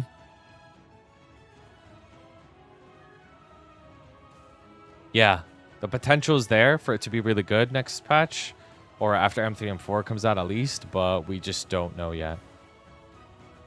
I really hope that next patch, if we do get 2-minute changes, it also comes with number tweaks and quality of life. Maple Sea has had Sengoku Force quality of life, which means that your damage is less RNG. Hayato's damage is slightly RNG at the moment, which sucks. And increases Phantom Blade duration, which is really nice. I think that's everything I have to say about Hayato, though. Well, we can start with placement without going too hard on like the... I mean, place it where you think it is right now, and then we can maybe estimate where it could be in the future. Oh, interesting. Like right now, where would I put it? Yeah. Where do you think it would belong? And again, like this is like the whole Probably overall like experience. right here. Like you will watch the video and then you learn to do the cancels. Like there's a lot of cancels you can do, but the most important ones is just learning to cancel your up jump and also to like keybind Phantom Blade on the macro. And cancel out of Zonko. That was super with important. the Instant slice. pizza slice. I would put it like there, like right under dual blade. I think dual blade is like the same slot, but more damage. Like straight up. They do they serve the same purpose, right? But dual blade's just stronger, so they both are easy at one shot with too.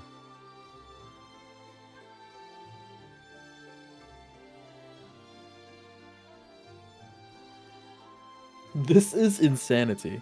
Bro, like you guys just don't know anything about Hayato. Like you guys watch me and I'm strong, right? And I blow up these bosses, but in reality, like it's just not the case. Like Have you done X-Lot solo yet? I'm just like really solo? funded. Yeah, I've soloed it a bunch of times, yeah. How fast are your solos right now if you were to do a run? Before What'd you my estimate? ET, it was 25 minutes. After my ET, I could probably do like 23 something. Okay. That's really good, by the way. Well, I feel like at almost 99k Hexa, it's not that good. Peps at 95k did a 21-minute solo.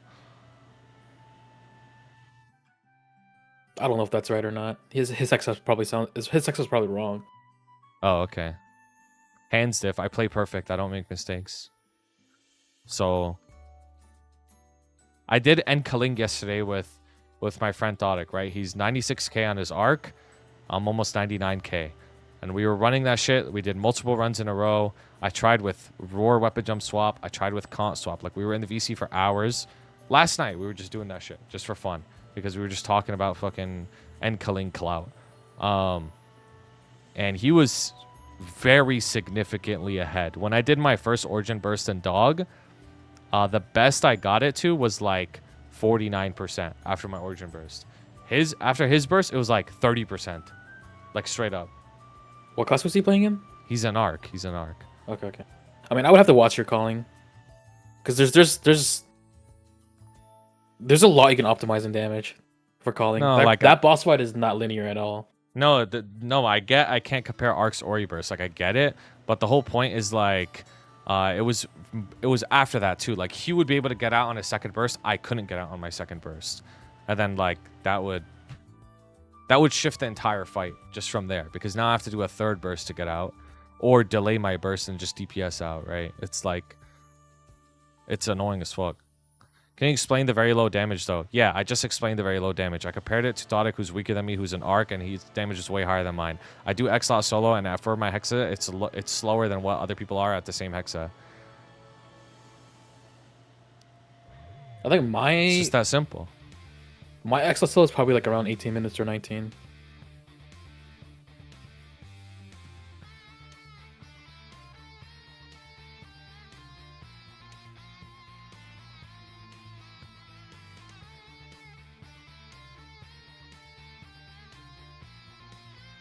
Like, Alright, well. I don't know. That's where I would put it. But yeah. Alright, next class, unless there's more to talk about. No, I mean, that's everything I have to say. I mean, like, if you want to believe Hayato's, like, underpowered or not, I mean, it doesn't really matter to me. Like, I'm just telling you the truth as, like, the only fucking Hayato player here. Hokey Pokey agrees with me, too, actually, so. You can talk about Kanna. You know way more than I do. Sure. So, obviously, Domain is still a 192-second cooldown skill in Chronos, or like in GMS specifically. Mm-hmm. And what they did to the other servers that have Kanna was they just made a 180. Okay. Crazy. And not only did they do that, but they also just removed the FD buff it gives to anyone. Haku also didn't get any quality of life changes either. Like, so you know how for Bishop, per party member, you get FD, right? Mm-hmm. But they shifted it so that majority of the FD is obtained even when you're solo now. Yeah. Like, you still get FD in party, but like most of it is divided into even when you're solo play, you get a lot. That has not happened yet for Haku, even in MapleStory, right? So like 6-man Kanna versus solo Kanna versus 3-man Kanna is still vastly different in damage output. Mm-hmm. Your Vanquisher, which is your key down, is still a 10-second cooldown in Maple Sea, I believe. Oh, The they cooldown did? also doesn't start ticking. I see. Wait, they did? I swear I was asking like Quinn about this the other day, and he said they didn't. Okay. Okay, whatever. My bad on that, or whatever. I blame Quinn. I'm not taking the blame on that. Quinn's a Anyways, DS main. It's fair. okay, but he was a fucking Kanna main before DS. Vanquisher cooldown doesn't start ticking until you let go, which is ass. The cooldown still 10 seconds, I believe. So it's like the same problem with like Dual back then, where even if you had Genesis iframe, like you would have gambled the last like 0.5 seconds of the cooldown, or you had to let go early to dodge something. It's also really weird that you can CD skip Vanquisher. I think what I would want personally is to make it so that it doesn't CD skip at all, because I feel like CD skip is like not a good, is unhealthy for Kanna. I think it makes the playstyle really fucking weird and annoying, especially because your cooldown is 10 seconds, right? Mhm. So even if you were to like CD skip it again, I feel like it doesn't really help you that much in the grand scheme of things.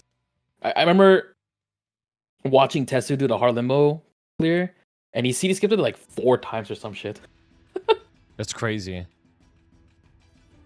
I think it'd be better if they obviously condense the key down so it's not 10, make it like 5 or 4. Mm-hmm. Remove its ability to CD skip, and add that potential damage gain or loss elsewhere in the kit. Domain is also like really weird still, because obviously like with the 2-minute homogenization of each class, it being 180, well, it needs to be 120 now, right?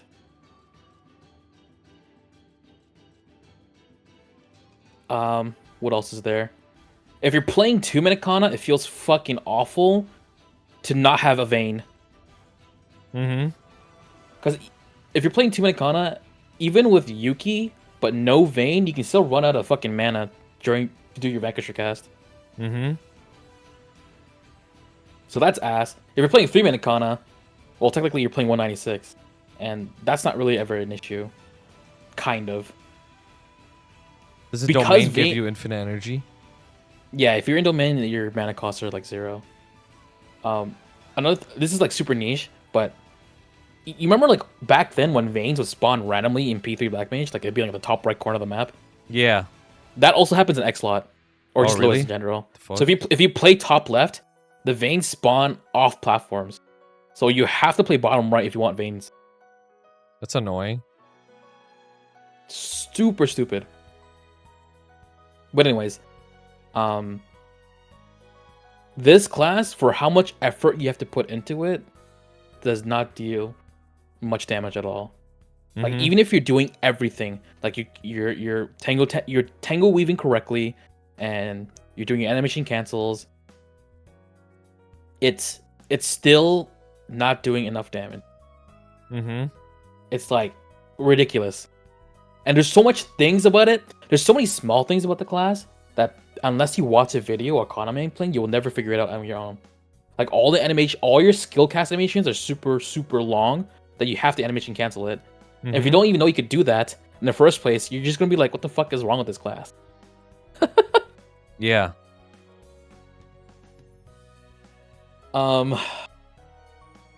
What else is there? Oh, your hyper skills is the foot bind. Yeah. So you can't CD skip that either. And because of the fact that domain's 196, if you were to try to play Kanna as a 2-minute class, there will be a point in time where I think you can't use your foot bind because it's still on cooldown, even though bind resist is already up.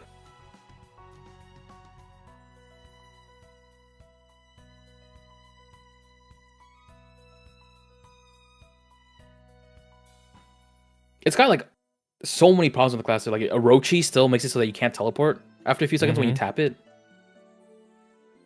Yeah. What do you think of like party comp with Kanna?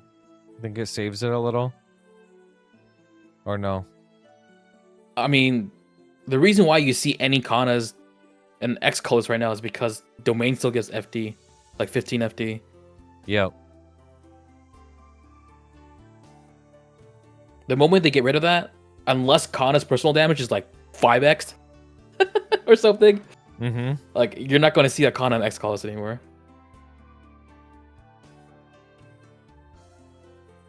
Oh 07.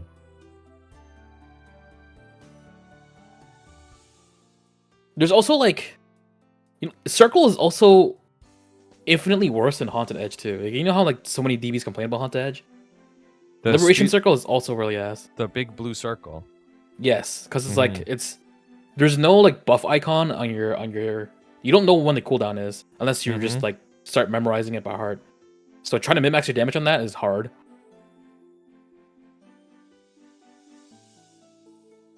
There's also no line cap on it either. So it's like some bosses it just does infinite damage, and other bosses it just does nothing.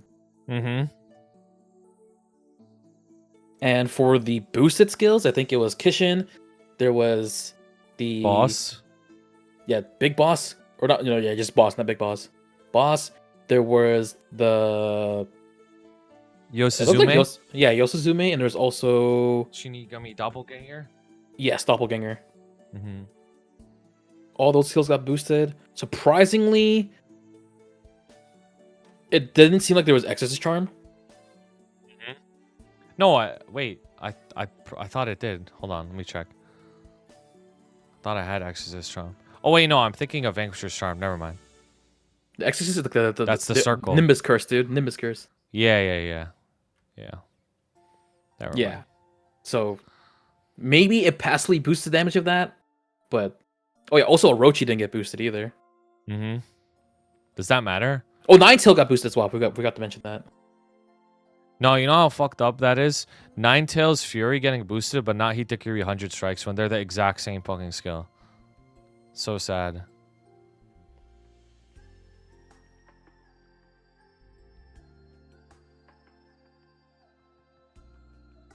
But yeah, like it's crazy how many times Kanna has been reworked, and it's still like it's still so ass. Like how many times can you miss the mark? Oh, there's also this bug, not bug. This huge oversight with Kanna's hyper stats or hyper passives.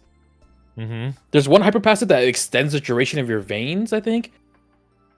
But like, because of how the cooldowns line up and how many you can spawn and how long they last, it doesn't even work, from what I remember. It's funny. Yeah, this class is just like it's a fucking house of cards for this class. Isn't that a show? Yes, but it's also just like, a phrase. Mm-hmm. You don't even want the hyper skill. You don't even want it, but like the fact that you could spec into it and it still does nothing is just funny.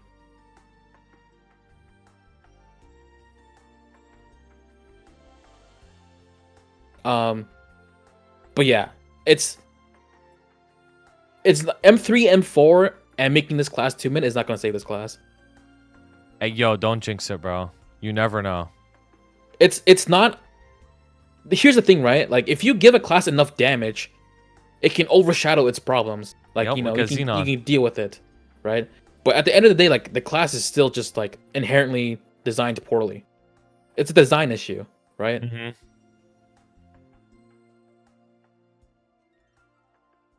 I still have hope. Yeah, I mean, I enjoy playing my Kanna, as fucked up as it is. It's not gonna be a champion, you know what I mean? No, I think I have hope because we have Team GMS now. I think the development will go up. Yeah, I mean, we'll just have to see, you know.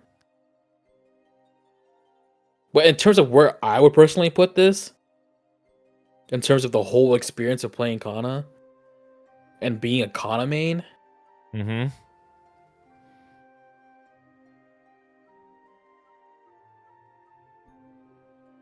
I mean, it's probably just Z. Z. Like, if you've ever heard me play my Kanna, you would know that I'm fucking putting in work and I'm doing no damage. Yep. I remember Kanna's you the doing highest Lotus. APM. Kanna's the highest APM class I play week to week. Rip New York fries. Oh, Or Yuna. Yeah, it's Yuna now. It's just Z. I don't even know where I put it in Z. Like me, like it's. I mean, it's probably higher than Wall Hunter. I don't know, but like it's just Z regardless. I see. Like the mobbing on Kanna is great, right? Like you do have 0 cooldown up jump now on Kanna, which they also added, right? Like they're not that long ago, so that was cool, I guess. Yeah. Does it still send you backwards a little? Yes, yes. Oh, hell nah.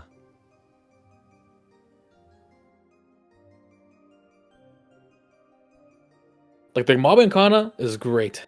Everything else about it is just ass.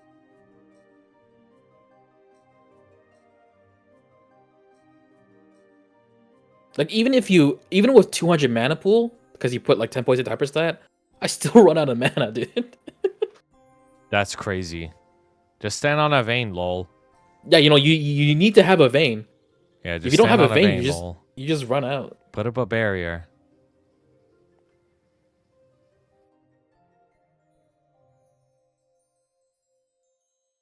All right, we want to move on? Yeah. All That was right. more like a rant than really anything else about Kanna, I'm gonna be honest. It's important. Let's talk about Lynn. The complete opposite side of the non-KMS spectrum, huh? Yeah, this class is just infinite. Yeah, this shit's infinite.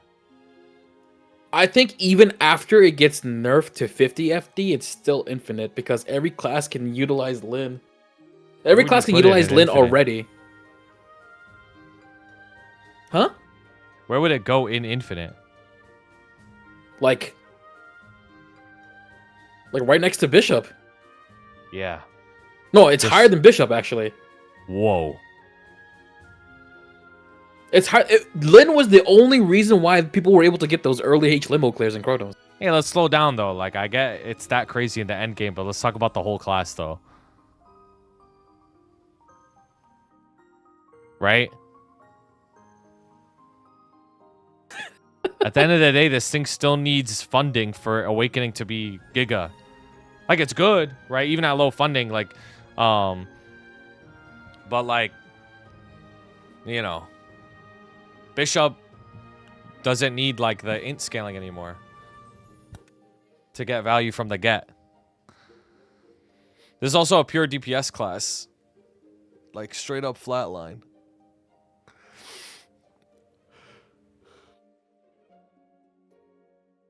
You think it's endgame, or you think its potential endgame just makes it that crazy?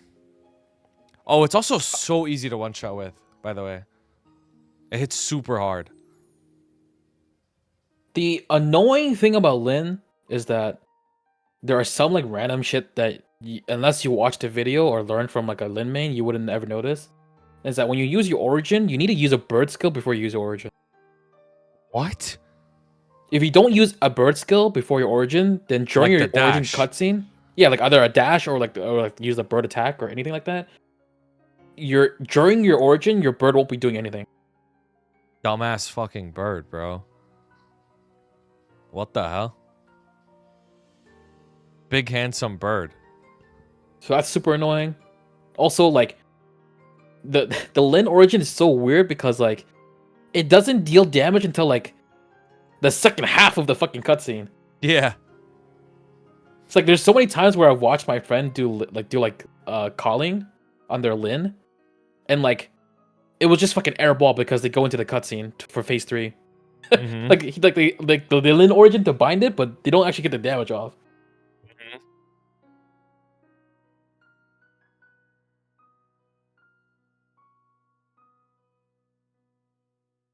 But yeah, I mean, like I feel like the early game and the mid game, like I feel like there's no point of the game where Lynn is bad. It's got great movement. The hitboxes on its skills are large as fuck.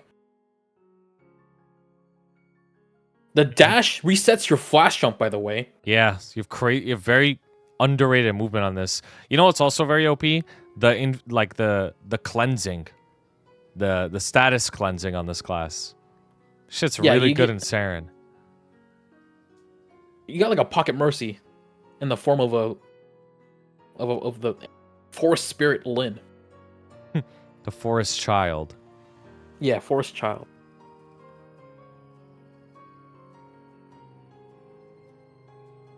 Guys, she's also really cute. So if you want to play a cute class, play Lynn. It's important to mention. Yeah, Lynn's just infinite, man. Yeah, Lynn's just she's... infinite. No, I agree. She's definitely infinite. 100%.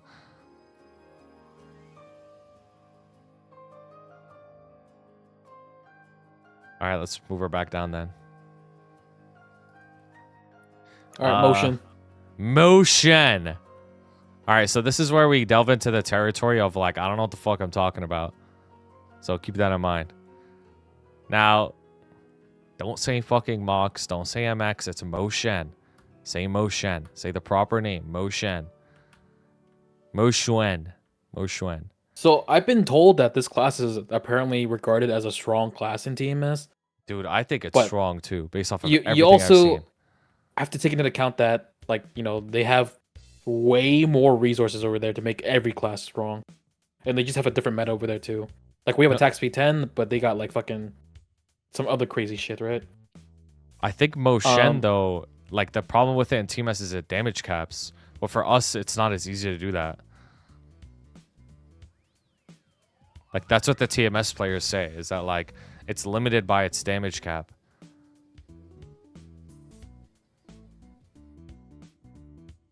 I heard its origin was also really ass, too.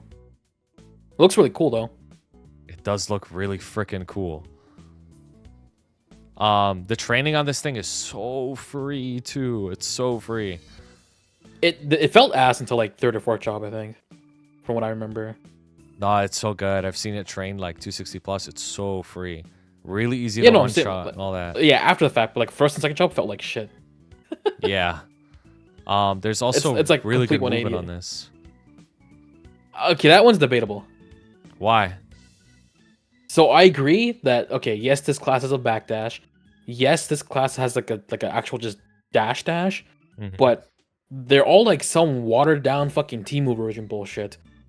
Cause like the backstep has a fucking cooldown on it, and the dash is not smooth at all. Like there's some crazy end lag on it. No, you have to animation cancel it. What? There's an animation cancel to it.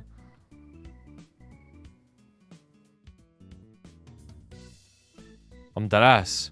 There's an animation cancel. If you punch or kick with the dash, it animation cancels it. Oh, okay, I see. Also, this class has crit bind. Like, you can extend the binds. This class has crit bind. It's fucking crazy. Guys, correct me if I'm wrong, but you can crit bind Moshen with 0, right? So you could double crit bind. Yeah, it's a different timer. And you give your party 10% crit damage. Low-key, this class is infinite. I was told that crit damage buff is also affected by buff duration of the motion. Holy shit. So that means, like, ironically, like, if you're in party play, you should run 50% buff duration line in party play. Really? Yeah, because then you'll have, like, a 70-second 10% crit damage buff for your party. Wait, is the crit damage buff not 100% uptime? No. It's not. Okay. I think you'd probably just run skip, though. Skip buff. Buff on the Legion when you're high Legion. No, but, like, 50% extra buff duration, though. Yeah, but it's 12% more than 38, right? Like, it's not 50%. It's 12% more.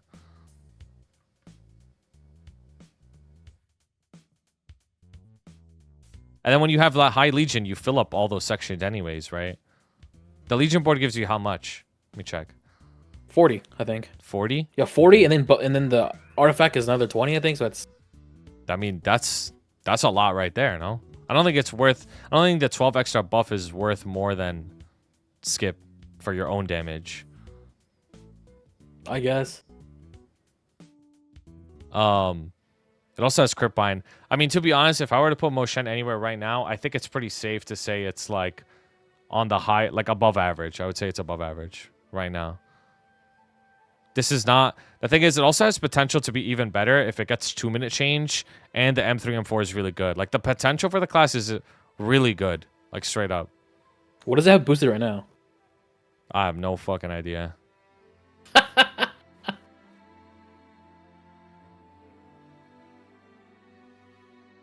Low potential. The punch...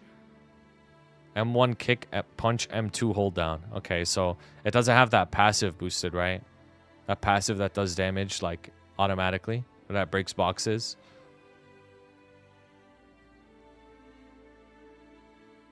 I think the potential for Moshen is really good already because it's already strong. It's probably somewhere around like Shadower then, though. Probably, yeah, like straight up, which is actually really good. Like Moshen has promise. As a crit bind too, like that on its own is already like infinite. Plus the crit damage. Yeah, absolute push. Thank you for the raid, bro. I hope you had a good stream, man. Alright. Anything else to say? Nope. Or it'd be like around Shad or something. Oh fuck, I didn't change the top, bro. Fuck. I put class Lynn. It's supposed to be Moshen. Whatever. I mean, Sia Astelle, not even much to say to begin with. It's just infinite. Yep. It's infinite because, as I was told, okay, Sia is the only class to rival Bishop in terms of what it provides for the party. That's what I was told. But they said that they're gonna add DPS to the class in the Sia preview, so that means they're removing all of its support. Maybe. No, I actually hate Doomers so much because that's what happened. Like when we were reading that shit, they're like, "Oh my god, recipes." Like they're removing all of its support. No, they didn't say they were removing all its support. They said they added DPS to it so it can fit GMS's gameplay. Fucking Doomers, bro. They deleted FD. You can see it on the video. They hovered this skill. They hovered a skill that gave FD, like 10% FD straight up, which is already really good. Anyways, at the end of the day, we don't know shit about it. Like, what's the point of even talking about this anyways? Like, realistically here. We don't know anything about this class.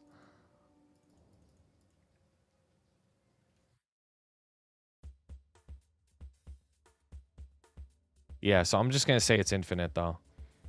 Like, I don't give a fuck. Let us doom? No. Go doom somewhere else.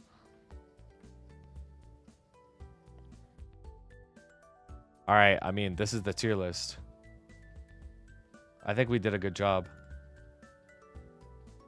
Maybe. No, I know we did. I know we did. I know we did.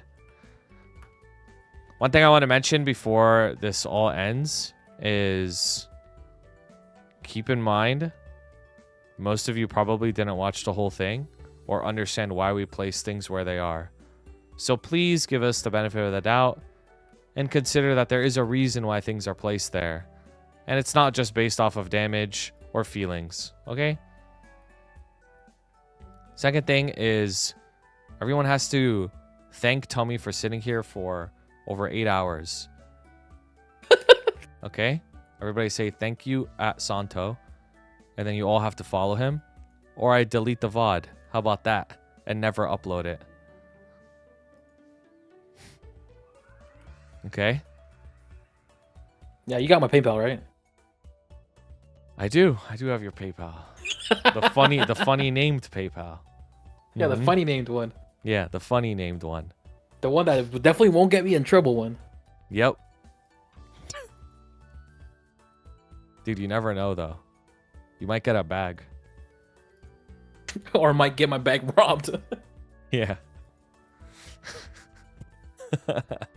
Can we get Phil outro? Apparently Phil's going through like the fucking like he's like, I don't know, 1v1000 the company right now or something. Was in the longest meeting in history. He's making a tier list of his own right now in the company. Yeah, yeah. Shout out Phil too. He was helping a lot in the chat. And at the start of the video, so shout out Phil too. But this is the tier list. I mean, I think this is pretty solid. Like if somebody were to go into the game, they look at mains, they're like, okay, well, I could pretty much play anything and be fine. That's the end result. I could pretty much play anything and be fine. I think you can definitely argue like some classes should go up or down, but for the whole big picture of things, like this is actually like how the state of the game will be. Like there's majority of the classes are fine for you to play, and there are still gonna be those classes in Infinite that are just outliers and they break the mold and they just break the rules of what this game is about. But for the most part, if you don't want to pick those classes and you pick the classes in the middle tier, like they're not even middle tier. Like they're just not like they're not Superman, dude. That's it. Dude, I ain't even gonna lie. Shagat almost just made you crush out. That ass.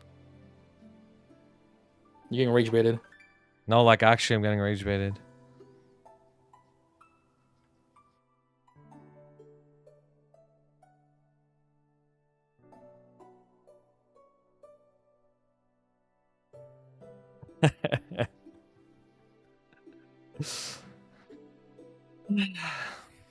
All right, I mean that's about it. I mean that's about it. I mean, like, I guess we're gonna see what happens after M3 M4 after the patch, and we'll see how this ages. I mean, this is what we think based off of the future. I think if somebody uses this video, they'll be in good direction. Obviously, if you want to see like other content related to anything on this game, pull up to the live stream, mine or Santos or anything. Follow if you haven't already. Like, this is a WS stream so far. Like, if you're not following the stream, like, you should follow. Like, we be streaming, we be making videos, like, pull up, all that shit. Anyways, thank you everybody for watching. I'll be ending the recording now. Goodbye. Shout out to my members: Blazefire, Shooms, Shagad, Ravi Espa, Koga, Skittles, Dante Victory, CK, Jay, Kyle, Vampiric X, Fresh and Juicy, Assassin, Henzo, Henrique, and Kelvin. I appreciate you guys so much. And thank you everybody who submitted fan art. You can always submit it in the Discord and it'll be put at the end of every video. Thank you for watching. Have a wonderful day.